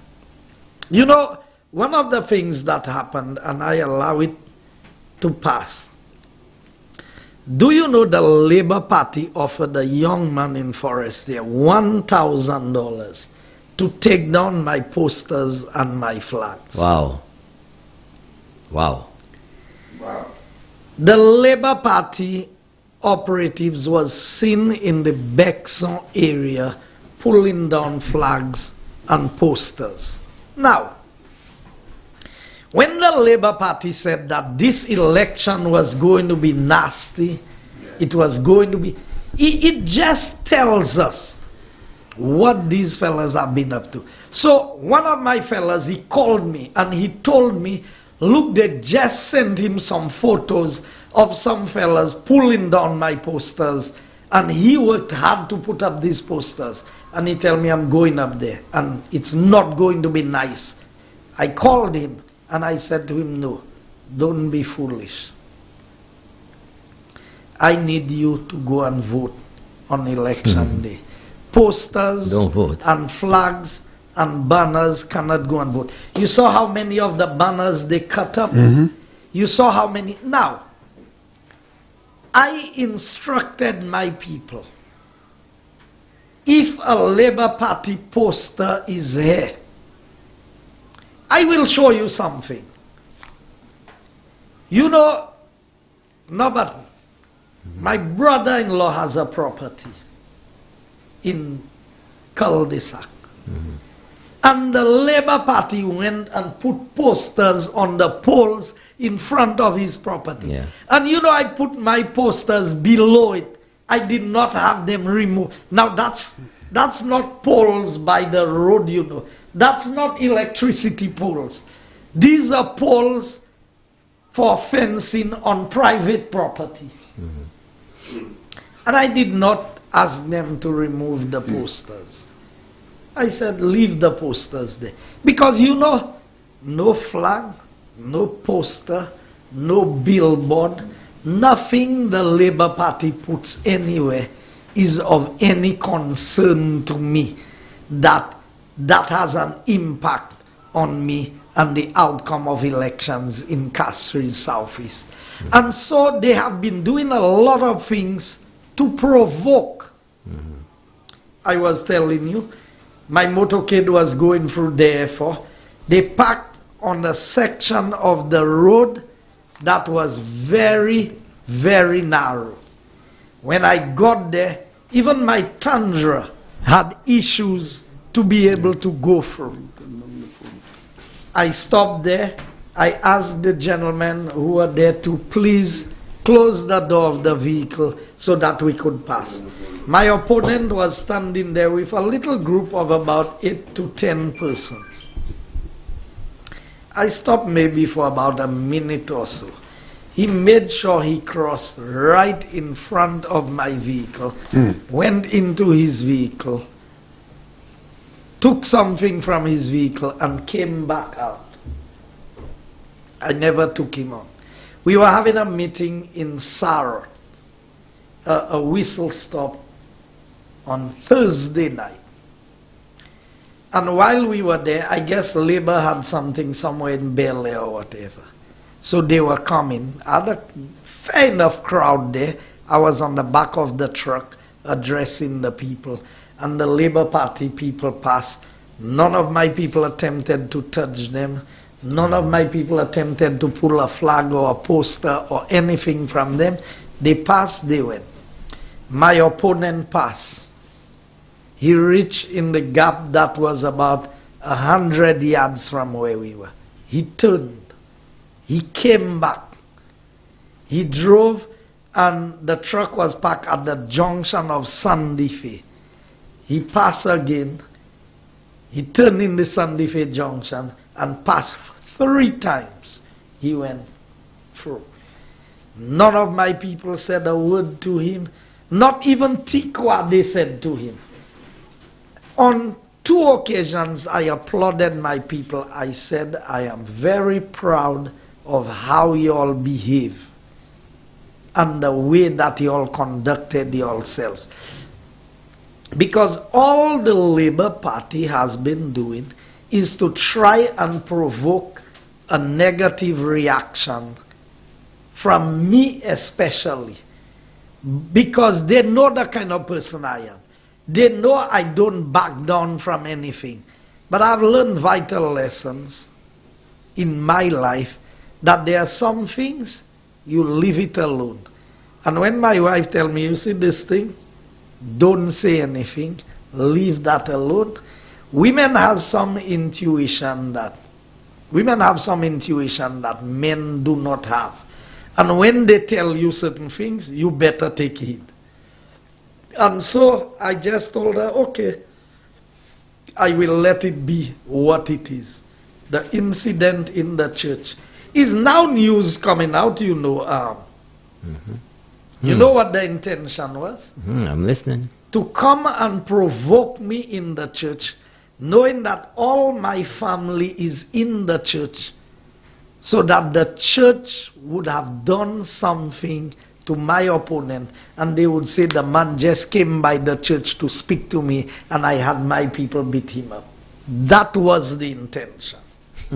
That was what Seems like somebody likes licks. That was what, because why would you go and tackle a man in his stronghold? Huh? Why would you go and tackle a man at his home? If you want to beat up a man, the place you will choose to go and beat is among all his family and his friends. That's why you'll go and pick a fight with him. So obviously, there was something. Now, I have not heard you all saying much about this video that's in circulation. Which one is that? The one about the visa. Yes. And the Ah. I chose not to play because there were so many other names involved. That's why I chose not to play. There were too many other names. But the evidence is there for us to see. That I sat in cabinet with Stevenson King as Prime Minister. And he lied to his entire cabinet that he did not know why Richard's visa was revoked. And Norbert, I want St. Lucians to pay attention to what I'm saying here tonight. We felt that it was not proper that a minister's visa be revoked without any explanation. Now hear what I'm telling you. We debated. We said, but how can the American government just revoke a minister's visa? We were not concerned about the personal visa, but the diplomatic visa without any explanation, with no word to anybody. Because Frederick said he did not know. He doesn't know why his visa was revoked. We said to the Prime Minister then, Stevenson King, we said, look here, no, we are a country. We are a sovereign country. That's right. We have diplomatic relations. That's right. And I think in the world of diplomacy, whether you're big or you're small, there are certain courtesies. That's right.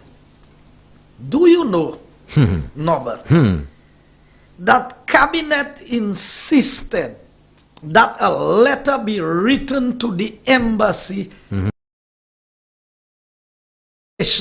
as to why the visa was revoked? And you know Stevenson King have the heart, knowing that they told him why the visa was revoked. On this insistence, rather than tell us, gentlemen, I have been told, but it is classified information that is only for the Prime Minister. I cannot share it with you, because there is information that only the Prime Minister can have access to. There are certain things that I will never ask Alan Chastanet as Prime Minister, because I don't want to put him in a compromising position where he feels he has to say something. And a lot of my colleagues, there are things For example, when the police give a briefing, when they give an update, when he has meetings with the U.S. Embassy and these things, we don't, because there's certain information that is only only the Prime Minister is privileged to have. That's why I never asked the Prime Minister, what date you call in the election? Because I did not want to put him in a position where he has to tell me something that is not truthful, because he does not want to disclose what he is doing. So we sat there in cabinet and we said, no, the Americans cannot treat us like this. You need to write to them. And do you know Stevenson King wrote the letter?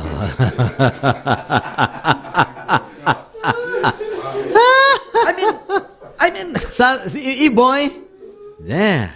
So, how would you not believe this man that he does not know? Because to me, any one of us here, if you are really cornered, you say, boy, look here. I cannot write the letter to the U.S. Embassy because of XYZ reason. Stevenson King wrote the letter. Wow. Sent it to the embassy. Wow. To ask. Yes.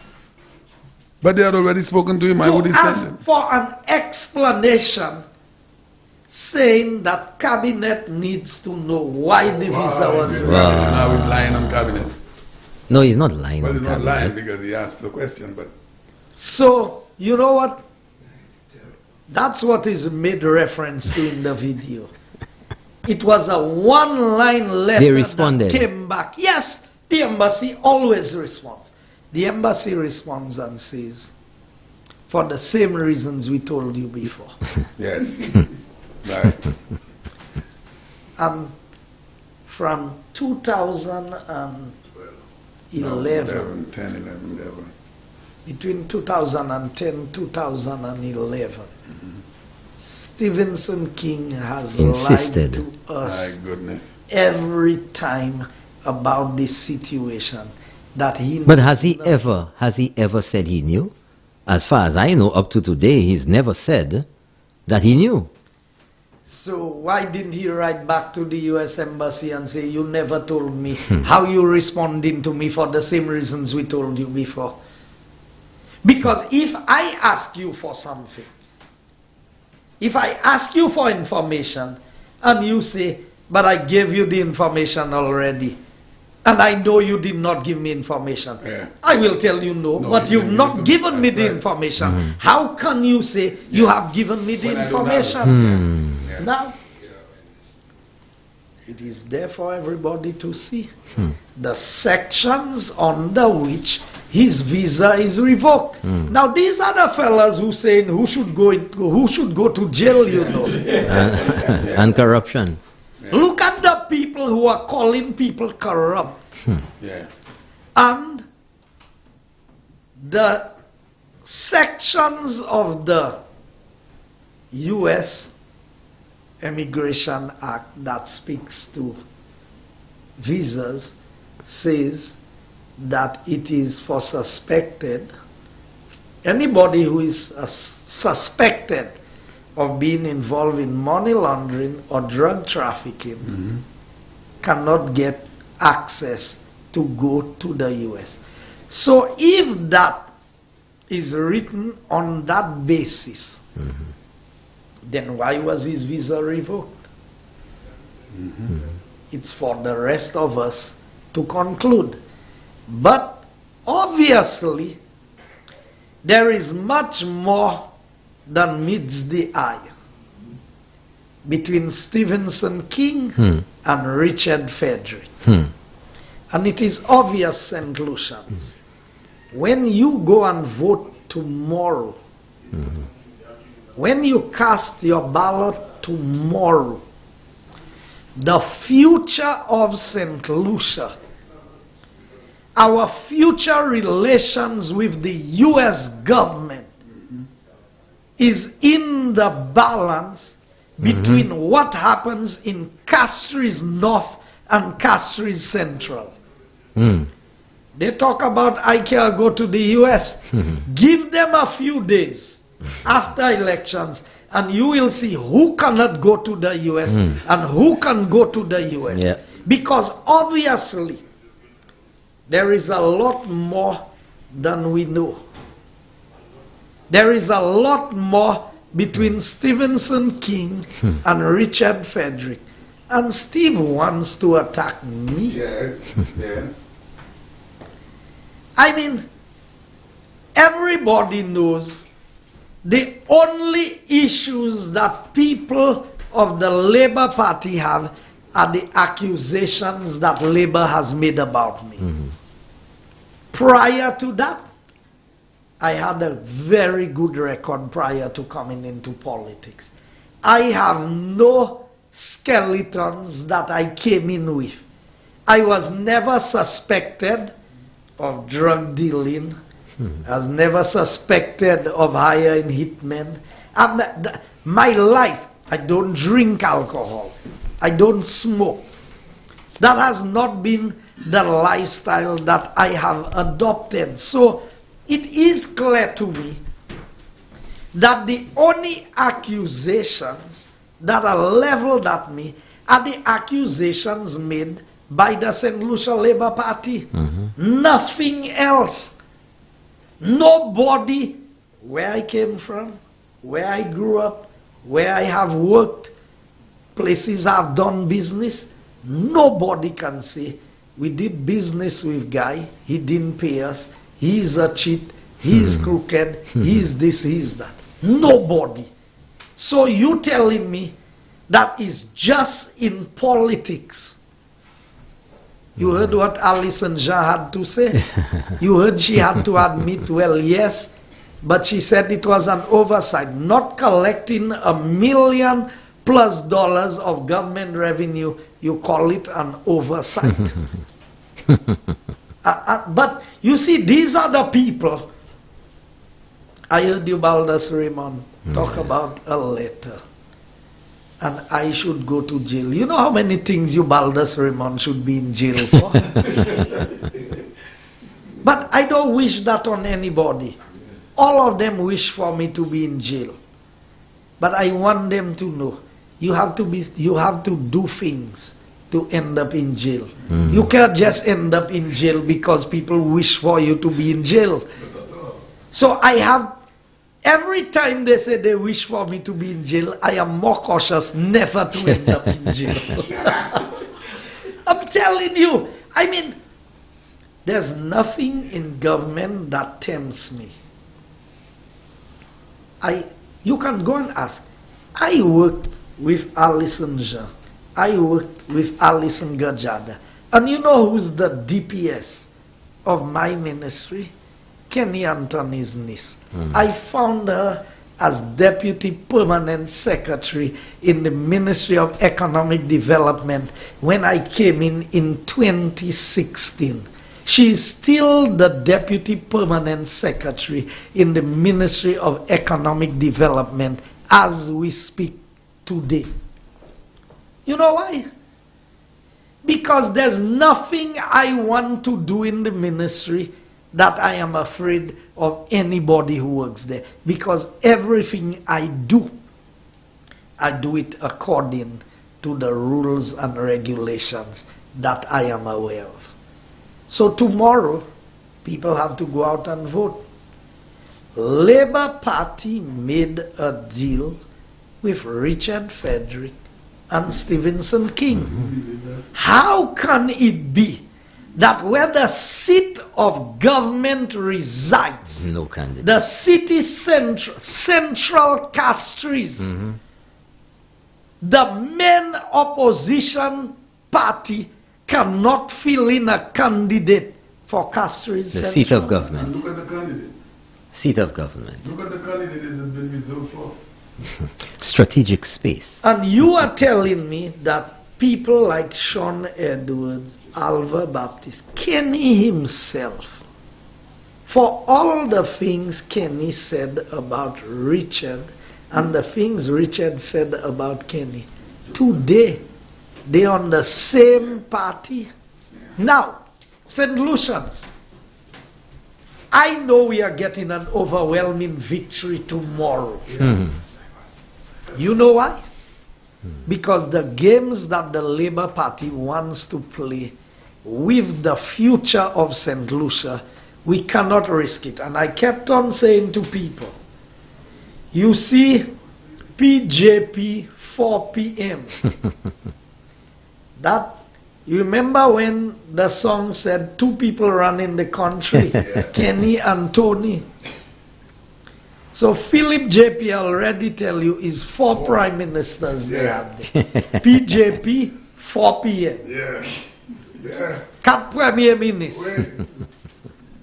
Now, I know there's a wave in Vieux-Fort.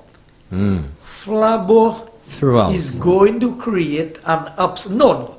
The reason why I know there's a wave throughout, but the bedrock of Labour, Vieux-Fort North, Vieux-Fort South, and Labrie. I have never seen so many people supporting the United Workers' Party in this belt against the incumbents. So Norbert, y'all always asking me questions. I want to ask a question tonight. What's your prediction for the election tomorrow?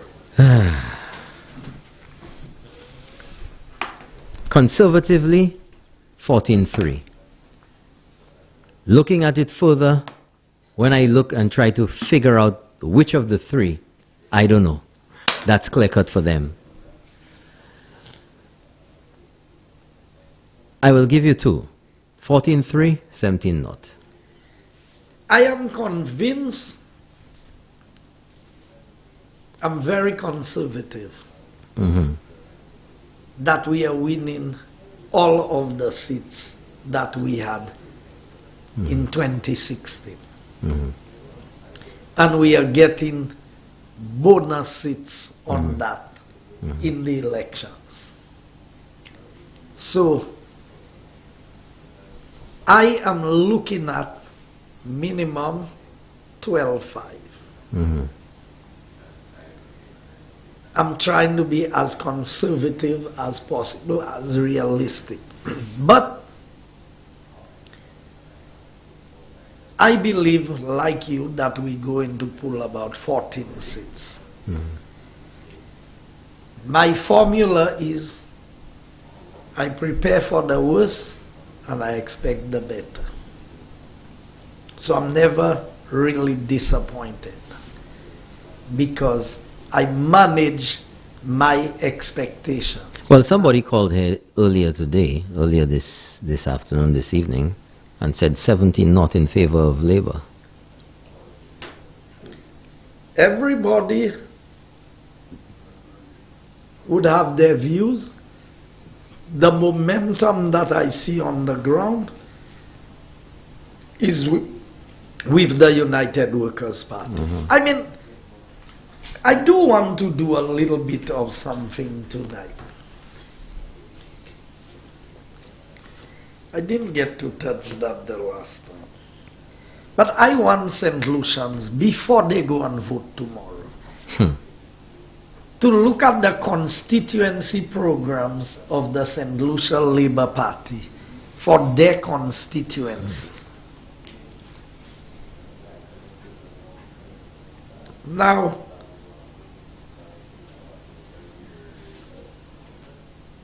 I will touch mine.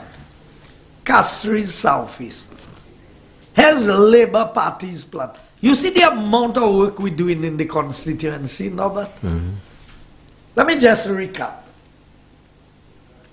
We have a multipurpose center being built, an HRDC, Human Resource Development Center, being built in Odsa. We have one being built in Forestier. We have a major indoor facility being built in Bexon. We have a road program, we have lighting up playing fields, we have concrete drains. We have all of these projects. We have the Bexon market. We have a recording studio under construction in Wavin-Poisson. Now, I'm just talking about buildings. I'm not talking about other things. I'm talking about major infrastructure projects. These are community development or constituency projects. And you know what I propose to do this term? Tell us. I'm proposing to build 5 swimming pools, community swimming pools in the constituency of Castries Southeast. Wow. Because you know what? I believe every child in my constituency should learn to swim. Now to go all the way up to the aquatic center in Rodney Bay is challenging. Yeah. So I can tell you, we have identified the land in Forestier next to the playing field and the Human Resource Development Center, where we are going to build a community swimming pool there. We have identified the land in Bexo next to the indoor facility, which is next to the playing field, that we are going to build the second community swimming pool. The third one, we are still battling with the location in Odsa to be able to build that center. So these are the 3 that we have already identified where the locations are going to be.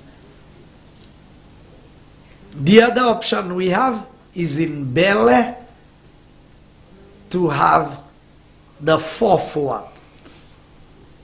And the 5th one, we have a nice piece of land in the Capitol Hill area where we just did the concrete road.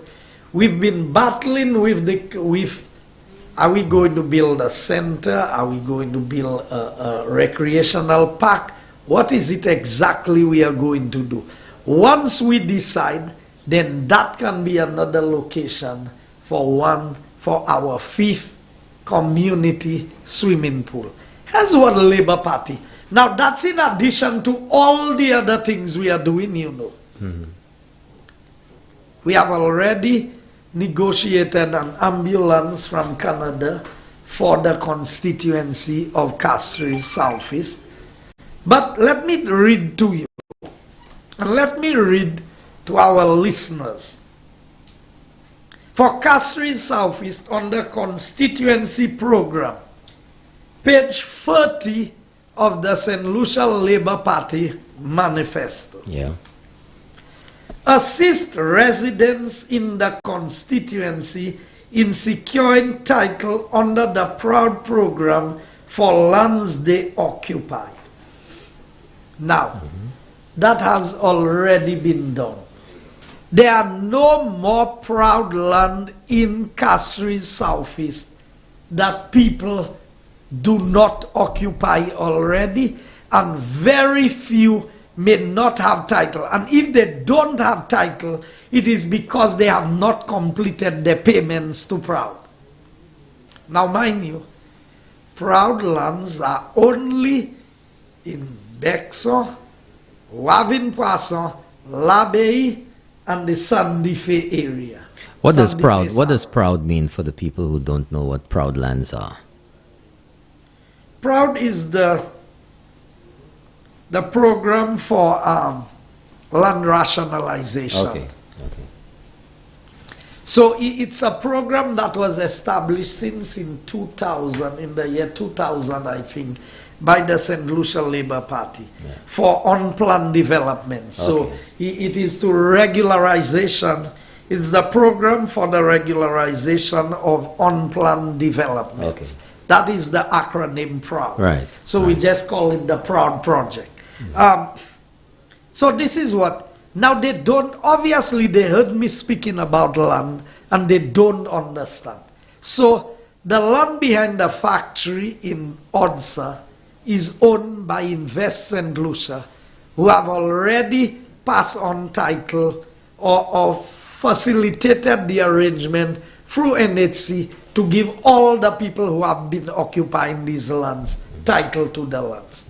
We have the Dovey lands at the back of the school in the Odsa community.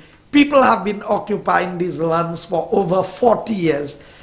The government acquired the land, and now Cabinet has made the decision, and over 40 people occupying these lands, their names have been approved by Cabinet to get the land between $1 and $3 per square foot. No, that's great.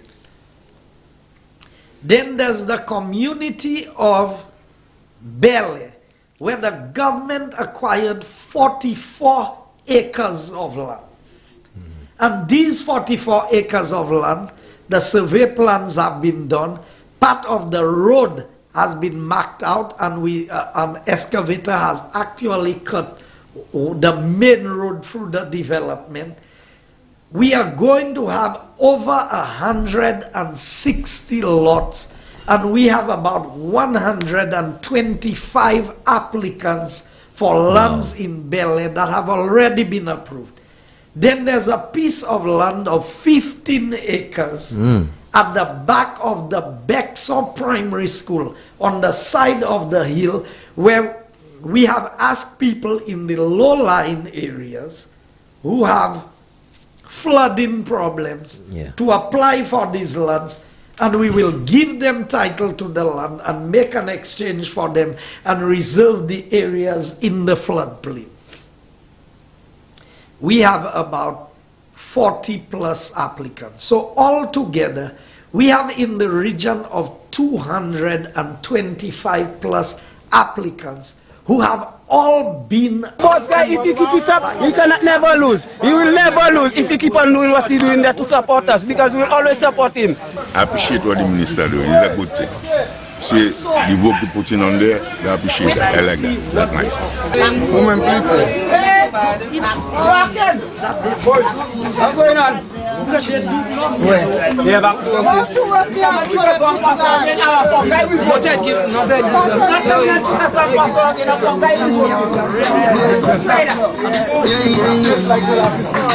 Mr. Minister, I think so where do you have Don't mind them, they can't take down our guys. So that one pass Mr. Guy ready. Yeah. Where am I? Which guy? What guy? That guy? Mr. Guy? Hey, Georgia! We cannot do that. We already asked him to do it for us, and Guy that give it to us. All of us eating our bread thanks to Mr. Guy. Joachim coming in and scandalize us. So we today coming there. I asked them and like everybody down there if he couldn't get that little job, the same little job he say Guy giving us. If he couldn't get it for us, he tell me that's TFA and you didn't get it for us. You come up here 3 times before Guy. Huh? So TFA you couldn't get it for us. But as Guy give it to us, you have a problem, you want to come and bribe us. It could worth 78-point-something million dollars. We don't care. We still accepting the $150 we get for our day. Thank you to Guy. We're not too big and we're not too tough, but when we work together, we got the right stuff. Go, Mr. Guy, yeah!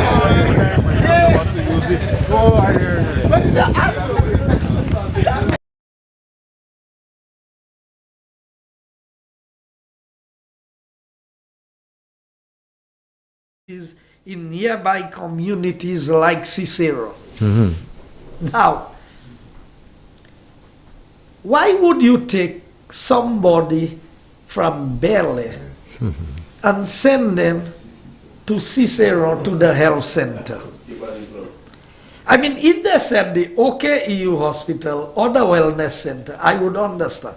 But Cicero, all Cicero has is a health center. Now that is when you take people who are not from the constituency and who did not take time to learn the constituency, because it's a big constituency. So, Bele is closer to the Jacmel Health Center, the Bexon Health Center, and the Lacroix Health Center than it is to the Cicero Health Center. But yet still you want to provide transport for people from Bele to go to the Cicero Health Center. Secondly, therefore, the residents of therefore, the closest health center to them would be either Entrepot or Tiroche-Geno. That is where you have the closest health centers to them. Why would you want to take them and send them to Cicero? Now here's what I want to tell the people of Castries Southeast. Remember, I kept on telling you the Labour Party's intention is to cut the constituency and therefore is supposed to be part of Castries South.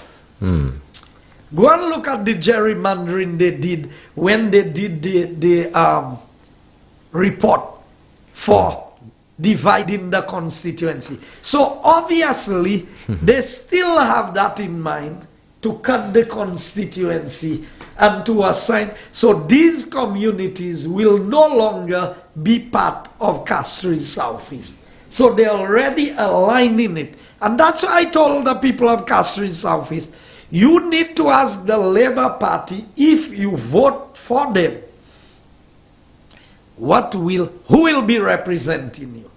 Here's facilitate the creation of physical market space for farmers wishing to sell their produce to residents.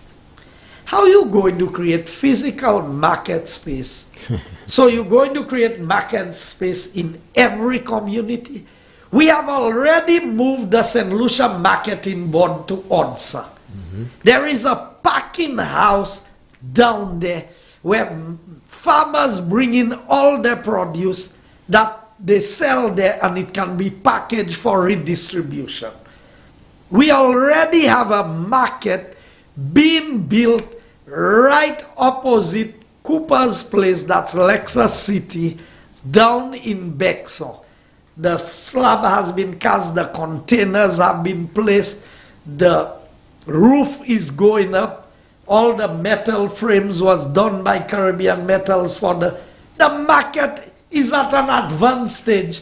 You come in and present that as the plan. But the curious thing is, having so much to say while in opposition, condemning everything that the government did, having their own alternate plans or way of doing things for everything that the government did, finding fault, finding a problem, saying all what they did about everything that this government did, about the protocols, about the projects, about loans, about education, about everything. The manifesto is 36 pages long compared to the UWP's manifesto of 60 pages. One would expect that if they had so much to say and so much to do differently, that they would have been replete, or at least their manifesto. When I told you they did not have a plan, you did not believe me. But would you like to take some calls? The lines have been flashing here for the longest while. The previous manifesto of the Labour Party had 80 pages. Wow, that's 2016? 2011, 80 pages. Wow. 80 pages. They're in 200 teeth. You are descendant. So it is obvious that they don't have a plan. They never had a plan. And they will not be able to come up with a plan to govern. Wow. In the blueprint for growth, it was 80 pages. 80 pages. Today, you presenting a manifesto. I mean, I don't even know what to call them. There's nothing of substance in there. 42 pages, and on the 42nd page is a conclusion that is there. So it is obvious that they had not used their time wisely in opposition. Now, before we take the calls, if I just look at the UWP manifesto, nobody don't even need to go, no one needs to go into the manifesto itself. Just on the back page, compare the two. SLP putting you first. You don't know what that means. The back page or the back cover of the United Workers' Party is 5 for 5. Okay. The back page is 5 for 5. Introduce unemployment benefits. 1. Number 2, monthly assistance for the needy. Number 3, save parents money on school books. Number 4, VAT reduction. Number 5, medical care for all. And we have outlined our 5 for 5 plan. It has been articulated very clearly. Well, just to let you know, I just checked. The 2011 manifesto for the SLP was 80 pages, you said. The 2016 manifesto for the SLP was 80 pages. The 2021, this current manifesto, is 36 pages. 36. 32. 32. So it's less than half the size. Less than half. But I kept on telling the people of St. Lucia that Philip J. Pierre is clueless about everything. There's nothing you can give Philip J. Pierre as an area of strength. What are the areas that you can expect performance from him? What is anybody in St. Lucia? Tell me. Because every time you appoint a leader, there must be something that the leader is good at. When you elect a captain for a team, either he can bowl well, he can bat well, he can field well, or he can manage well. And if he can manage well, most likely he may be a reasonable all-rounder. Okay, so let me give you let me give you a little statistic here, because you know I like my data-driven statements. In 2016, the SLP manifesto of 80 pages, and the SLP manifesto itself, I'll tell you, hold on a second here, had youth mentioned 35 times. The SLP manifesto of 2016, 35 times. The SLP manifesto today mentions youth. Remember, the youth economy, youth this and youth that, 19 times.